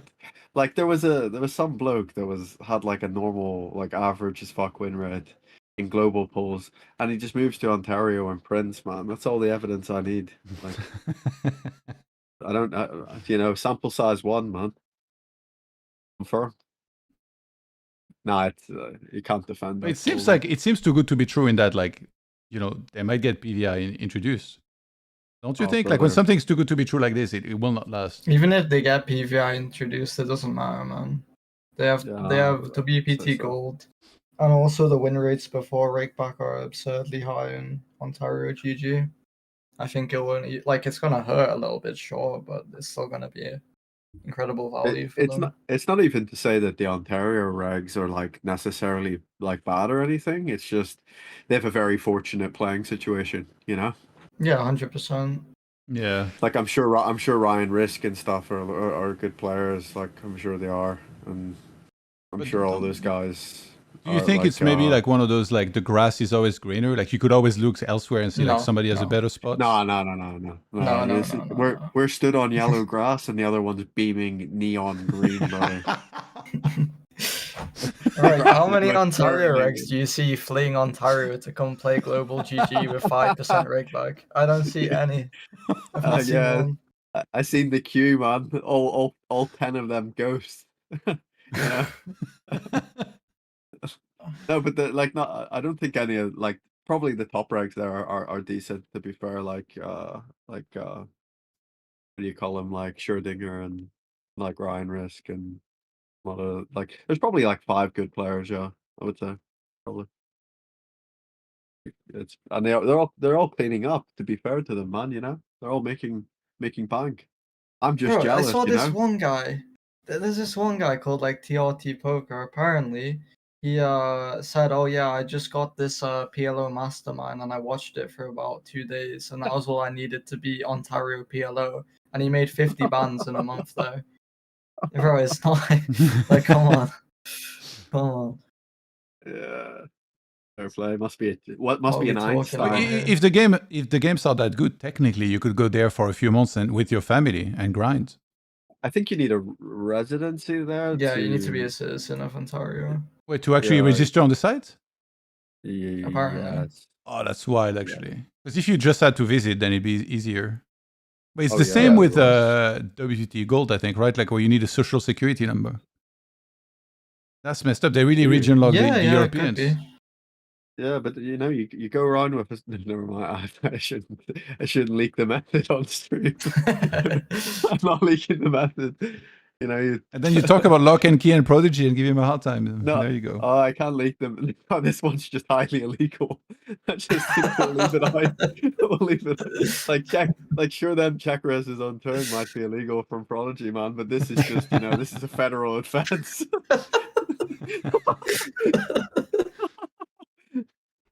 Brutal. Brutal. Face in the chat says you just need an address. Yeah, I feel like I don't know actually for the Ontario pool. Is that true? True. He's like booking. He's looking at flies right now. I asked 2 people. They both said you need residency.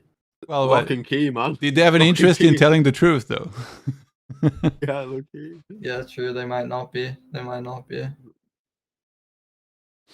I mean, there's a guy streaming Ontario right now with a challenge, making 40,000 in a month, playing 100 NL. I don't really see anyone doing that on.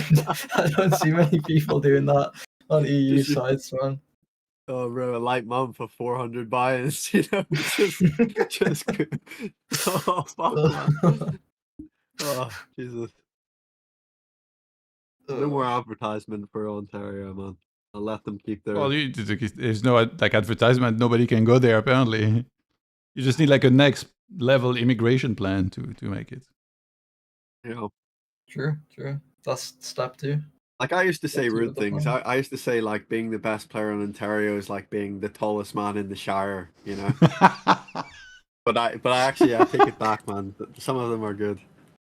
Oh my god.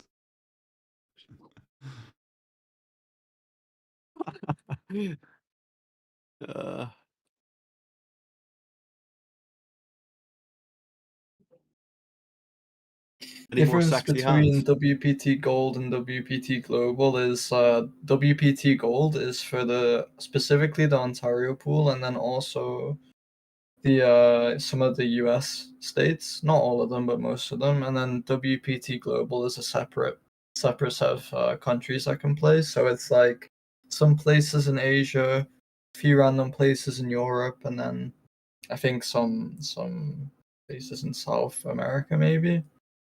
Probably like Brazil, Mexico. Yeah, different pools with different countries. Is it same format like all that anti, million max games or whatever? It could be. I'm not entirely sure. I think it's pretty similar. I don't think either of them do non-straddle, non-anti games. Yeah, fair enough. I'll probably stick around for one more hand here and then head off. Been on stream a while. Yeah. Yeah, actually, big facts. I'll go watch the fights, Mr. Yowen, I think. After we should look for another hand and then I'll go watch fights. And I mean, there's a free bet pot here, Prodigy Rick deck right now. We'll see if it unfolds into anything.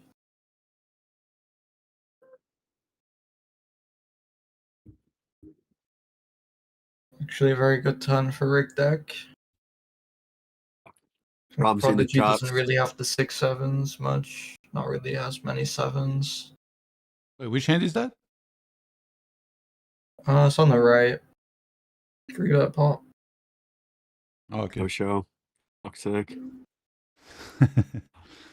This guy Ramsey in the chat saying 50 on coin is much tougher than 500 on WPT Gold. Unshocking, very unshocking. Well, 50 on coin is Bro, the I hardest think limit. you could say 50.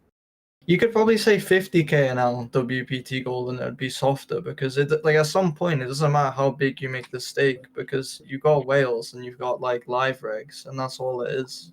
Those fields, in my opinion. Yeah, fair enough. Yep. Anyways, with agree. that being said, I will head off now. All right. Someone said, "Did I say 6-7 in the chat?" Oh man, yeah, it's time to get off, man. Thanks a lot. Thanks a lot for having me. Thanks for being on, and yeah, have a good night. If you want to drop by tomorrow, then feel free to drop me a message and I'll invite you. Yeah, of course. Shout outs. Last day tomorrow. Yeah, last day. Shout out my girlfriend, I guess. Usually watches these. So. Shout out her. All right. All right. Good night, guys. Have a good night. Have a good one. Yeah, I mean, I'm the same. I gotta go watch the fights and shit, you know. Let's make some money.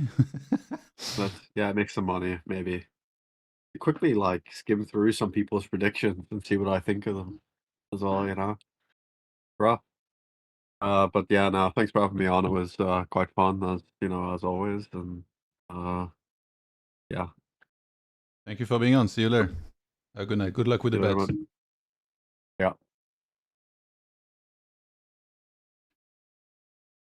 All right.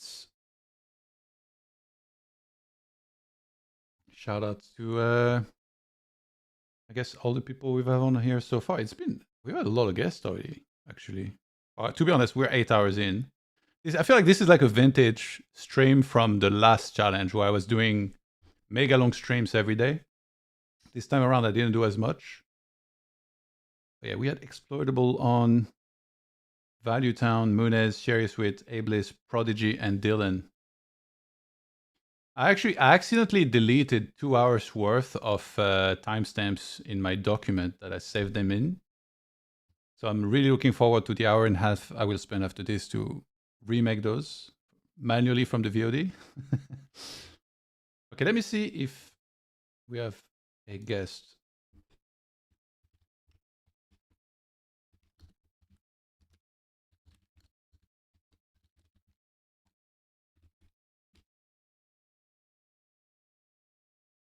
Let me investigate. This top tier color commentary. Yeah, I feel like past a certain point, you know, it's nice to just chill. We don't have to be super hardcore about the hands necessarily. Like, we will bring them up, especially if people ask kindly. Hatchep said most rigged bets were Charles Oliveira finishes. Any update on current standings? So the latest that we got is right here. That was less than an hour ago. That was 45 minutes-ish ago. And Biluzin was in first place. TaxHere second. Prodigy third place. And 2 Buyins difference between third and first. The thing is, Prodigy and Kevin are in the mix, and stacks are flying left and right. So yeah, things could be moving very quick here. It's kind of hard to track just you know, with the naked eye.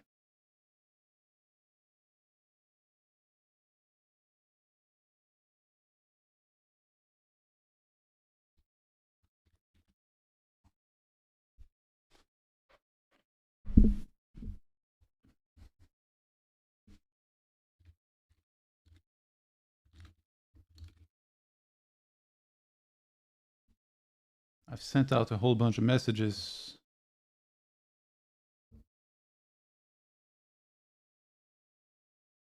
I probably don't want to be too much longer anyway, but yeah, I'll try to get like one more guest maybe on for a bit.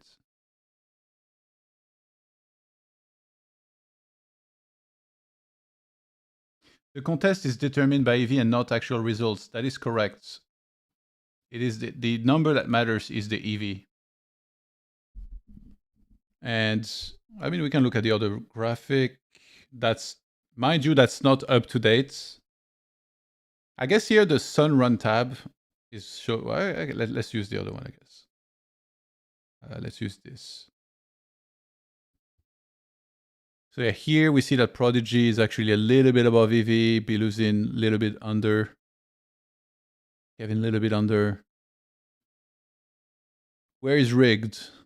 Rigged is 11 binds above EV. 80k in EV, 191k in actual results. That's funny, actually. Like he might legit win more than someone that's like 4th place.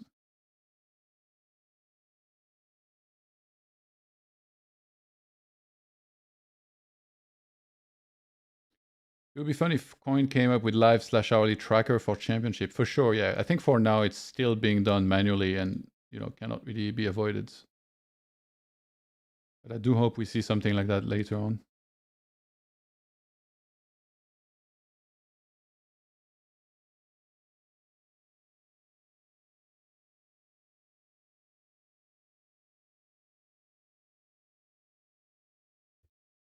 Now I'm semi-intrigued in those fights, by the way. Maybe I'll follow from like Google.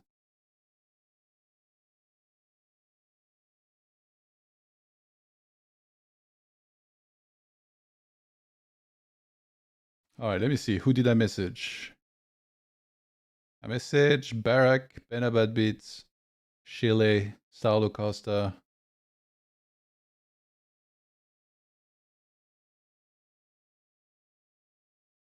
Let's message Marinelli.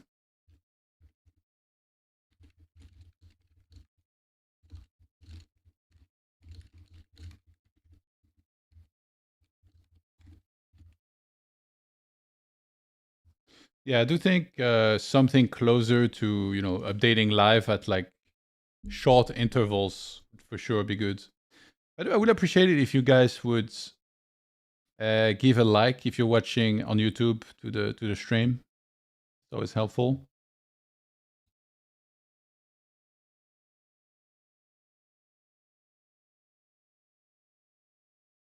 Yeah, I think I'll search for a guest for like, let's say like 10-15 minutes, and if I find someone, then definitely down to be on for longer. Otherwise, I'll probably call it for now and save some energy for tomorrow.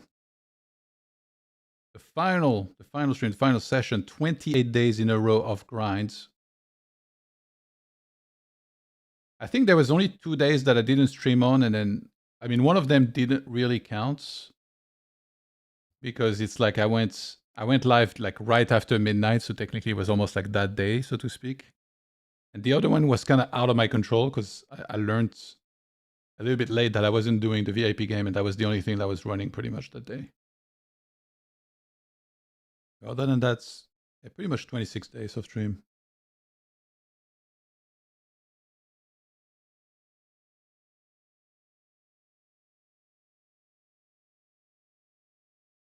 Three tables that I can see are running right now. Oh, hi, Mark sends me a message. He says, keep the stream going. This is my in-flight entertainment. Can you join us on the call from the flight? Oh, hi, Mark. I didn't realize flights have internet good enough to actually watch streams. Must be nice.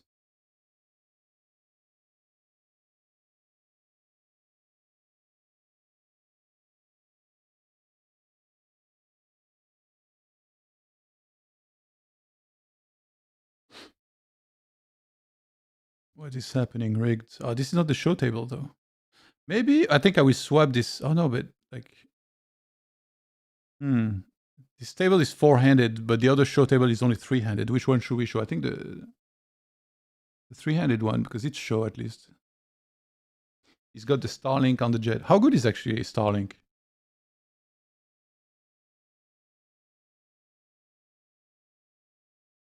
He says, I wish, but my audio would suck. Okay. Appreciate it. Appreciate it.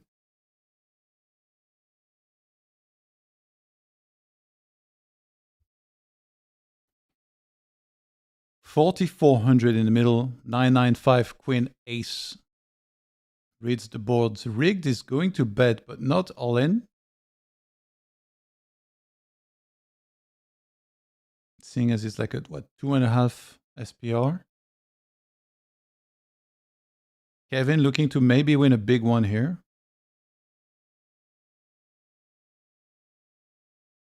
And nope, he just gives it up. And I think he got bluffed, if I saw that right.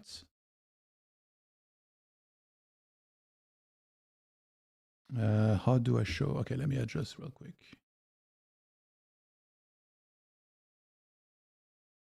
So I don't just show the replayer.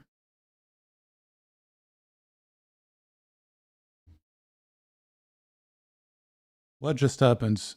So it's an open from Kevin on the button to 2.5. Rick defends the big blind, 995. Small bet, check raise, call. Queen of hearts on the turn, rigged. Leads out. Well, actually, people have been correcting me because I guess it doesn't count as a lead out, so to speak. So I should just say rigged bets. There you go. You see, I can learn. He bets.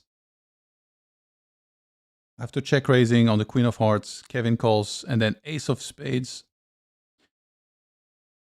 Rigged. Goes for the bet again, 75%, and Kevin gives it up. It's kind of hard to imagine he had worse, but 6, 7, 7, 8, I guess, are folding river here, right? Jack high is indeed a bluff, little too thin for value. Yeah, no, I was saying that because my microphone was kind of blocking my view, so I wasn't sure. I saw very briefly the full board, but yeah. Thanks, Faith, for making fun of me after 8 hours.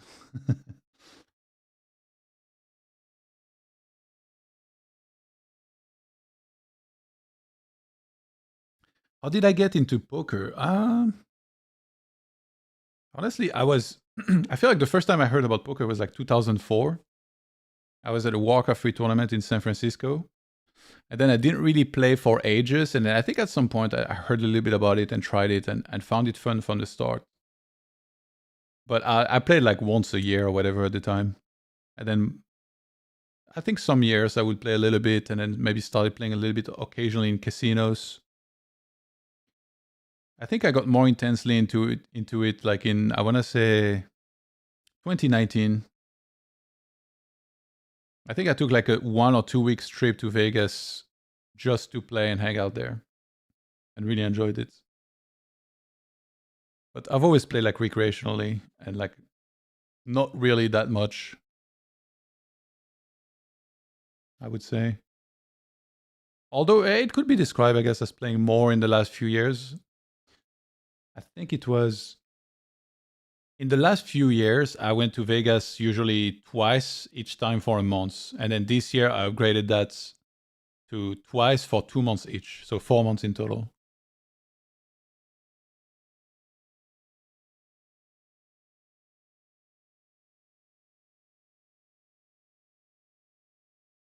I think I'm going to try and show the 2 show tables better.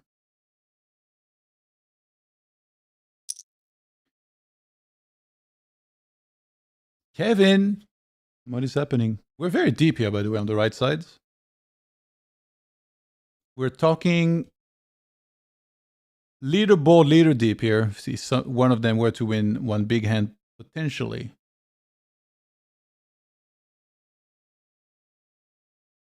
So flush completing card on the river. We're just going to get a call with just a jack. Wow, against top pair, top kicker. Kevin finding some value on the river with his hands. So single raise spots, he bets small, gets called. Overbets the turn. And Prodigy calls again.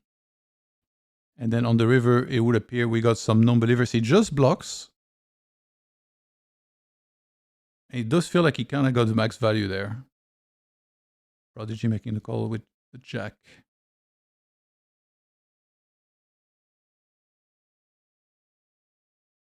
I feel like playing heads up probably fortifies your mind so much that like you're super used of this type of spot, you know. Guessing the hand kind of plays itself there. If you guys have suggestions on future guests, by the way, let me know. Currently, for tomorrow, I believe the one guest we have scheduled is Gary Chappell at 7 p.m., which is 6 hours before the challenge ends. I'm guessing he'll stay like, what, 1-2 hours? Really depends on up to him. But I'll, of course, try to find some additional ones, see who wants to join, and in particular, at the end of the challenge, I'm really hoping we can get the top 3 in a call like last time to hang out and chat.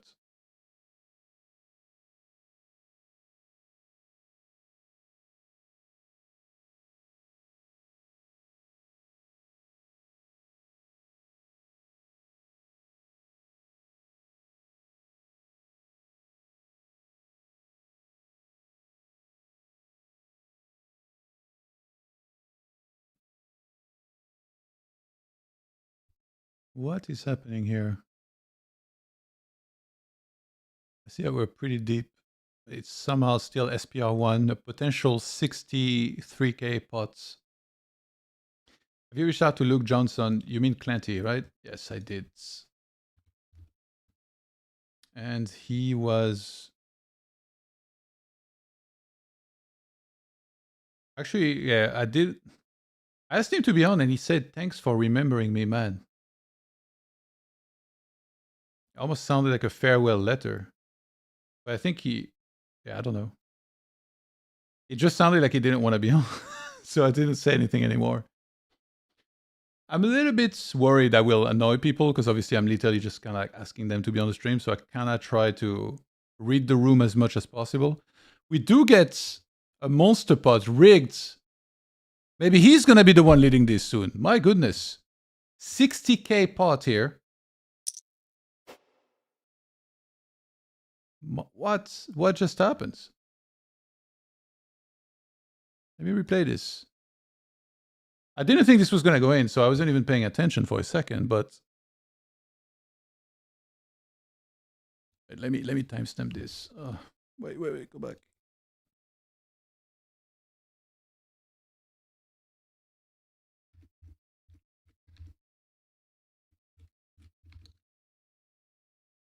All right, so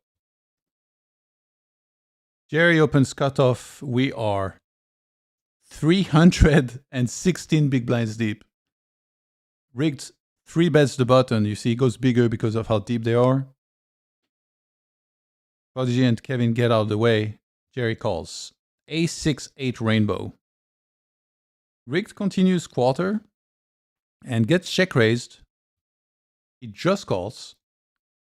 10 of spades on the turn, so now there is a flush draw. And Jerry bets spots.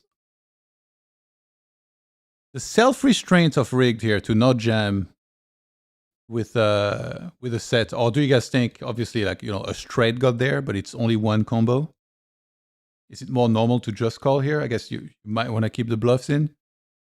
8 of clubs on the river. He fills up. And Jerry jams. And yeah, snap call. 63k. Rigged with a monster pots. Insane.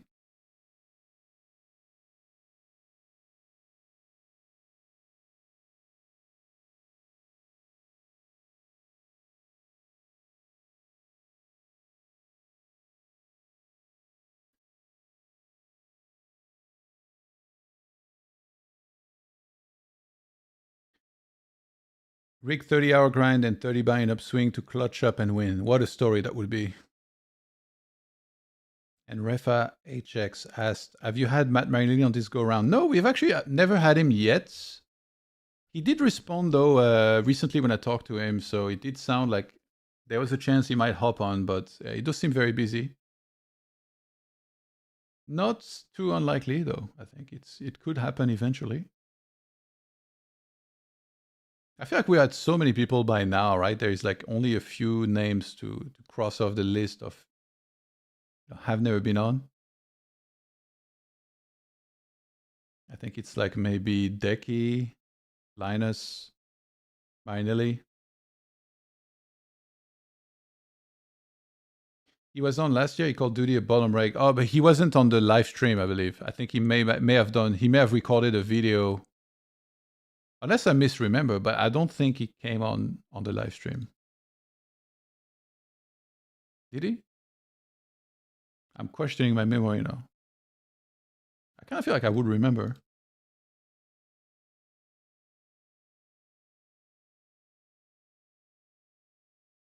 He was on with Llama live, but not with me doing the stream. Or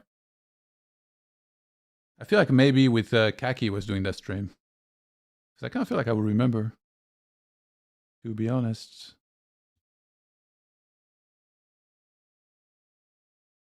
So Fish Zone is still in there. I don't know. Did he just come back? Or was he there the whole time? He might have just been there. Why not Polk? So with players sponsored by another room, I just think, I mean, I haven't asked, but I assume it's just like an automatic no, right? Because coming on this stream will either promote this poker room, or he might promote his own poker room, which obviously would not be great on this one. So I guess technically I could ask, but I kind of feel like maybe it's not a good fit. No, Uri this time. He came last time. Yeah, unfortunately, he couldn't make it. He has a lot going on. He has a lot of project that he's working on, so he wasn't able to make it this time. Yeah, I would have loved to have him on, but yeah, not this time, I think.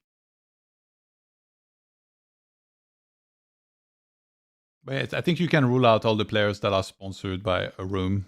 Otherwise, obviously, there's a lot of names I would have thought of and asked.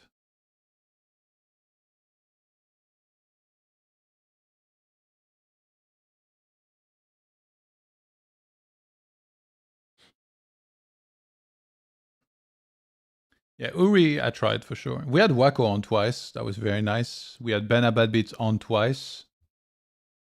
He did mention he might spontaneously drop by during the last 2 days. I was shocked Jungle was streaming this and he's a Phenom Team Pro. I don't know. I think that's usually when rooms sponsor players on their own stream, obviously they can play more than just the one room, is the way it works. But as far as appearing on a championship for another room, on another stream than their own, it's I would guess it's different. Was last high stakes championship no limit 20k or no limit 10k? The one 0-1. It was 10k.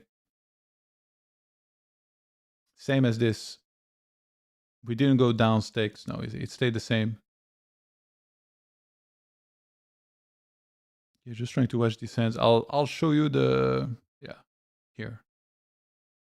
This is the leaderboard, the final leaderboard from last one. So Prodigy winning 680k. That's 68 Buyins in actual results and 59 Buyins in EV at the end of the challenge. Remember, the challenge was longer than this. So yeah, he had 43k hands, whereas this time he has 32.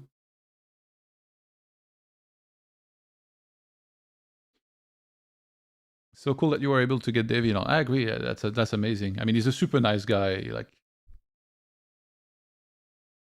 you can tell, like, you know, a lot of these players, they have absolutely nothing to gain from coming on a stream and sharing stuff, but they still do it. So I obviously appreciate it. Do you think coin pools are tougher than other rooms? Not necessarily. No, I mean, I haven't played a ton on coin, but when I did, I didn't particularly think so. But again, I play low stakes. I'm not even sure I would be able to tell, to be honest. I'm just not that good. What episode was Davey on? That was, I think, now 2 days ago. I can try and find it for you. Give me a second. Where are you watching on? YouTube. If you go to the main YouTube page of PokerStrategy.com, you go to live. It will be day 26, and there was 2 streams. It's the VOD that's 5 hours and 4 minutes long. Day 26, it says in the title. And then you open it and you go to the comments, and I've made the comment with all the timestamps. And for example, Davey joined the call at like 3 hours 34 minutes. You click on that and it's immediately going to take you to when he joined if you only want to mainly listen to him.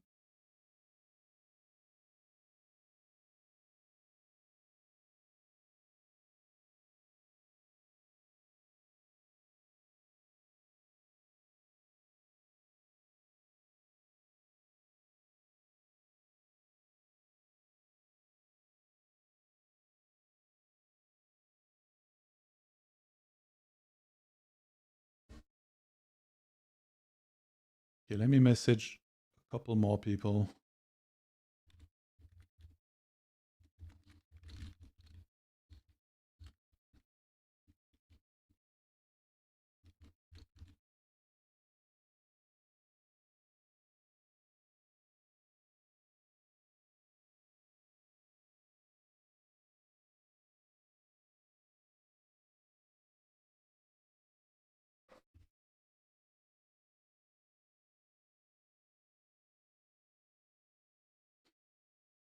Love that Asian dude that stepped in when the pros was not on the stream. Don't remember his name other than he nicked Jared fan on coin last year. Oh, Weston. Yeah, we had him on, I think, twice already this challenge. And I love these streams. Good poker players are so interesting. Yeah, honestly, it's crazy. These guys are basically the best cash game players in the world.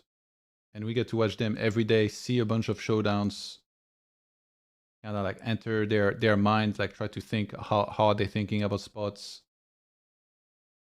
Yeah, we had Weston, the Ungulable, we had Weston on a couple times already, this challenge.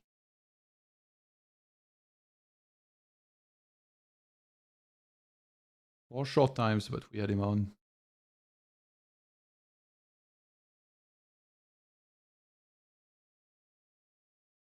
He actually played a couple orbits, right? I think one orbit. When did he come on? I want to listen. Oof, okay, okay, give me a second. He came on December 1st, day 22. The stream on day 22. There was Art Papazian, Prodigy, Rick Deck, Ben Abadbit, Weston, and Ohio made an appearance on this one. And he also came on November 25th, day 16.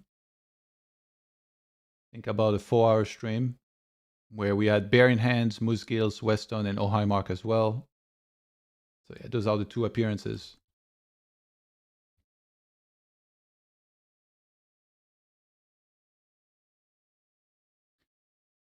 How long ago? I've used, I don't know, but like just use the day. The day is always listed in the title on the VODs. Can you go over the leaderboard? I haven't tuned in a couple days. I'm shocked to see Prodigy in the leads. So there is an update on the main website leaderboards. We can go through this first and then I'll do the more updated one.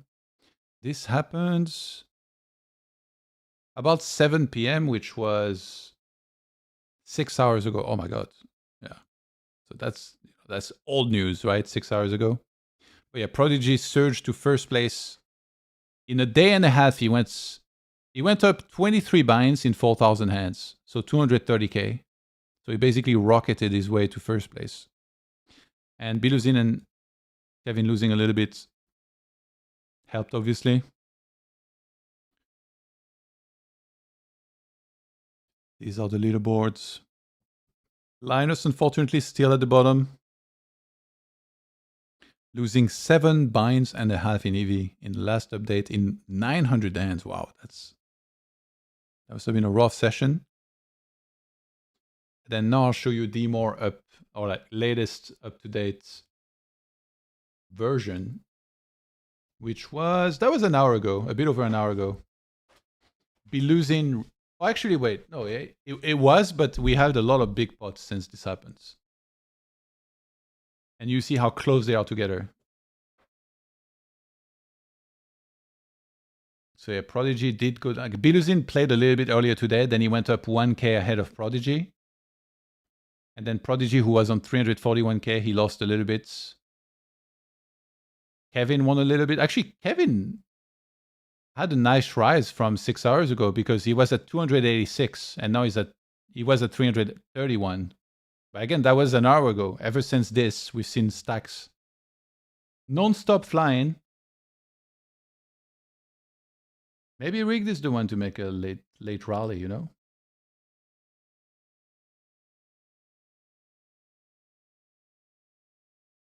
Rigged 6 hours ago was on 80K. We just saw him win 30K. It's the longest shot, but who knows? When is the last day? We are actually very close to being... Well, we're into the last day, so to speak. But the challenge started at 1 a.m. CET. And right now it's 12:43. So exactly in 24 hours and 17 minutes, the challenge will end.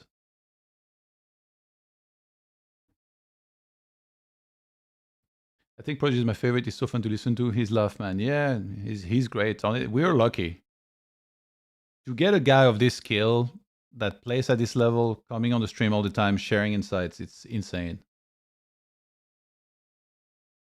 Who goes on 23 buying upswing on the last day? Yeah, that was before last day. But yeah, we're in the last day now, or close to it. Can't wrap my head around a 23 buying upswing in 4K hands. Wonder how that is possible. Combine his result for 2 championship and he's up a mil in EV in 80K hands. That's pretty wild, for sure. But it's just 40K in one table at this moment. Yeah. I mean, I kind of feel like the stacks are kind of like exchanging hands a bunch. Linus is the new Stefan. No, please don't do it. Ivy still running in his grave after Value Town wrecked him a few hours ago. I was a little bit more torn about what we heard about Doyle Brunson there. A butchering of the legend's name.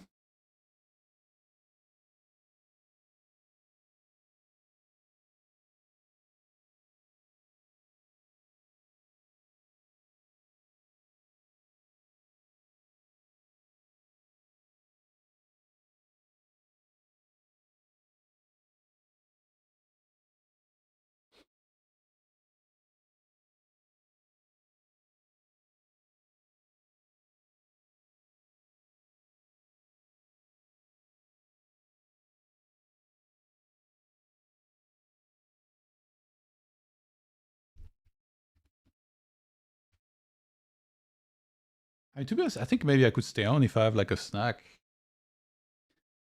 You know what I worry about is like I go offline and then I get messaged like 1 minute later. It's like, yo, let's go, by one of the 10 people that messaged. That's like my greatest fear, is that we miss out on content. I also feel like tomorrow I'm going to be live at this time because, you know, it's going to be the end of the challenge. So I might as well be live right now, right? Like get into the rhythm, so to speak. So yeah, I think I'll stay up a bit longer. Let me try and... I'm going to go look for a snack real quick. I'll be right back.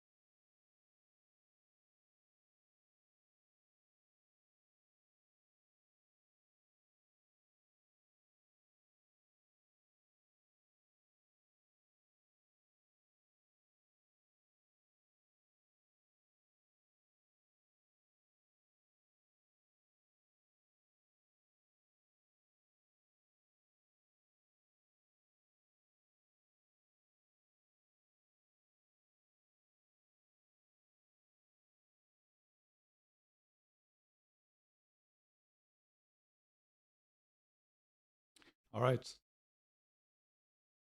I found a protein lemon mousse.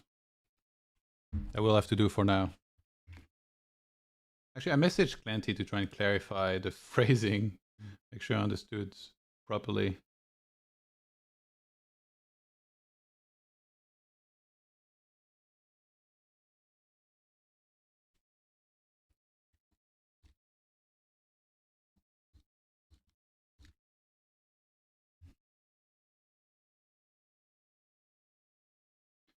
The tables are kind of short-handed. I kind of feel like maybe, okay, I thought action was going to end on like the right-hand side table, but this table kind of keeps everything going at the same time.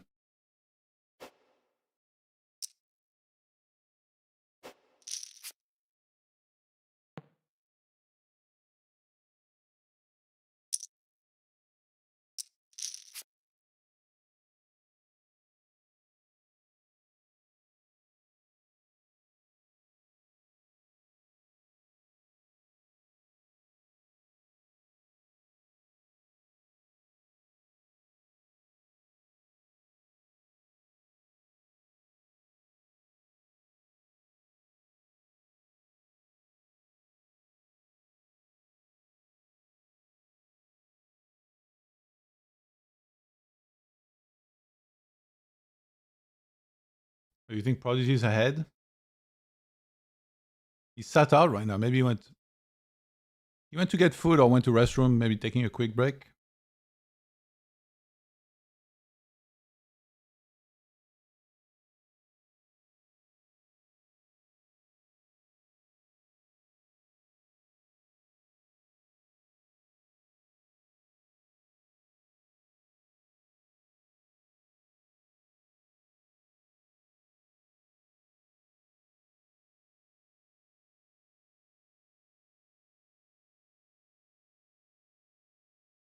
Can you get Phil Ivey on for a guest? Sure, he'll be on same time as Sydney Sweeney and Donald Trump.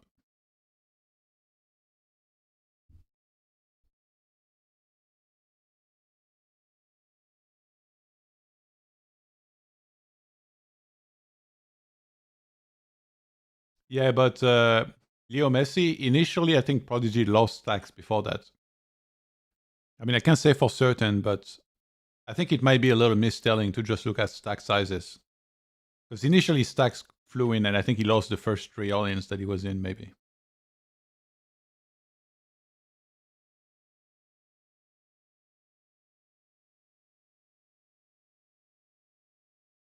Misha says, just came back. What is the current leaderboard stand? I think that's around an hour. Okay, almost an hour and a half ago. Biluzin was first, but mind you, he's not playing. And then Kevin second, Prodigy third. Very close together. Yeah, this is from an hour and a half ago, so it's kind of hard to track, not gonna lie.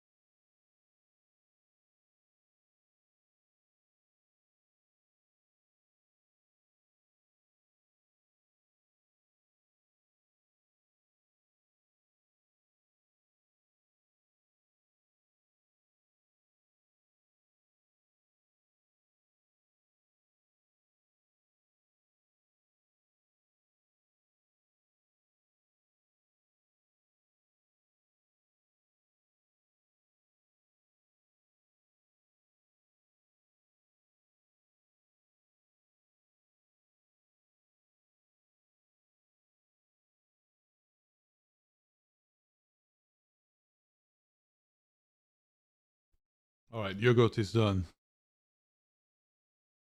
I'm looking forward to when you can install CoinPoker on iOS. Play on my tablet, on the go. Are Kevin and Prodigy still bluffing at this point? I mean, are human beings breathing air? Hell yeah, they are.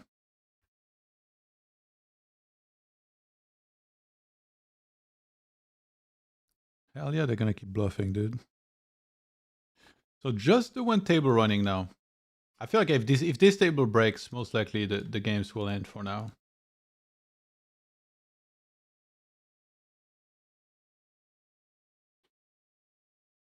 I did ask, by the way, for a giveaway. Wait, let me see. Did I get an answer? Not yet.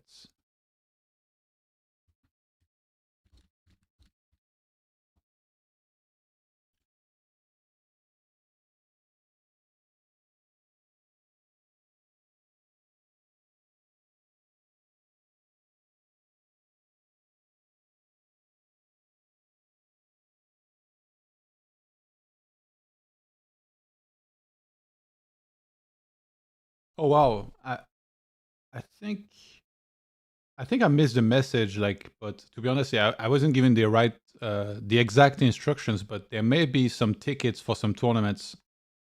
$25 Coin Masters to win tomorrow. 9-hour stream and no giveaway times are tough. Yeah. Do we get updates every hour? No, it's a little bit. I don't know if it's random, but it's like, maybe every like few hours. Let me scroll up so I can tell you the last interval that we saw. Okay, it was way more actually. 2 p.m., 11:30. It was 9 hours apart. There was an update made like 4 hours after the initial update on the website. And no, to be honest, there was one also in the evening on the website, so it's maybe every few hours. Yeah, 7 p.m. So it was like 2:21 p.m., 7 p.m., and then 11:31 p.m. So not quite every hour, but yeah, at least good amount of updates.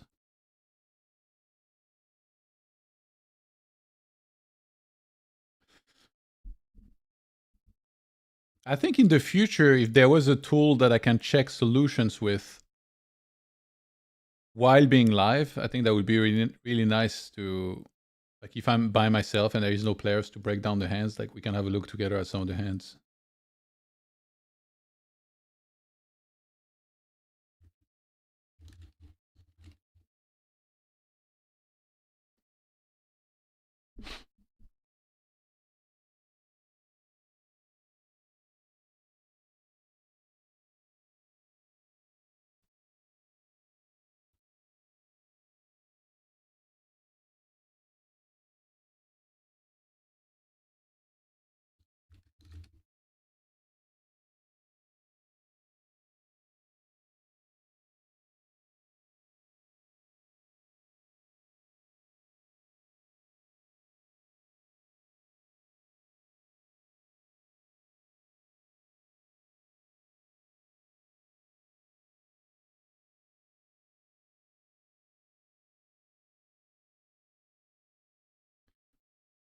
We got way more giveaways last year, that's for sure.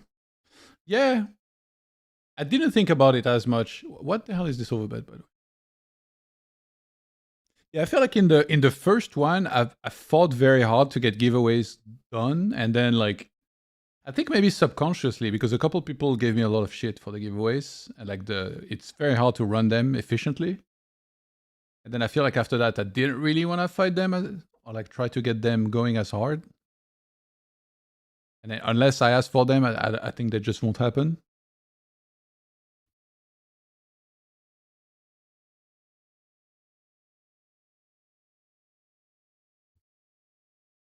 The first cash game was crazy. I even ran a giveaway with $50 of my own money because of the confusion in one of them.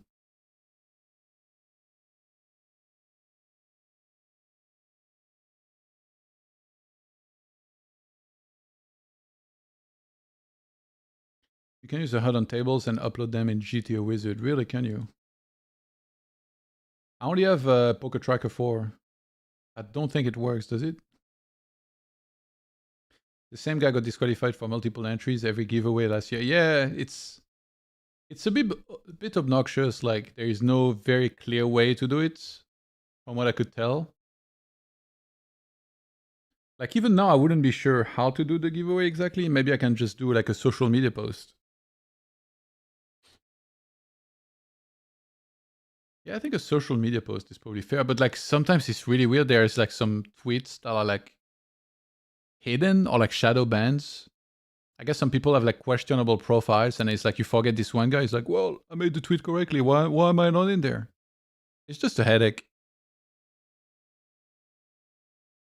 I think last time I did giveaways, it was not bad because I basically got sent the money in my account in advance, and then I had the money, and then literally anytime somebody won, I will instantly credit them the giveaway myself.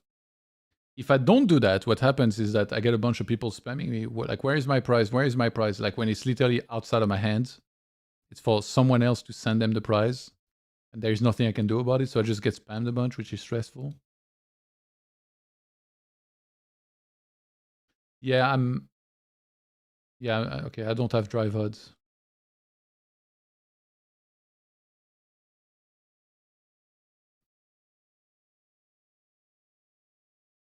Multi-way action here on 845 deuce deuce. 2.8k in the middle on the river, rigged. First to act in a small blinds. Prodigy not at the table anymore, by the way. We're gonna fire a pot size bet here for rigged.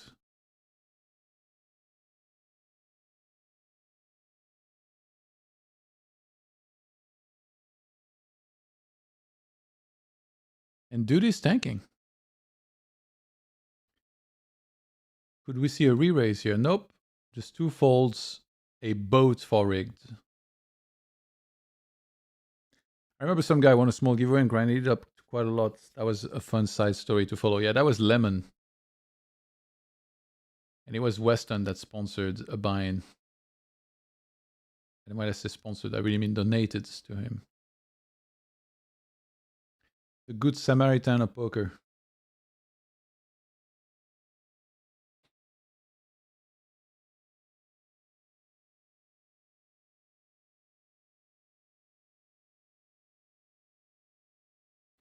So it seems like Prodigy left for now. Maybe getting some. Maybe he got first. I'm gonna ask him.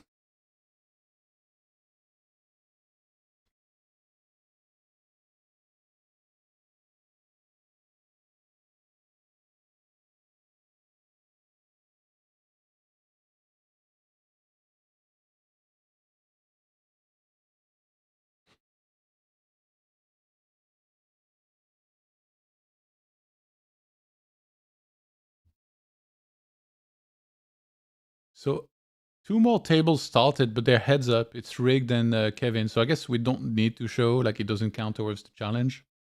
I mean, I know there's a couple heads up hardcore peeps on the stream sometimes and they want to see this, but yeah, as long as it doesn't count.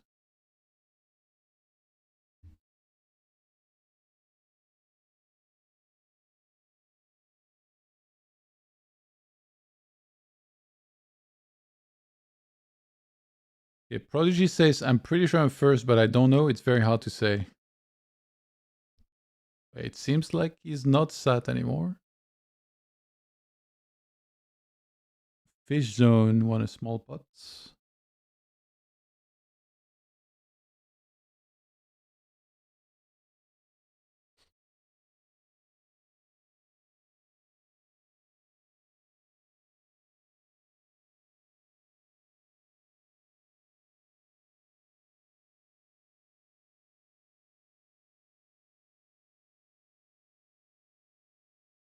Just the one table running now.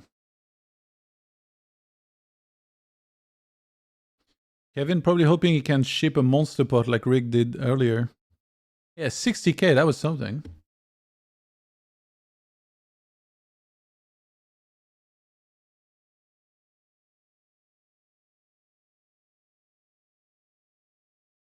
We get a 3-bet.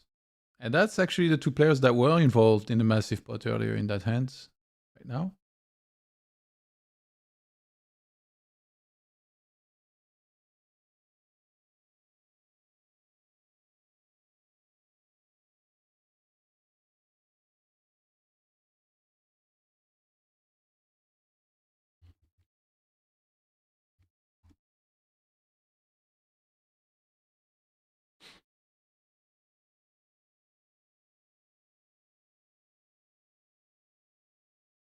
Rigged wins another one. I really wonder where Rigged is in the midst of all this.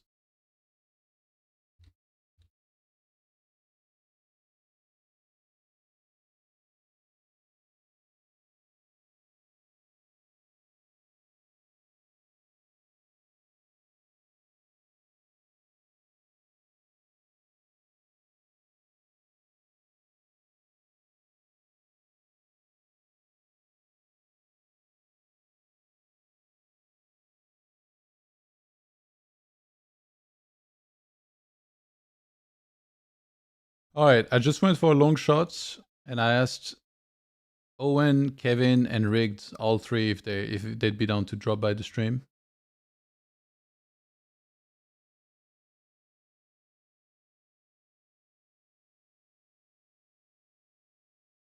Hello?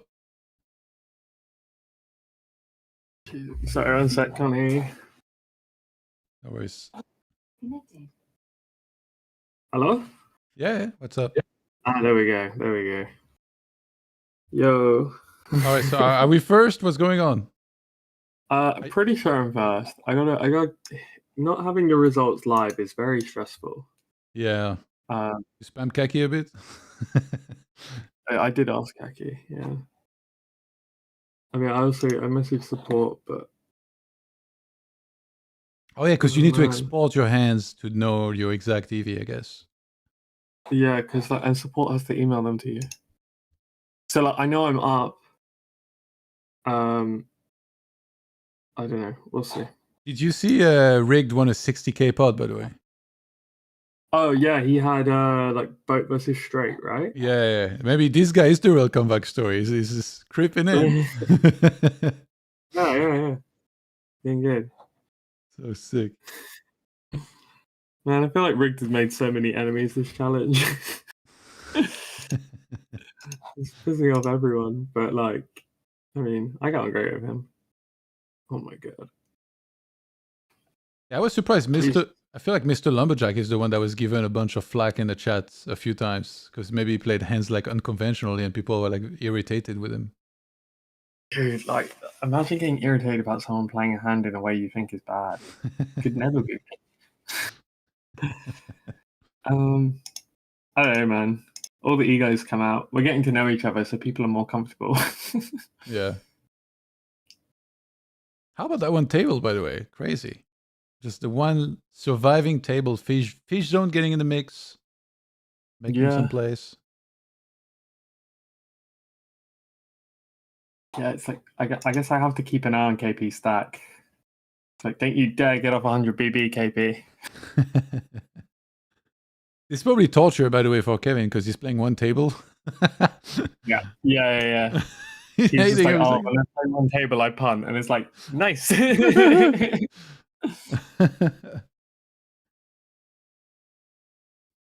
he playing fast? He's just like, oh my god, he snap bet top set. It's so full. Oh my god. God, I have to verify my age to watch the Twitch stream. What the fuck?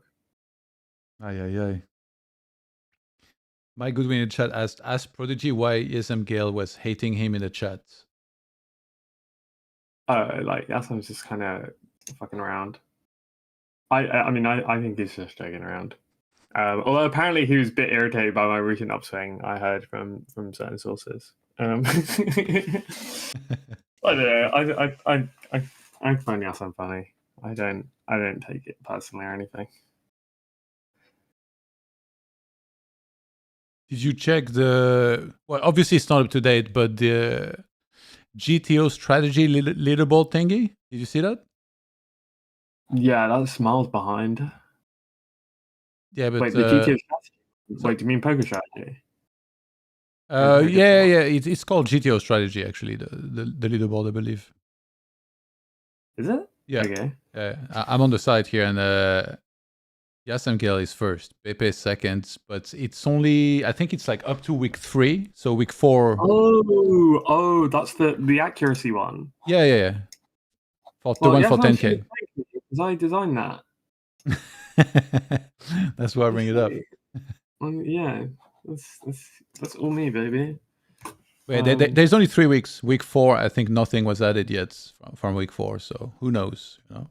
Yeah, I mean it's for 10k, right? Yeah. Not a bad sweetener. And I think Petter is not eligible because he has too few hands.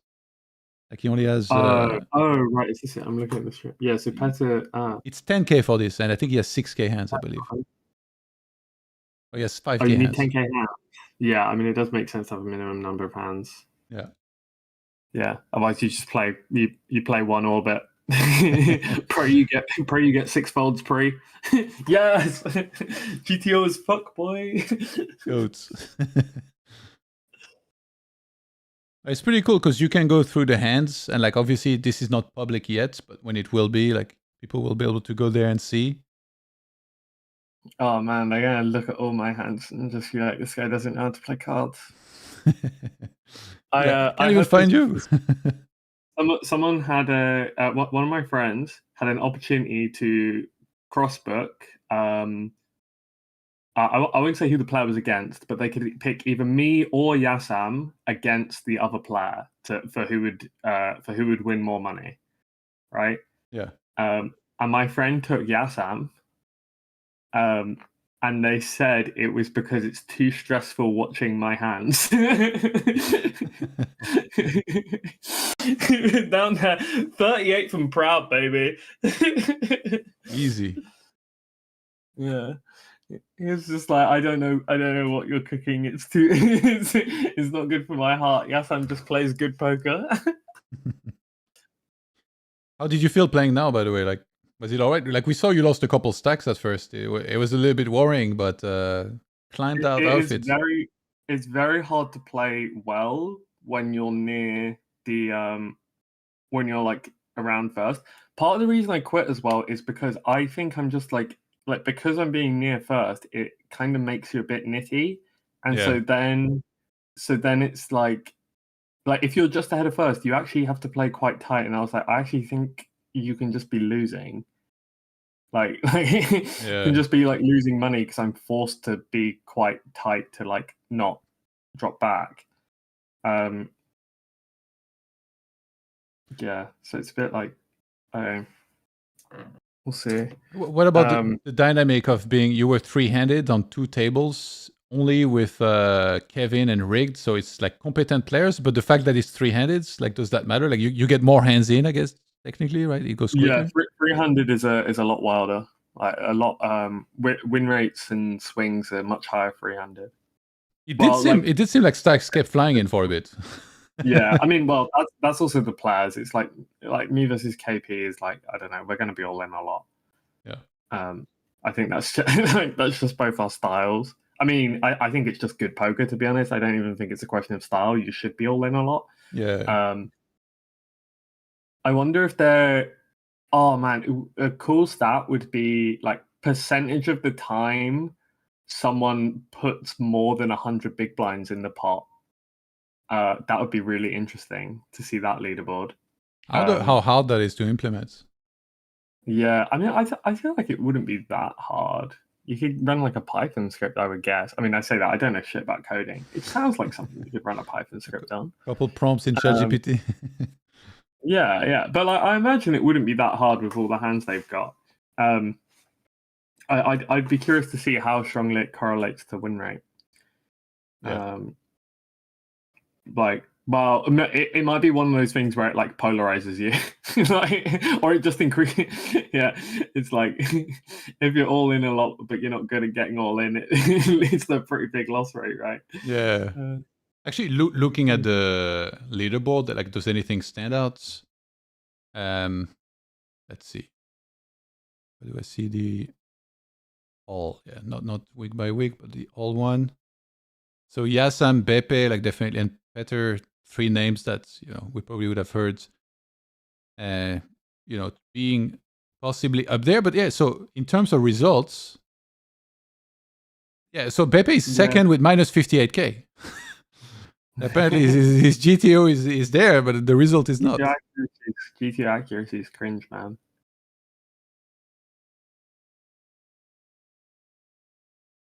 I mean, it's kind of funny. Like none of these guys are at the top. Yeah. Well, I know Kevin is, but I mean, I think there are a lot. Can we do like minimum hands played? I don't think so. No, I think it's just this is it. And if I do this, we Yeah. see the full list here with. Yeah, Top Cat is in there with 50. Yeah, actually, they list everything, but obviously the guys with fewer than 10k hands are not eligible. Yeah. Yeah. It's funny, a lot of people that are down, they're up there. Joe Blue, minus 33k is nines. And that's out of, I think He only had 1k hands though. So like that's that's a very small sample. Top Cat same. I think once people get to sort of 5k hands, it's kind of relevant. I mean, I would have done the cutoff a bit. I would have done the cutoff more like 5k, but I mean, I guess 10k is fine. I guess 10k you've really played the event, but like I feel like Decky should be eligible for it. Peta should be eligible if he's played a few more hands. What Decky's played like 4k hands, and like wait, Decky played 6, Peta played 4. I would personally think 5k is a bit more reasonable, but I mean, yeah. CG asks, what are they comparing the play to for the GTO score? So they have like their own neural network solver, which is simming every hand. And basically what it's doing is, so I was helping them design the tree, which it would compare to. And then when someone uses a certain size, it will take out that size. It will take out the closest size in the tree. So say the tree has like 25%, 75%, 150, and someone uses 66%, it will take out the 75, put in the 66, and then resim from that point. So that's their method for seeing how close it is. But yeah, they were asking me to make sure that they weren't like missing certain sizes in certain spots. I also think that there are certain spots where you should. I mean, if it was up to me, there are certain spots where you would get like a big bonus for finding the play. Like if you find a donk jam on the river which is GTO approved and it's like kind of deep, like I think that's way cooler than just like c-betting accurately and barreling the turn accurately. Like you should, but yeah, even if it's a mix, because a lot of those times when you have like these river donk jams, all the hands will be mixed, so then people will check them and then they won't get punished even though they check their entire range, which is not accurate. Like and is a bigger mistake than someone like who donks a slightly wrong combo. Like the guy who donks the wrong combo is more accurate than the guy who doesn't even know donking should be there. But anyway, I digress. That stuff was like pretty hard to model, and we were like, that gets quite subjective. So we didn't want to have anything which would have any subjectivity to it, which is unfortunate because I think those spots are really cool. But yeah. Did you see that hand by any chance? The one I'm showing on the stream right now? What happened there? It's Joe Adams versus Marinelli. Hijack versus small blind, and Marinelli flats ace-3 suited in the small blind, and he check calls 3 times. And on the river, like if we look at actions, check bets here would be. Wait, no, I went back. River bets. Okay, yeah, here. We see that ace-deuce suited here. No, but he had ace-3 suited. Oh, wait, let me click on the right one. Yeah, ace-3 suited here folds 82% of the time. But he called here, so like just how... Yeah, just curious, how applicable is this? Like, do you think he rolled and kind of knew the frequency? I guess is a good question. I don't think he knew the frequency. Yeah. I mean, basically, when you're doing these spots, the way at least I think about them is I try to take an overall hand class and think about the frequency of the hand class first. So I wouldn't be thinking about ace for a spades. I would be thinking about like ace x no kicker, So which is easier to sort of group those together, because the difference to a human between ace three of spades and ace deuce of spades is not real. Like if you're spending energy on that, like you're wasting your time.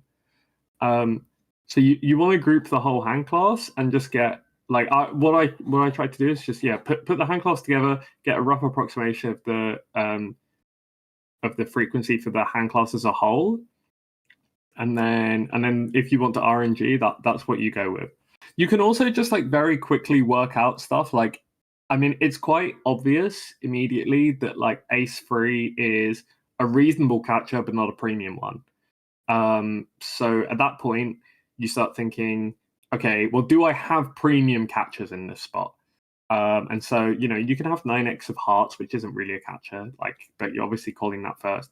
But once you come to the conclusion that you don't have enough premium catchers, which are going to call before these hands, then it's like, okay, well, the reasonable catchers clearly do need to do some mixing.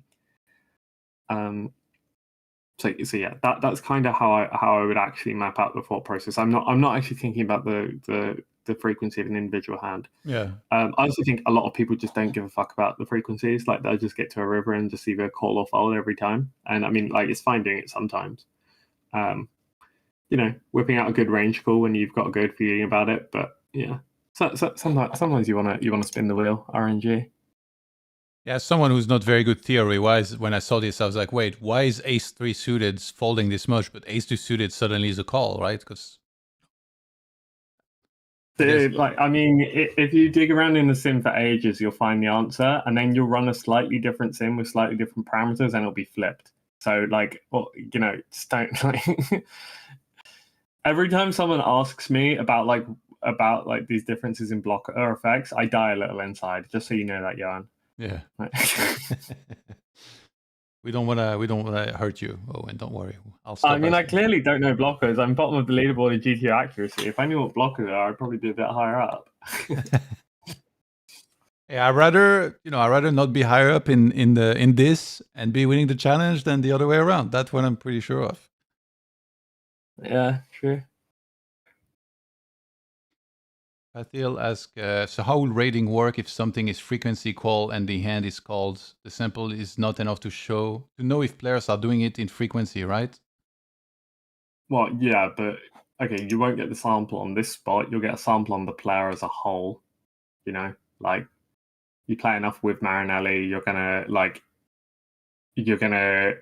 get a feeling for like, okay, like basically, if he calls this spot every time, there'll be similar spots where he'll also be calling every time, and then you'll sit there and go, I think he's calling every time in all of these spots, or like if he's folding every time, and like I think I have quite a good intuition for what people are doing in those spots. You can just DB review people though as well.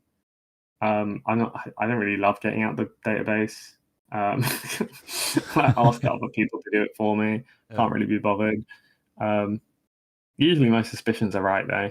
So, Also, sometimes someone will they'll get too greedy and they'll call something which is obviously a fold, and then you know that they really, really weren't folding, right? Like if they call a hand which is just obvious pure fold, all right, well, now we know. Okay, very interesting. Yeah, I wonder actually, there might be a whole bunch of hands that you can go through eventually from this. Like there's already some of them, but yeah, it's not a public page, I believe. But in the future, to have some sort of power ranking like this is quite sick. Well, like you can review hands, see like the score of everybody, and yeah, I think it's awesome. Just being just having all of these hands ready to go, and you can just click through and see where the pros are deviating, and it's all ready for you. I think it's really cool. And then an extra 10K also, I'm sure nobody will say no to that. Any prediction who you think? Considering this was after week 3, it's not very telling, right? Like you're about to go on a massive upswing here from from this point, let's say. So any guesses, or are you rooting for anyone other than yourself to maybe win this? For what? To win the 10K in this? Oh, to win this? Oh, I mean, I'm not going to win this. You might. Oh, wait, you can't see the top 3? Oh, wait, no, they're the top 3. You can, but this is only 3 weeks. This is only 3 weeks of data. There is the last week missing. I would love for Kevin to make some very, very accurate calls which are wrong. That would be great. Decky in 10th place, by the way. So when you talk about something like this, we think of him pretty good. I mean, to be honest, the rating are very close, right? First place is 93.4, and Decky has 91.8. Wait, it says Kevin's at plus 351k here. Am I? Oh, this was only updated at the end of week 3. Yeah, is this that? only is the first 3 weeks of data, I believe. I'm not even sure that's the case, but I believe it's something like this. Might be less, because the first weeks you can check for them individually, but the 4th week shows nothing when you click on it. Yeah. Maybe they're just doing a week at a time. Or actually, to be fair, maybe it's good that people don't know. It's also, it's kind of funny. Like, imagine you're in like, so say you're in like Yasam's spot, right? And you're in a spot where you really, really suspect that the other guy's massively over bluffing, but you have a very minus EV call. That's actually, you kind of have to you have to be really sure they're over bluffing. Like, you're gonna fuck up your 10k. Yeah. That's so funny. Just like, oh yeah, you could just get reads and it's like, okay, well, Yasam has to play solid poker, even if he doesn't want to. I was actually thinking about telling some of the players that they can be eligible for this, and then, like, especially Limitless, right? Because he was top 5, and he's 6k hands short of being eligible. So, like, earlier he was like rank 4, I think, or 5. So let's say wait. No, Limitless must have enough hands. No, because you need 20k. I mean, for the main leaderboard prizes. Oh, you need 20k for the main leaderboard. For the main, you need 20k. For the GTO strategy, you need 10k. So it separates. Oh, so that's like, kind of... yeah, Limitless, even if he... Actually, wait, even if he finishes first, he wouldn't... That would be so crazy. If he finishes first, he doesn't have enough hands to win the Rolex. Okay, I'll say, if he finishes first ahead of me, I'll give him the Rolex. Like, that's... Oh my god. I feel like that's fair. Everybody else is putting in the vote. Actually, no, Petter, yeah, also is 5k. I think in this, like, I don't think there should be minimum. I understand why there's minimum hands for the GTA one, but I think for this, like, you clearly just have to play enough hands anyway. Well, you're not worried like this shit confusing plays a couple more orbits and just cooks everybody with the 200 BB per 100? I mean, he's welcome to try.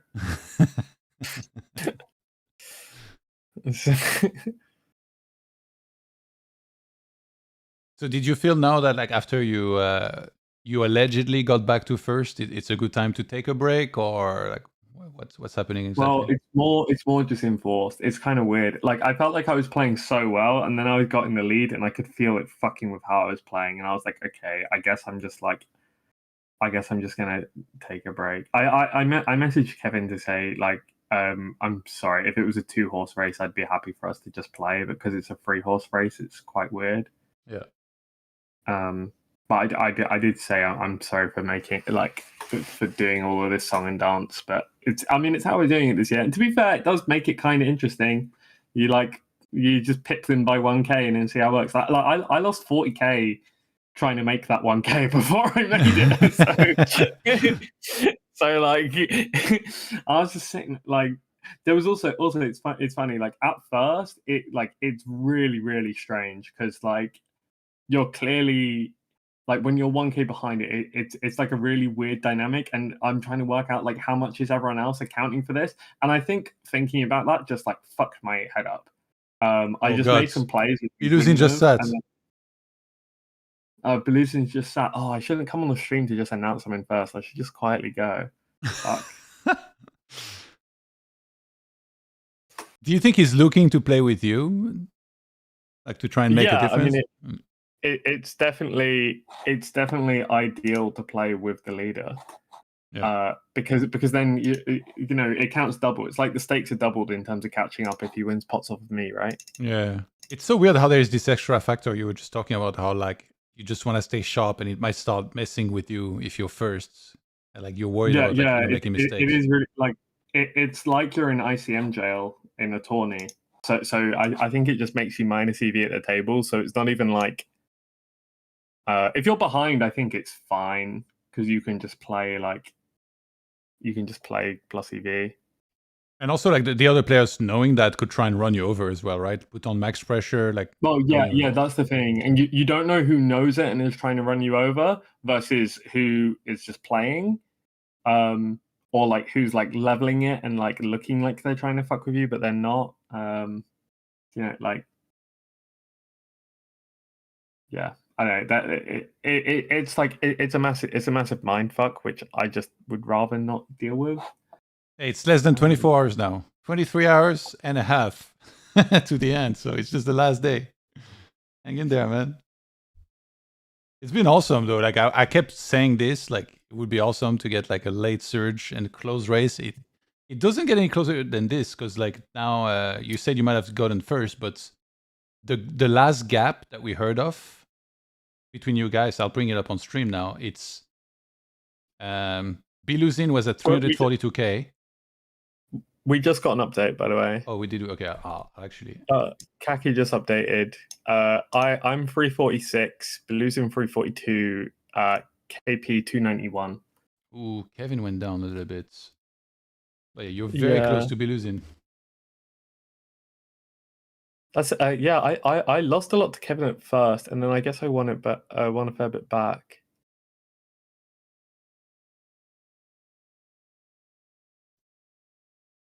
I'll bring it up now. I have the new photo. Oh, damn, I cut it a bit. So Owen, 346. Losing 342. $4,000 separate the two. And Kevin downswinging a little bit, is trailing a little bit behind, but if we've seen anything is that he can have very big days as well. So doesn't mean too much just yet, obviously.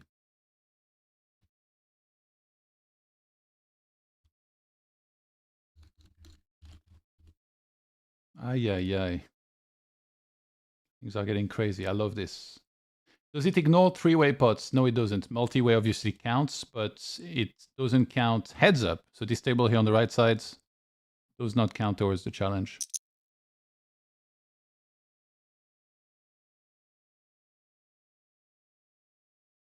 Only this one right there does, which is full.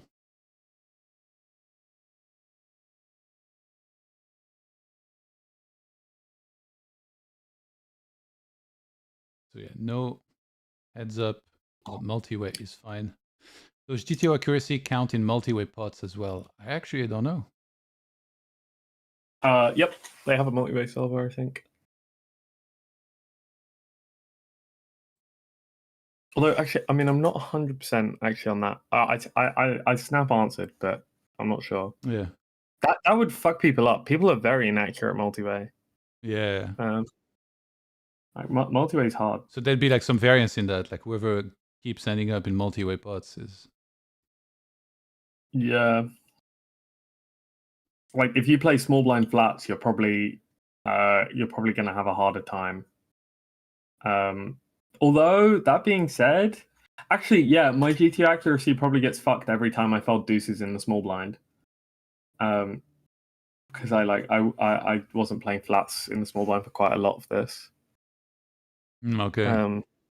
So that probably does, like, I lose like a couple of BB per 100, well, like 0.03 BB or something every time I drop those. I mean, I think we've established that the 10K is nice, but that's not exactly the priority for you here, you know? You can't win everything or win. Come on, let somebody have the... I clearly need to go study. I need to go study. My GTO accuracy is too low. I mean, especially we saw like the likelihood that somebody that's actually down wins the accuracy thing is not too unrealistic either.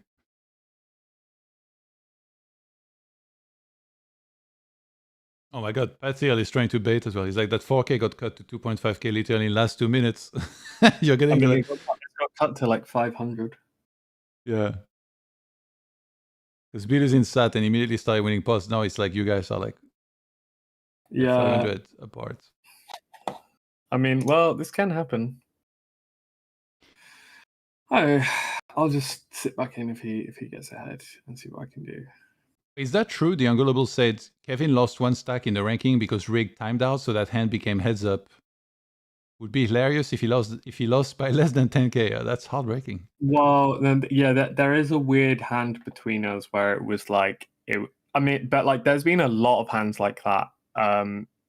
where the table breaks. There's only 2 people dealt in, and it's dealt in BVB, and I don't believe those are counted. Okay. Yeah, they shouldn't, right? If there isn't a third player involved at all. Well, yeah. I mean, I like the numbers so far have indicated that they're not including them. Because like Kevin was asking, and I was like, I wouldn't count on it if you're like tracking your numbers, but I'm, obviously I'm not the authority. Yeah.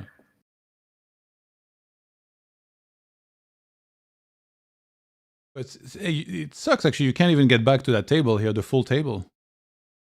If you wanted to, now you have to get on the list, and somebody has to leave. Yeah, I mean, it's a bit irritating. There should be an option to pull up a chair. I can just ask very nicely.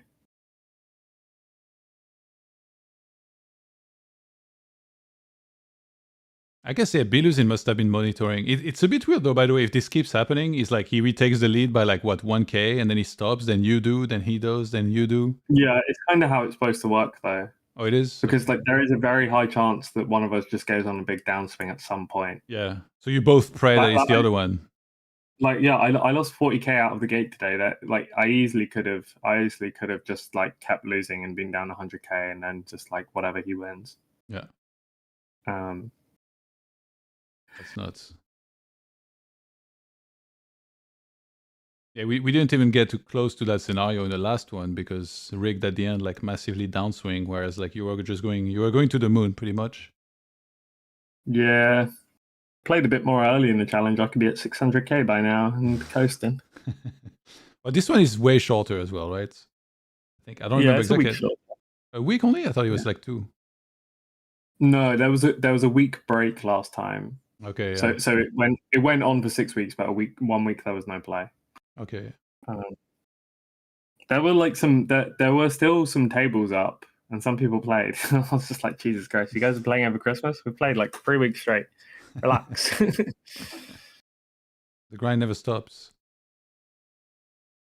I mean, to be honest, I look at Rigged and I'm like, this guy loves poker like nobody I've ever seen. 74K hands.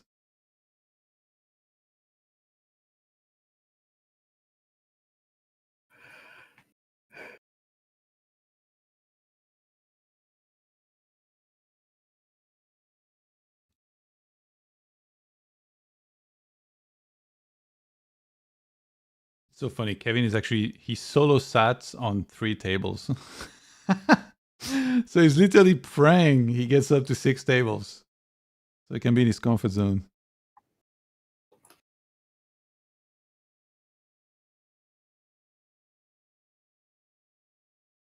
Man, I wonder if Biluzin's done any prep on this situation, because I'm kind of winging it, but I'm wondering if there's like a way that you could model this. He's part of a whole MDA stable. I would like to think they're really brainstorming. There ain't any MDA for this though, man. Yeah, but I mean, like it's like a think tank, right? Surely they've put all their minds together to try and like really figure like what's the best way for him to go about this. So I would assume they have like a clear strategy. I don't. Yesterday, Xin Yao from the metagame, the stable of Biluzin came on, and like he was talking about all of this, and it did sound like those guys, they care a lot, they're very organized, they're very passionate about it. So I would assume, yeah, for sure. Silken says Kevin needs his blanket over his head to dial in. That would be if he forgot the blanket in Japan. He's stuck without it. By the way, the chat earlier really cracked me up. Like Kevin in the chat saying like, please give me a chance. That was so funny. And even the chat on the Discord too. And like Enlight quizzing Kevin. I don't know if you saw. Wait, what was that saying? He's so funny. That was like, he just gave him a quiz. Just go read. It's epic. Oh, yeah. Like Kevin humored him.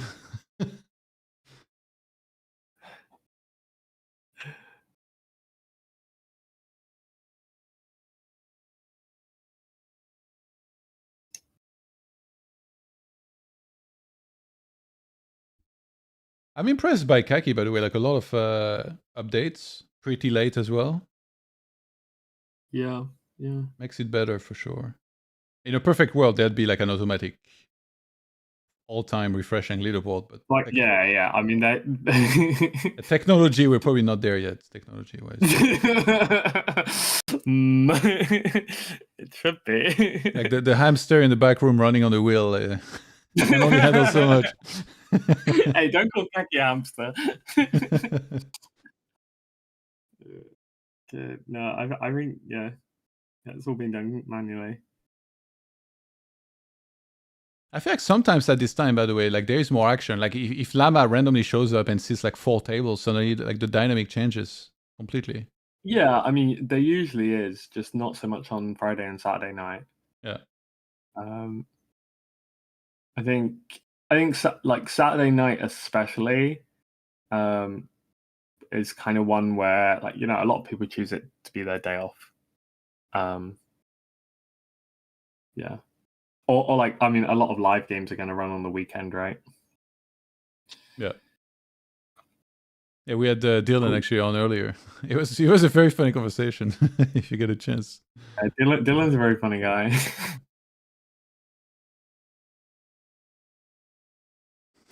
He mentioned because there was Sherry on and Willie, and then they were talking to him about private games, and he's like, "Yeah, I'm playing with farmers."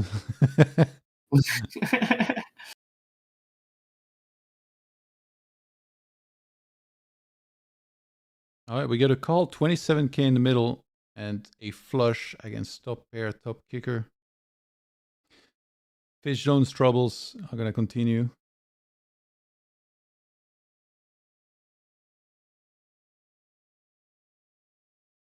I wonder if the late tournament rules about like how to play could be ironed out so that it's maybe a bit more exciting. Because like right now it's, you know, it's 6-handed. The one table is 6-handed with at least one recreational. Biluzin has the seat. It's like way better for him. You can't sit. And also he's not sitting the other tables with Kevin and Rick. So I had a suggestion last year. I might suggest it again, which is that like at the end, say with like a day to go, there's just a private table for the top 6, and everyone has to sit down and play X amount of hands, or like say 3 private tables for them. But scheduling wise, that's like a nightmare. But like no, they can't play with anybody else. You mean? You don't have to play, like as in like, but if you don't play, you're not eligible. Okay. It's like the last day, you know, and you tell everyone you have to be free on this day. It's the last day.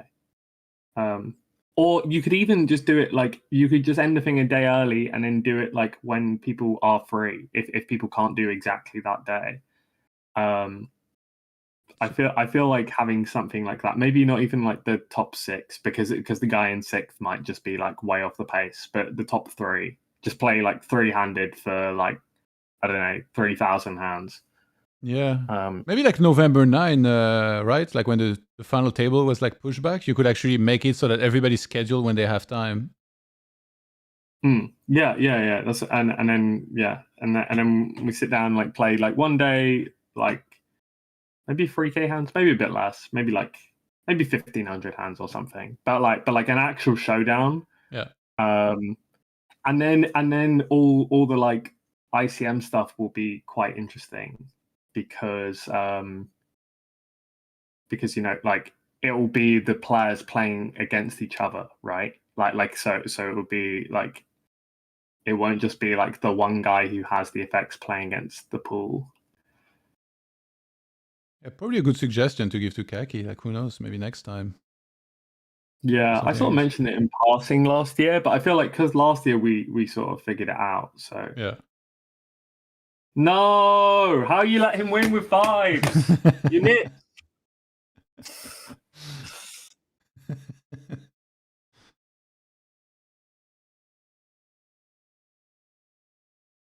I saw the chat. How does Owen handle being such a giggly boy when he plays live?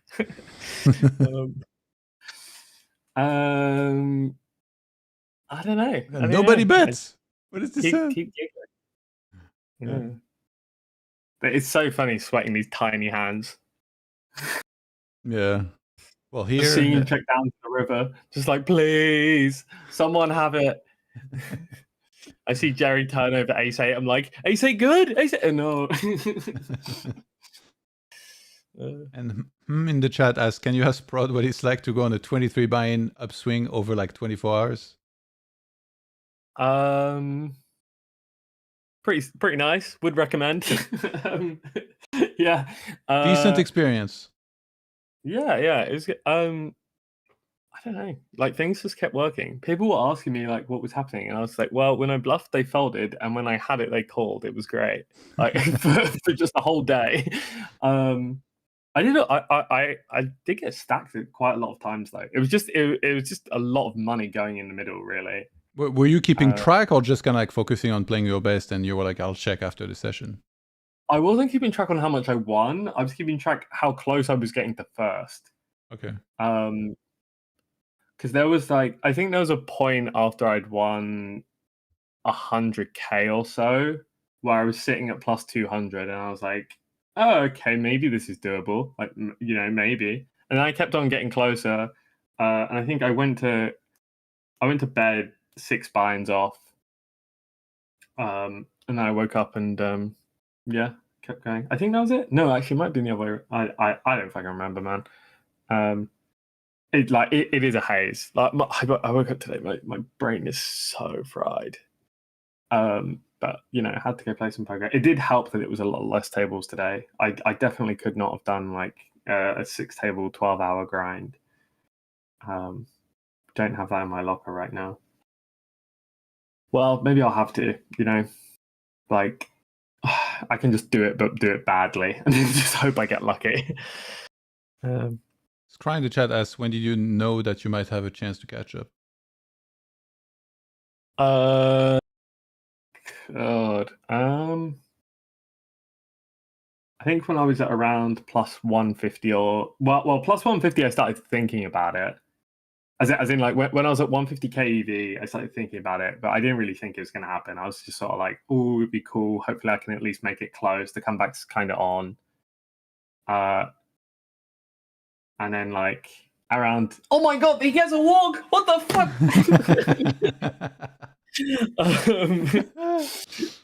And then I don't know. I think at around plus 200, I was like, oh shit, this is actually there's a chance. Is Clicker top 1 heads up player? I wouldn't say he's top 1. I'd say he's very good. I would say he's top 1 though.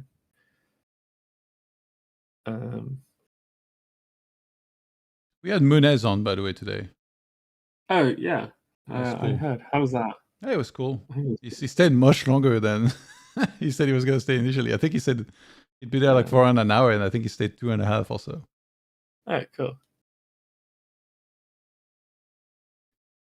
Patty says, will you give Uri a hard time if you win back-to-back like you mentioned in a podcast? Wait, Uri? Was that who I said I was giving a hard time? Does he mean Decky? Yeah, I don't know, Patty. You can tell us. Somebody was saying like if you win back-to-back, then the whole like Yasin's retiring. but like the whole stable and stuff, like the value is just gonna go so high, like it's gonna get crazy. I mean, it's already. I feel like it should be anyway. Yeah, I'm just like, you know, not to beat my own drum or whatever, but I feel like it should be anyway. Clearly, there's some EV to this nonsense Explo poker. Face says it would be nice to get all the guys who raged in chat on stream at the same time. Yeah, honestly, I think it would be like, you know, you ever see 2 dogs barking at each other for a gate, and then someone removes the gate and the dogs chill out? That's how it would be. Everyone's just yapping because they're screen names and they don't actually know the people. And then once everyone gets to know them, they'll just be like, oh, you guys are kind of chill. Or maybe they won't and it'll be great. So either way.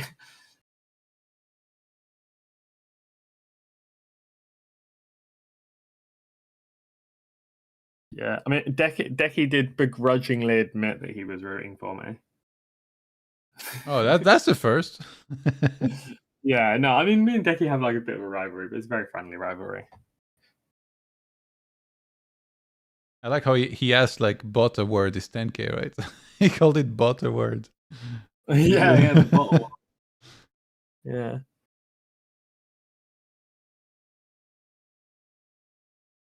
But Yasam was funny too. Chris Moneymaker V2, anyone can do it. Yeah. It's like, can anyone do it twice? That's what's irritating them so much about this time, because now it's like, you know, before they can just cry Sunrun. When it's twice in a row, like, whoa. Yeah, it becomes harder for sure.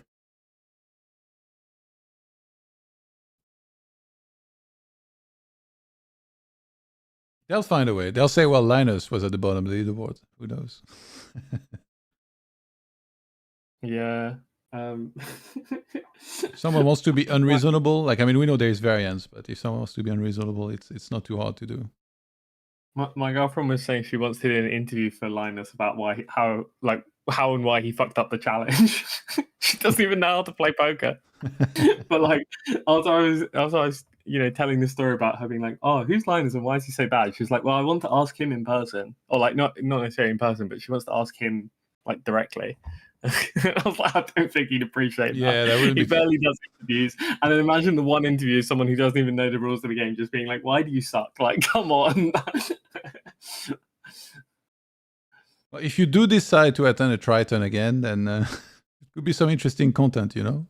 Yeah, sure.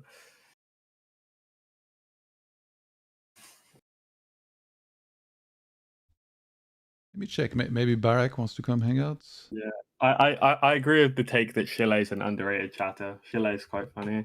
Yeah. I mean, Zaz is clearly the GOAT, or like Enlight, I guess.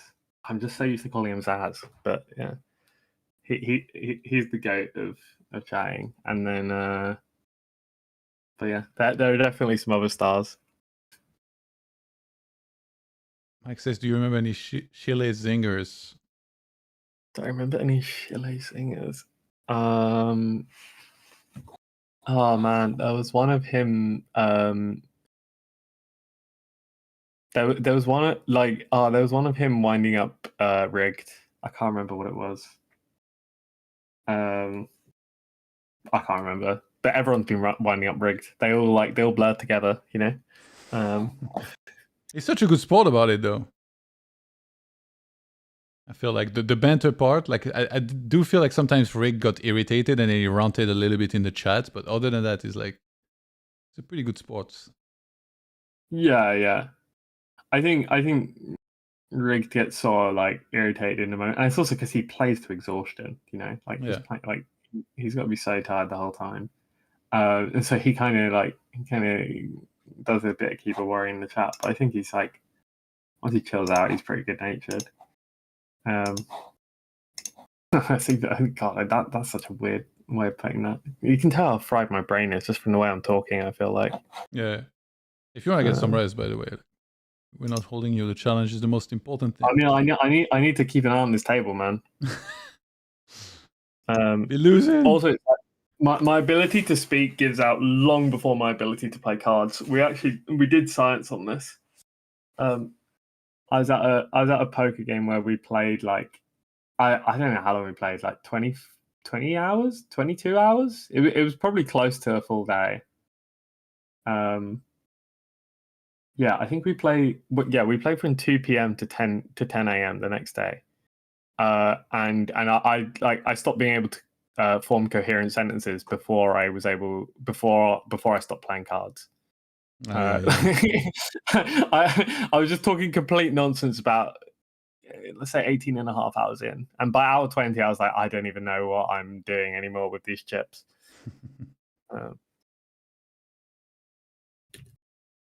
Yeah, I struggle too when I don't sleep well or when I have a long stream, but then I remind myself that this is just a warm-up for rigged in any day of his life. Yeah, dude, like the guy's an animal, the amount of hours he plays. Yeah. This is why I could never do Macau. Like that's how Macau works. You start at like 6 a.m. and then you play till you drop. It's a bit silly. Like, why can't you like stop after like 10 hours? Like, what would happen? They would just not let you play again? Is it just bad etiquette? No. It's like you don't want to stop because the way it works is it's first come, first serve for a seat, but the VIP doesn't get there till about 6 p.m. Oh. So you come and you play for 12 hours with reg to be there when the VIP gets there. So it's a very different culture. Like people playing slowly, very like chilled out, just sort of like, you know. It's not like I don't know. I can sort of see how you play longer sessions when everyone's just being like very relaxed and they're not in a rush to get a bunch of hands in because you're just playing a reg battle. Yeah. So like, did who engineered the system exactly? Is it the casino to make sure the regs play against each other, or what? Yeah, I think it's the casino. Well, like basically the system they made. I don't think they intentionally created this, but basically what they did was there's a seat which is always for VIPs at the table. So basically, like if you think about another casino, if there's 9 regs battling, there's no seat for a VIP. They just won't battle, you know, and they'll wait for a VIP to show up. It's just the nature of live poker. That's how it works. But then what they do in Macau is like they have 8 seats for the regs to battle, and then seat 9 is always reserved. Can you imagine your reg battle from 6 a.m. to 6 p.m. then the VIP comes and he just like hits everything and cooks you? The absolute tilts. Yeah. Like, that's insane. Oh yeah, I mean it's live poker as well, so the variance is going to be pretty brutal. Yeah.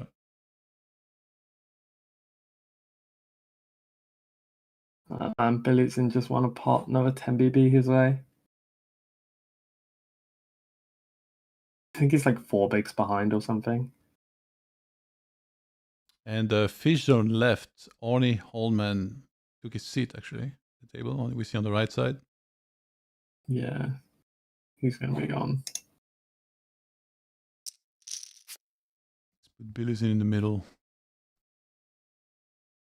What time does the challenge officially end? So it's about 23 hours. 23 hours and 4 minutes currently.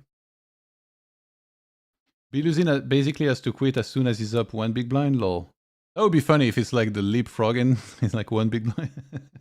I mean, yeah, like I didn't really mean to put like a 5k lead on or whatever it was, 4k lead. Yeah. I just sort of won it. I won a big pot.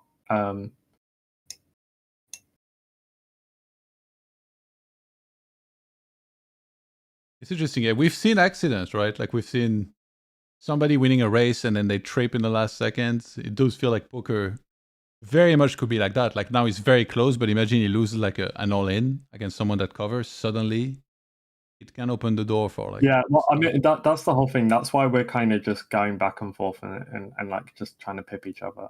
Yeah. Because it's like someone can just get messed up like that. Yeah. It's quite, yeah. Kind of interesting. Very tense. Right, 1 sec. I'll BRB. Okay.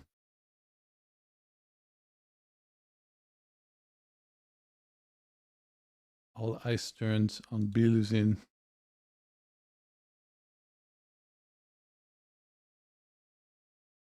It's the only table running and the only table that matters.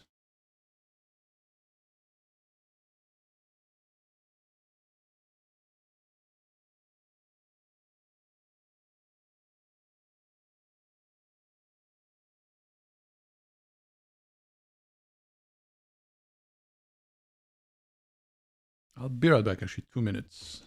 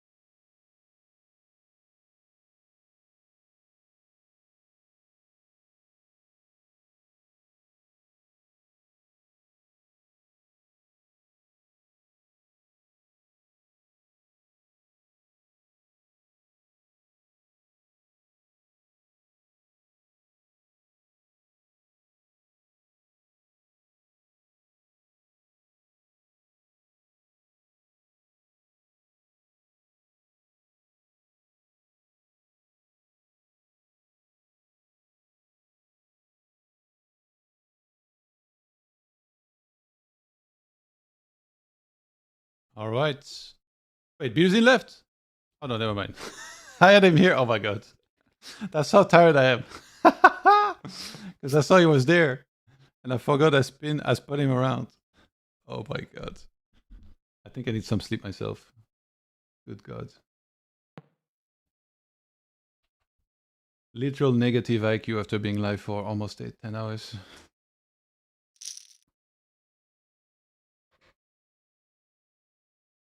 I don't know why I also sleep somewhat not so great, but yeah. I always feel when it's a month straight of commentating, I just give it my all, and then after this, like for a week, I'm gonna do nothing and just chill. All right, here we go. You're losing in the hands with Kevin. Can Kevin be the hero?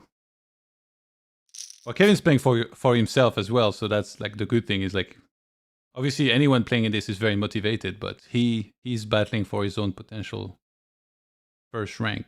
See Llama! See Llama! Kevin has like, I don't know what Kevin's incentives are. I think he's like, well, yeah, no, I think he needs high variance, right? He needs a lot of to go in. Actually, wait, this is sick. He's on the left of Biluzin. He might just put max pressure the whole time. It's not that great a seat. Yeah, like it's kind of interesting because like, yeah, like Biluzin, there can be a pot where there's an amount in the. Yeah, actually, no, I don't want to talk too much. Maybe no free advice. Too late. Yeah. Actually, no. Maybe they. Like, I'm starting to work this out, and I will talk about it because I think it's cool. But like, maybe they won't.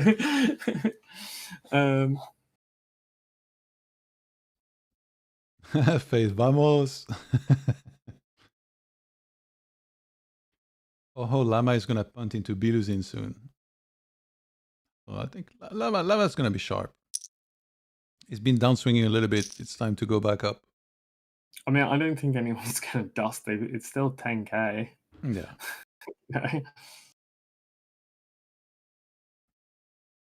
It's like Decky suddenly comes online. Yes, MKL, they sit on the right of Biluzin. Couple sus plays.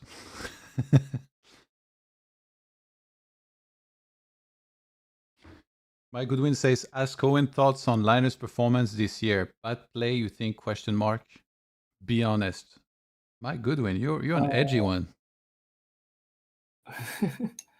I think there were some bad plays in there, but like that's kind of natural when you run really bad, right? I think it's very hard to play a game when you're like getting like fucked by the deck. Yeah.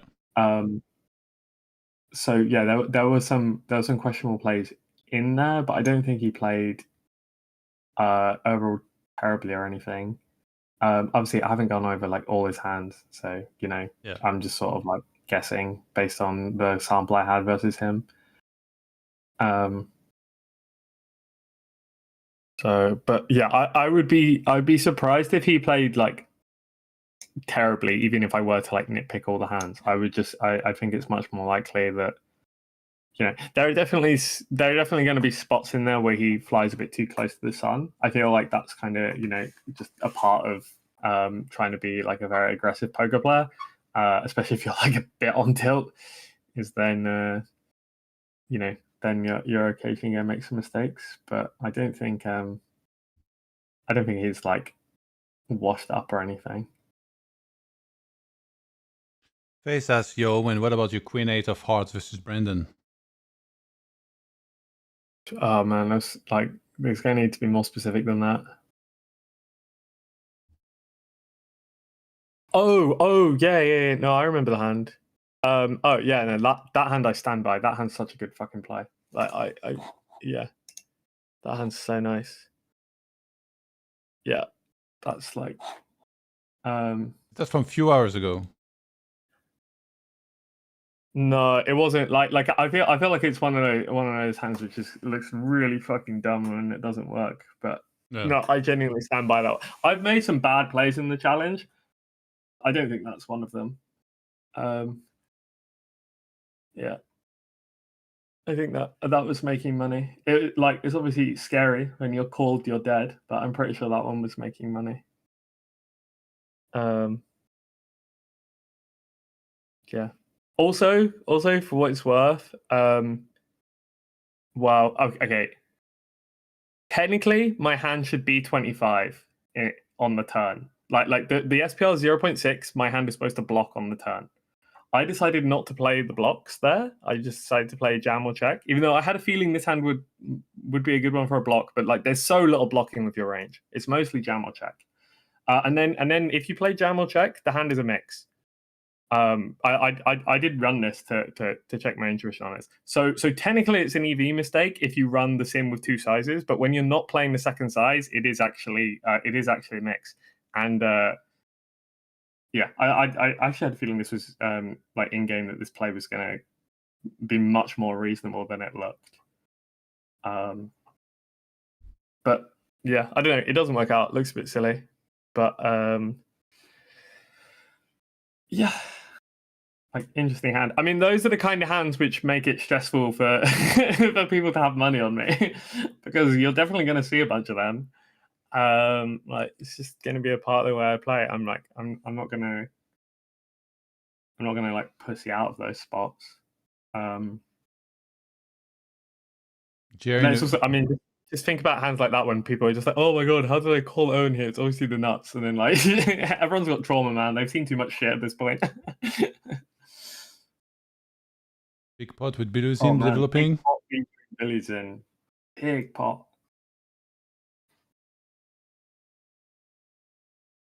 Okay, well, really hoping Jerry jams and then also has the best hand. That would be great.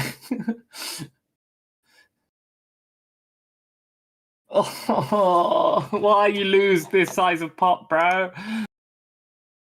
Oh my god. Does he finish the orbit? Assuming he retook first. Does he finish the orbit or does he sit out now? I don't know. We'll see. All right, he's got a hand on the button. It's like at the casino when you play out of the rack, you know? You're like under the gun, last cent. Playing out of the rack, you already racked up your chips. How many people have we seen it? All right, gets another hand. He's like, I'll fold anything but aces.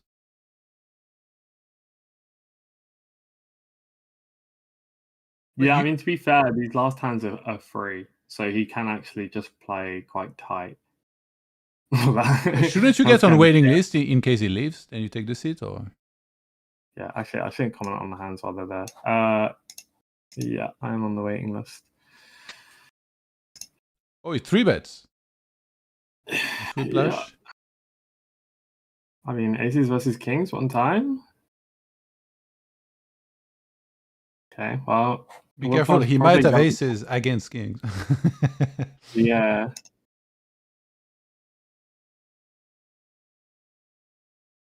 Face says, I wish Shilama had just jammed. That would be so funny. Raise 3-bet jam. Ooh, we got a call on the flop. 7 high, turn is a 9.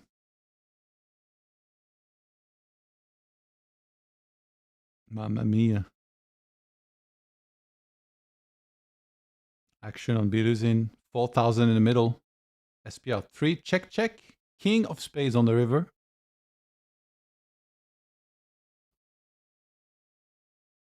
Action on Whiplash.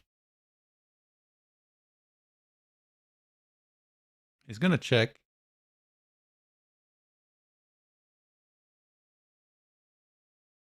Faces with ICM Biluzin probably has to 3-bet like 1% here.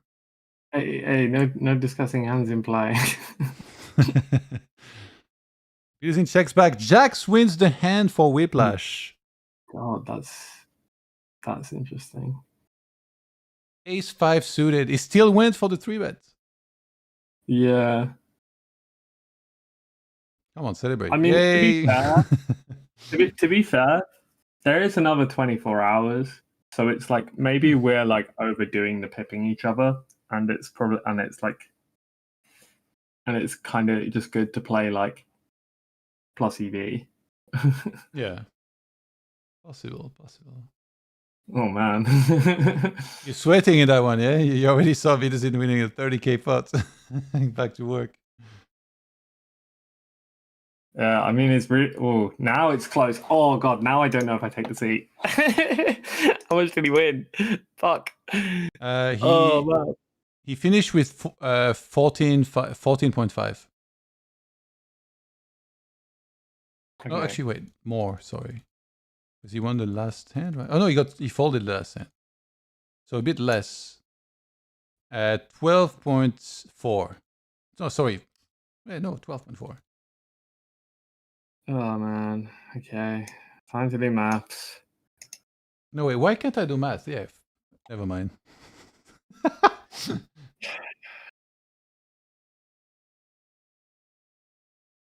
Plus 4,286. Somebody says in the It'd chat. be great if I. Okay. I guess I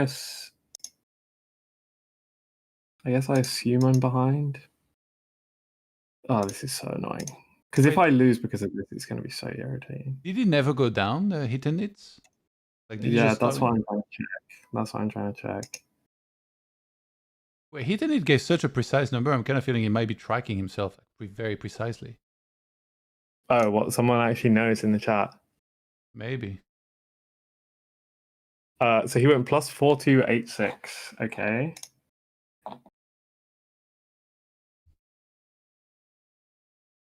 Okay. Well, I guess I take the seat. He says he's tracker says.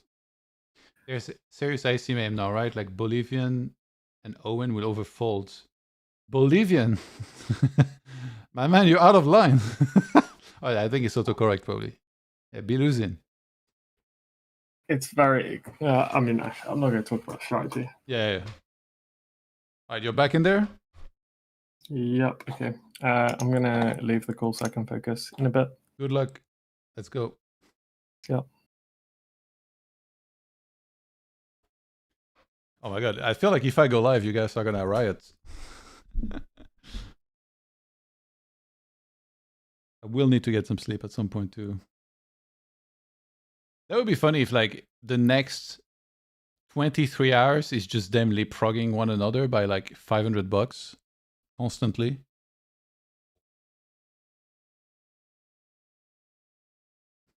It's like they're shooting free throws, but neither of them will miss for 24 hours straight.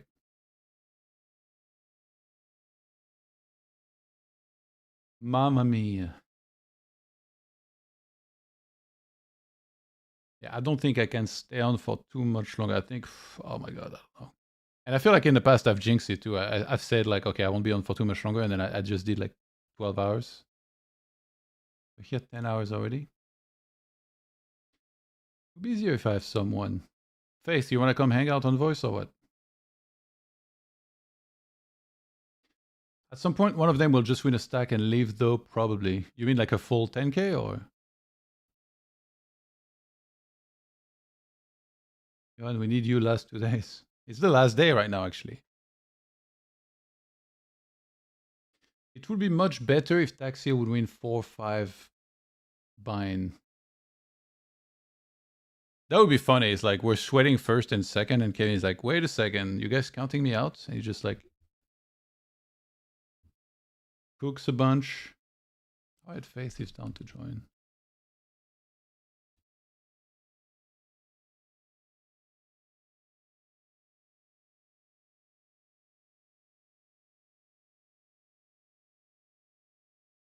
Yo. What nickname should I put on the overlay, boss? Fate is fine. Fate's fine. All right. Thank you for joining. You enjoying the the duel? Yeah, I think it's probably more fun to witness the whole ICM like chasing, like banging ahead, and like they're gonna be like just annoyed. They probably have to like rail each other. I'm guessing like the Brazilian guys are probably like they're gonna like keep track of how much Owen's winning. If he Yeah. wins. I'm trying to find the wait. Why can't I find the latest screenshots? Did I name it? I think I'm gonna leave it on stream. The separation between both. Latest. I wonder if Kevin's gonna give up Like he's like 5 buy-ins behind. Is he? Oh yeah, he's not been doing too hot. Yeah, 5 buy-ins and a half. I mean, even more than that, because Biluzin just. Oh wait.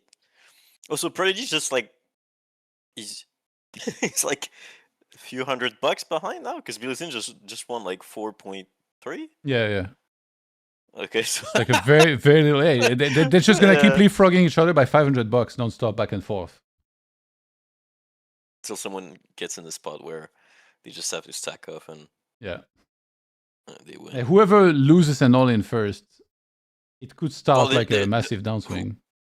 Yeah, but whoever loses buy-in is just gonna keep grinding. Yeah, like all day until tomorrow probably. Maximum pressure. Yeah. Might need some Adderall.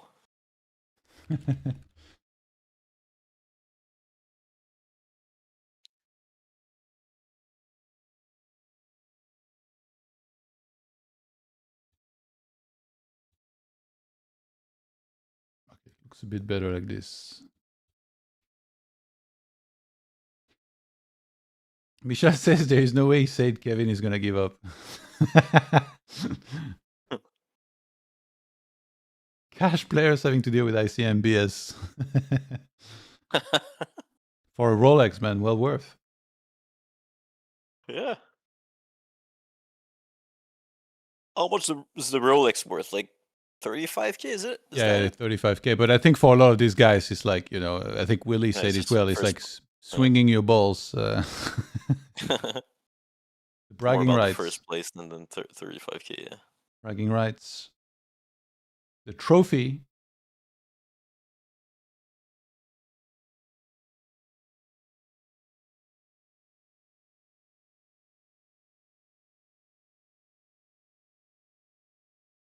Wait, so how much? I guess like the numbers that we got from Kaki weren't that precise. But wait, Biluzin is up 346 and peanuts. Yeah, I mean, that's what we assume, right? Because we Yeah. don't. Do we have the numbers? Do we have the exact numbers? No, we don't, I don't. Right? I don't think so. I would ask Kaki. We're just sort of winging it. I will tell him. It's the only table running, right? Yeah. Okay. Lama is open sitting a couple more tables, but nobody sat with him. Imagine if Jerry Wu and Horny Old Man quit, and Owen just has to wait. Like fuck. It's like 2 a.m. in Europe. Well, Europe. I mean. Yeah, 2 a.m. Yeah.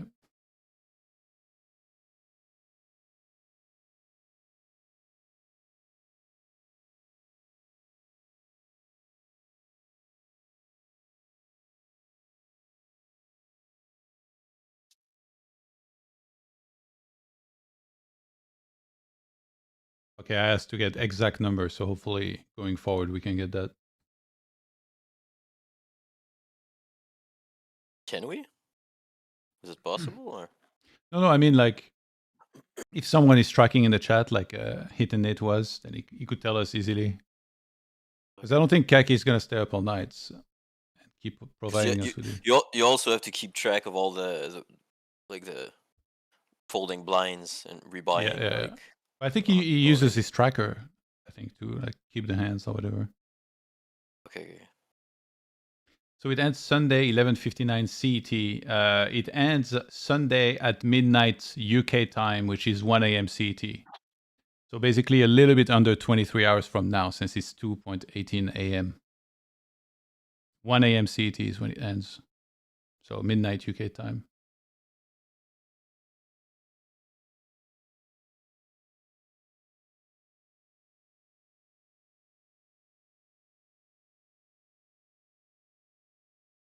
Having a driver tracking today would have been crazy for stream. That's true. I didn't even know that was possible to track exactly. Maybe for next time I'll look into it. Owen's in a pot. It could be now. Well, he doesn't have to win much, right? I think he has if he check raises this, it goes call and then bet river, and the other guy folds, he's probably ahead. Has to let it go. How much he lost? Like 250 or something?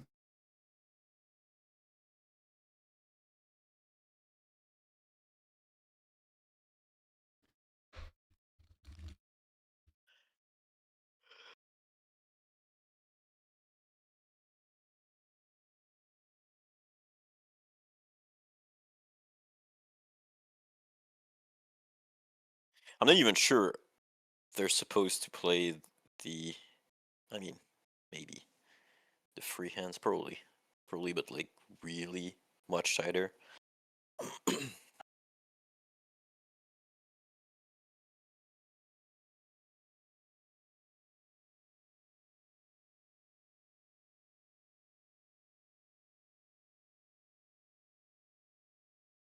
Wait, Kevin left?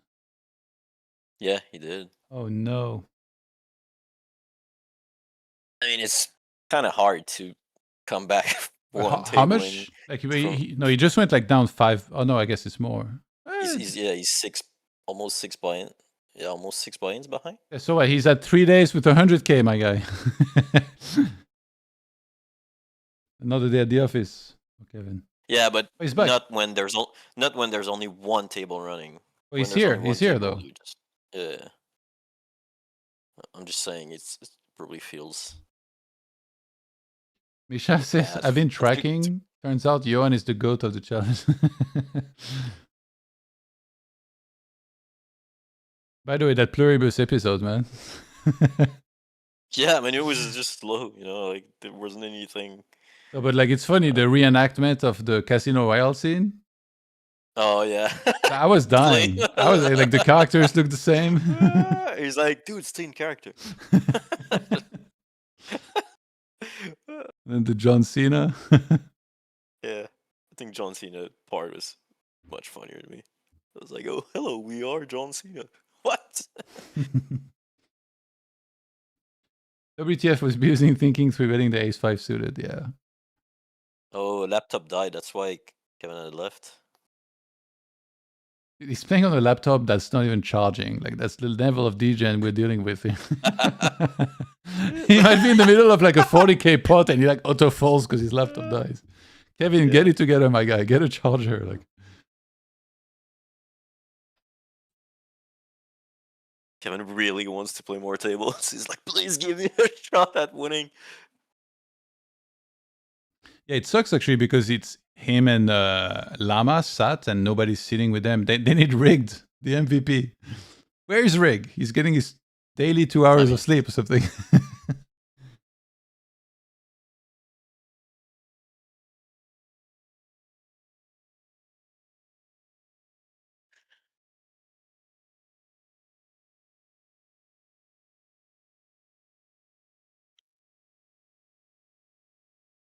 Maybe a rig deck just takes, Adderall or something all the time. Makes it probably a lot easier. Scratch says, oh man, no, Pluribus and shrink bets. It is funny how they bet. He like push a stack of chips than the other one. I was also like, yeah, that's not right. But the amounts were completely wrong, right? I think in Casino Royale they're playing for like 500 million or something. Casual $500 million bet. Yeah. I know it was like 2 million. I was like, what is this budget Casino Royale, dude? Yeah, and funny thing is, I mean, I guess it doesn't really matter because like the guy basically can do what he wants. Gag said the Pluribus poker scene is the only time a straight flush versus royal flush cooler was actually appropriate for the plot. Yeah, it's true. And no hate on Monsieur Diabaté. He's a very talented individual.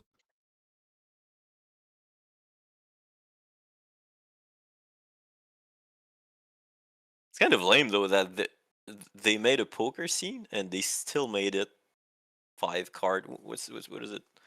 Oh yeah, it's like I guess like you have one hand with 5 cards. Yeah, it wasn't Hold'em. I was like, what? Yeah. Why? I should have copied that accurately. Just joining back now in the update on leaderboard / rough idea who's winning right now. So the update you see is about right under an hour old here, with Prodigy being in the leads. Since that, Biluzin played a couple hands. He got above Prodigy. It looked like he had actually a decent lead, and then he 3-bet ace-5 suited and lost the hand to jacks.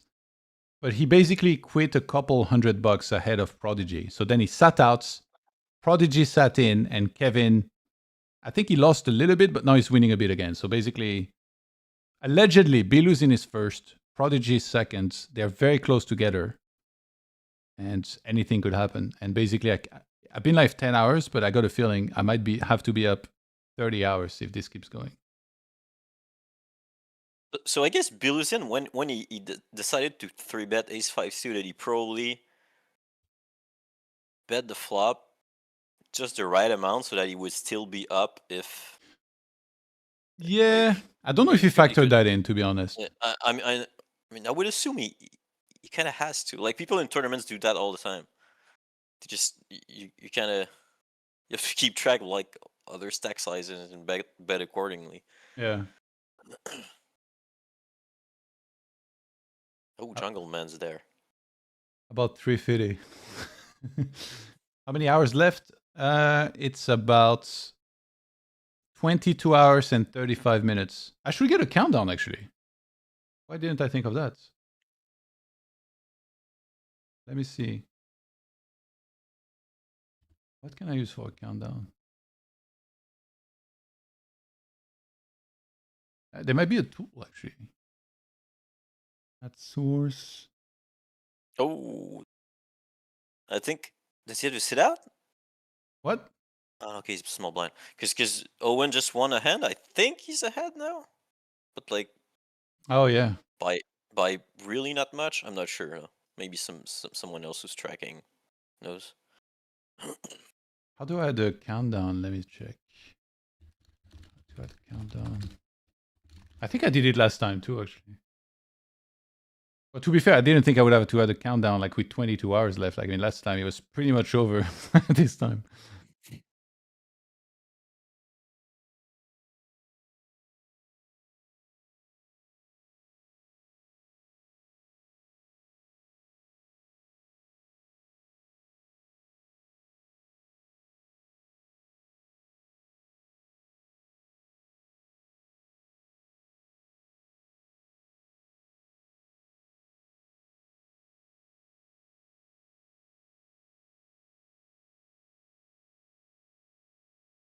Oops, plugins, scripts.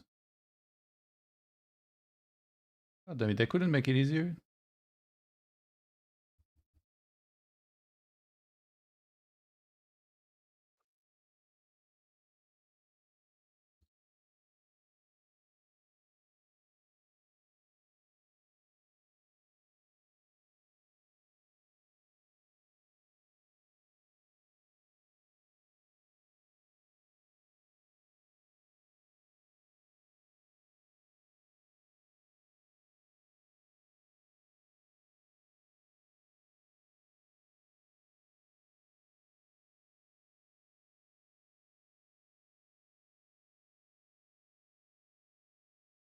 Okay, let me try this thing.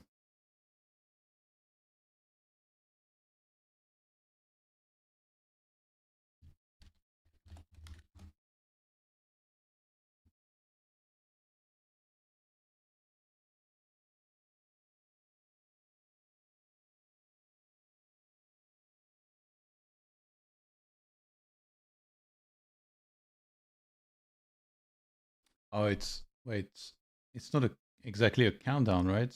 I mean, I guess I could input the time. Oh, but no, it's in minutes. That's so stupid. Countdown for what? For tomorrow? Yeah, for the end of the stream. What time is the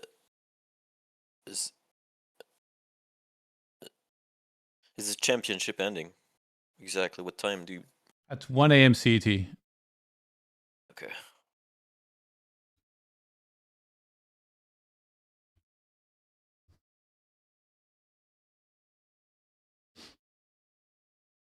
So it's 7 p.m. my time, right? Tomorrow. I guess so, yeah.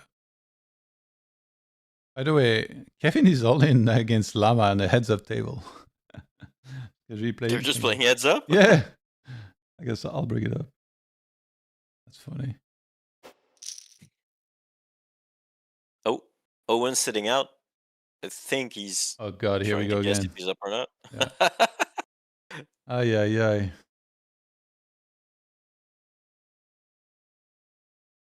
He's probably up like $200 on Biluzin or something.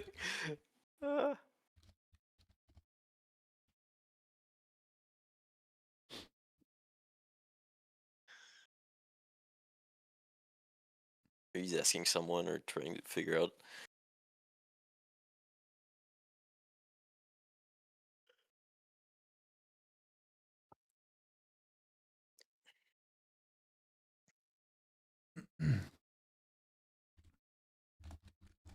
Oh, I think maybe you can get a countdown to time.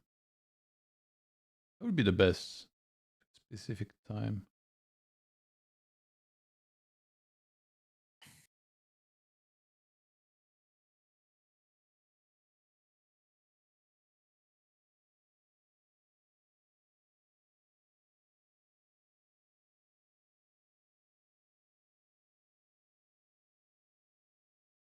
I feel like probably both of them should probably just go to bed tonight and do this leapfrogging thing tomorrow.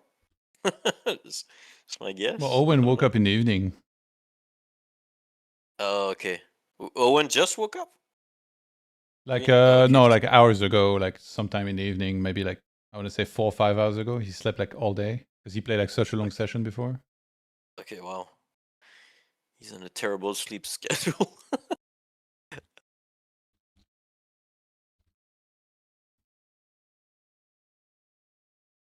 Gonna make the next 24 hours pretty rough, though.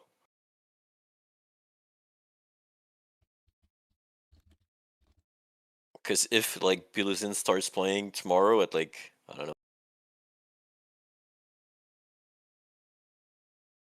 11 p.m. CET, then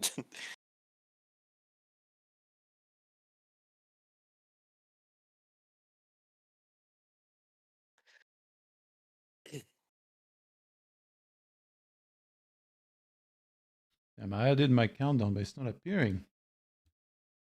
Let me see. Oh, I have to put a text source. yeah, I think Biluzin just has to like let Owen keep the lead for like the next whatever 8 hours. He just goes to bed, and then tomorrow in the morning he. Well, well, well, look at this. Look at this. That isn't a beauty right there. How do I put it?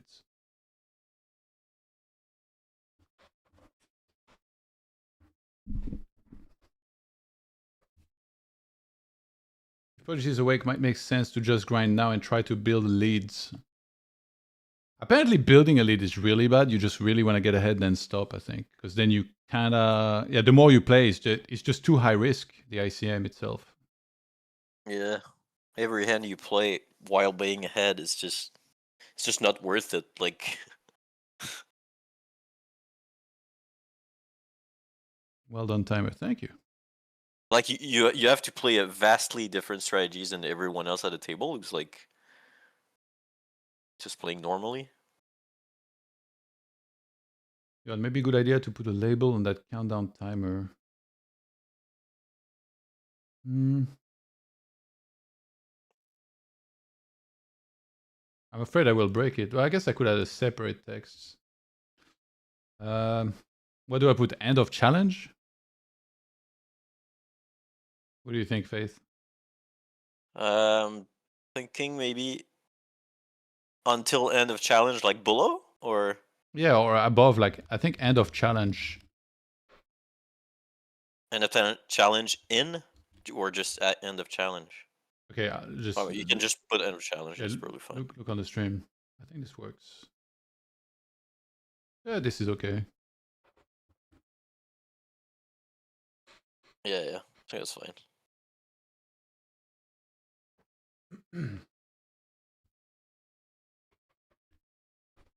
Oh yeah, challenge hands, I guess, maybe the better phrasing.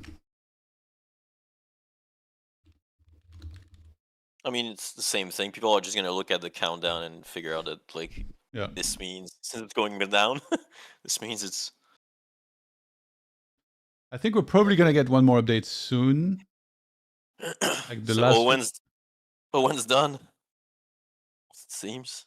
Or Yeah. he's still figuring it out. I just kicked him out automatically because he was sitting out. Yeah, there's a whole discussion right now on the Discord about the format for the ends and some suggestions. Lama said there should be a sudden death if they're close together, a sudden death format. Yeah, I mean, they maybe they should force like the top 6 to play. I mean, I get this. They can't force people to play, right? Okay, we got an update, by the way. I will give me a second. I'm trying not to butcher this one. And then it's about to refresh at bottom of the screen, the brand new just now. I love that we get the time on this, by the way. All right, here it is right now. So Prodigy in the lead by less than $200. So funny.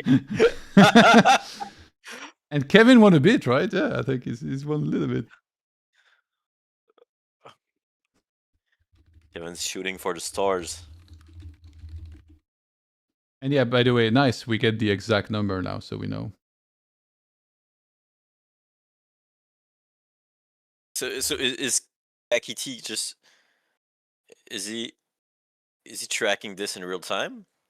Yeah. And he's just gonna update like nonstop. Okay. No, well, he's gonna go to bed now, and then tomorrow Okay. he'll hopefully hit gonna an be on it. Sorry.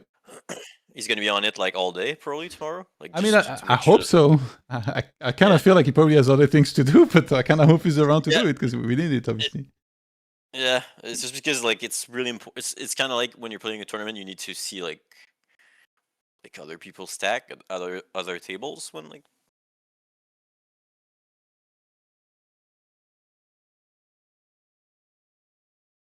Because your decision, like, you just make your decision according to if you're ahead or not. And yeah. Biluzin gonna join and just steal the blinds and sit out. I mean,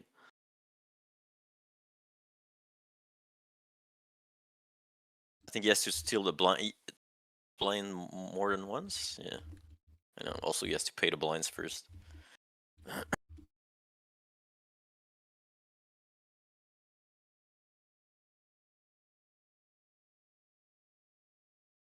I really just hope that the other players at the table like figure out that Prodigy and Biluzin are like have to do that, and they just like sort of pound on them. You just want to see pain. No, they really have to pressure them really hard because of that. They're like folding second nuts over there, like it's the bubble. Yeah.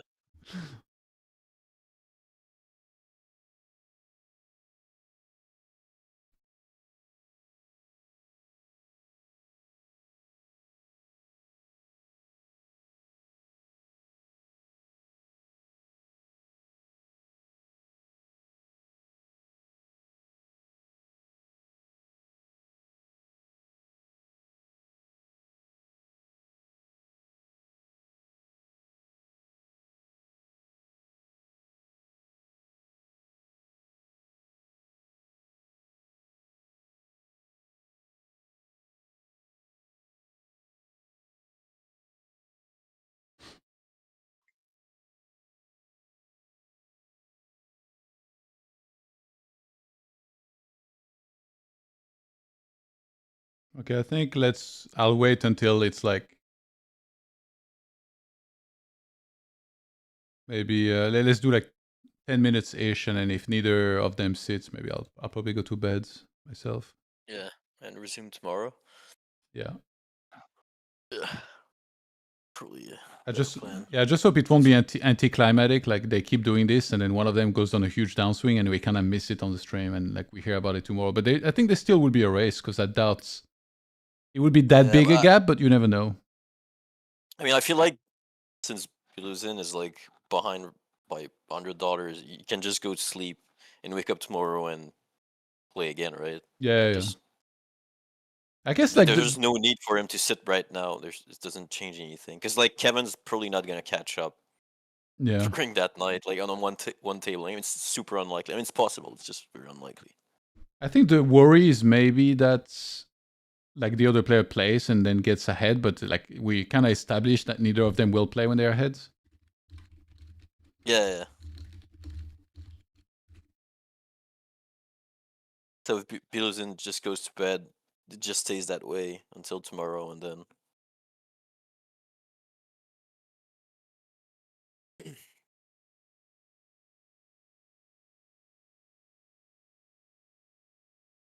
Prodigy is the main character in the simulation. Yeah. It really sucks for Kevin though, because like nobody's really playing with him. It's only Llama heads up. Like he needs another player to really be able to put in volume to try and come back. Yeah. I think it's also really late for him right now, in fact. Yeah, but I mean it's super late in I think it's 10:40 a.m. in Japan. Wait, he's in Japan? Yes, on a skiing trip. What? Hey, he's sick, man. The true high stakes superstar. Yeah.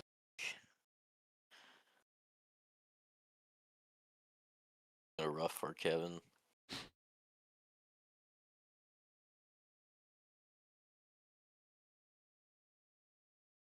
$3,400 is not unlikely to win 4 buy-ins. Yeah. He needs more. He needs more than 4 though. He needs like 5.5. 5 and like 5.3 or whatever.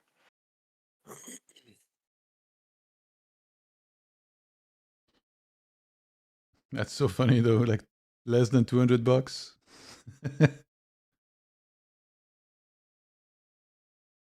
$188 is the exact difference if I did my math correctly.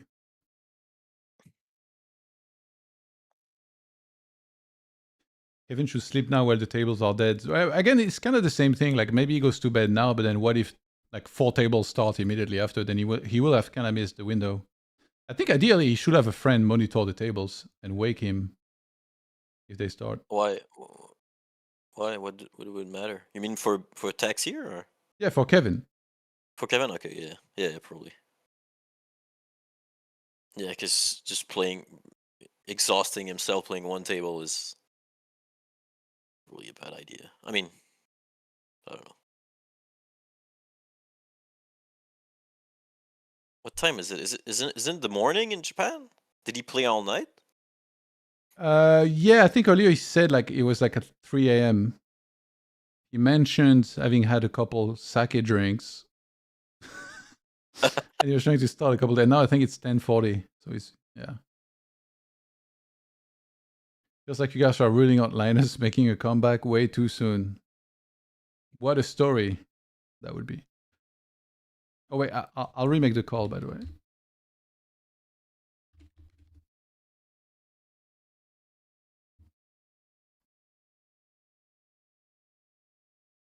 Yo. Hello. Hey. How's it going, sir? Good. How you doing? Pretty good. Kind of long stream, but yeah. How's it been going for you in the challenge? It's been good. It's a lot trying to play poker day after day and keep playing, but it's a lot of fun. Are we live right now, or did you just finish up the stream? Yes, we're live. You're just thrown into the fire. Oh, okay. What's up, everybody? I see you are 7th in the leaderboards on the latest update that happened. Do you plan on grinding out the last day to try and get one of those prizes? Yeah, if I can get a good sleep tonight. Yeah, if I can get a good sleep tonight, I'll fire up tomorrow. That was my problem. I played a lot yesterday and today, and My son was crying all night last night, so I didn't get a good sleep. But if I get a good sleep tonight, yeah, I'll give it one more go. Okay, nice. I don't know if you saw, but did you have the stream open right now? Yeah. Yeah, so do you see, like, we have 22 hours and a half left, and Prodigies, they've been leapfrogging each other by $100. Biluzin and Prodigy back and forth for a bit. And right now, no way, is that that's how how the accurate is 346, 833? Yeah, it's very that was like 10 minutes ago, but basically there is Yeah, they're super close. Yeah. Rolex and Trophy ICM. So there's zero incentive if you're in first place to play. So what they keep doing is trading first place and hope that the other guy, when he comes on, goes on a huge downswing.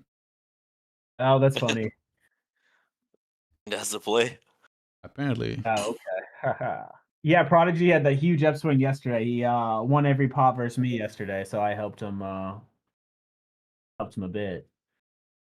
Unintentionally, of course. Sick. It was pretty sick. Every single bluff I had, he called, and he just owned me pot after pot. It was pretty cool. That's what he said. He said he said every time he bluffed, people folded, and when he had it, people called as well. Yeah, no, he's a heck of a player. He's a heck of a player. I saw a couple of people give you, a couple comments in the chat. What's going on? He gave you shit, yeah. Yeah, where's the love for Mr. Lumberjack? Like, I was shocked, and like you took it so well as well every single time. Oh, I mean, it happened a couple times. I don't know. Some people, I don't know, they don't like either my style or they don't like Americans, or I don't know.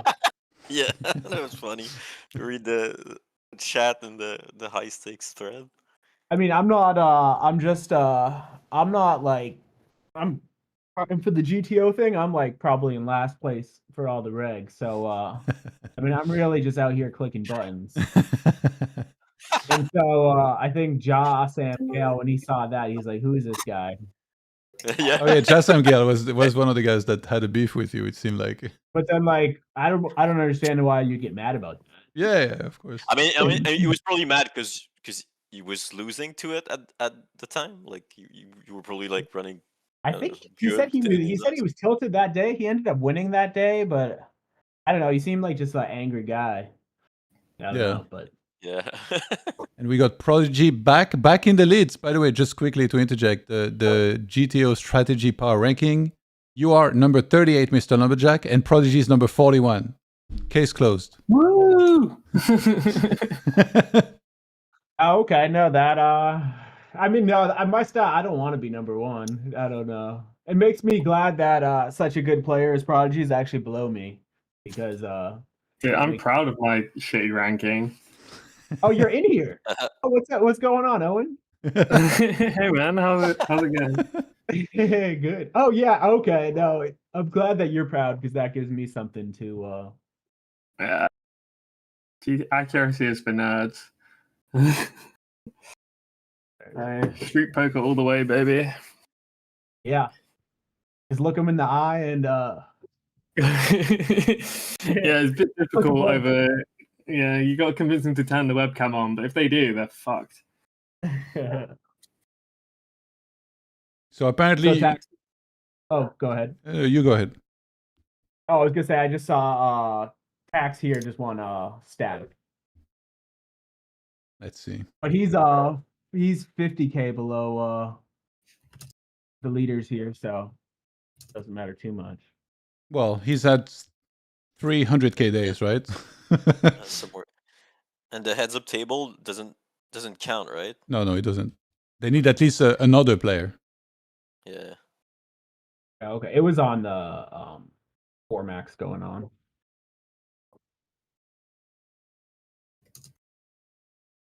When I started playing with Kevin, it was like 1 o'clock. Maybe it was like noon. And Kevin said he was 3 a.m. in Japan and he was drunk off sake. And so here we are, 8 hours later. Impressive. I'm trying to find that one hand that just happened.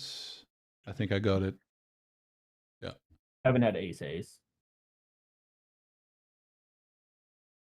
So 3 bets, continue on 8-9. Checks on the bold pairing turn and Oh, he didn't check jam turn. Okay, he check called, and he tried the whole way. He checked river. Only old man went for it with the open ender, missed. Ay, ay, ay. It's such an annoying river to bluff for the old man. It's like, Yeah. you just miss everything. How thin do you guys think he's going there? Sorry? Do you think he's jamming? Yeah. What was can we see it from the top? I was kind of tuned out. Yeah, I'll go back. So it's old man raises cutoff. Kevin 3-bet small blinds. We get a call. 9-8-4. Kevin has aces. He c-bets. He bets big. Yeah. 3/4, yeah. If I do this, it's only 9s and 8s, and I'm cooked. But okay. 9 on the turn. Check.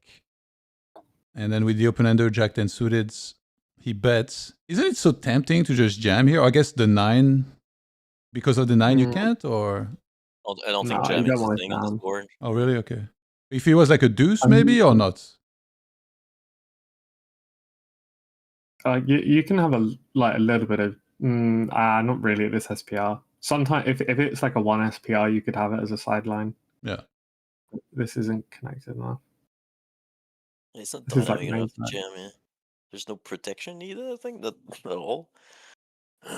And I guess like I mean, you'll have hands which do want some like not when they're 9 pairs, but on the deuce you'll have some hands which are happy to just run it now. But yeah, even then, 1.5 SPR, you don't really do it. If you know the guy is stabbing 100% of his range on the turn, which there's guys who do that, then. Oh, do you mean his out position or his in position? I was talking about in position, but like kind of both. You don't really jam this spot as either. I was talking about out of position. Yeah. I mean, out of position is more reasonable to jam, but Solver probably wants to go like 75% or something, some like annoying size where you like put them like mostly all in, but they have like a click left. Are you talking the river or turn? On turn. Oh, okay, yeah. Oh, I see. Yeah. And in river, I mean, river, you can basically. So Kevin just c-bet into check call. I think anything which beats ace king is reasonable to consider jamming. And then you just want to, I don't know, like it's how often he calls ace king, how often he has a trap. So it's not like it's a bit like it's a bit dependent on what Kevin's giving you there, more so than it is like, yeah. There's so many floats though, like that. You can't just jam like all like queen jack, queen 10, jack 10, 6, 7. You can just jam all of them. Yeah, I mean, no, you have to give up some, but you'll check turn with some. Yeah. Hey, Kaki. Yeah, sorry to interrupt this conversation, but I'm here to place you under arrest. You've been accused of scamming in the YouTube chat. Mr. Lumberjack dumping 18 Buyins and Prodigy scam. That's what I hear. Wait, who dumped Oh, really? That we're working together? Yeah, I'm here from No. This is the first time I ever talked to the guy, and I don't like giving him my money. Mr. Lumberjack, how are you, mate? I'm glad to see that you're doing reasonably well in this event. Yeah, thank you. It's been fun. I'm doing good. It's been a fun month of poker. The reinstall. Have you been telling everybody about your situation and everything like that? Or keeping that under wraps? About what, my life on the farm? Yeah, the farm, man. Yeah, I came on Johan's podcast, I don't know, like what, 2 weeks ago or something, and yeah, we had a good. Yeah, nice. I told everyone my story. Yeah. I think all poker players are somewhat jealous of the farm lifestyle. It's like a distant, I don't know, fantasy for all of us. But we can't leave the computer, our one true friend. I don't know if I could get up at 6 a.m. in the morning, man. Like, You wouldn't have a choice. No, no. What you do with all your money that I gave you is you get a farm manager, and he takes care of it. Oh, so you're just basically there for the aesthetic. Yeah. Oh, yeah. I'm there for yeah, exactly. All the fun. I get to do all the fun parts, and he does all the. He drives the tractor. He does all the. Wait, driving the tractor isn't the fun part? What the fuck? No, those things are loud, and they vibrate. I'm like I like just like walking in the woods with a stick. Yeah, looking at trees. That's pretty chill. But yeah, I mean, it can be fun. So, Owen, do you want to talk a little bit about the spot with the fans? This whole like sit in and sit out kind of dynamic? Because from my perspective, it's a little bit pointless, like to min raise each other at this exact time. Because like obviously tomorrow something's going to happen. Or are you doing it because if he then tries to min raise you and just fails and goes on like a 5 buy and downswing, you win? Yeah, I mean, like today I woke up and I was 1K below him, and then I lost 40K straight. And I won it back, but there was a period where it was looking rough there. Were you playing against him out of interest at that time, or was he just sitting out there? No, he made it back while I was asleep, and I woke up to find out I was like 1K down. I think it's while I was asleep, or like I don't know, but basically, yeah, I was 1K down. He wasn't at the tables, and I went on a bit of a down and then up again. But it could have just gone down and then down again, and then I'd just be like licking my wounds, just like, what the fuck have I done? But yeah, made it back eventually. But like that can happen, you can just get into. I just got into a very like rough spot very early on. I flopped up pair in a 3-bet pot, and then I mean I could have followed the river. A flush came in, but still, yeah. So, what are some of the possible solutions for this, lack of volume thing? Maybe not this year, but in general, that you sort of like. Because I see there's a bit of chatter in the group, people saying, oh, it's not good. It sucks for Kevin, because obviously now it's a little bit tough for Kevin to get volume in when two of the people aren't able to play. I think obscuring the exact EV numbers, but like then if someone that comes down to tracking, right? Somebody could just get somebody to data mine the games and then have a massive advantage. Yeah. I think though, like most people would just like be, like I would take most people at their word if they said they weren't going to do that. Yeah, sure. But it's like it's an event where everyone and it's like quite a small edge you're gaining from it, I think, and it would also be really obvious. Like if someone's like data mined it and then at the end they are doing this, it would be really obvious what they'd done. So I think it'd be very easy to fix. Yeah, so I think just having the EVs kind of a bit more obscured, it is quite fun to see how much people are swinging up or down on a given day. So you could start obscuring them with like a week out or something. It also makes this unfortunate spot though, right, where like somebody thinks they're ahead and doesn't play, the other guy thinks he's ahead and doesn't play, then no game runs at all. Yeah. And there's also just a lot of people hyped to play. Like, Cindy was like hollering at 4 a.m. last night, like, give me action. There's only 2 days left. So, well, 4 a.m. for me. He's in America, so I don't know. Probably a more reasonable hour for him. And I was happy to oblige. But yeah. I think just having the numbers a bit harder to see because like at this point it's like everyone kind of like knows, and if you start it's like we're still going to know who's in the lead at this point because it's too short term, right? And there's only one table running. Yeah. Well, I think that's also because it's Saturday night. There will I would assume there'll be more running tomorrow. That'd be my guess at least. Like it's hard to say like what kind of mood people are in for it. And I guess like a lot of the reason that tables were running was because like I think like me and KP and Miro were just like permanently down to play. So there's like, if we were awake, you have at least 2 people or something any given time.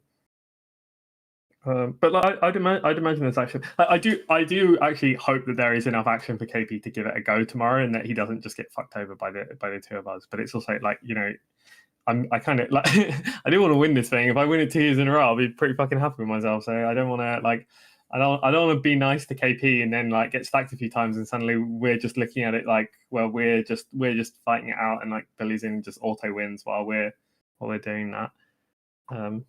Yeah. Actually, I mean, he would auto lose probably, right? If you guys committed to playing 3-handed games with each other. Yeah, because most likely one of you would lose to the other one and be up a few buy-ins. Oh yeah. That's I was saying to someone at one point when both me and KP were 1 buy-in behind, I was like, I'm not actually sure it mattered for him to be sitting out then, because we were playing. We were playing 3-handed on a lot of tables. So it's kind of weird when there's 2 people in the but when there's 2 people who've got a real number to chase, then there's going to be a lot of action, and then top almost certainly gets broken. But when it's like this, it's much harder. But then I guess it balances, because once Biluzin plays, say he loses 20k, then suddenly he'll open up 3 tables and KP gets his action. So I guess for what it's worth, it is actually like very tense and exciting to play. It is weird to be like this, like hyped up over like 10 big blind pots that you're not involved in. Yeah, it's kind of like playing a Sadie and having a 3 BB stack and a sea of 2 BB stacks. You know, it's just a sweat of some description. Yeah, but yeah. I think from a viewer's perspective, it's less entertaining, obviously, and that somewhat needs to be considered. Not that it's anyone's fault. You know, it's really. I mean, if it's anyone's fault, it's my fault for not thinking about a solution to this scenario. But I tell you what would be cool is, like, say KP plays all night and gets some tables and he just loses like 10 buy-ins and he's like, well, whatever. If you and Biluzin, although again this comes down to like really his skill for heads up, play heads up, that'd be a cool way to finish everything. Yeah, I would be down. I mean, if he's happy to, then we can play. And did you tell? It's kind of a tough spot because it's not necessarily like, he might just not have the skill unlocked, And I don't know how much heads up people play lifetime. Like, yeah. Owen, you made an interesting suggestion earlier, right? With like having the top 6 players play with one another. Did you tell Kaki about this? Yeah, I'm not entirely sure how, but yeah, I mean, Kaki's saying like a similar version where like the top 3 players just get on the table and play. But yeah, I was thinking the structure could be that like you have like the top 6 players like have like a private table to like round off the event, or maybe not even top 6, because it is kind of weird like who's actually in contention. Yeah, if you put top 7, I'm in there. So actually, well, I got 20k hands and Limitless is only at 14, so I think I get 6. So I'll play final table. You chip dump again to Owen? No. What's the hand which has got him accused of chip dumping, actually? No, there's no thing. It's just some guy came into the chat and he was saying something like that. Oh, I thought there was like one really bad hand he was getting flamed for, which I'd blocked from my memory. People keep asking about hands, and I'm like, I don't 3-bit and fold. That'll be an interesting way. Say someone just hated you, Owen, for whatever reason. Maybe your 100% inheritance tax policies. They want to 3-bet you to 99 BB. Okay, and you just have ace king and shove, and I fold, and now you're banned from the event for participating.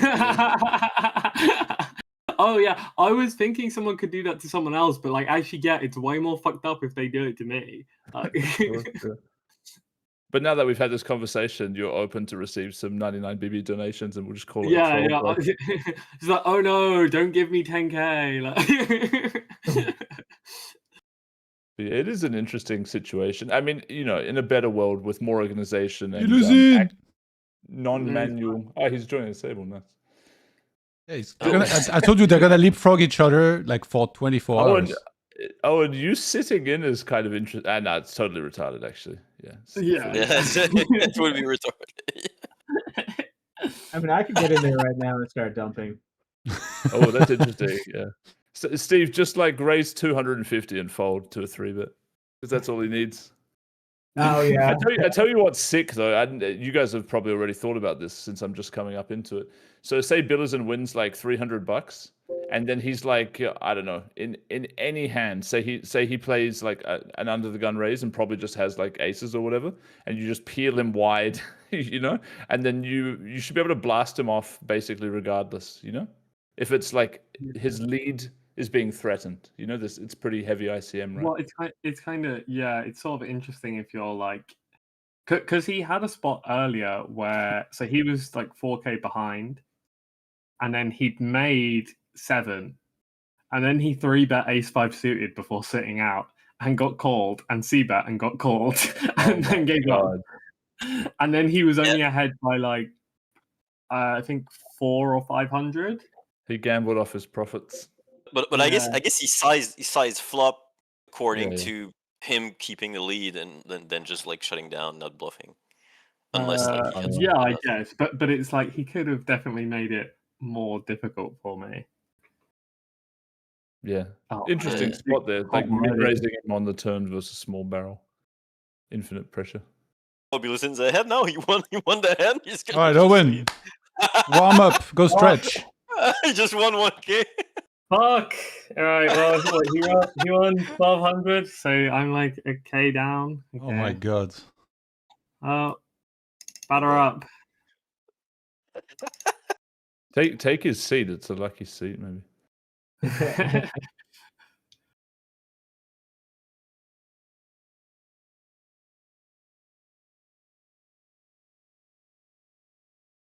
Do you think? I mean, he 3-bet the ace-5 suited before. I was going to say, do you think he's playing super tight? Well, you should tighten up like significantly. Here we go. Oh my god. Oh, and you're going to dump him a big blind, bro. Don't post, man. What are you doing? Wait, don't post? Well, no, because he's gonna. Look, you free-rolled him a hand, mate. He's trying to rat out the table. He just left. Terrible. No, I was like, there's a chance I just mega cooler him in this hand. I was like, I think it's worth. Oh, okay. Yeah, fair enough. Because if he opens, he probably has nuts. So yeah, that's nice. And it's like, how full of shit do I look if I free bet him? Like.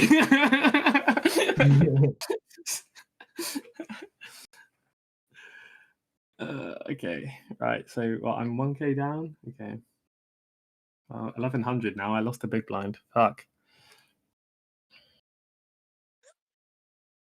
I think Llama doesn't understand like the dollar difference between you guys and KP makes it not really a three-way discussion, you know, for the EV. Yeah.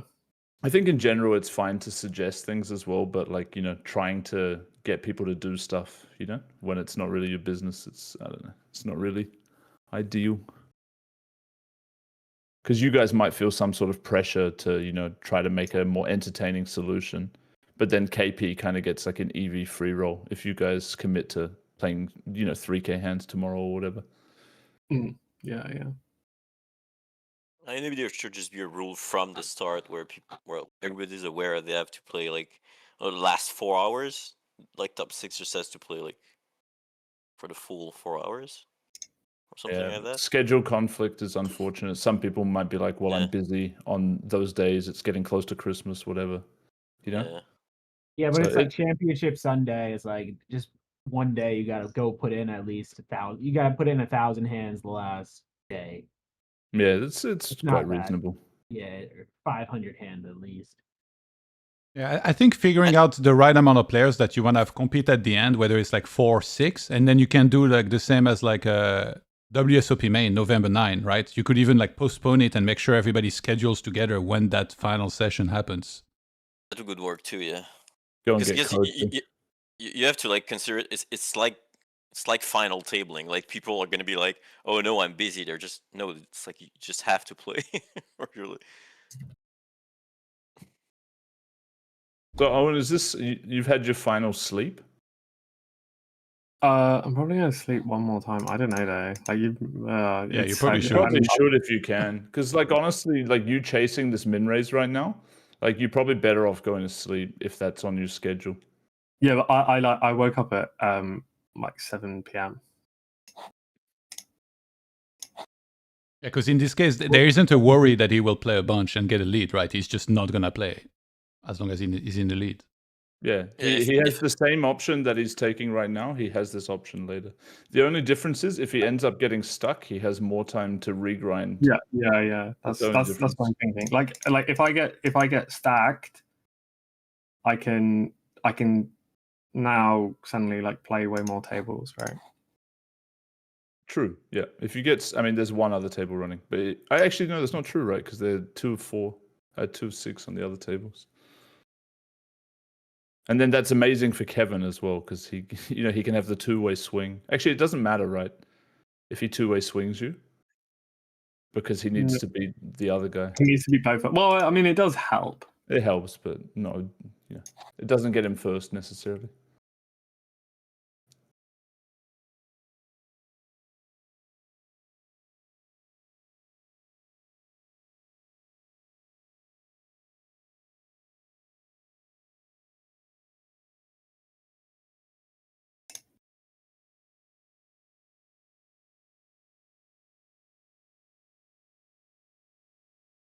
Oh, he's gone silent. Might be the raise.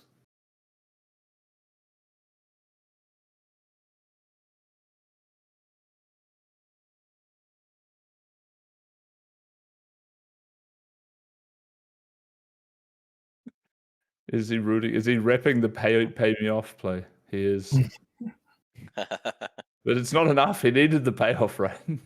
Yeah, I needed a payoff. Jerry Woo. Llama and Jerry are the big With the live tell on the lack of speech. Manages to get away from the chat there. Great fold by Jerry. Shout out Jerry in the chat. It was him accusing you of the scam earlier as well. Jerry's all over it. Ooh. And Lama asked about the sudden death, by the way. Like, what would sudden death mean? I keep hearing it. But like, what does it mean? I figure it's just some sort of game where you play to X and Y, but like it's just not the same with KP because, and it's also not the same with whoever's in front, right? Like the guy in front of you right now has some massive EV advantage in the spot that he's in because all you need to do is get stacked once and it could be over. Yeah. So I don't know. It's just it could. There's no fair solution from this exact point.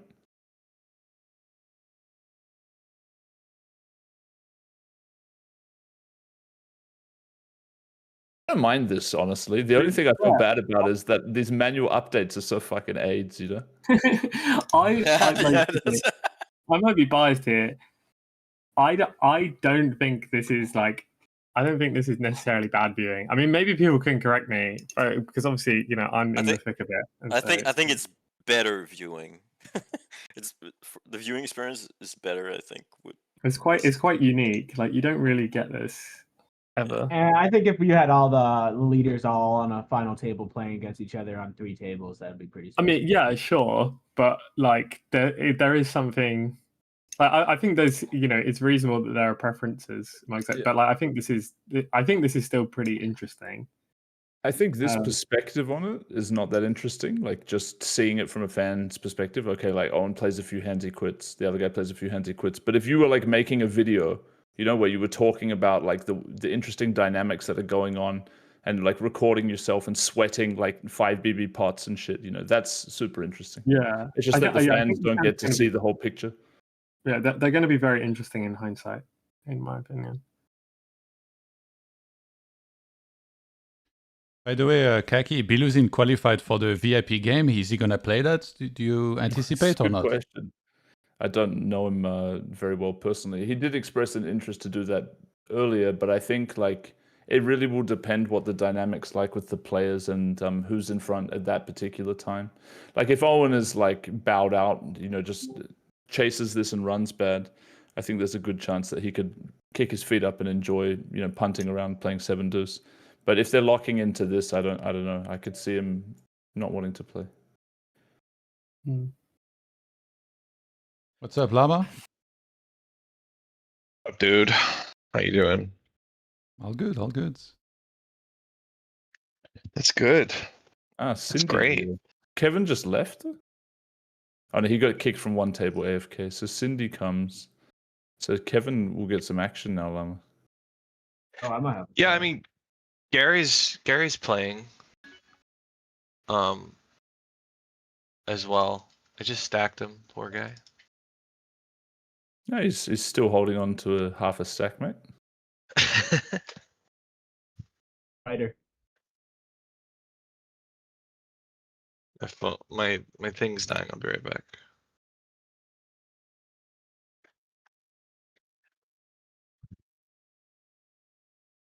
All right, guys, I'm gonna get some sleep so I can try to play tomorrow.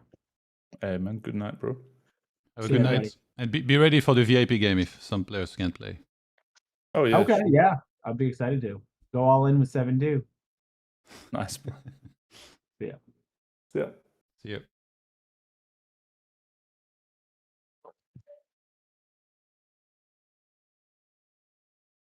Very nice guy, Steve. That was Steve. Mm-hmm. Who's Faith? It's I'm just old school.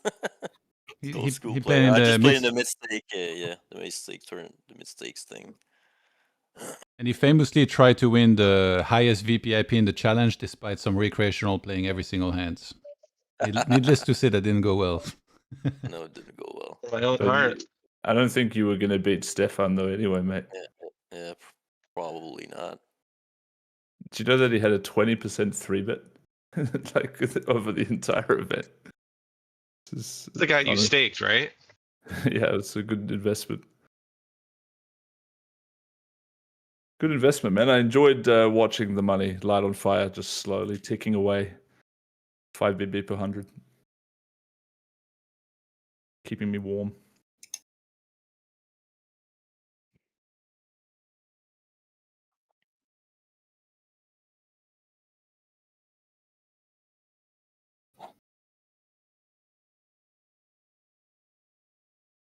So Lama, then what do you think about this whole, I see you posting quite a bit of thoughts on this, heading down the stretch finals dynamic, but Are you talking to me? Yeah, because you were making some sorry, posts. my thing disconnected for like. I was just saying, when you do you want to summarize some of your thoughts for the viewers on, as we head down the stretch with these three guys like trying to win first and it being close, and obviously them having different, positions in terms of their EV. You were proposing some solutions, so why don't you tell the fans a little bit about that? Actually, yeah, you said sudden death. Were you thinking sword fight or pistol duel? Like,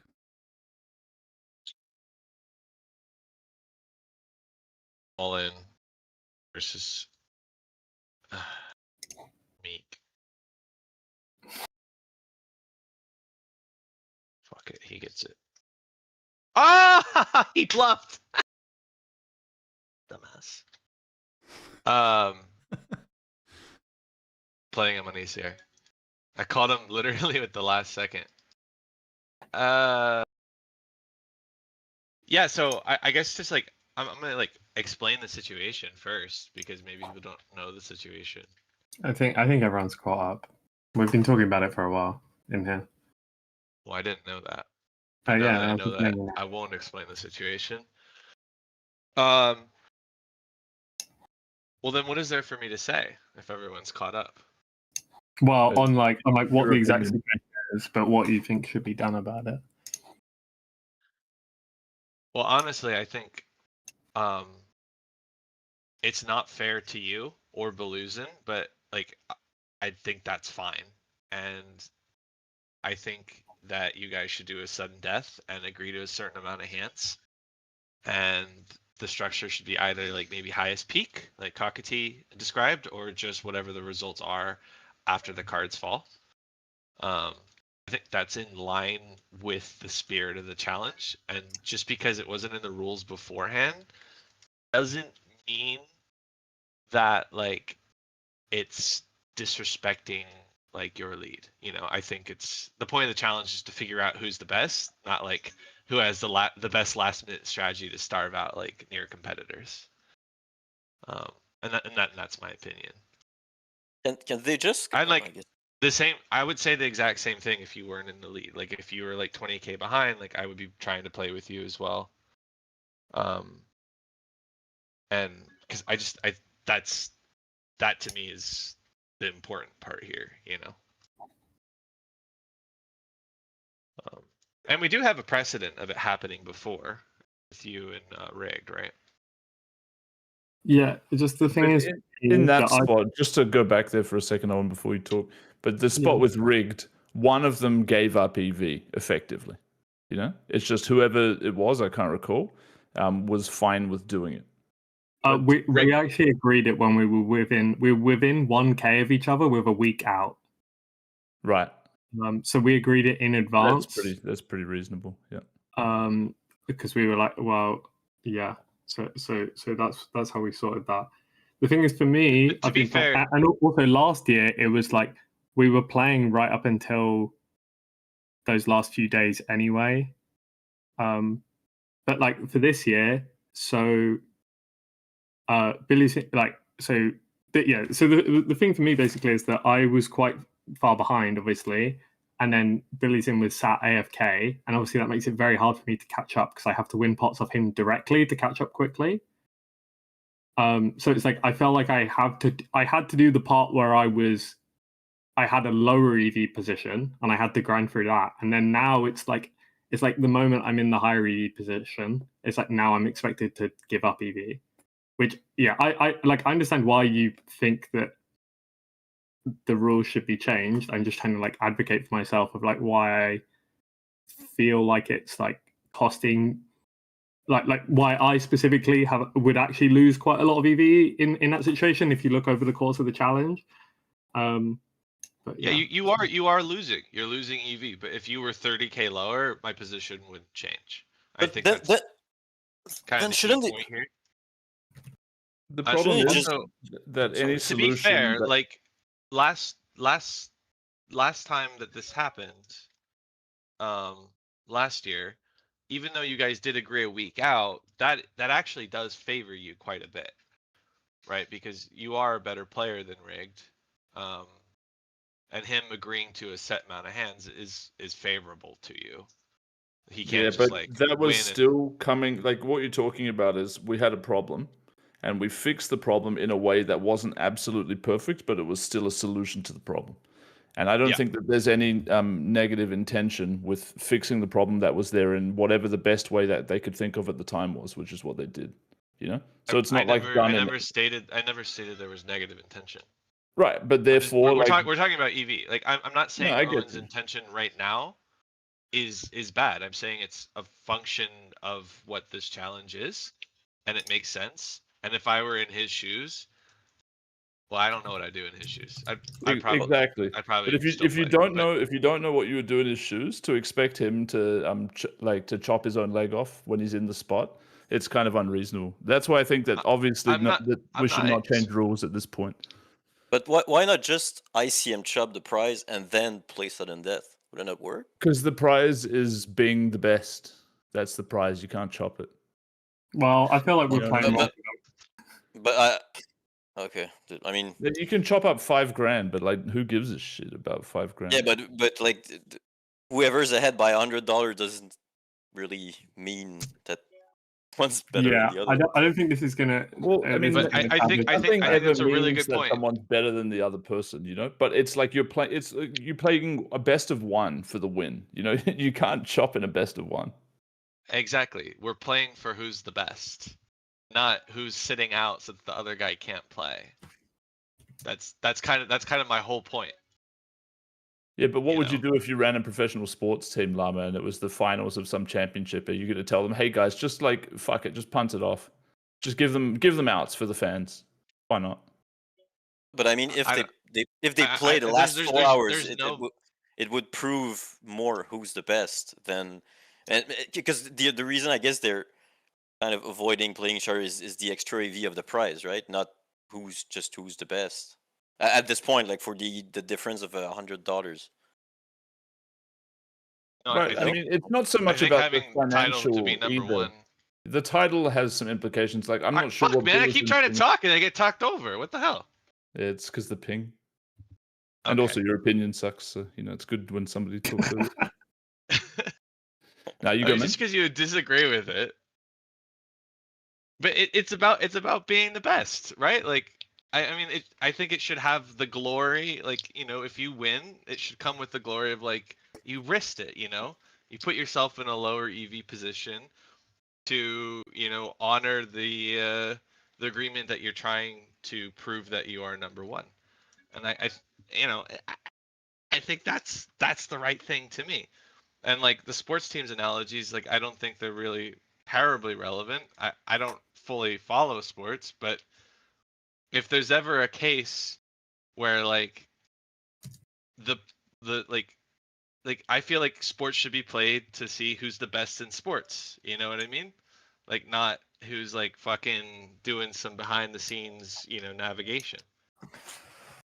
Yeah, but you never get to know, like the sample for every single competitive event, including this, will never be enough, you know, for true determination. You're always going to have to just exist within the example itself. And that's why clutch factor is an interesting relative metric, you know? And thinking of a strategy in a situation like this, like obviously a lot of people are discussing what these guys should do right now, what makes sense.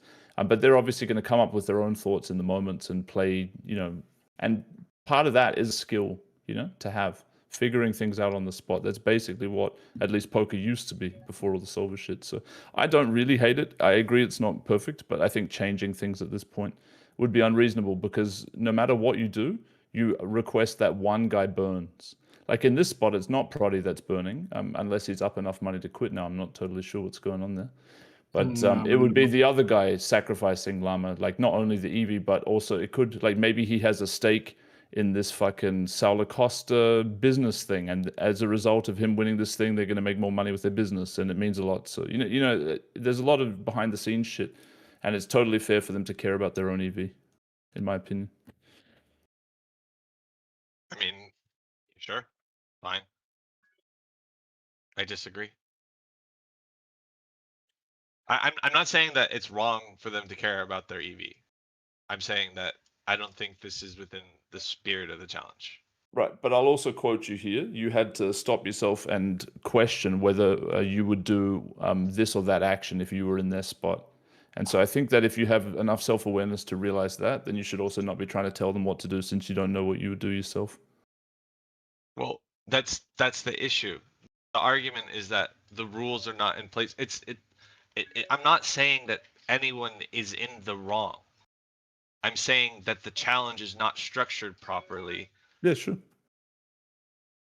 Is that fair? So like, yeah, if I were in Owen's position, I feel like if I say what I think I would do, no, either I'm agreeing with something I don't necessarily agree with, or I'm making a moral judgment on what he's doing, and I didn't want to do that. That wasn't actually me making a statement what I would do. To that end, I understand. I understand why you wouldn't play. Like it's like I don't think lesser. I think that the challenge should change. Yeah, I think for next year we should absolutely like learn from this and have something solid in place. I think the idea of having a minimum hands per day, like throughout, like, you know, ideally in the last day, but if somebody can't play the last day for whatever reason, I don't think it should hard rule them out from being awarded a prize. But yeah, I some think sort of maybe system. like win by a certain amount, and then like if that amount isn't achieved, like some level of sudden death. Yep. But I think there's merit to changing the rules now, because we are trying to crown, I guess, the year's world's best, and I think doing our best doing your best as like the tournament organizer to come up with the most fair outcome is the right thing to do. Yeah, right. And the most fair outcome is to not change the rules at the last minute, mate, because you're going to expect somebody to give up EV. And even if somebody might agree to that, it's still not fair because they're being somewhat pressured into doing it, in my opinion. I think it's wrong to change anything at this point. But I completely agree with what you're saying. fair outcome is relative to what is most representative of someone's skill, and that would be shown by a sudden death, not like trying to starve out the second place or third place or whatever's going on right now. That to me is what's fair, and it's not about who's in the lead, it's about the concept. But yeah, I guess it's an easy precedent to say that, like, oh, we didn't see this coming, so we'll just do it next year. And if that's your position, that's your position. If you're talking about things being fair, it's the only thing that's fair, mate. No, because when you're talking about what's fair, Oh, there is not. hold on a sec. Let's see what happens in this hand. You have the tables pulled up, Lama, I assume? Ooh. I'm sitting on the tables. Ah. Are we talking Roddy, about mate, you must have Prodigy been versus feeling Gary? good for a second, mate. You must have been feeling very good. I mean, to be Protection honest, jam. I need to get into the lead. I mean, when he check raises, it kind of felt like He has that, right? yeah. Oh my god, am I in the lead now? I probably am, right? You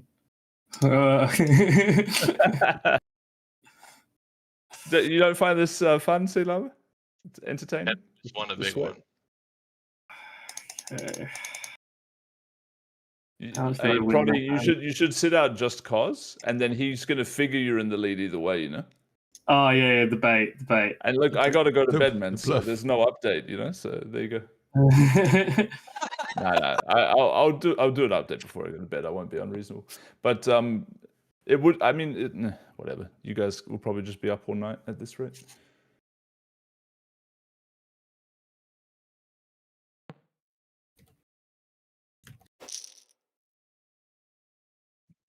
What do you guys think, off topic, about Linus's results in this event? Does anyone have any input for the fans? Because obviously I don't play against him, but I'd be curious what you guys think about how his game works in this environment of today, with a lot of top players playing kind of exploitatively. I mean, I don't think Linus doesn't exploit. I think he does it. He definitely does do some exploitative stuff. He's not the massive robot that he has the reputation for being. He's very, like, you know, very sharp on the technical side, but he's got some moves, as I found out when I played him heads up. Yeah. I mean, I feel like I mentioned it earlier, but I feel like when you're running bad, it's quite hard to also play your best game. And like, people sort of pile on. They see the results aren't so good, and then they see the occasional hands where, you know, he makes some mistakes, and then they just want to like pile on and just be like, oh my god, like, look how, like, you know, look how bad he's playing. But it's sort of like, I feel like that happens to a lot of people. It's just, you know, when it happens to Linus, everyone's just like, it's a bit of a different bit of a different attitude.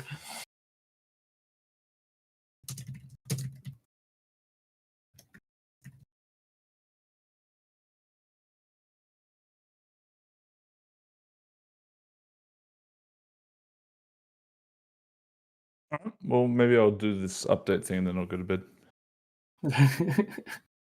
Yeah, I think Linus. I think he's a good player. Why don't you tell Meek to just come sit on coin, mate? He doesn't like talking to me anymore. Also, he's down like 50k to me right now, so I don't think. Send him a friendly message. Yeah, Full of emojis and stuff. He takes them very hostilely, I feel like. Occasionally, like, I'll message him and he just won't respond for like weeks. So I leave him be.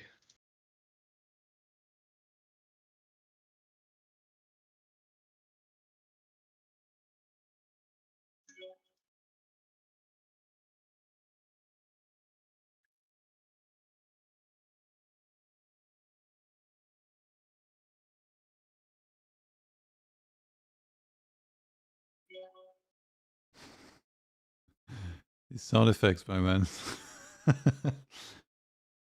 Can you hear them? Yeah, it's funny. Oh, I'm sorry. No worries, no worries, no worries. Just I thought they're funny. I installed this timer, by the way, and it keeps lagging behind. So I think for tomorrow I'll install an external program than this shitty script that keeps lagging. Pretty irritating. Massively triggering my OCD right now.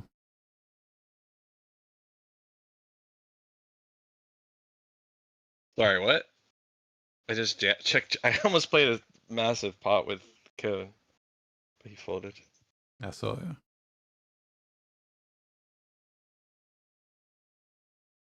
Top 2A for Llama. Sorry, what was that? Top 2A in that hands. Yeah, yeah. It's kind of a funky spot. Like, I don't really know how to play these super deep out of position pots. It's really... Isn't the point that nobody does? I feel like some people know better than me.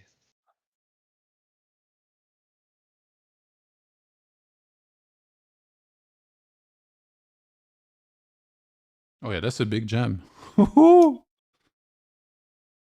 Yeah, I played a pot versus Owen. That was a similar spot recently that I studied. I don't know. Do you remember when you had pocket nines on like super deep Owen? Button big blind? Not really. And flop was ace queen 9. Oh, yeah, yeah. Yeah. That was... So I'm supposed to check jam turn like retard wide, like ace 10. What, to own my like top pair plus flush draw? Yeah, to own your draw on you mostly. Yeah. Huh. Well, I mean, I wish you had. Yeah, I just had ace jack and I was crying the whole way. Yeah, and then I find the discipline check back on the river and saw ace jack, and I was like, fuck, what's the point of discipline? I wasn't calling. Yeah, well, it's I tough thing. definitely wasn't calling. I mean, I wasn't considering jamming it. I was like, can I reopen B75? I was like, I don't know if that's kind of, that feels a bit illegal. What's up with your fucking donk jam with jack 10? What was that? Which hand? You rivered a boat, king jack 10, 8 jack.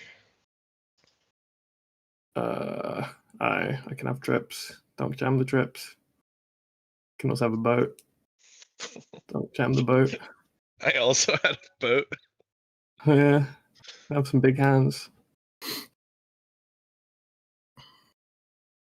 I did donk jam into liners with trips where pulled me off with an overpair, which would have definitely checked back. I mean, like, because the one with us was just boat versus boat, so it's whatever. There's one versus liners where he had a hand which would have checked back, but then he paid me, and I was like, yes. That's edge. What are you dunk jamming his bluff there, like queen 10? In which one? What, the king jack 10 one? Yeah, king jack 10. No yeah, bluffs. I mean, No bluffs. Well, yeah, no bluffs. Just have value. Just have it, man. Sure. There's a lot of purplish draws though. There, it's quite like. I mean, if you wanted to bluff, you could. Okay. Apparently, you're winning by $60. Yeah, good. I was doing some napkin maps, and I was like, I think I'm like a small blind ahead. Money. All right. Well. All right. I mean, I guess. You know, good luck to him. $60.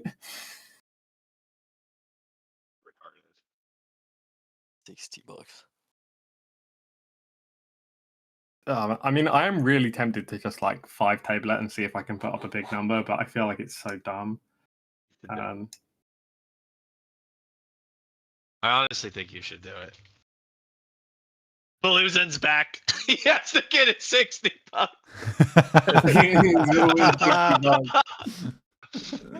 Oh God, how Brazilian! This is good content, honestly. Llama, I think we should cancel plans for changing things next year. I find this interesting.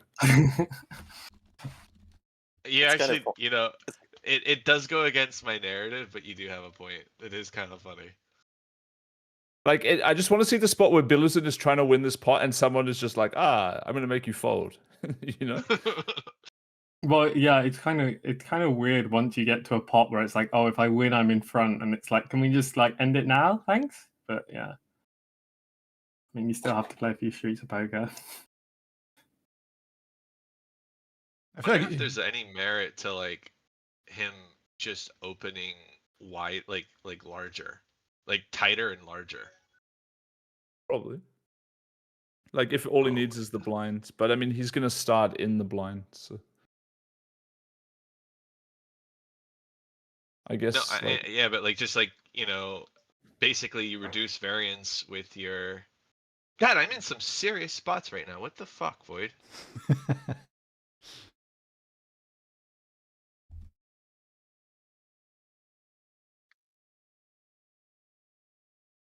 Oh, check raise flop.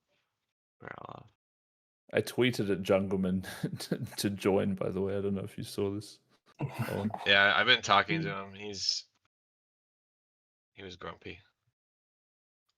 I just All thought, right. because if he wants to make Big fold content, versus Void. Let's see if it's right.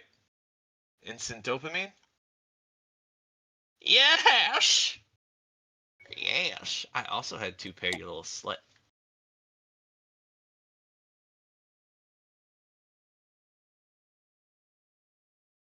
and basically I said to Jungleman that from a content creator's perspective, it's an interesting time to play. I don't know if you read the tweet though. But it is like he could directly affect who wins, you know, by dumping some money into this I mean, he game. could always back someone, so. Like right now, he could directly influence the win. Like if he donates to Biluzin like one small pot here. Ooh, 3-way possibly.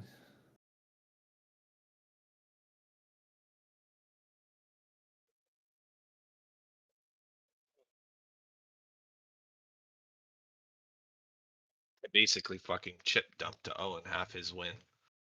So that would make it fair.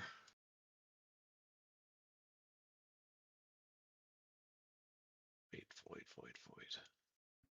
Chowser in the chat asks, how much is the Rolex worth? Do we have some ICM in play? We do, and it's 35k. Oh, how much? Yeah. So you won 300k roughly, right? How many hands did it take you to win 300k? 30-something thousand. On the latest updates on the leaderboard on the website, you had 32k. Yeah, I mean the thing is, I want to win more than I want the money of the Rolex. You know, like. Yeah, obviously. No, I meant like so your last big upswing, like you won like 30 Buyins really quickly, right?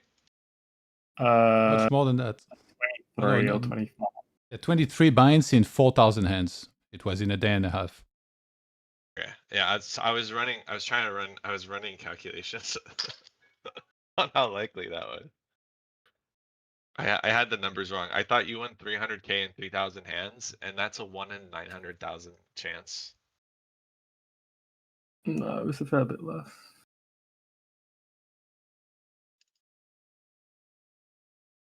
Well, I'm having a good day. Maybe I'll catch up. Let's go. I'm up almost 80k today. In the challenge? Yeah. All right. No, I guess some of it's Yeah, it was heads up. Yeah. Yeah, I don't know how much was heads up. When he's rigged, when you need him, getting his 2 hours daily of sleep. I don't know. I messaged you.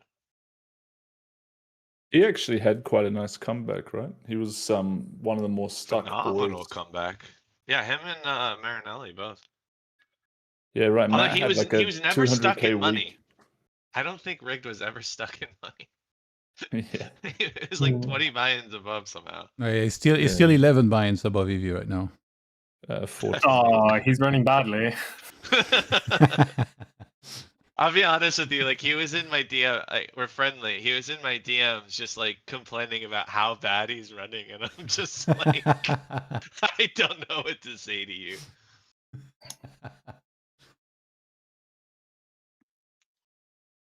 Yeah, I remember. Yeah, there was a point where at the table he said something about he was like getting angry at Biluzin and just being like, "Oh, you run so well," and then Chile piped up. He was just like, "What the fuck? How did you say this?" It's like you're 20 buyins above EV. Port Yeah, but- distribution, duh. Raging at people in the chat, you know, it's not all about logic, is it? Yeah. Oh, Cocky, did I you mean, I don't see? think logic is. Did you see Assam talk about Israel and stuff? No. What was he saying? He had a whole. He has very strong opinions about. Where's he from? Is he Russian? Croatian, I think. Croatian. Oh, okay. He had some very strong opinions. Oh yeah. Yeah. It's you know, it's a good Interesting. read. I screen capped it all if you ever want to read it. You should probably delete that as a favor too. Yeah, it'll get. I like the American principle of free speech while it's still alive. Yeah, I agree. 12,000 people arrested in the UK for posting stuff online last what? year. It's crazy. It's the most in the world, and obviously not one of the highest population countries in the world.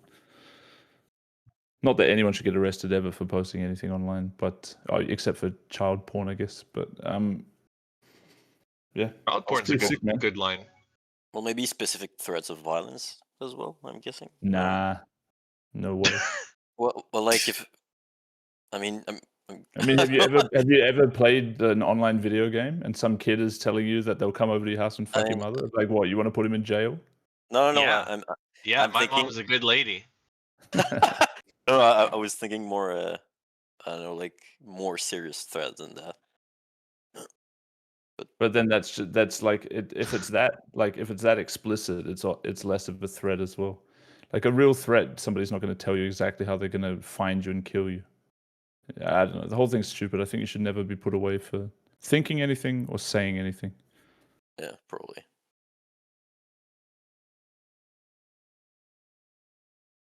Thinking anything or saying anything except child pornography. Well, that's not a saying something. That was a posting online reference. Got it. I think posting that kind of stuff is horrible. What about like AI? What if it's like AI, so like no children are hurt in the making of? Oh my! Is this really the discussion we want to have? I'm just. I'm sorry, but like, I'm just curious. God, media training for poker players before we're kind of live on Twitch right now. Jesus. I think AI is a very meta topic right now, and navigating like a post AI world and rules and regulations. I might have to get out of this before I'm in the twit longer. Have you been following Biluzin's wins and losses zone? Yeah, he's just folded so far. He didn't listen to. Oh, I think he is listening to me, bro. If No, Biluzin opens the obviously listening 3.5 big because blinds. I didn't post an update, but he sat immediately, so he's obviously listening. Well, you can also sort of just infer by me sitting out. Although, I mean, I could bluff him. That's what I was saying before. Yeah. But assuming he's listening, Biluzin, I didn't post the result because I figured you're just listening. So I'll do one more update before I actually go to bed, I guess. It keeps extending itself, but whatever. I'm leading, like everyone's saying Frozen is leading by $60. It's way more than that now. It's like like almost $400 now. Way more. Oh wow, four whole big blinds. He defended a 2.5 pre, right? And he probably got blinded down once, at least. Didn't he lose another pot? Don't know. Jerry Wu. You know, I just want Kevin to fucking win like 80K and put you guys all in a sweat locker. That's what I want to see. That's fun. Kevin stacking Biluzin would be what if there's like what if there's like a blind, like what if we're just completely blind? What if we stop updating, we just go completely blind, and then you Well, the know, you problem guys is, can. like, Biluzin would have to not be accurately tracking it, which seems unlikely since he knew what it was when we stopped updating. So, like, from the perspective of Owen and Kevin, you know, they would be blind, and Biluzin wouldn't be blind. He knows how much he won or lost. He doesn't know how much Kevin won or lost, but that's not super relevant unless Kevin wins his shitload. Kevin has some big stacks. Kevin's up at least 30, I think. Oh, that's nice. Is there more than 2 tables running right now? There's 4 tables. 4. Oh, I'm on okay. 4. I don't know about any others. But yeah, Owen, if Kev stacks Biluzin, he could join Yeah. all of the tables. Then they could start 4-tabling, and then it's like one of them probably overtakes you, if that's happening. It's interesting. It's just a question of when are you going to try and sleep, though? You know. Well, I mean, I woke up at 8 p.m. So I mean, it's You could very do the all-nighter then. it's quite anxiety inducing to just not be able to do anything now. Like I kind of want to. I'm just saying. You should join 4 tables. Just stick your fucking dick in, stack everybody. You're on a heater. It's not gonna stop. Stack everybody, and then no asterisk. Why don't you play some mid-stakes, Owen? Just show yourself among the peasants. Just play a little mid-stakes session. You know, keep yourself warm. It's like getting on the bike in between sets. You know. Yeah, true. I don't know. To be fair, I tried to warm up for this event by playing mid stakes, just because I just wanted to get a bunch of hands in. I'm not sure that did. I feel like that might have done more harm than good. So what stakes is mid stakes to you? Oh, I was playing 10-20. Exactly. Some people like to call 10-20 high stakes. 10-20 used to be high stakes technically, according to 2+2's forum, which is like kind of the origin of what was high, low, mid, etc. But obviously inflation is a thing, so 2K is much more mid stakes these days. Yeah, I mean it also depends on live versus online, I think. Yeah. 2K is, I mean, some 2K games are pretty deep live though. That said, like 10, 20, 40, 10K buy-in. That's kind of high stakes. Yeah, but then that's more like a It's just because back then we just used the word nosebleeds for like the highest stakes. So like 2K through like 10K was high stakes, I think. Is it just me? Is your voice the same as Sherry Sweets? No, Sherry Sweets British. Yeah, I'm Canadian, French Canadian. Oh. Wait, were you the guy that was laughing when I just say yes to jammed this. all in with aces? Yes. Okay, yeah. I thought that was Sherry Sweet.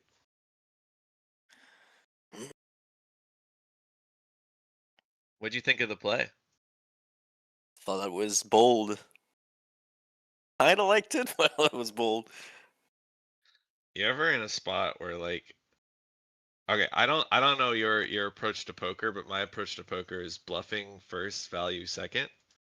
Okay. And I have a really good feeling for when someone's just gonna fucking call me. You know? Yeah.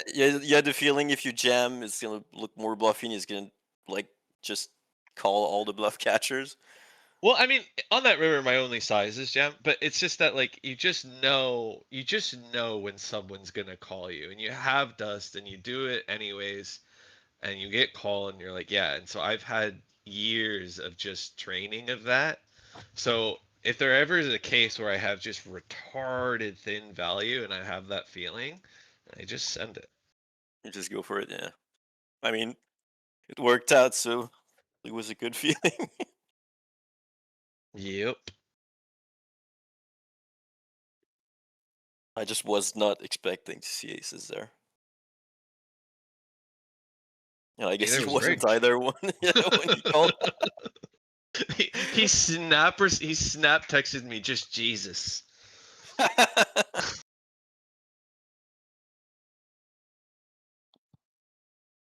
do you feel about extending the time limit next year? It's just not really practical for all the promotions that they want to run in general. Like having 4 Cash Game World Championship events throughout the year, each one lasting the same amount of time. I think having them lasting 1 month is already, it's pretty substantial. But I mean, it's like, the first one we tried to get longer. We sort of did.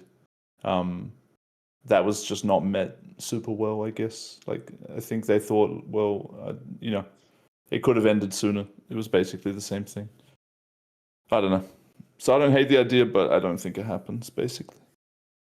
I think 2 months could be fine.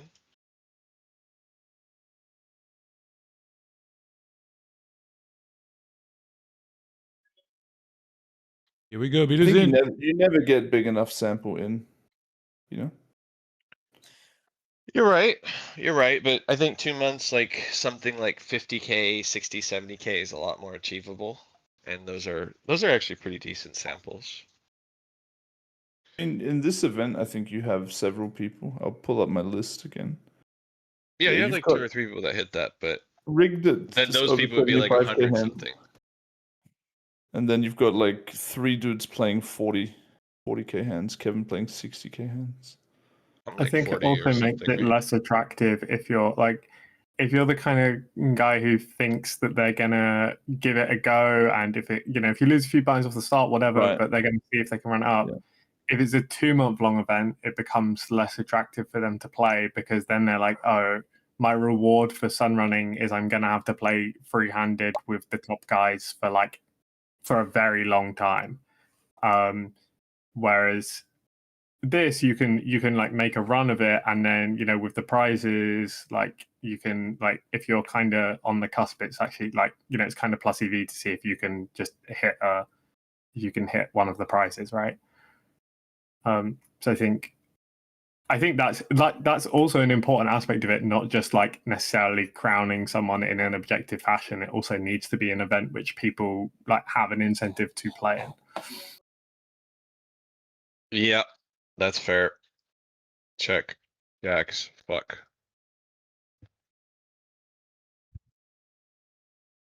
Fuck me in the asshole.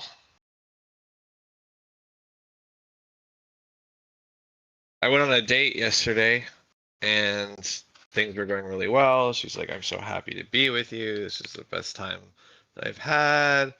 Blah, blah, blah. And then like we're talking about like polyamory and stuff. And Oh then, my god. just date a nice young Christian girl, man. Bro, Christian does not mean nice in the States. I'm sorry.